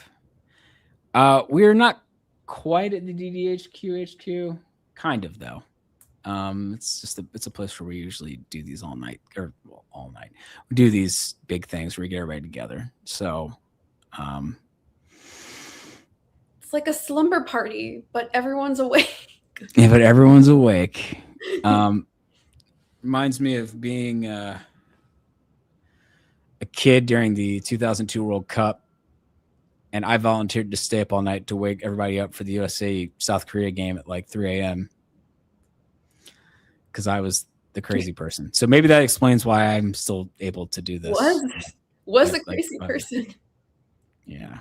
Of course, I played a GameCube. I'm a millennial. I had a PS2. It was fun. I had a Super Nintendo. That's how you know I'm old. I had a Super Nintendo. Remember the probability of the Falcons beating the Patriots? Yeah, it was. That was bad. I am not. You're right. I do not like Arsenal. I have the sad. I'm a Tottenham fan, which is just. Well, it's been rough. Well, it's been good and rough all at the same time. What did you think of the World Cup? World Cup was great. I studied abroad in Spain in college, so I was happy for the Spaniards getting the W. Oh, where in Spain? Valencia. Oh, Yeah. I've never been, but it looks cool. I was in right Madrid. on the Mediterranean. Oh yeah, Madrid's great. Yeah, Madrid Love was Madrid. great. Coys, yeah. A few other come on you Spurs. Yeah. Let's go. Would love. Yeah, the game. Oh, Murcia. Murcia. Let me do it right there. A bit south. Oh yeah, we got some Spaniards on the chat. Very fun. Nice.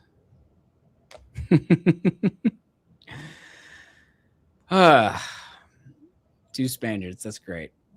Thanks for following this madness. It's fun stuff.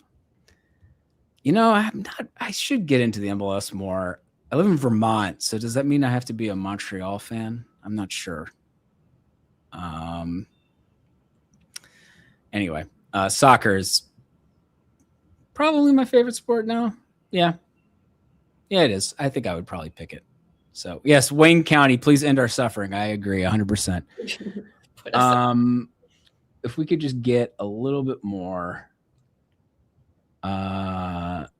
votes, please. Favorite Call of Duty Zombies map. Oh my god.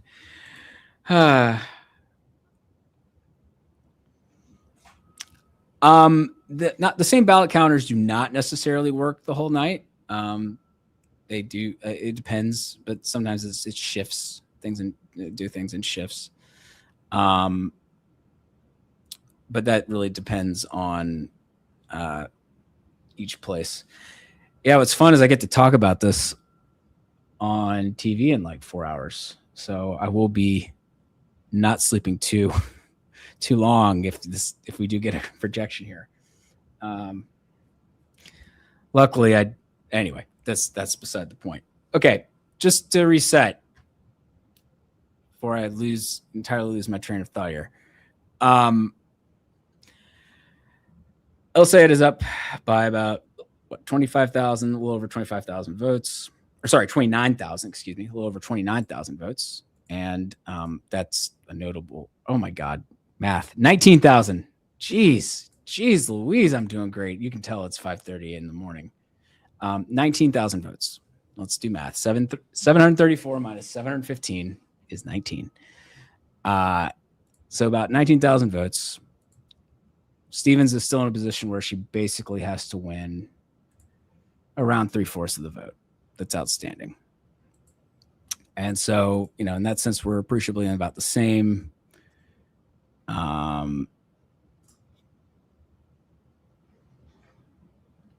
Oh, yeah. I could look over at Michigan 13. I'm not really sure anything new has happened there. Nope. Same situation. There it is. Donovan McKinney's still leading. Hey, Scott. I am not going anywhere. Well, I am. I'm going to get an Uber and go home. Mhm. But I'm going to maintain StreamYard and all this other fun stuff. I'll be Okay. on Slack. You can stop whenever you want. You keep going whenever you want. We don't know. We're just waiting. Yeah. We just got a little in Calhoun. Okay. It's just like what is happening with it's like Wayne County, man. Wayne County. Well, it's also for Michigan 13. We need Wayne County Yes. for that too. Yeah. In fact, is that like the same batch yes, of it's it the exact is. same batch of votes now, basically. Well, yeah. Or just about. Well, look, and the discrepancy is Detroit and Wayne County. There's some funky stuff going on, so you Okay. just gotta wait. Could be in 2 minutes, could be in 3 hours. Oh boy, don't tell them that. Yeah. But I will be on Slack for 20 minutes and then we'll be back. I've got StreamYard. Okay, cool. Yeah. Well, we're still here. The wild card here is if you go to the the Wayne County site, it says there are 307 precincts. There's about half the precincts completed. We have no idea. I mean, we have a decent idea of how many votes are left, but we don't. So that's why Stevens has got. It ain't zero. It ain't zero. It's not a lot, but it's not zero. Yeah. It ain't zero. Well, that was exactly the kind of reassuring call you want to stay awake for conversation. There are a lot of we're just sort of sitting here waiting and wishing. Someone joked about 6 a.m. I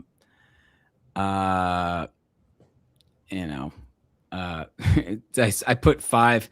Yeah, Scott always has energy. Scott leads very. Someone points out he leads some very interesting hours.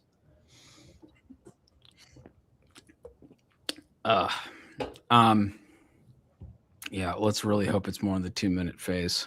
We agree.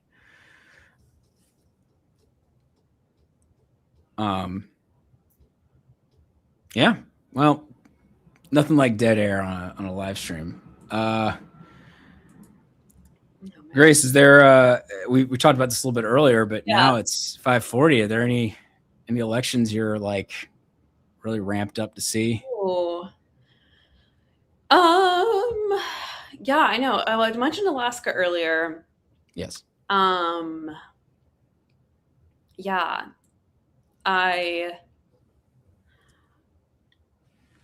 I'm trying to think. Yeah, there are also going to be a bunch of really interesting House races in Pennsylvania with women candidates.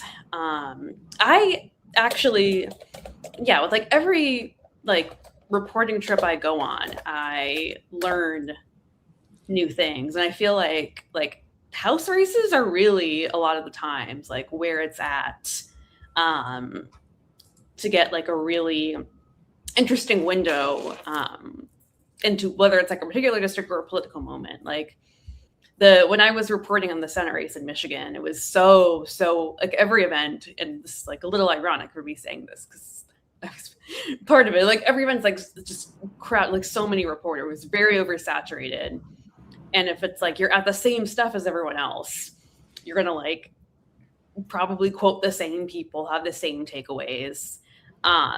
And that's why I think like going and like writing about things through the perspective of a House race can be really revealing and instructive, just because like candidates know a lot, like their volunteers know a lot.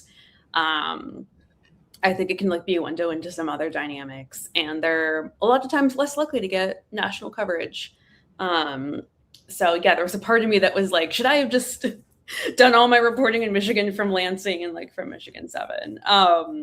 But anyway, yeah, with all that said, yeah, I do think the Pennsylvania 8, Pennsylvania 10, those both have women nominees in Paige Cognetti and Janelle Stelson. Those are going to be really interesting. I would like to get up there. Another one very, very high on the priority list, Wisconsin 3.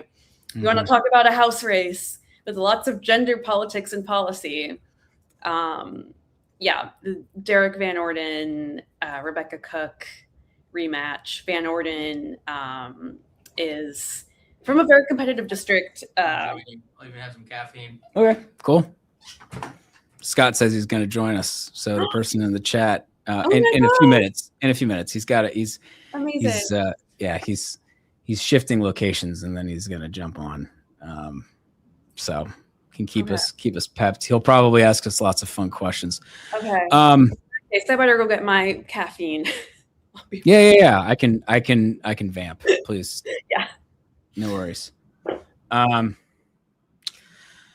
Yeah. So let me think. Michigan. What can I say about the results that we know at this point? So obviously, here's a thought. Some of the better counties for each candidate. Let's see what the best counties for El Sayed. It looks like his best by margin was actually Kent, where he's up by 26 points. So that's where Grand Rapids is. And the best county, just pure margin for Stevens is Aranac, which you'll excuse me if I'm actually not sure where that is off the very top of my head. It is in the, is it on the right edge there? Okay. Oh, it's the one just north of Bay. Oh, okay. Yeah, there we go.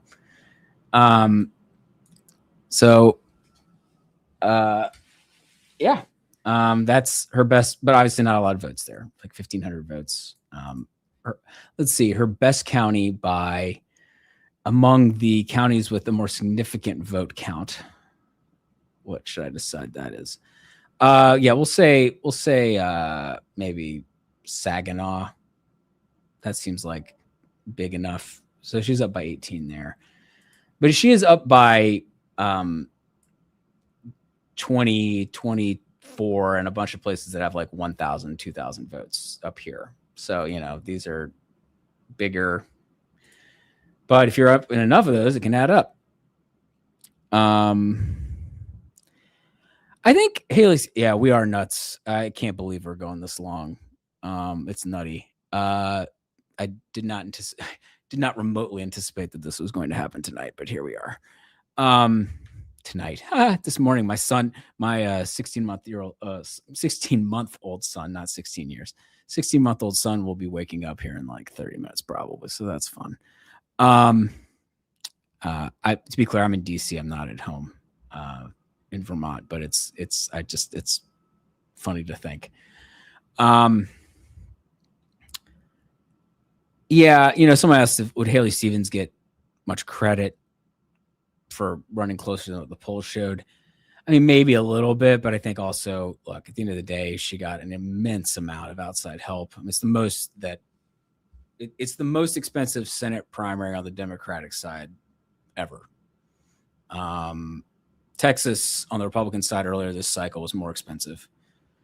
And it was the most expensive on the Democratic side in a Senate primary because of all the outside spending, which overwhelmingly favored Stevens. So she had a ton of help, and she's trailing by a little over a point right now.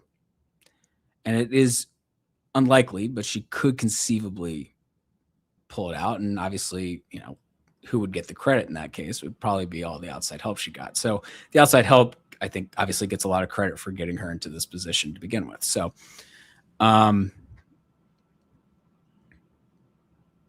yeah, it's AIPAC. I know AIPAC spent like half the money that went into supporting her in TV ads. People are like, say AIPAC. I was like, didn't I say AIPAC? The United Democracy Project, AIPAC's affiliated super PAC, spent, I think, like at least as of July 31st, like 32 million of the 64 million or so that Stevens had gotten in outside help, or just help, period. Some of that included her campaign. So yeah, no, obviously the outside help was immensely helpful for Stevens. And so I think the reason she's in this race at all is in part down to that. Yeah. Anyway, please.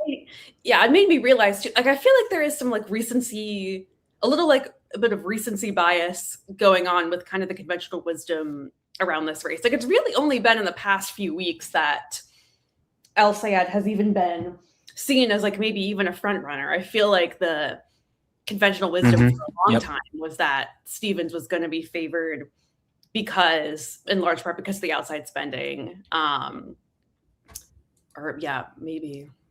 Maybe my no. You're exactly right. In fact, I'm going to bring up for folks at home. I'll bring up the polling average. I mean, look, obviously the final polling average didn't really pan out.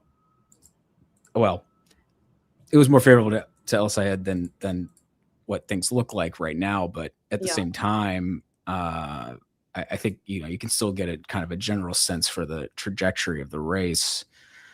If I can find the primary average up there. All right.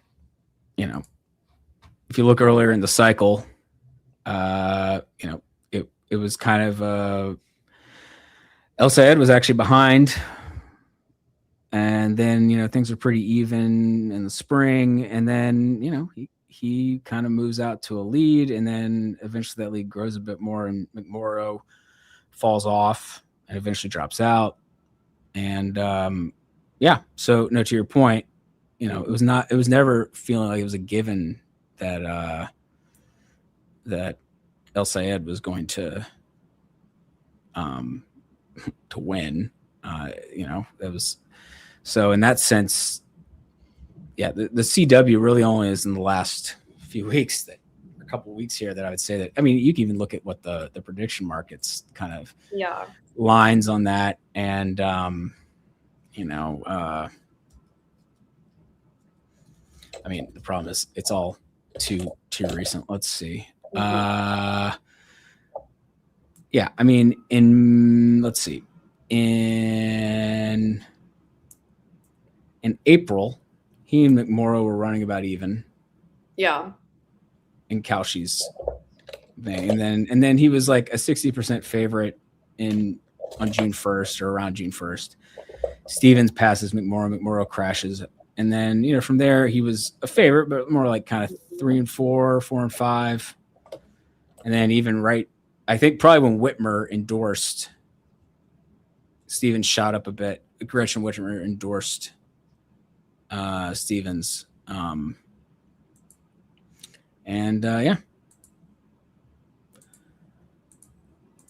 right. Let me bring this back.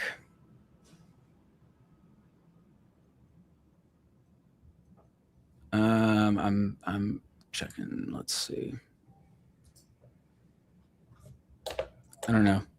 Somebody claims that we're way behind the AP, and I'm like, okay, we do appear to be slightly behind them, but by like fewer than 1,000 votes for each candidate, which, I mean, obviously this is a close race, and that's not nothing. I'm just saying it's, in the grand scheme of things,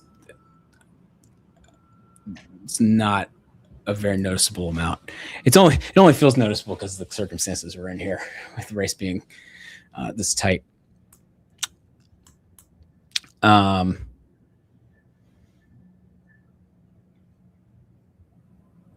just looking at the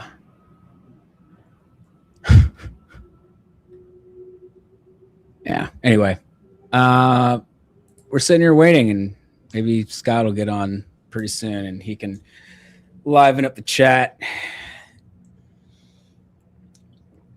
Only because we are. I mean, he's been up too, but he still hasn't been.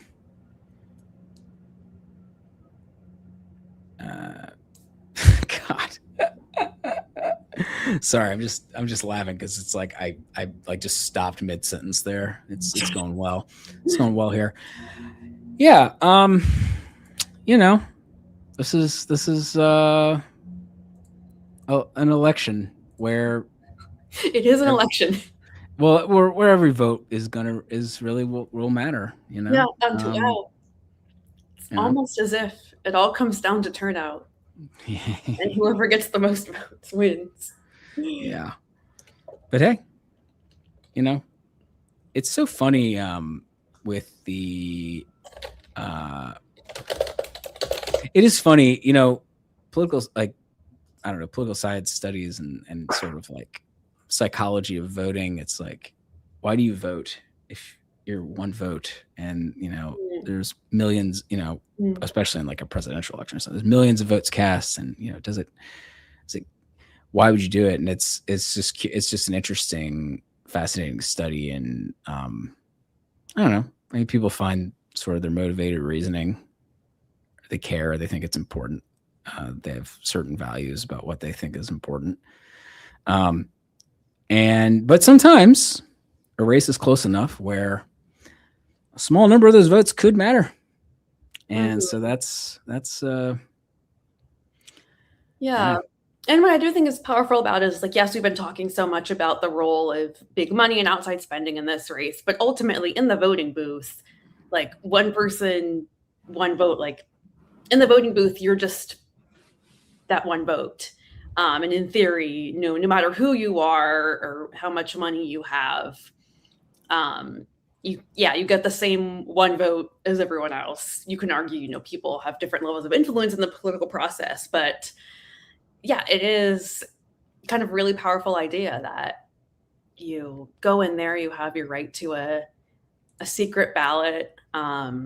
Yes, to influence, policy in the outcome of an election, but also to just like, be a person, belong in a society. It's a powerful act. Oh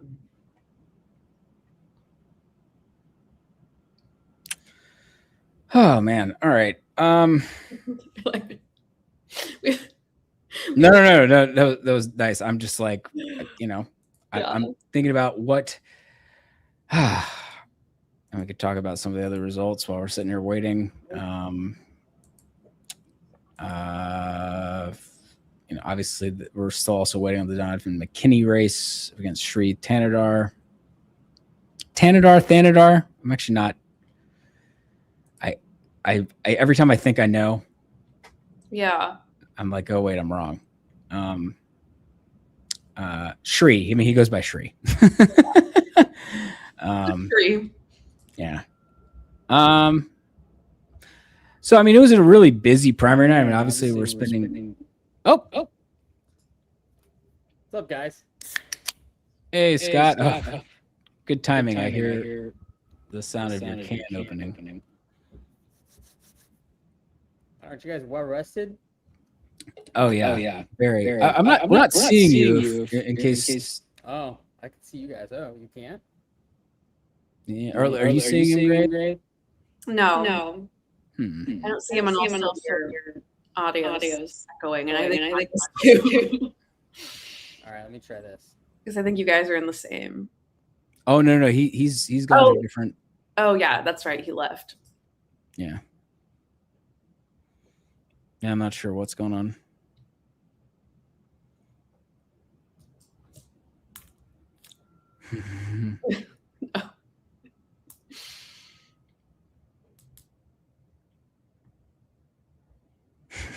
Oh God. Hey, there you are. There you are. You see me? Yes. Yes. You guys well rested? Yeah. You're doing great. Oh, do you have headphones on, Scott?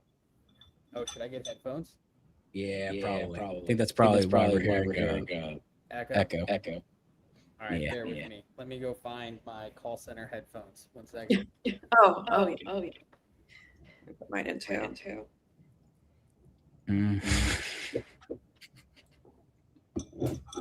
Not call center. But.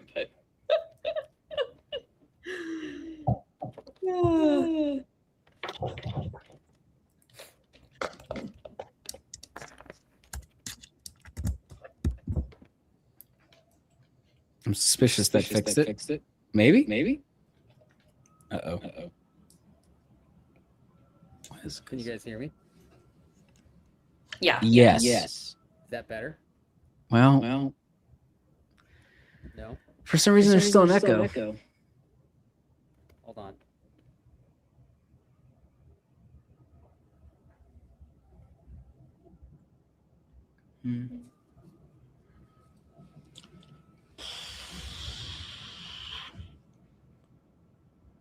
How about now? Is there an echo now? Testing. Testing. Apparently, it's weird. I know why there might be an echo. How about now? Testing. Seems like it's still there. Very weird. Oh, hold on a second. I think we got a vote drop. Oh. No vote drop. Ugh. I mean, not for a race we care about. We're still in Washington. Scott, don't do us like that.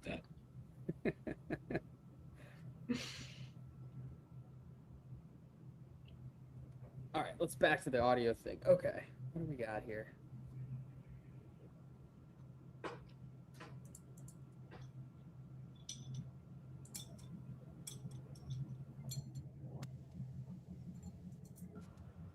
Oh, I got it. I bet the echo's gone now. Testing. Hey, there it is. We did it. Great work.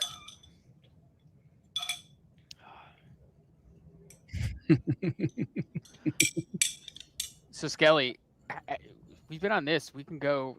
Do we want to look at other things? Yeah, we can. I mean, we're Should pull sitting up here, Twitter. waiting. Twitter's a mess right now. When you say a mess, I mean, at 5:59 a.m., we can be PG-13.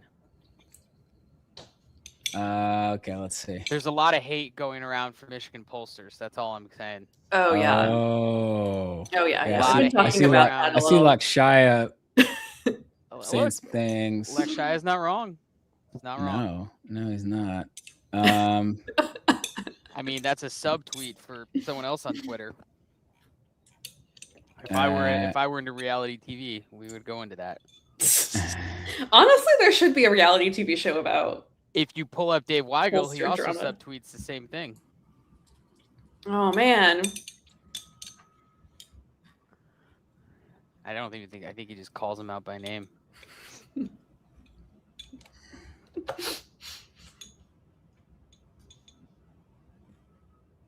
Have you guys talked about what this will mean for the discourse around Francesca Hong? Yes, but it may have been 3 hours ago, so we could talk about it again. It's true. I mean, Grace, actually been on a reporting trip to Wisconsin, right? Yes. Yeah. So yes, Scott, I've been on Monday. I got back from 10 days in Michigan and Wisconsin. My swing in Wisconsin. All right, hold on a second. Did you have cheese curds? Of course, always. I always have cheese curds in Wisconsin. Okay, I'm glad. I just wanted to establish that we had cheese curds. I'm sorry. Go on. Yeah, no, I was just gonna say, I spent some time with Francesca Hong, and reporting on the race there. That Wisconsin one, it's like for a lot of reasons, it's even more unpredictable than the Michigan primary, both in terms of like clearly what might happen in the primary, and also in the general. Obviously, I think Francesca Hong is well on track to win the primary. Whether or not she does so by a super comfortable margin remains to be seen. There's just been, so much weirdness with people getting in the race and out of the race and all their names being on the ballot. But I think, this is going to raise a lot of questions and probably a lot of concerns for people about her chances in a general election. So let me ask you this.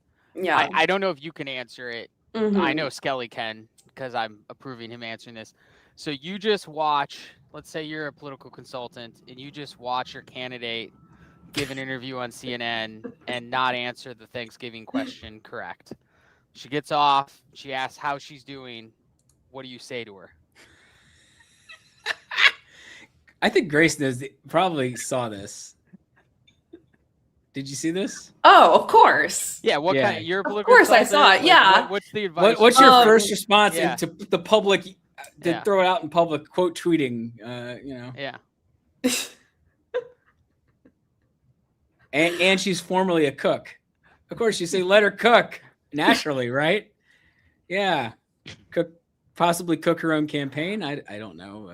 Yeah. No, I didn't mean to put Grace on the spot. I mean, obviously, you tell her like, come on, just this is not the time to make a point about Thanksgiving. No. Well, and it's also shorter answer on that one. Yeah. It's also such an easy way to pivot it back to like, we really should be talking about how Tom Tiffany has made food and prices more expensive for everyone. Yes. Or like how Trump's policies have raised the costs of turkeys and like screwed over farmers. Yeah, now it's so easy. I feel like. Yes. How long are you saying? I don't know. Scott got on, so who knows? Oh boy. All right, I'll see you in November. Okay. See you, Avish. Tell Avish to come in. Tell him, ask him if the Wayne County Scraper's running. Hey, Avish.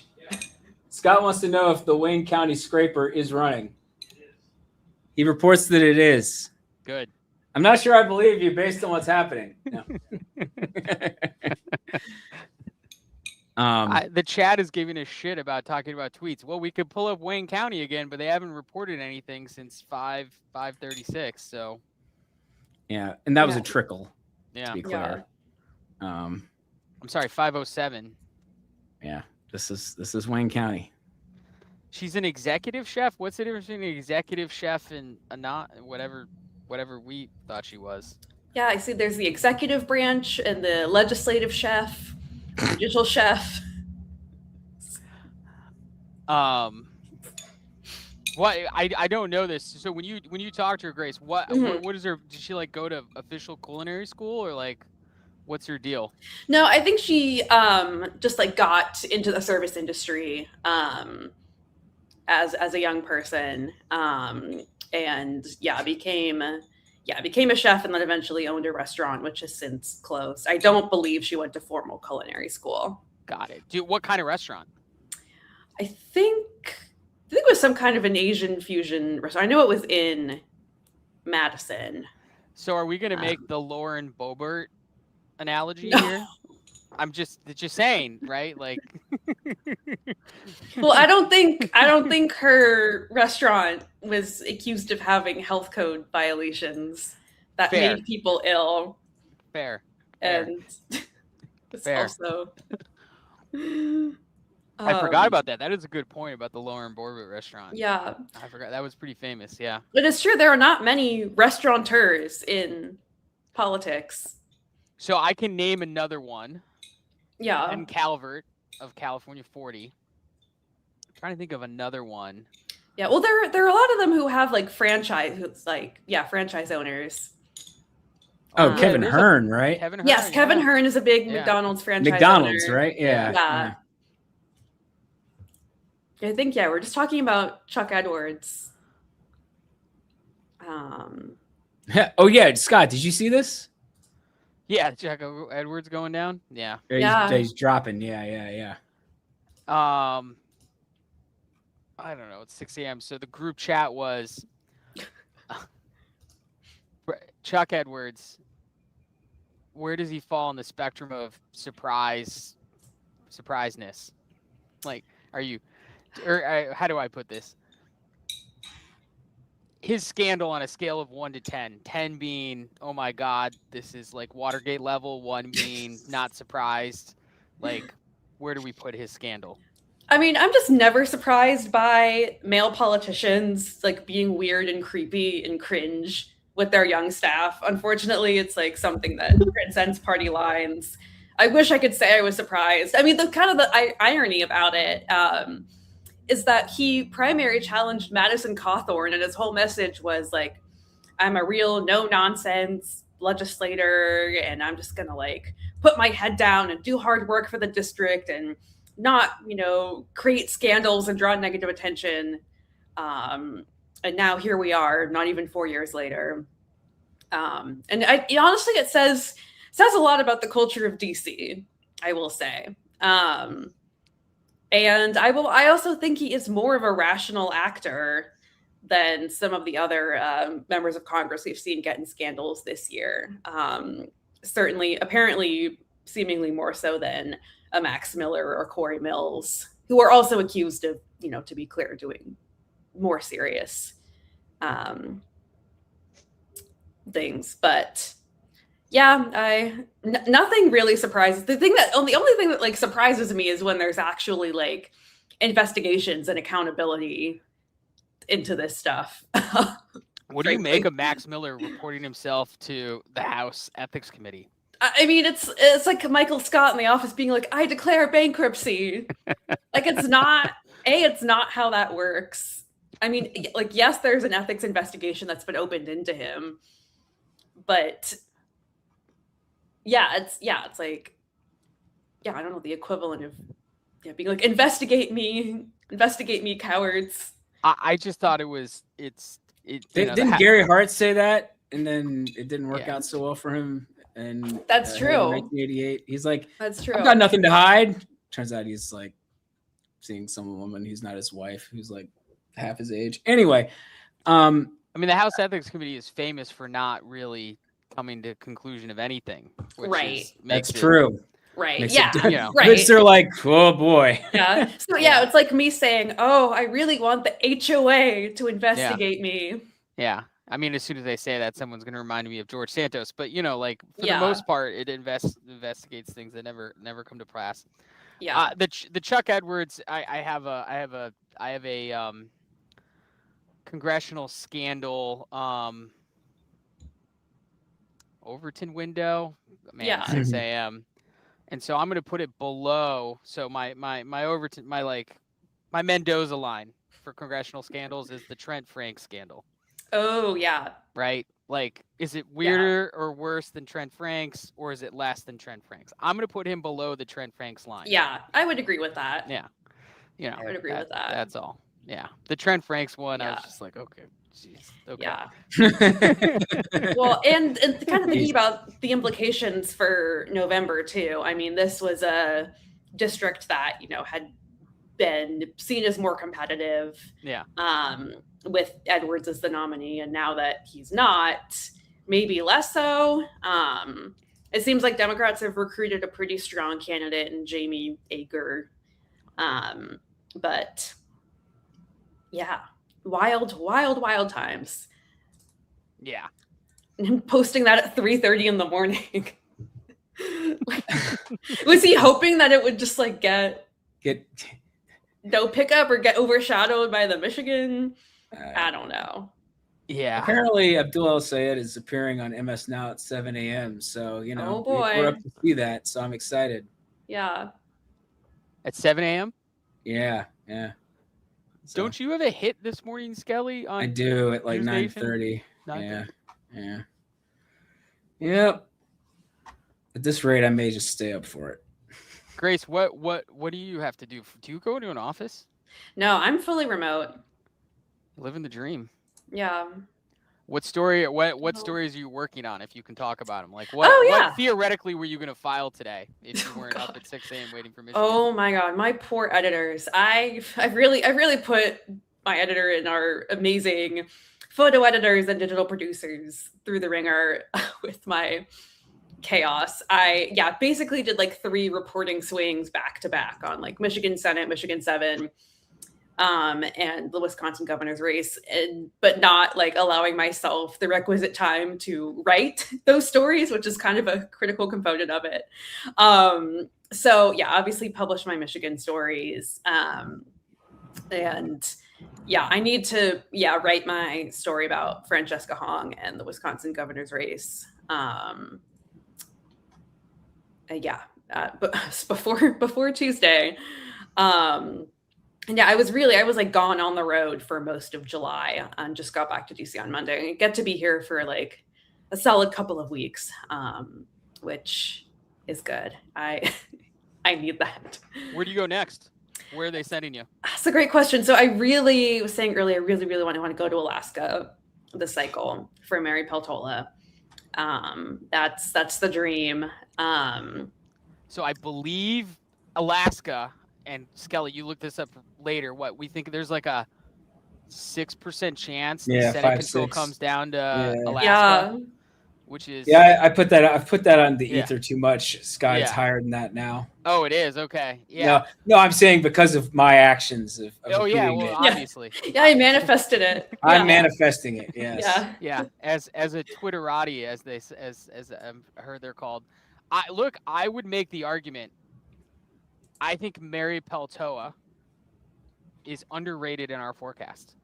Oh, interesting. And my favorite stat about her is she was the district director for Young.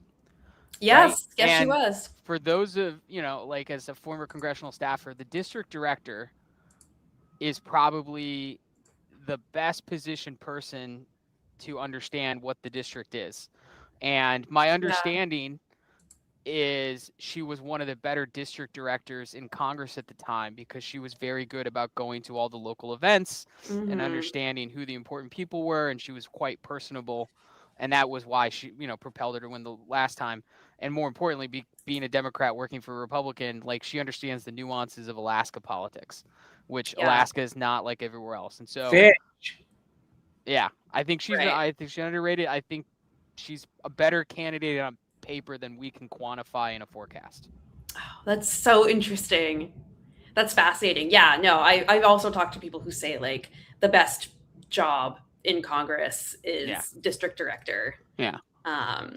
It's just like, make so many invaluable connections and have so much expertise. So yes, want to go to Alaska. When you go to Alaska, will you try and look at Russia?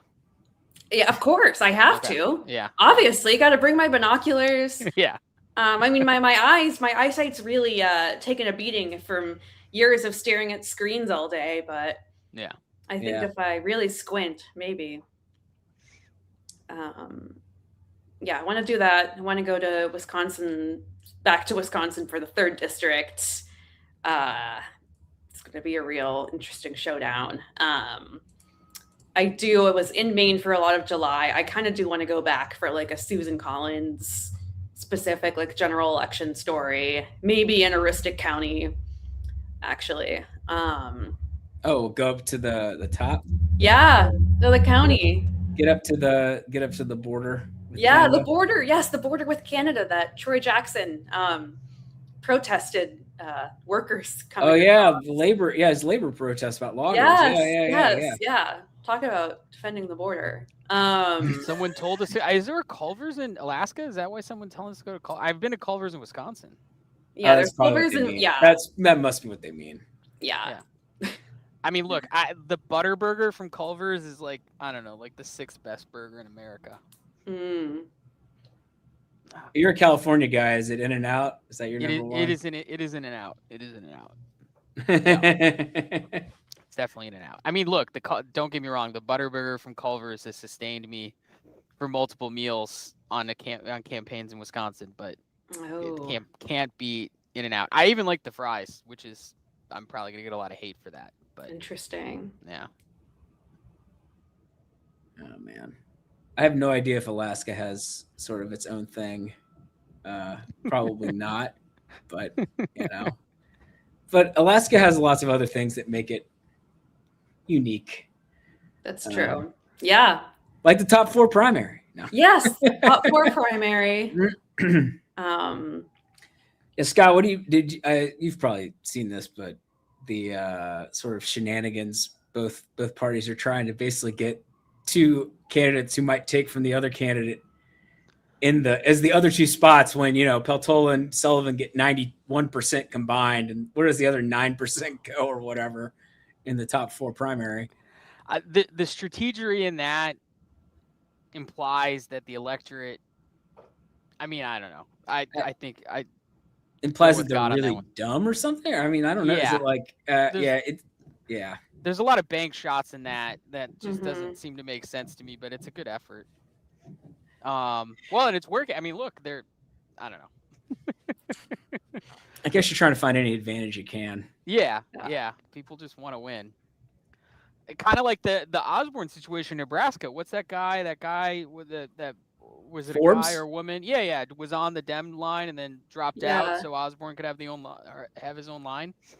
Oh no. Burbank, the woman who won. Yes. But now Forbes, the guy she beat, is basically trying to sue to get on the ballot in her place or say that they have to replace her. Yep. Which is like, it's interesting. Yeah. It's yeah. Checkers, rallies, guys. It's not even Checkers and rallies. Not even the top 10. Sorry. Ooh. Yeah. I'm back to politics. I had to put that out there. Some strong burger takes. Yeah. If we're up for another 20 minutes, I'm gonna get a bowl of cereal. Then you guys can really see, like, you got to mix the cereals, guys. What do you have? If we make it that long, I'm looking at it right now. I have Cinnamon Toast Crunch and Frosted Mini Wheats, so that's the combo we're getting. Cinnamon Toast Crunch. Yeah. Man, I've not had a bowl of that in a long time. Yeah. Because it's 6:18 and we're waiting. Some situational awareness. The race projection team, who will go remain nameless so no one gets harassed. One of them had to make a flight to Miami, and so I'm hoping to God. Well, he's on the flight, but we need 2 people to make a race projection. So I'm one of the 2 people. He told me he boarded the plane 15 minutes ago, and so now we have. It's like you're waiting for the rocket to come from the other side of the moon, hoping they made it.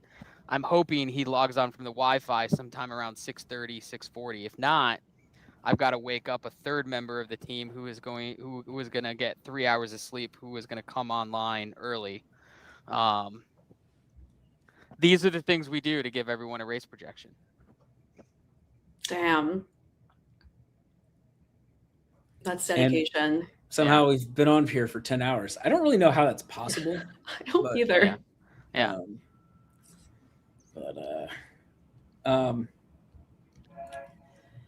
Yeah, I mean, I've said this a few times, but it reminds me of the 2020 race with Michigan a bit, just because it was actually, I mean, starting around now, maybe an hour or 2 from here, that we started to get more of Wayne County dropping, and Gary Peters passed John James, and then Biden passed Trump on that morning after.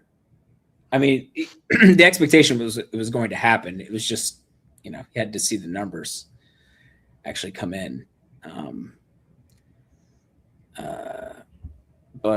So it reminds me a little bit of that. Also, the 2016 presidential primary, which we've talked about, but Sanders Clinton right now, just the margin, the candidates, they're all some elements that feel a little on the nose. although Bernie Sanders was cleaning up in all the rurals in a way that is not happening in this. You know, Stevens is winning a lot of those counties. So, I found the all comment section in StreamYard. Yep. Wow. Okay. You know how they say never read the comments? Oh, I fell down that a long time ago tonight. Yeah. Been interacting. It's been fun. Yeah. Well, I mean, you know what I mean. I always look for questions, but as we got into like DDHQ after dark, I just kind of like, all right, well, Yeah. fine. Oh.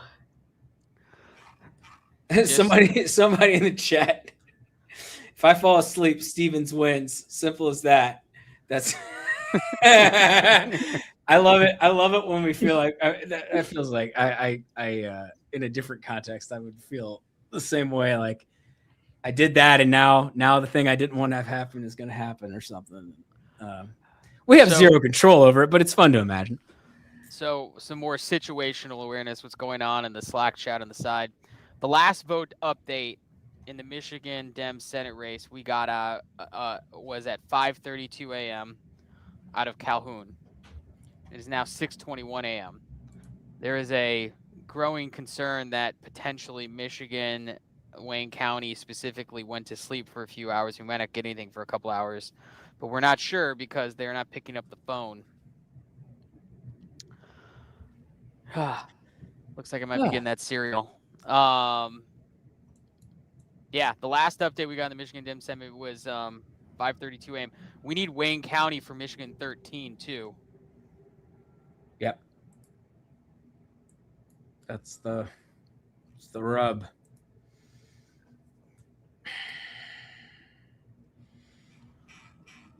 Oh, nice.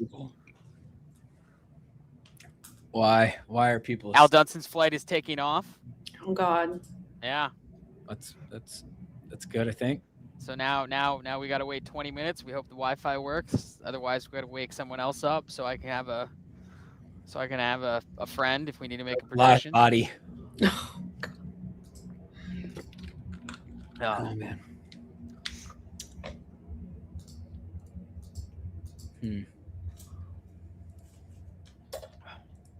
So if Brandon were here, Brandon is a big map person. I think Brandon Finney came in. He's like a big map person, and he likes it when you've got these gradient maps here. I can just picture him saying right now, "It's like, look how beautiful this map is, with that, north south, Stevens Syed."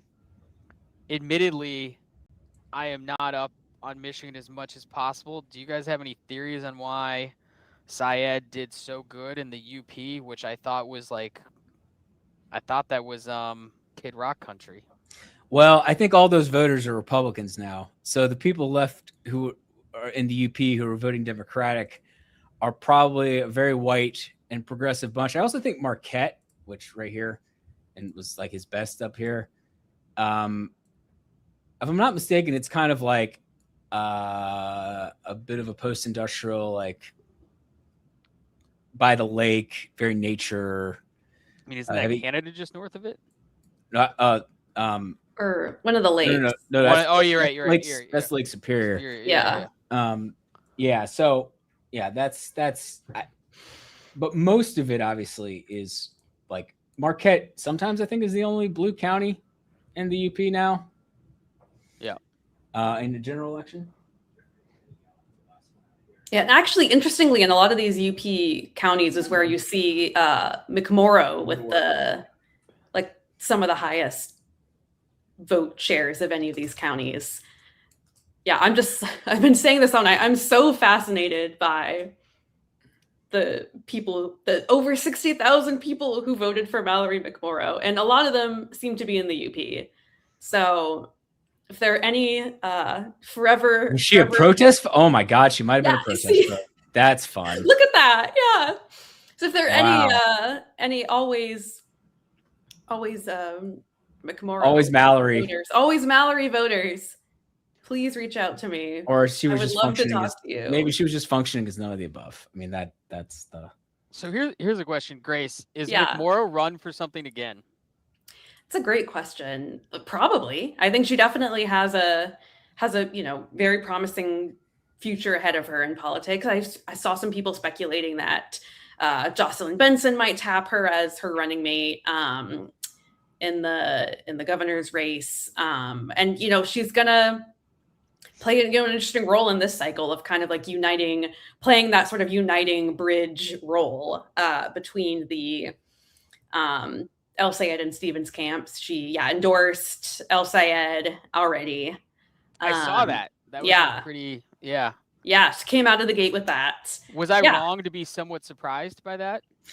Well, I don't know. It's calibrated on the race, thinking that was a little quick, but No, I think. I mean, look, knowing what's left and being a little uncertain about precisely how many votes are left, I don't think it, and knowing that it could be a very friendly set of votes for Stevens, and I mean, no, I think our hesitation is warranted, and clearly, I mean, not that we care, but for what it's worth, like the AP also has not projected, and some others have not projected. So like, they're like everybody. NBC projected, and Steve Kornacki probably went to bed, and I can't say I blame him. God, I miss going to bed. I miss sleep. He'll be more functional today than I will be. But and let's be fair. Steve Kornacki, a lot of respect for him. He doesn't get to make the final race projections. The NBC has a race projection desk. That's true. They have a desk. Yeah. I don't know. I think this is a tough one from my perspective, and this is why it's good to have multiple groups of people looking at it from different networks. It's a good thing. I'm gonna be right back. Let you two. What other races you looking at in Wisconsin? Grace, obviously the governor, but like what's your sleeper race? You're like, okay, got to pay attention to this one. In Wisconsin? Okay, so I met a state legislative candidate in Wausau on Saturday. I was saying earlier I went to the Kashena Menominee Reservation with Hong, and then the Wausau Community Festival there too. And I met a state house candidate or assembly, District 85 in Wausau. It's apparently, potentially going to be really competitive. And this candidate was kind of making the case that it's, a bellwether district, and that, Wausau in general is kind of going to be a really interesting place to look, in the governor's race, especially with it being in Tom Tiffany's district. I know Wisconsin very well, and I mean, I did literally just because I met that guy at the Vermont Community Festival. I don't know. I also think the House race, obviously the 7th district, it's very heavily Republican, but there are just some interesting dynamics, obviously, with Trump endorsing Sean Duffy's son-in-law for that seat. So kind of keeping it in the family, sort of. It was like, it's just so classic, so Wisconsin. This is the Bud Light tent where all the candidates were doing their meet and greet. And it was like fascinating. You had basically all the Democratic candidates for governor, plus a few assorted Republicans. It was, just a fascinating mix of people. What about you? What are your Wisconsin sleeper races? That is a good question. I knew you were going to ask me that, and I'm like trying to think at 6 a.m. what I was looking at, and then I was like, maybe I will just steal. I'm like looking through our notes because we have a race projection. Documents. Damn it, no one's turned anything in yet, so I can't steal someone else's idea. Look, what I'm looking at in Wisconsin, to be honest, and it's kind of a cop out. Like after tonight, looks like Syed's, gonna pull it out, but obviously we don't know.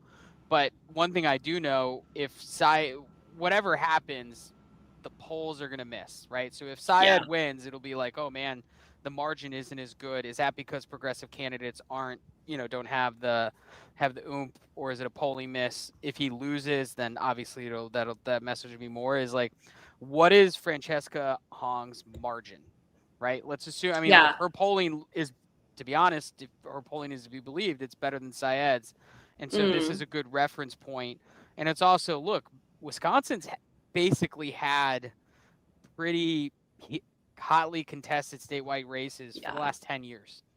Year in, year out, whether it's recalls or Senate races or presidentials or whatever it is. And so, they've got a pretty motivated base of Republicans and a pretty motivated base of what I would call very progressive Democrats, especially in, like places like Madison and things like that. So this Francesca, this to me is the ultimate, how are the DSA or the progressive candidates doing? Because if Francesca Hong wins by 4, I will say this leftward progressive movement doesn't have the same oomph as we thought it was back when Zohan Mamdani, cleaned up in the New York City race. If she wins by 15 or 20, then this Syed close race is more of a fluke to me. That's true. Yeah. Although I will also say, like, yes, the Democratic Socialist label is a thing. Yeah. I also just think, like, given how much politics is based on vibes, I do feel like there's also like a candidate quality aspect to this too. Like, also Mamdani is a generationally skilled communicator. He, for example, would not have did a much more deft, smooth job explaining some of his previous stances and old tweets, and successfully pivoting away and back to, the issues he was laser focused on, like affordability. And I think for a lot of people that, went a really long way, even people who would have been potentially skeptical of a Democratic Socialist. So I feel like it's not exactly like a one-to-one comparison, but I do agree. And I think it's also just like, from a political science standpoint, to have Francesca Hong, Democratic Socialist, versus like Tom Tiffany, very conservative, Trump-aligned Republican, especially in a place like Wisconsin that's so polarized. It's kind of like the ultimate experiment of where the country is in 2026. I want to go back. I've heard, and I don't disagree, Zohan Mamdani, generational communicator, right? Yeah. I think so. And that is what they said about Barack Obama in 04, 06, and 08. And obviously you've uncovered this. Yeah. Do you think Zohan, like the sports analogy is, maybe not a sports, like, is he better, or is he more generational, less generational than a Barack Obama in terms of communicator, or is he an entirely different category that can't be compared? That's such a good question. I think he's in a little bit of a different category, and the reason I say that is because he can't run for president, because he was not born in the US. And so I think the calculus for him is different, right? Like, he's not trying to climb the ladder up to mount a presidential run. He is obviously focused on being mayor of New York City right now, but I think he's going to play a really interesting role in shaping what the Democratic Party looks like going forward. I do think he and Obama are similar in the fact that they have this talent to almost like meet the electorate where they are at any given point in time. And I just, kind of think, like, I feel like there's so many parallels between 2026 and 2006 and the lead up to 2008. And as something Obama was able to do really deftly was to be to the right of the, Democratic Party spectrum on some issues, like immigration, for example. But then he had this like stance against the Iraq war. He'd never voted for it, which like also is very much where the base was. And so I think that a figure like Mamdani hit a little bit of that. Obviously, he's, much more on the progressive side of domestic issues too. But the candidates who are able to hit that, really meet the moment and meet the electorate where they're at on some of these issues, like now it's Israel and Gaza. And I think that's like, especially at a time when a lot of voters, main motivating thing is, who's going to be a fighter, who's going to get results, and not so much ideological. I don't know. It's an interesting question. And I was saying earlier too, I think, Al Sayed is also trying to draw this, kind of be this like sort of Obama-esque figure in the sense that he's also an extremely talented communicator. I did a story about electability in the Michigan Senate race, and I asked him about it, and he said, when people say I'm not electable in a state that voted for Obama twice, they're talking about my faith in my name. He makes a kind of the self-deprecating joke of like, just like Obama, I'm, have a funny name, and except he's tall and skinny and I'm not. So he's also kind of trying to draw these comparisons in a way of sort of like being like, hey, this figure expanded the boundaries of what we thought was possible, and I want to do the same. Yeah, no, I hadn't thought about it that way. That's kind of a follow-up question to this. Do you think we are in a period where we have a lot of good generational communicators, right? Like, at least on the Democratic side, right? So we just spent time talking about AES. We talked to Zoran. You could talk about AOC. You could talk about, up until a month ago, Graham Plattner, maybe. But like, or do you think there's a lot of good communicator talent on the Democratic side, or do you think just the cool thing to say now is, oh, this person's great? They can talk a lot. They're great on the Twitters or the Instagrams or whatever. Like Ossoff, right? Like, Ossoff I was just gonna bring him up. Because do you remember when he's running for Congress? Like, it was awkward. And he's way better now. But when he ran for Congress, you're like, this guy can't, and I think there's like such a desire for authenticity, but no one like really knows what that is. It's very much a like, and you know it when you see it type thing. I think there are a lot of talented communicators on the Democratic side, and at running for some of these statewide offices, especially at the House level, and with Francesca Hong too. She's extremely thoughtful, is very, very smart, well versed on policy, and that's sort of getting overshadowed by her, the way she is talking about her old tweets in a way that's like, distracting from her actual message. And I think, it's like a communication and a, stylistic thing. Sorry, Jeffrey, we are like one question away from like, what would your dream Democratic debate, primary debate be? Oh my gosh. Ooh. Yeah. Oh man. Well, I'm having like 2020 flashbacks. Right. Well, then we'd have to have like the JV debate. Like, I want to make sure that there's 10 people on the stage twice. That's my goal. Oh yeah. This is when you get people saying, well, like I want Bernie Sanders next to AOC, next to Zoran, with Ossoff on the wing, and we're gonna throw a Beto in just to throw some lob some grenades, and then maybe a Seth Moulton after a few drinks type thing. Oh God. Seth Moulton. Oh boy. Oh boy. Yeah, I mean that's like the exciting thing about it, right? De Blasio just to come in late. Yeah. Oh yeah. Real ones remember Wayne Messam, Deval Patrick, Mike Gravel. Mike Gravel. R.I.P. The Gravel team. College kids. I went to college with them. I profiled them, and now one of them, the one I profiled, works at Andreessen Horowitz. Of course.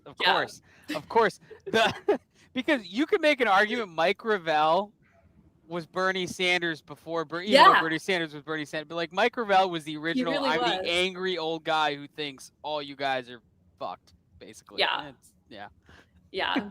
that's like the super exciting thing about 2028. I've been telling people forever. I think it's really is the first presidential election since 2008 that has really been wide open, without a preordained front runner. And I think to the question of electability, it's someone I talked to for my story I did on Michigan made a really smart point, which is that in the 2020 primary, there was such an urgency to put forth someone who could beat Trump. Like it was all about who can beat Trump. And I think with that removed, there's more breathing room to have really, really interesting questions about who the standard bearer is going to be. And I'm really excited to cover it, which I may regret saying. if you ask me 2 years from now. So here's another question for you. It's framed in the form of a probability, if not betting. If you had to put odds on a female president in 28 and 30, 28, 32, and 36. That's right. So you're going to give you 3 presidential, and you have to give it odds that we will get one each term. Get like a woman elected president? Yes, first woman elected president. Ooh, okay. We're just teeing you up because obviously you work for the 19. Right, yes. Beat, so yes, yeah. I'm gonna ask Skelly, like my Skelly question will be like, what are the odds we get someone who was a left-handed pitcher in college to be elected president? Or what are the odds we get someone who was, went to UVA? Yeah, I think, I don't know, I would say 30 to 40%. Really? 30 to 40%? Or for someone actually elected. Okay, I would say like 30 to 40% chance we get a major party nominee who is a woman from either party in one of those. In one of those 3 cycles. Okay. Yeah, I think. But then like it's hard to say like whether or not that person wins. I don't know.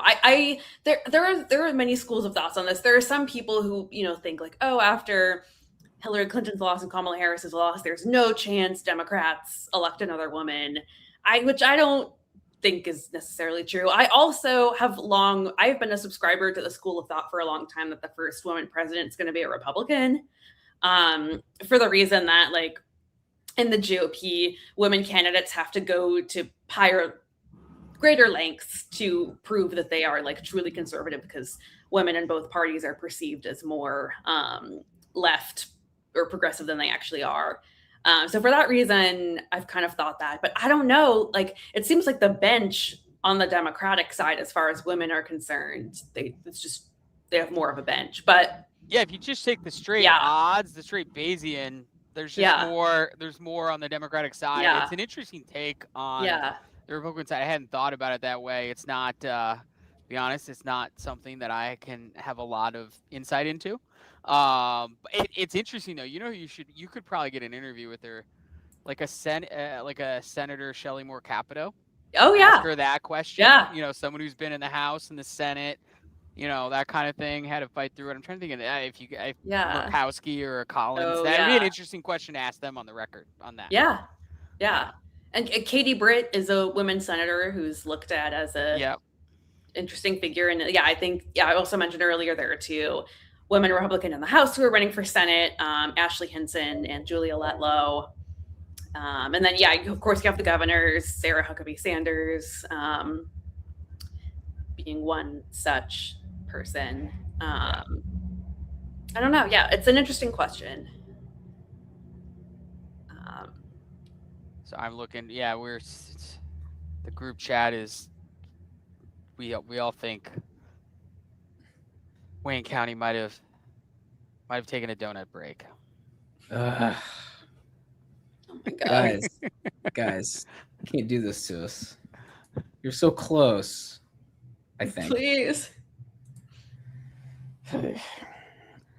Hey, look. This could have been, this could have been the 270th electoral vote in 2024, but it wasn't. I don't think they would have been taking a break for that one. Yeah. The pressure would have been too high. And maybe this is kind of the votes give us, the votes take it away. Like 2024 was wrapped up so quickly. Yeah. It was wrapped up by like 1:30 in the morning. Yeah. Wayne County election officials taking a breakfast break. Oh, McDonald's. You know what tastes really good right now? A hash brown from McDonald's. Oh, McDonald's breakfast. I'm just gonna open up Uber Eats and see how long. Oh, that's too long. My bowl of cereal is closer. Yeah. McDonald's breakfast though, when you can get that, It's not something you wake up and like, I've got to go get it. But when you get the opportunity to. Yeah. Oh man.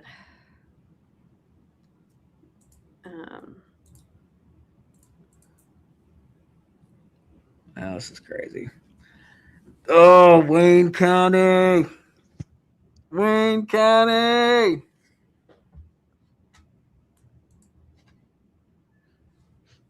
Oh, I'm just coming up on Twitter with this Mally McFord tweet from 4 hours ago. She has like a graphic for it and everything.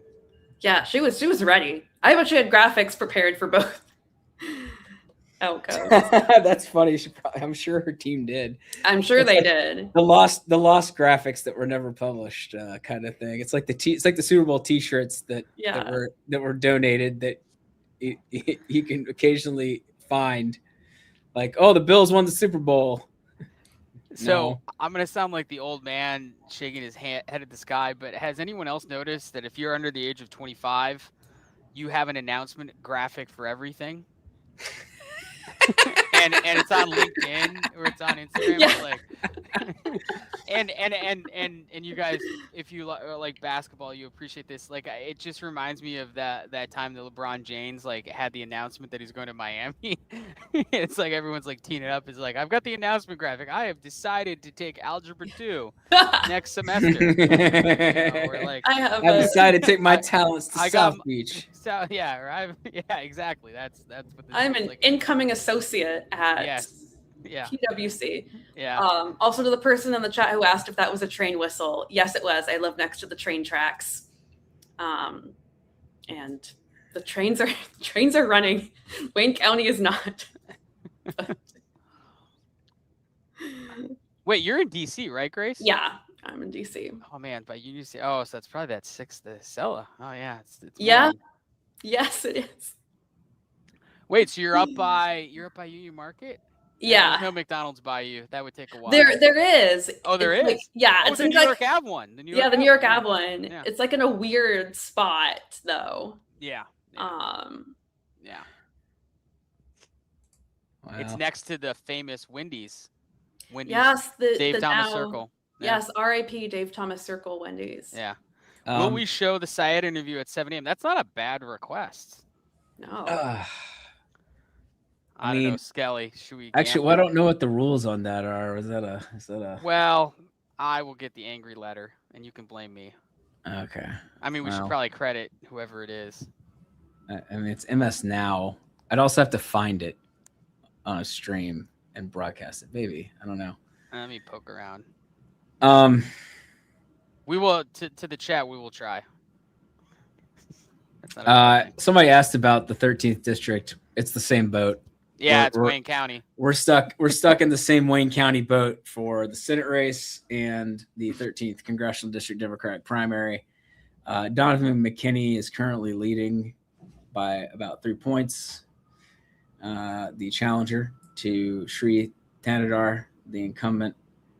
So, you'd probably rather be McKinney, but at the same time, it's close. So, not as close as the Senate race, though. Yeah. Oh, God, did I just do that again? Hopefully it works this time. I feel like I accidentally closed it earlier and it just stopped working. This is what happened last time. Oh, you know what it is? I bet, Scott, I bet you have to say it's okay. Like, I accidentally X'd it. Oh, okay. Hold on. Yeah, let me. And we have you set up as the admin or whatever right now. Yeah. I should know what I'm doing, shouldn't I?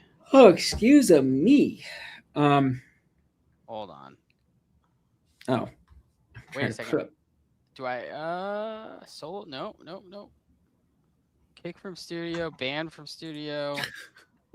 Oh no, I got it. There we go.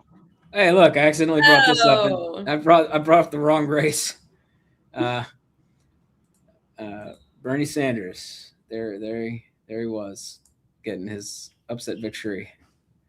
Yeah, I think I accidentally closed it. It's okay. It'll take me 2 seconds to bring it back. It's just And there are as people we like were arriving at where we were, and being like, "Who is this insane person here at 6:50 a.m.?" Great question. I got it. Oh yeah. Oh yeah. I've got it hooked to my YouTube TV, and I could probably get my HBO Max account. We can throw on. I haven't watched the Game of Thrones from this week.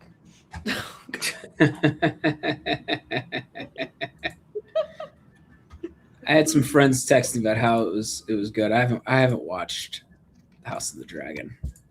I should. But I'm not gonna lie, it's not that good, but I have to finish. Yeah. It's fair. Yeah. All right, so everyone keeps putting New York Times shows Wayne at 95%. Just so everyone knows, the estimated vote that we do and everyone does, it's estimate. So when we get close, everyone puts 95%, and they kind of stop it there because, to be brutally honest, we think we know how much left is Wayne, but they haven't officially told us how many left is Wayne. And so it could be 5% more, it could be 10% more. We just don't know.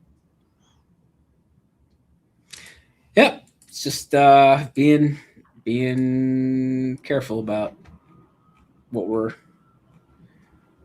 saying. Yeah.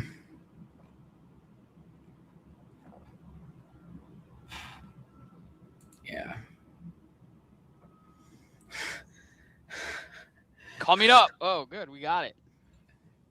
Oh, boy.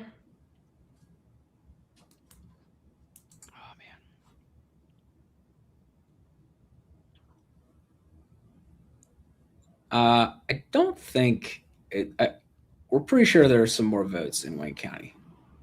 Oh, we there's definitely more votes in Wayne County. Definitely more votes. It's just a question of how many. Mm-hmm. Yeah. Look, the back of the napkin math is we think the margin's going to be somewhere less than 15,000. And given the magnitude of this race, if there turns out to be more votes in Wayne County than we think, then that 15,000 margin could turn into a flip, which is why we're not prepared to call it.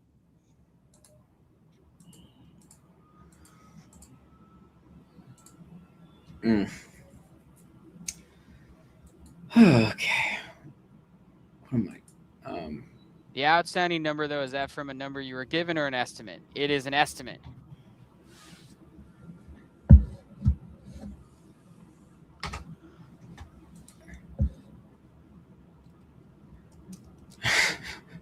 I like people who are getting back on and being like, Yeah. wait. It's like, yeah, man, you're right. We did it. We did it. We're a little crazy right now.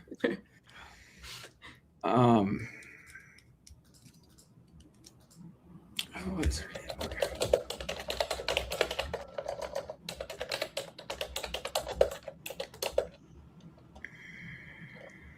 What time's your flight today, Skelly?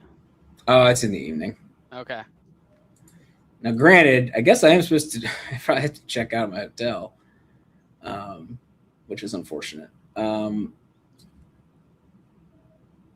But yeah.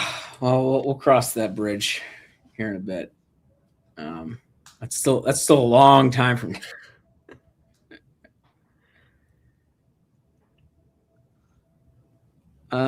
What does she need in order to hit those benchmarks? Yeah, basically if there's about 47,000 votes left, she needs about 70% of them. Excuse me. Which is not likely by any means. It's unlikely, but it's not out of the realm of possibility. Which is why we have not projected the race, given that reality. Like, where's the spreadsheet where I was doing some math about this earlier? I don't remember. Oh well, I can recreate it. So, okay, someone's asking, who is the Haley Stevens in the Hong race? I think David Crowley. It's not a perfect one-to-one comparison, but he is like, yeah. He's functioning as the main opposition. Yeah. And backed by the establishment. Yeah. And sitting governor. He's the Milwaukee County executive who dropped out and then jumped back in when Evers said, you know what, I'm going to endorse you. It also turned out that there was probably Mandela Barnes, who dropped out, is probably, well, let's just say that there were accusations that he may have behaved poorly. And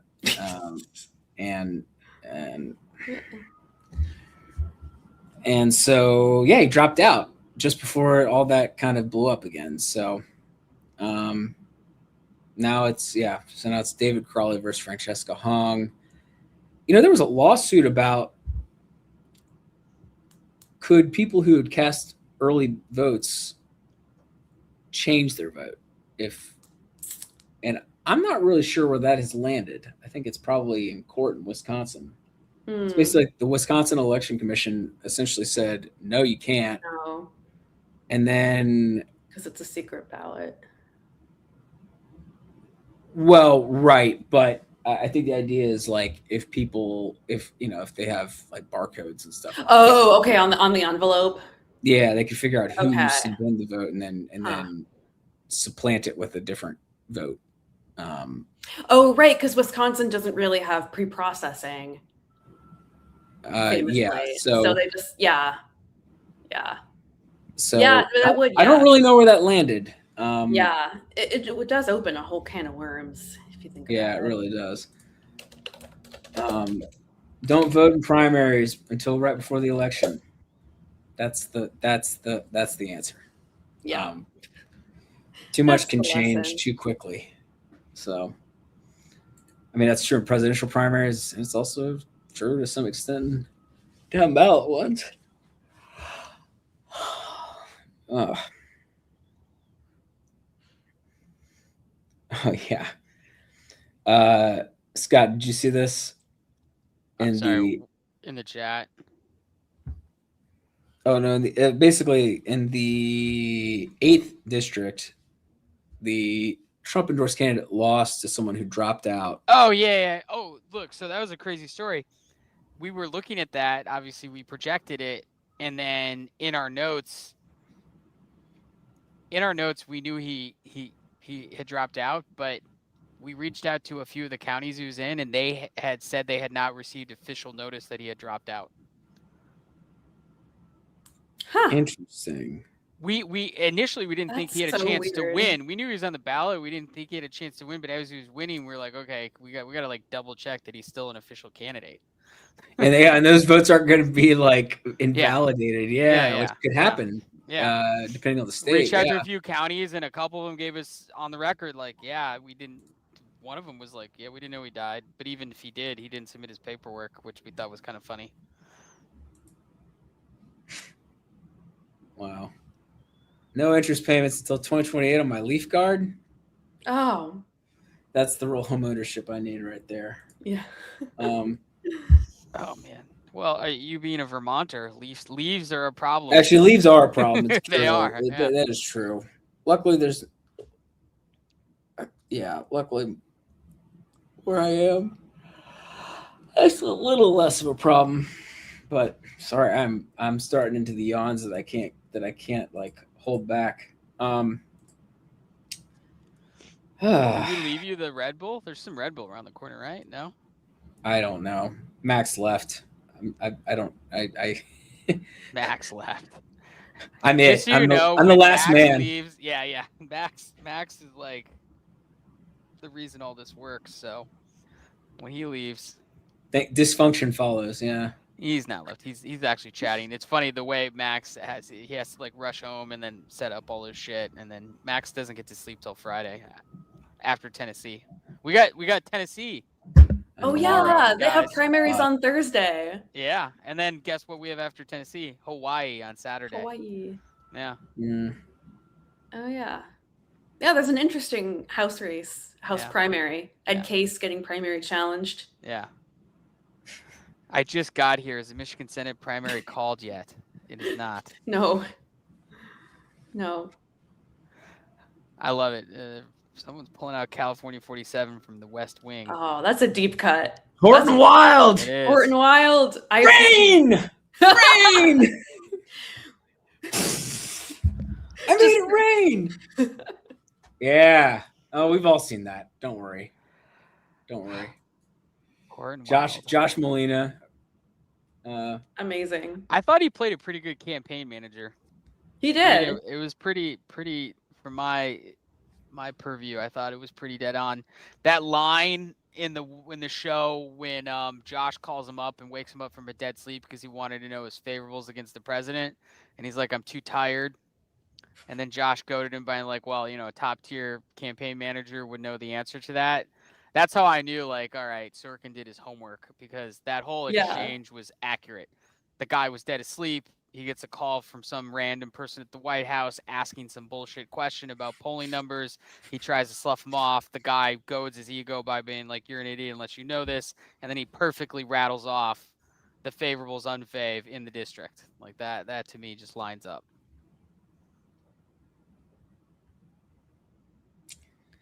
It's a good show. It's all time great. It's 7 a.m. in Michigan. Shouldn't they be reporting something very soon? You would think, wouldn't you? Well, One would in think. theory. In theory. In theory.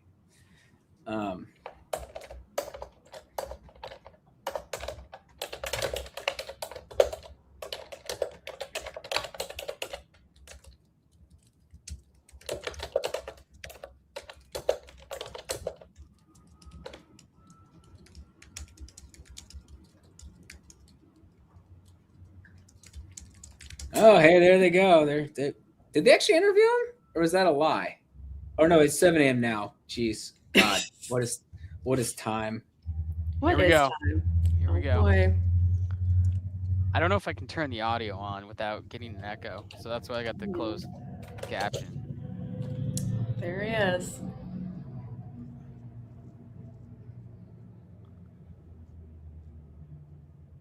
Who's this guy? This isn't Joe. It's Willie Geist. Oh, okay.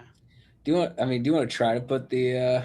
Yeah, let me try. Let me see. Let's how just this see. works. Let's just see. So we need to move forward and start bringing this Can you guys party hear that? together. Yeah. Obviously, it was an extremely Oh. close election. We got outspent 11-1, took $70 All right, I'm million gonna get some more caffeine in a of minute. spending against us. And I'm just really proud of the movement we built despite this. But on August 5th, both Congresswoman Stevens and I had committed to bringing the party back together. We understand that she still wants to hold on to a path. We're focused on trying to figure out how we bring the party together to defeat Mike Rogers in November. And as those votes come in from Wayne County, it may be called a short time from now. We'll keep a close eye on that. I think, Wait, did Willie Geist Mr. El just say it might be Sayed, a called lot a of short people time from maybe now? across the Someone country tell who've him been that word. paying some Oh, no, attention have MSNBC just is tuned in different now ABC. this Oh, morning. yeah. They wanted to see the outcome of this race, reading about you, learning about you, your history, some of your views, and where you might take the state of Michigan and what kind of United States Senator you potentially could become. Some people have painted you as extreme on issues like Israel. What is the core of your message? And if you do turn out to win this race, what will have made the difference? We want to get money out of politics, put money in your pocket, pass Medicare for all. We started this campaign back in April of 2025, going to places big and small, and then across living rooms in Lansing and backyards in Grand Rapids and VFW halls in Escanaba and churches in Detroit. I heard what people were complaining about. They said, I don't know why it is this hard. It just shouldn't be this hard to afford a bag of groceries or to pay your rent or ever believe you could own a home or see a doctor in the richest, most powerful country in the world or pay your taxes and believe that that money is being spent on you rather than being dropped in the form of bombs on somebody else. We've got an opportunity to bring ourselves back together, to come together around a movement, to take our democracy back, to make sure we have a government of the people, by the people, and for the people, rather than of the corporations, by the billionaires, and for the special interests. And that's exactly why $70 million was spent against me in this race. They see me as an existential threat to the system of politics that is making it way too hard on everyday people. But we're really proud of the movement we built, and we're looking forward to defeating Mike Rogers in November. Pin? He's got his little Mr. Senator, good morning. As we say, if you are indeed the Democratic nominee for Senate, you, I'm sure, have heard Republicans are welcoming that. A lot of Republicans have made plain that they were hoping that you would emerge from this contest, that they like their chances with Mike Rogers against you going forward, pointing to the idea that Michigan was won by Donald Trump 2 out of 3 times. Why do you think that, what is to you Rogers' biggest flaws as a candidate? How would you make the case against him if indeed you are moving into the general election? Yeah, well, look, Mike Rogers served in Congress. He served the special interests in Congress, but says he served the state of Michigan. He did it for 14 years. He took, I don't know how much money, nearly $1 million from the pharmaceutical industry, voted to raise prescription drug prices, helped to architect the legislation that kicked off the opioid epidemic. This is a guy who's never seen a corporate dollar he did not want to use to corrupt his office. He made $14 million after leaving Congress and moving to Florida to play golf. And he's back for a second helping. We know that if we bring people together around a movement to take our politics back, we really can beat him. And what he's missing is that politics has changed since the year 2000 when he got to office. Now it's not enough to just get, $70 million and run 30-second ads on television. You actually have to stand for something. And this is a guy who doesn't want to actually explain why he's backing Donald Trump on the worst, most ridiculous war that we've seen, that they swore up and down that we'd never fight. He doesn't want to explain why he drives an EV but doesn't want you to. He doesn't want to explain why he's okay with everybody paying $5 gas because of adventurism abroad. So we're looking forward to forcing him to explain all of those things to the people of the state of Michigan and then sending him back to Florida so he can golf with his buddies. So you have syndicated in the past that you support abolishing the Immigration and Customs Enforcement Agency, ICE. Certainly polls suggest that Americans are unhappy with the conduct of ICE now. That said, they also support President Trump's efforts in tightening the closing the southern border, tightening some immigration restrictions. So my question to you is, it's one thing to say, let's abolish ICE, but then what do you replace it with? Well, as you well know, ICE has nothing to do with the southern border. That's Customs and Border Protection. I believe in a secure border. I also believe in immigration enforcement, but I also believe in not shooting Americans in the back of the head, in the face, while you're trying to do it. And maybe it's because I've served in government agencies, but once a government agency like that is told that it has impunity to do the worst things and violate the highest law of the land, which is the Constitution itself, I don't think you can reform or retrain that. I think we need to start from scratch. And ICE is not very old. It's 15 years younger than I am. It started, it was a bad experiment. It's been weaponized to do the worst things. And I think we need to abolish it and start from scratch, perhaps going back to something like the INS, which for a very long time, very capably enforced immigration policy without, of course, shooting Americans and violating our civil liberties. Mr. El Sayed, you've been out there running for this seat for a long time. You've heard a lot and you've said a lot in response to what you hear. I'm going to ask you a question, pretending that I'm from Dearborn, Michigan, and I'm 43 years of age. I have a wife and 2 children, one in elementary school, one in high school. I work paycheck to paycheck. My wife and I both work paycheck to paycheck. If one of my kids ever got sick, we're done. What are you going to do for me? I believe in Medicare for all. I mean, this is the cause of my career in public service. I know that right now, too often, if you're living paycheck to paycheck, either you might be on Medicaid or you might have private insurance that you can't afford because your deductible is what, $4,500 to $6,000, meaning you're going to go potentially into bankruptcy if you or one of your kids got sick. We can guarantee you health insurance without having to worry about a premium, a copay, or a deductible in the same way that we provide health insurance to our seniors, the people who are most likely to get sick in our society. And on top of that, I think we can make Medicare whole for those seniors, covering things like vision, dental, and hearing, taking away the spend down or the deductible, taking away the premium and offering it to everybody and making it more sustainable. We can do that. But the thing that's standing in our way right now is the power of big medicines, the power of big pharma, it's the power of big insurance, nickel and diming politicians, which is why I want to get money out of politics so that we can finally guarantee Medicare for all and get a little bit more money in your pocket.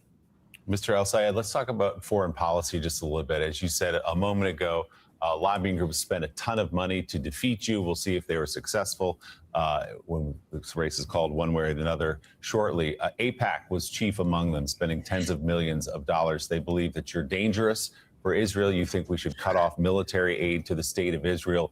Can you explain your position on foreign aid as it applies to Israel, but also more broadly?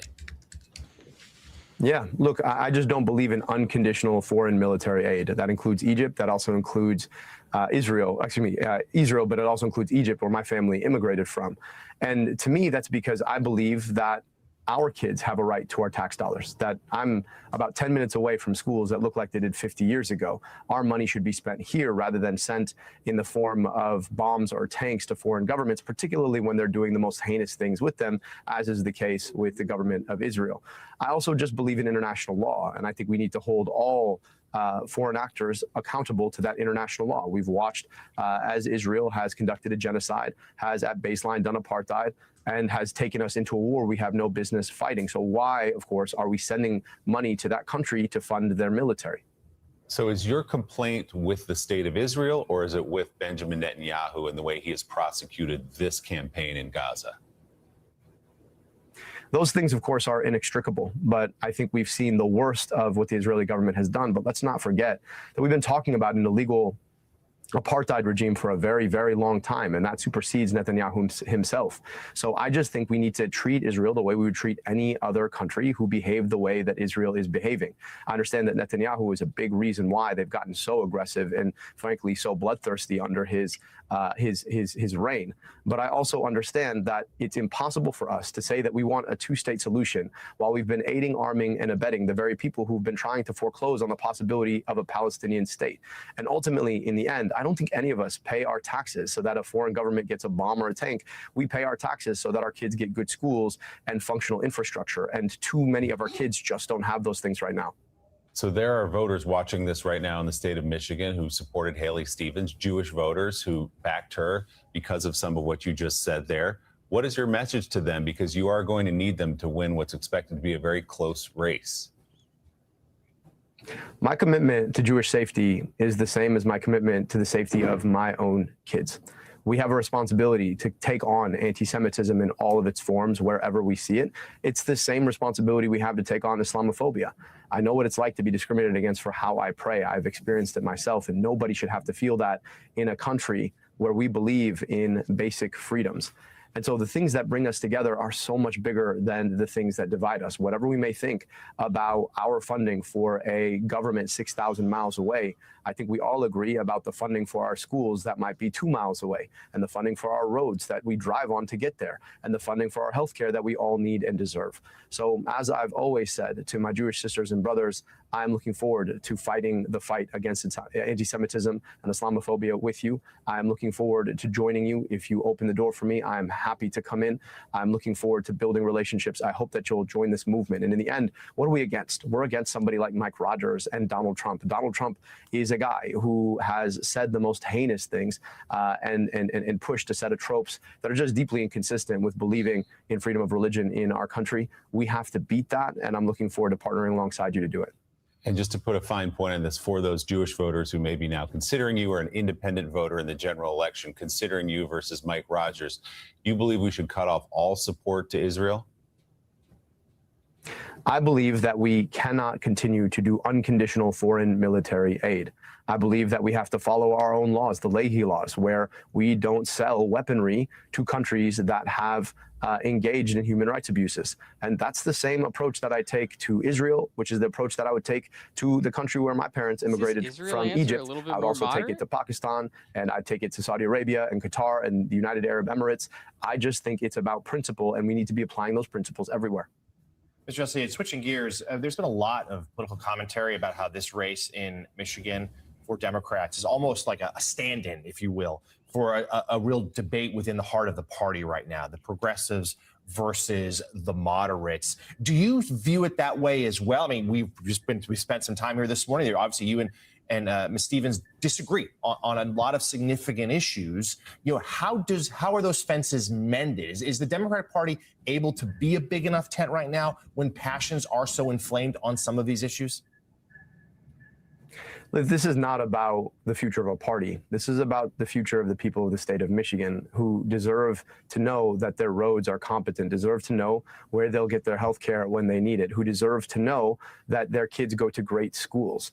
That's what I'm focused on. And if more of us were focused on that, I think a lot of the bigger issues that we tend to fight on would become a lot clearer. We're against the way that outside money can buy politicians, can come in, flood elections, and too often there's a pro quo that comes with that quid. But here's the thing. the things that unite us are so much bigger than the things that divide us. So to anybody who might not have supported me in this primary, I'm asking you to join this movement, to get money out of politics, put money in your pocket, pass Medicare for all, stand up to Mike Rogers and Donald Trump, take our democracy back against the power of big corporations who've rigged the system too often, and help us defeat the kind of lawlessness that we've seen out of the Trump administration. And so this is a big movement. And in order for us to build together, we're going to have to be able to come together around the things that unite us. It's the feeling that we get when we look our kids in the eye. It's the feeling that we get when we think about what our country ought to be. And it's the opportunity we have to take on all that Donald Trump has done to corrupt our country and to corrupt our government. And finally, sir, you went to the University of Michigan. Are you confident that Sparty fans also will come around to you? Look, as long as we're not going red and going to Ohio, I'm good with it. Okay. I think that's the correct answer in the state of Michigan. Democratic candidate for the United States Senate in Michigan. As we said, now the likely nominee, as our elections desk is categorizing it until this race is called, Abdul Al-Sayed. Mr. Al-Sayed, thank you very much for your time this morning. We appreciate it. Thank you for having me. Still ahead on Morning Joe, our new MS Now colleague, Peter Alexander, we're very excited to say, is standing by. He's been talking to voters in Michigan. He joins us here in studio with much more on that. Morning Joe comes right back.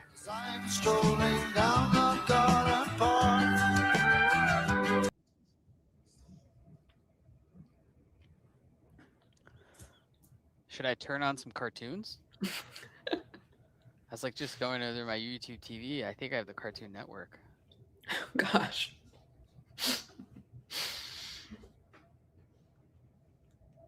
I thought that Israel answer was, and again, I should pay more attention. It seemed a little bit more moderate than I remember some of the early clips in the primaries. It was a good answer. It was a reasonable answer, but I feel like it was a little bit more moderate. Although I guess Willie Geist probably could have framed it a little bit more, I don't know, inflammatory or more pointed. Yeah. That was the only thing I picked up on that. Yeah, I mean, El-Sayed has like pretty consistently, also brought up, which I think is probably, smart messaging wise to say, it's not just Israel. I don't want foreign aid to Pakistan or Egypt it's something that he's always had in his messaging, which I think is probably smart. But it's also smart too, when you look at the polling, right? Like it's kind of funny. It's, if you want to, it was Carville and Begala. It's the economy, stupid. Mm-hmm. If you can link any issue back to the economy, you can probably strike a chord. And so, like the Israel thing, and that was his version. He's like, look, I don't want to give it to anybody. And he framed it in the form of aid, which is, it's nothing personal. I just don't want to give anyone money, which if you frame it right, libertarians could also agree with that. Right. Yeah.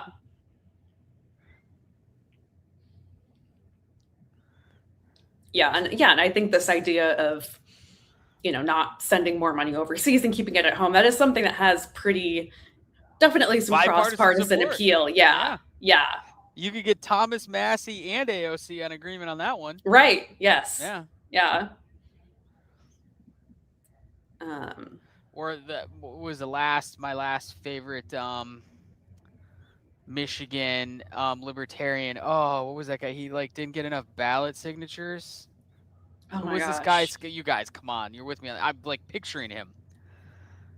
I'm gonna have to Google it now. Michigan congressman. Oh, Justin Amash? Yes. Yeah. Yeah. Yes. Yeah. Actually. Yeah. Oh, for sure. Also of a family of Middle Eastern, Palestinian descent, actually. Yes. Yeah. Yeah. Oh, for sure. Wow, that's a Trump 1 character I had forgotten about a little bit. One of many. Who is more libertarian? Ron Paul, Rand Paul, Justin Amash, or Thomas Massey? Oh man. This would be like a good Dave Weigel question. Yeah. Who's more libertarian? And bonus points, state who you think with some evidence. Oh man. I feel like they're I will go first. Okay, yeah, you go first. Ron Paul. Yeah, that's what I was gonna say. Yeah. my favorite fact about Ron Paul, he was pretty famous in like in the early 2000s, like 2000 to 2010, when the Republicans were really against earmarks because they thought earmarks were like wasteful spending. And Ron Paul was one of the most prolific earmarkers because he would cite Article 12, not Article 12, one of the articles that basically says it's Congress's job to control the purse. He's like, earmarks are the most one of the most constitutional things. It's our job as members of Congress, and I thought that was the most libertarian thing. Because and also his letters of marque, advocacy. He's like, we don't need to send troops to Afghanistan. We just need to send letters of marque. Like those are the two reasons why I think he's the most libertarian of those members. But I'm sorry. Go ahead, Grace. Who'd you have? Oh, yeah. I mean, it's like they're all kind of different flavors of libertarian. Yeah, I think probably Ron is the answer. I also just think like the auditing the Fed and like the gold standard of it all. The audit the Fed is my favorite. It's like, you know what you're gonna find? You're gonna just find money. You're gonna find a pair of Jerome Powell's reading glasses that he lost. Yeah. And like Alan Greenspan's, jacket. Yeah. Yeah. That's peak libertarian. I think like by the standards of like who's in office now, probably Massey. And like actually something like really interesting, I feel like Thomas Massey's legacy is really using the House of Representatives and like the weird ways in which it functions to his advantage.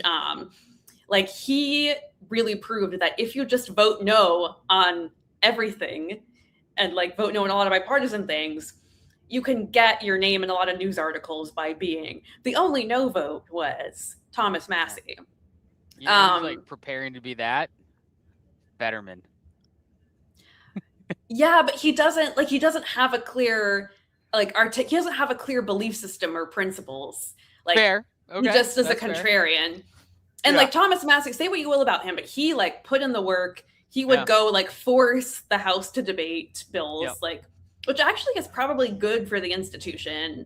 Gabe Fleischer, whose newsletter I really like, after Thomas Massey lost his primary, he had a really good take, which is like Congress needs more cranks. And I think of Fetterman as like just a contrarian who also doesn't put in the work and also has very different views on Israel. But I think Fetterman is preparing himself to be. I mean, he did it at the. He was at this Hill Nation summit, and he was basically saying on stage, he's like, "You guys realize that like it could be a 50-50 Senate or 51-50, and you've got Vance as the tiebreaker, and like I'm the deciding vote." He was like relishing his mansion moment. Yeah, but it's like. Yeah. Whether it's for principle, as you point out, I don't know, but I feel like it's not. I can pretty clearly, yeah. Yeah. But he is certainly preparing for it. Then in the mansion, you could, whether he has principles or not, I don't know, but he's certainly positioned himself well to take advantage of that vote. Yeah, and I mean, also Manchin, I will say, he did. Side with his party on a lot of things, like judicial nominations. Yeah, you voted with his party, what, 95% of the time? Yeah. Hillis he voted with his party, voted with the president 95% of the time. Yeah. Yeah, but like used his sort of leverage on the kind of within the party fights that, really matter to him, whatever you think about his policies. Yeah. But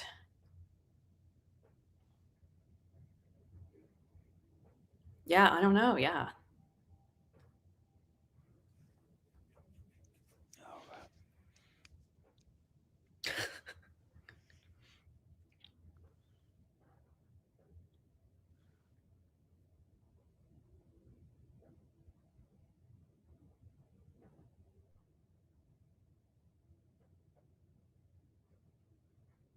Yeah, recap. We have not gotten a vote for Michigan since 5:32 a.m. from Calhoun County.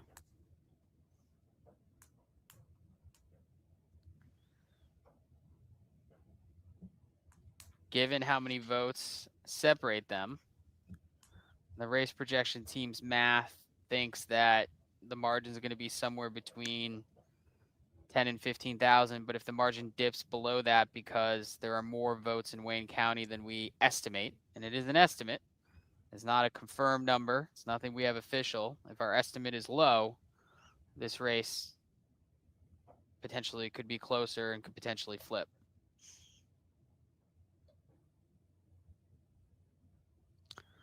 Same with Michigan 13, which also needs Wayne County vote.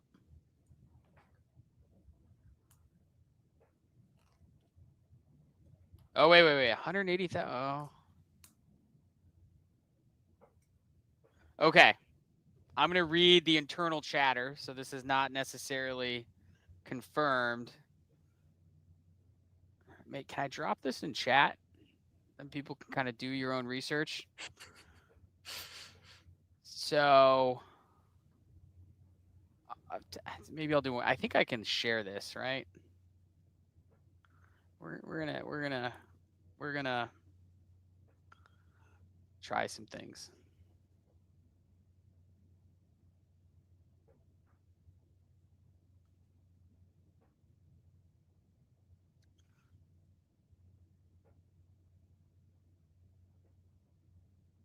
Oh, hold on. Okay. So at 7:07 on August 5th, this is the statewide tracker. This is an official dashboard from the Michigan Secretary of State. And let's go to Wayne County. This is what we're looking at. So everyone can see 328,000. Oh, hold on, Wayne, 314. This 216 number is a little bit higher than it was yesterday. And that's to be expected. As Grace, I know you can go into detail about the voting rules and how these things are processed and they're brought in. But what this tells us is there are a few more absentee votes than we, recorded this morning before the polls closed. Again, to be expected, which pretends that there's a few more votes than we expected. Those could be good for Stevens. That's what has our race projection team excited as we redo math here. If it sounds like I'm trying to get excited over a small update on a dashboard provided by the state, it is 7:30 in the morning and no one's been asleep in 18 hours. So yeah, we're gonna get excited. Oh yeah. I'm trying to figure out how to tell everyone where they can go look at this themselves.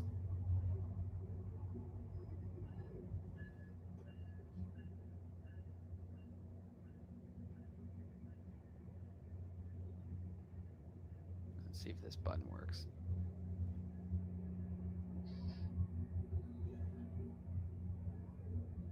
Oh man, I just put that out in chat. That's Chuck Todd. You're embodying Chuck won't spirit. Yeah.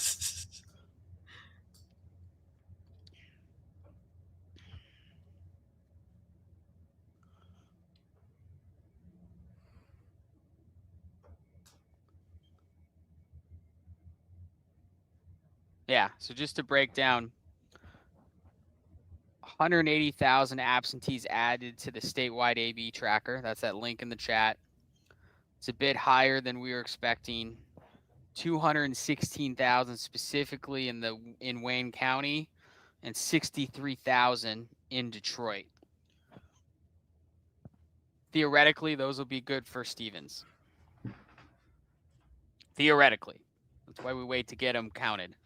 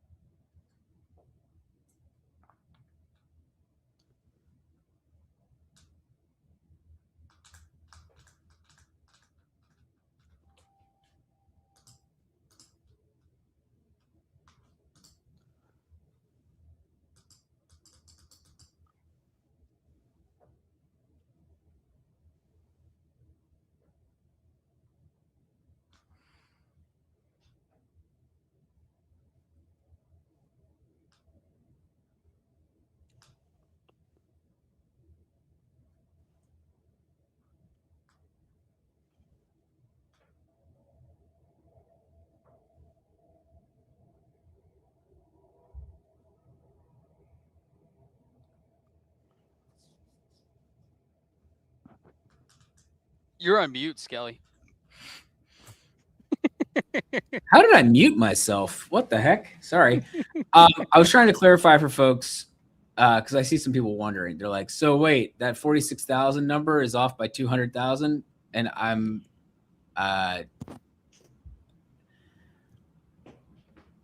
trying to say 180,000 absentees were added to the statewide tracker.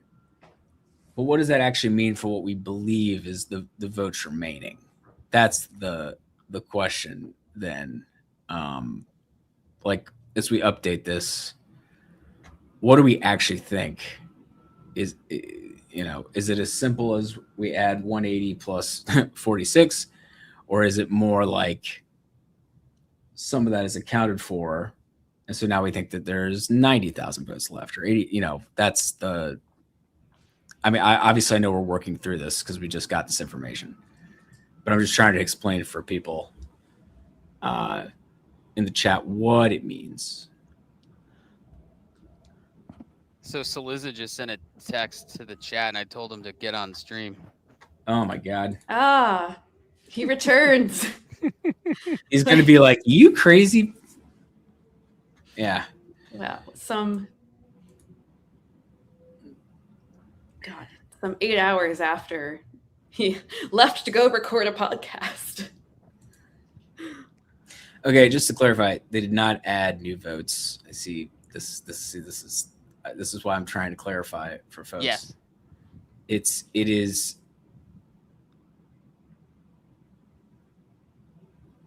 the Secretary of State is tracking the number of absentee votes reported by county. These numbers are updated, it looks like, every morning. And yesterday, counties received at least some absentee votes that have been mailed, and they showed up, or they were dropped off in a Dropbox, or what have you. And so some of those votes have probably been counted. But the trick now is figuring out just how does it actually affect the estimated vote left? And that I'm not sure of. So I'm going to let our team work on that. And we'll get you an updated number. I'm not sorry. Someone's like, we're sleep deprived. Jeffrey, have mercy. I'm sleep deprived. I get it. I'm just trying to like ward off conspiracy theorizing and whatnot. Like that something like weird has happened, and nothing weird has happened.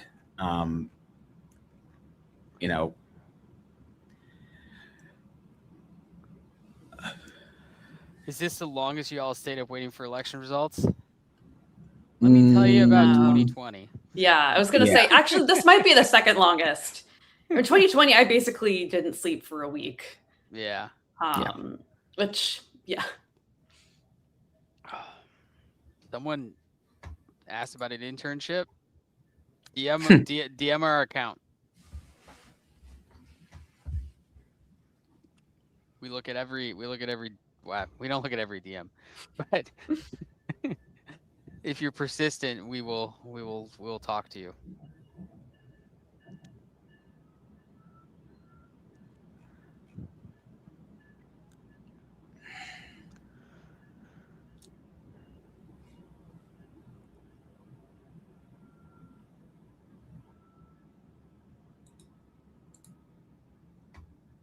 Oh man. All right. So, to be clear, right now, they are saying, the Secretary of State office is saying 1.6 million ballots cast. That's absentee early and election day. Sorry, I'm trying to make sure I'm trying to make sense of this so I can better explain to people. And this is not going as well as I'd like.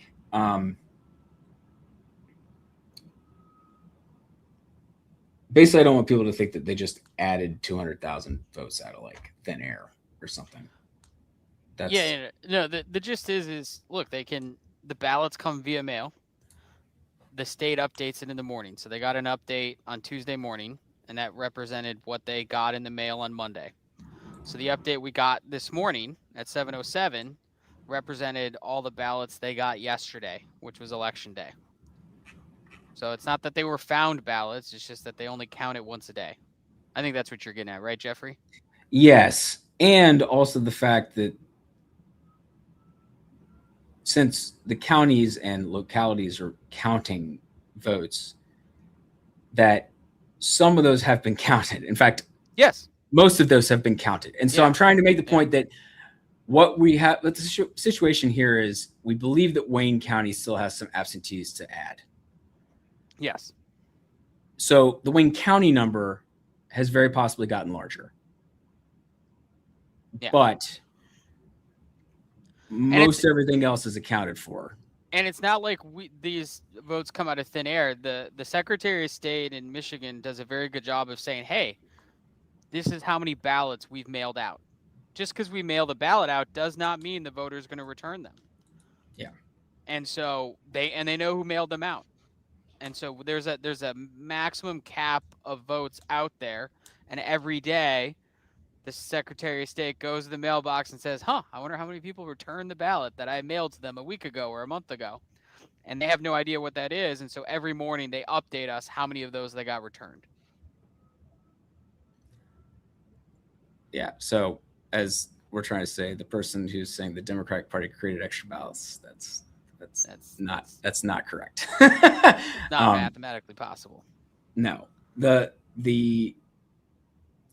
thing is, there's a universe of people who requested absentee ballots, and so many of those people, X number, returned them. Some of those votes were received yesterday. Most of those have been counted. And so we're not going to suddenly expand the number of votes remaining to 250,000. All right. But because Wayne County is still working, we are interested in the Wayne County number. And so that's the thing that we're curious about is, okay, so is it actually more like there are 65,000 votes left because there's another 20,000 or something in Wayne County that we haven't accounted for? This is the thing that we're working on. So I'm just trying to, yeah, okay, wow. Okay. Yeah, okay. Well, I, tried to engage in a good faith effort to explain that, but, if you're not going to be interested in it, it's cool. No worries. You just go on doing your thing. Yeah, it's not 200,000 votes. They updated it from what was it, 180 to 216? Anyway, Correct. So there might be 30 something thousand more votes. Yeah.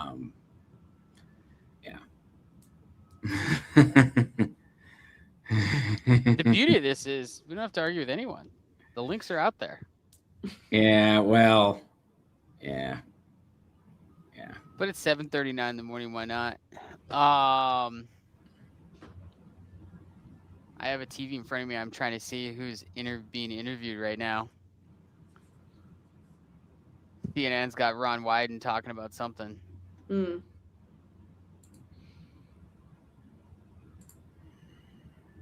just, you know what? I just don't want to hear about this person. They're just annoying the hell out of me. So I'm just like, I don't have fucking time for this. Go away. This is the side of Scully I don't get to see a lot. Yeah. This is, well, 0 I don't have a lot of patience for election conspiracy crap. It's just tiresome. Yeah. So, that's what Reddit is for. Yeah.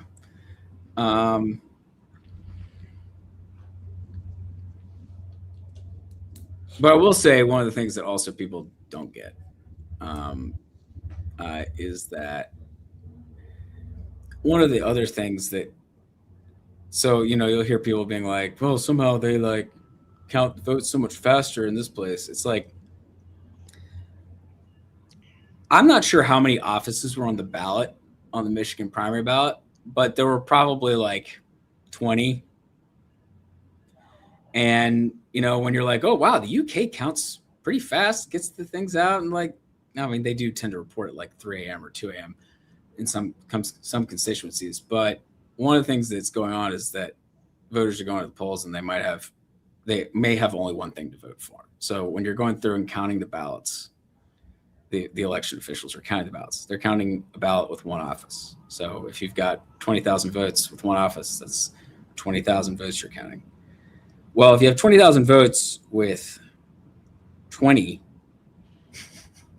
offices on it, it's you're talking more about 400,000 votes technically, in the sense that there are 400,000 separate offices being counted in the process of counting. So it takes longer to put each ballot through like a scanner. All this stuff takes more time, which is the thing that sometimes people forget, is that in the US, we have a habit of putting a lot of ballots on a lot of offices on the ballot all at the same time, which things take longer. And we are atypical largely on that front. So worth keeping in mind. All right, well, yeah, they're literally trying to, oh man, boy, oh boy. All right, yeah, we really do have all the bots coming in.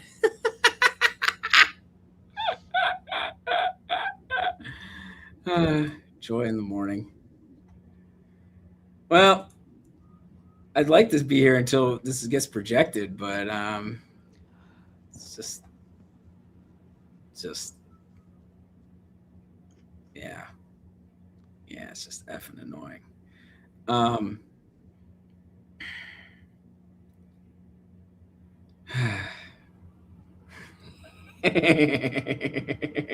Now they're just baiting you, Skelly. Yeah, you gotta die. Rage baited. Yeah, just fucking tiresome. Oh man. Yeah. Ron Wyden is still talking to someone on CNN. I kind of want to know what he's talking about. What committees is he on? He's on Senate budget, right? Oh, finance. So we don't really, at this point, if we were trying to get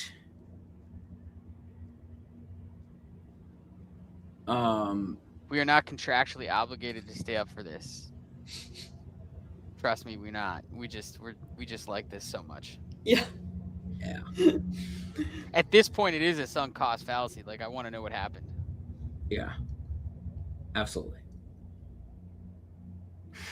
Time to discuss Count Binface.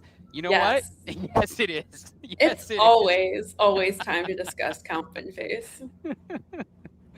I mean, we were just talking about this. Were you there, Skelly? Like, there's going to be a UK election, and I think DDHQ might cover it. We like the international stuff. Yes. That sounds fun.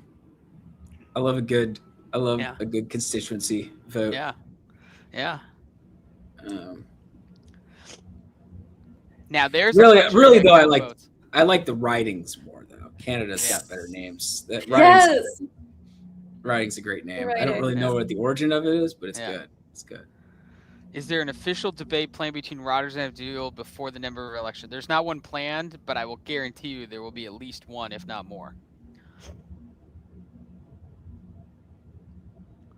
My favorite part about the UK elections is in 2016. I was actually in London for Brexit. Oh my gosh. And I was at a bar with some people who were very interested in the elections. And they were very sure, because of private polling they had, that it was not going to pass.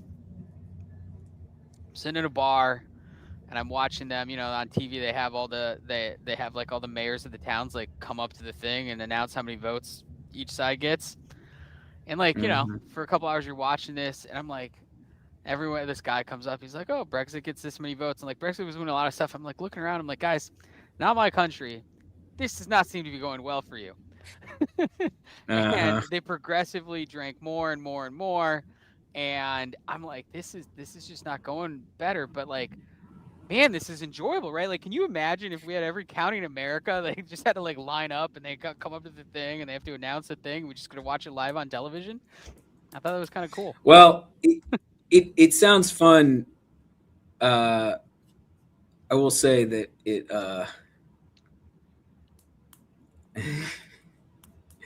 it's like one of those things of, are we actually hurting our own business here? Yeah. Well, that's my other favorite thing is like when we talk to people from like other countries. I remember talking to some legislative folks from Germany, and I was trying to explain to them what we do. I'm like, why do you exist?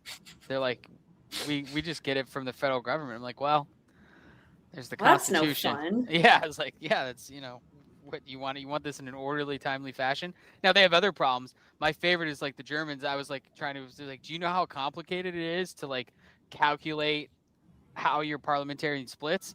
As Jeffrey knows, we have some very smart people on our staff. We have a gentleman on our staff who got his PhD in theoretical physics and started college at age 16. And this was one of the hardest things he's ever had to code. So, look, you counted fast, but to calculate out your parliamentary split is, it is rocket science, apparently. Someone asked, can Rogers just refuse to debate, or is he obligated to debate? He can. I mean, David Perdue in 2020 famously did not debate John Ossoff, creating that great image of Ossoff debating an empty chair and making that face in the photo that was like, and that, did not end well for Perdue. So, I mean, Rogers could refuse to debate El Sayed. I don't think that would end well for him in a swing state.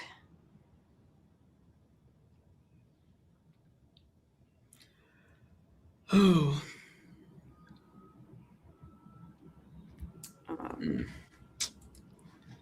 Well, I'd really like to get to a projection here.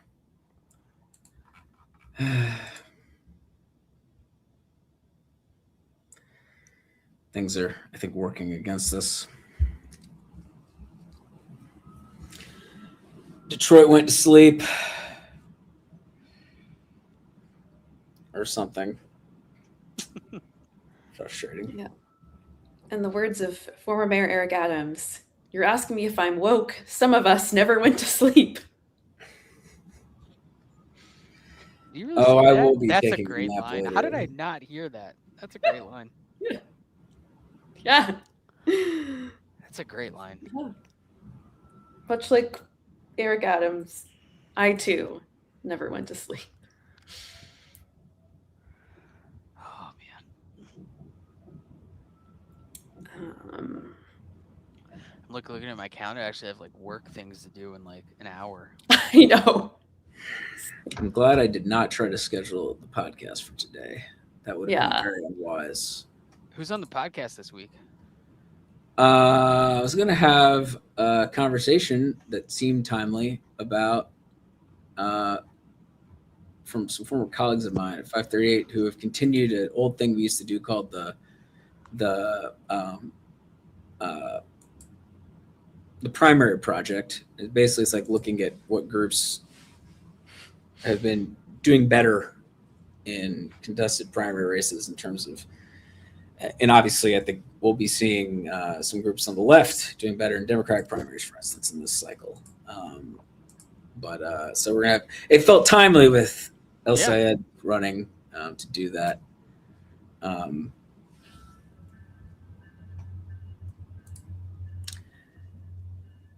right, what is this guy?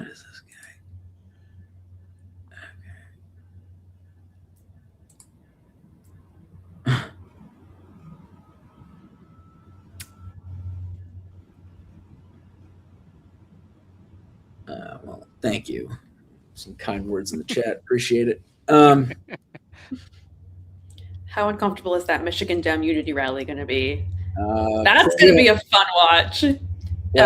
When is that set for? The 7th, what day is today's Friday? Friday. Yeah, Pete Buttigieg is going to be there. Apparently is headlining. I'm very curious to know who he voted for in this primary. He is a Michigan resident and Michigan voter. I probably voted for Haley. I actually saw some people discussing this on Twitter, and it's funny. So they were like, Pete voted for Haley Stevens, but Chasten, right? Is that how it's pronounced? Chasten? Chasten, sorry. Chasten. I mean, he was chastened, I guess. Chastened. I don't know. Chasten voted for, God, I am tired. Chasten, they're like, secretly Chasten voted for Abdul El-Sayed. And I was like, yeah, maybe. I mean, I don't know. That's funny. Split voting household. Yeah, I'm also curious as to who McMorrow voted for. If I had to guess, I think she voted for El-Sayed, probably. That one actually is harder. Yeah. She and Stevens are not on the best of terms. Right. Yeah. So that's why I think. See some personal vote being in there as well. Yeah. Yeah.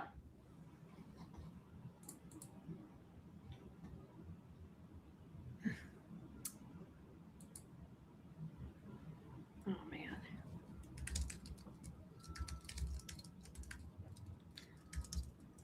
Well, right now my current hard out is that I have a 9:30 hit to talk about this. So I'm not suggesting we actually go that long, but I don't know what we're all sitting here just being like, is Wayne County going to actually add any votes soon? And are we going to get an update on the estimated vote outstanding? Is that Cruiser's remit? He is off duty at the moment. It's me and Al Dunson. Okay. It's one of those things we can't. We got to get it from the county. In the Sure. county. No. Yeah. I agree. I'm just saying.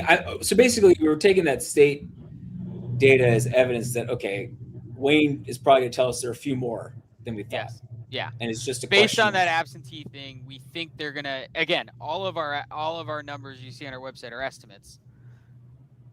Our best guess is our estimate is a little bit low. And so if our estimate's a little bit low, we think there are a few more votes in Wayne County, and we think the few more votes that are in Wayne County than we estimated are potentially favorable for Stevens. Yeah, and the math is based on what we've seen in Wayne County. Yeah. And the math is so close, it's almost like unless we can be 100% certain it's, X number of votes left, we're in the business of being accurate. Like, we can't guess it. We need an official answer from a county. And we need an official report. We can't say, we think there's between 50 and 60,000 left. Look, if there were 100,000 vote margin and we think there's somewhere between 50 and 75,000 votes left, it's projectable. But, if there's somewhere between 50 and 75,000 votes left and there's a margin of 19,000 votes, it's not that projectable. matters. Yeah. And it adds to the uncertainty, which is the whole thing. Same with Michigan 13. Everyone's asking about that. That's when we thought was there. It's all Wayne County. When Wayne County reports, it will help us, get to a projection for Michigan Dem Senate and Michigan 13.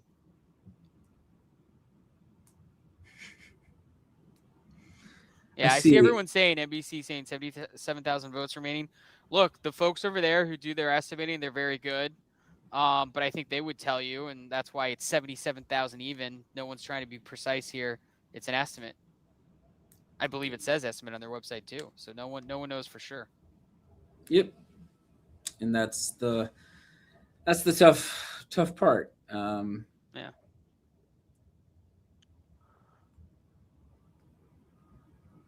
Also, because here's the other thing.